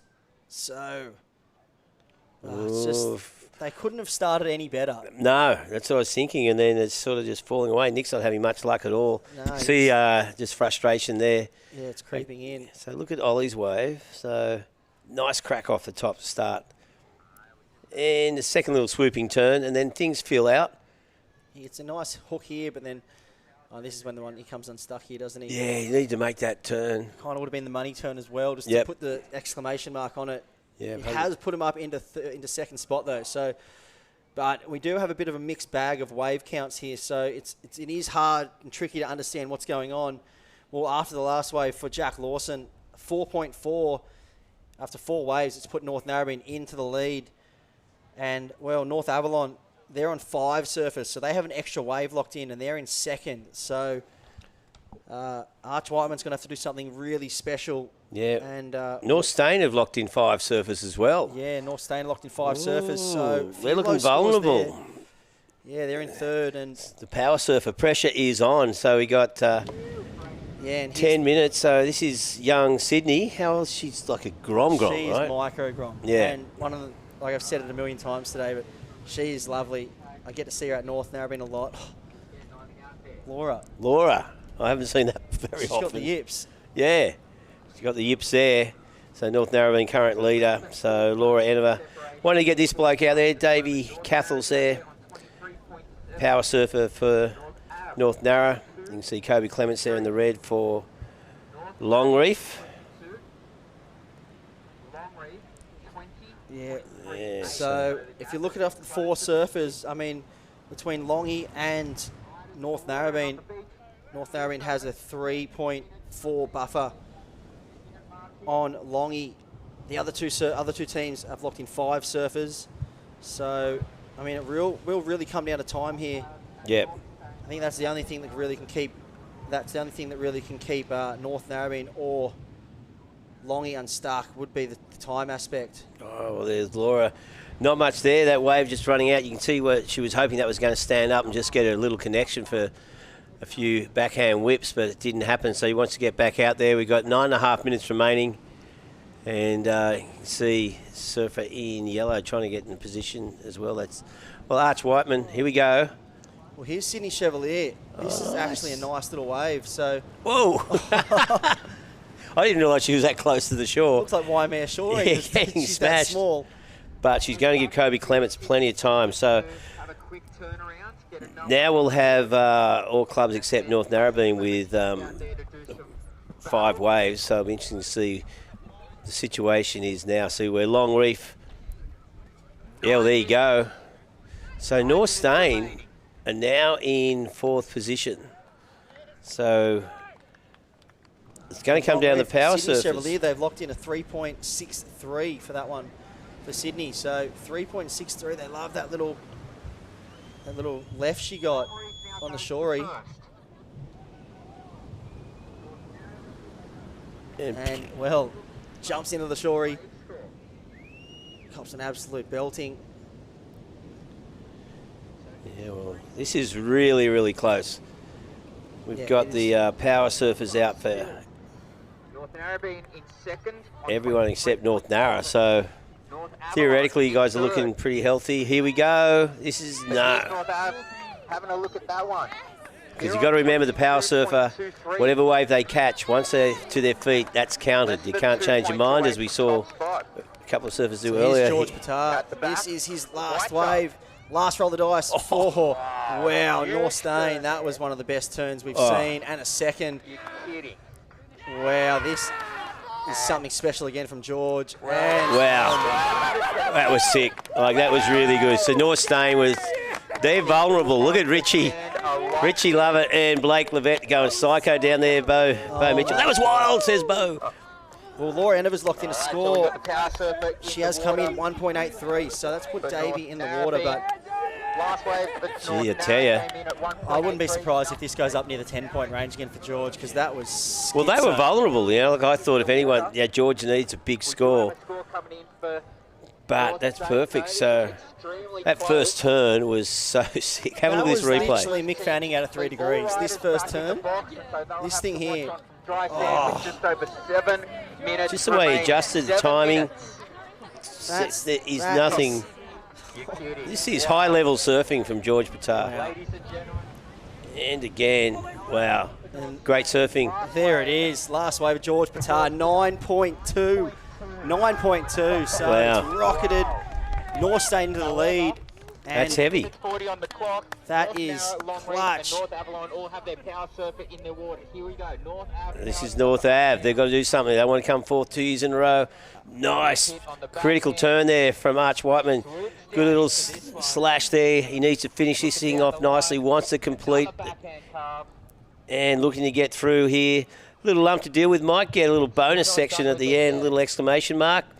Just a little snap. So not making any mistakes. And goes to a little bunny top to finish. So, well, that's going to be their final score. So it's all going to come down to, well, wait and see what this score is. It'll probably put him up into second spot, dare I say. There's 6 minutes remaining. So your power surfers for Longy and North Narrabeen have a fair bit of time. So, situation now, it is 5 minutes, 40 seconds on the clock, and George Patar has put Northstein into an unbelievable position. Well, North Avalon, they're in and they're locked in. With Arch Whiteman back in the box, a score coming in for North Avalon. Complete team goes to second. So at the moment, Northstein So nice critical surfing, just quick snap. 31.2. North Avalon in second, or 27.8. And again, you can hear the beach now, so Keep just slowing that in. North Narrabeen Look at all the action happening down there. Yeah, it is all going Still on. with their power surfer to catch a wave. You can cut it with a knife. They're just behind on 25.53. As the yellow flag goes up, 5 minutes left. Well, 5 minutes remaining, and well, look at that. Northstein have locked in that 31.20 massive jump, courtesy of George Patar. Shows you how important having a power surfer of that calibre who can just handle the pressure as well. So we're just waiting to see. Thanks. As we, well, there you go. Northstein, North Avalon. That's as high as they're going to go. So North Narrabeen and Longreef don't have a lot to overtake. So here's the situation. At the end of this heat, Northstein are currently in the lead. They're done, 31.2. North Avalon in second, 27.8. And this is where it gets interesting. North Narrabeen, they got 4 minutes and 20 seconds to get a 5.68. Davey Cathell is looking for a 5.68. And Longreef looking for a 7.2. Kobe Clements looking for a 7.2. And this is that wave of George Patar. And he would be paying $1 right now to take out the performer of the day, because he has been unbelievable. And I mean, he's a superstar in the making. And without it, yep, he's looking so. Look at this, the way he coils up and the torque in this first turn, the speed through the board. It's just, it looks like he grew up on a right point break. Yeah, not Northstein. Yeah, not Northstein at all. It's really showing signs of McFanning, and I mean, that's not a bad person to be looking up to or be in the same kind of realm even as with style. Yeah, with the blade on the front of his sticker. Yeah, so as we see there, maybe the paddle out's played a bit of havoc. Davey Cathell's in the lineup looking for a 5.68. Wow. 5.68. Time is the enemy, though. 3 minutes, 15 seconds on the clock.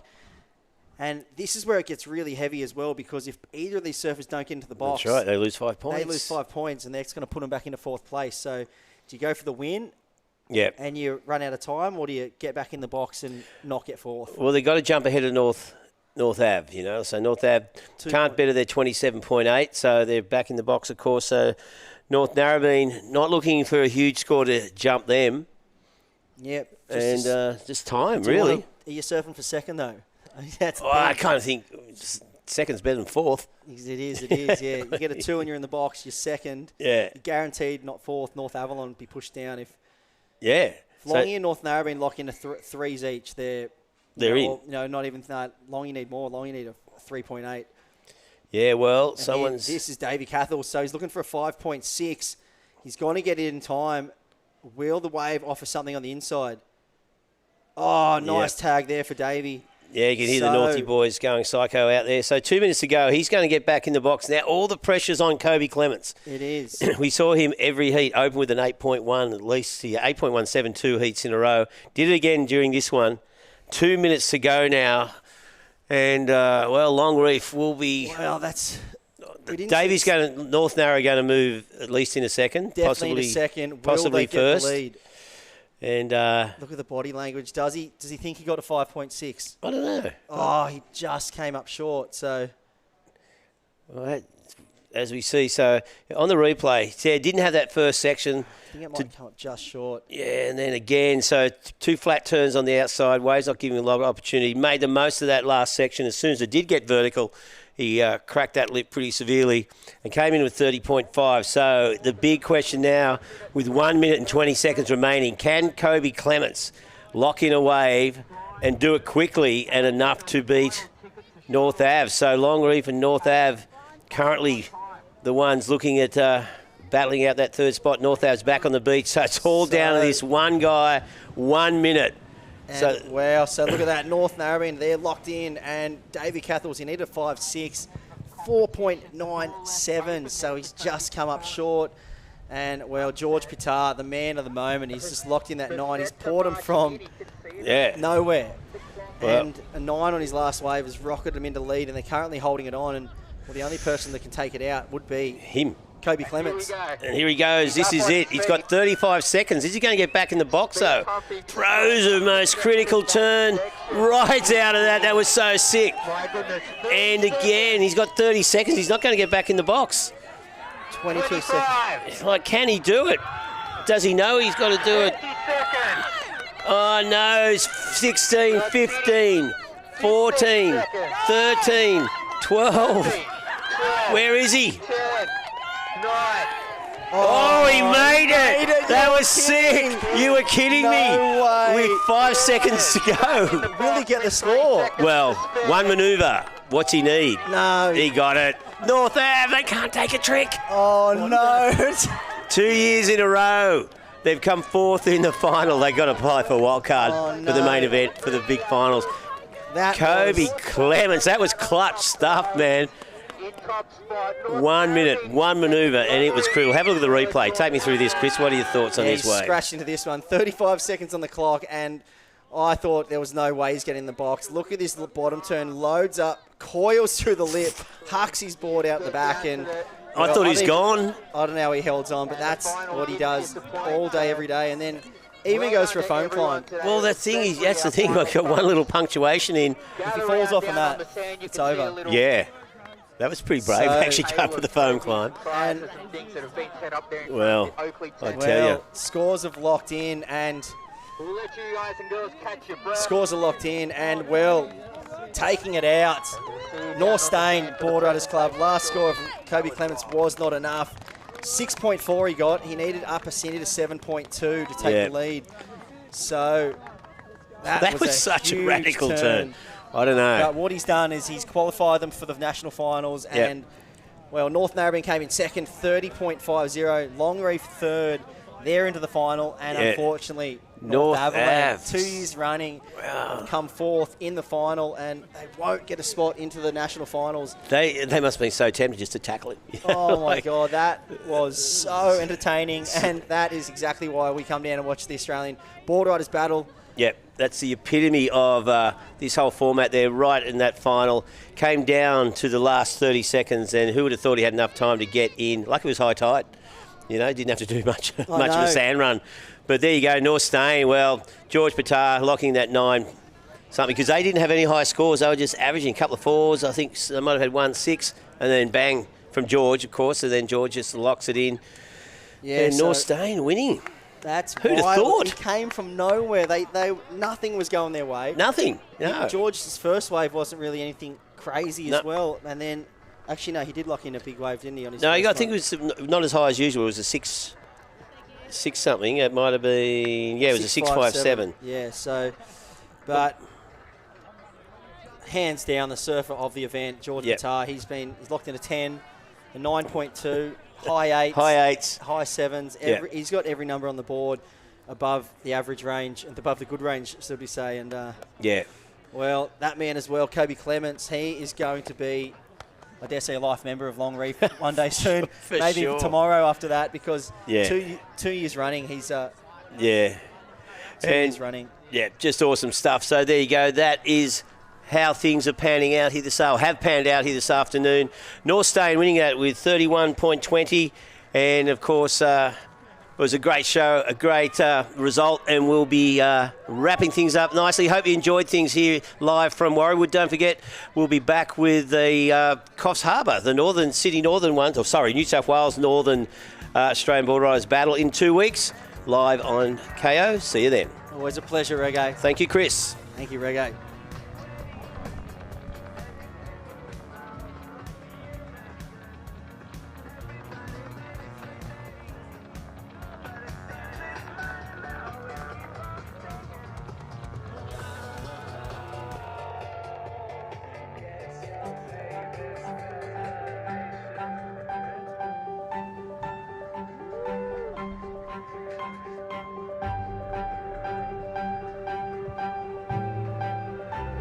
Asiona's Feeling Swell program is a program through the Surfing Australia where it's creating a better tomorrow by including women and men, any age, any ability, and bringing them together and showing them the love of the ocean and yeah, creating a happy, healthy environment.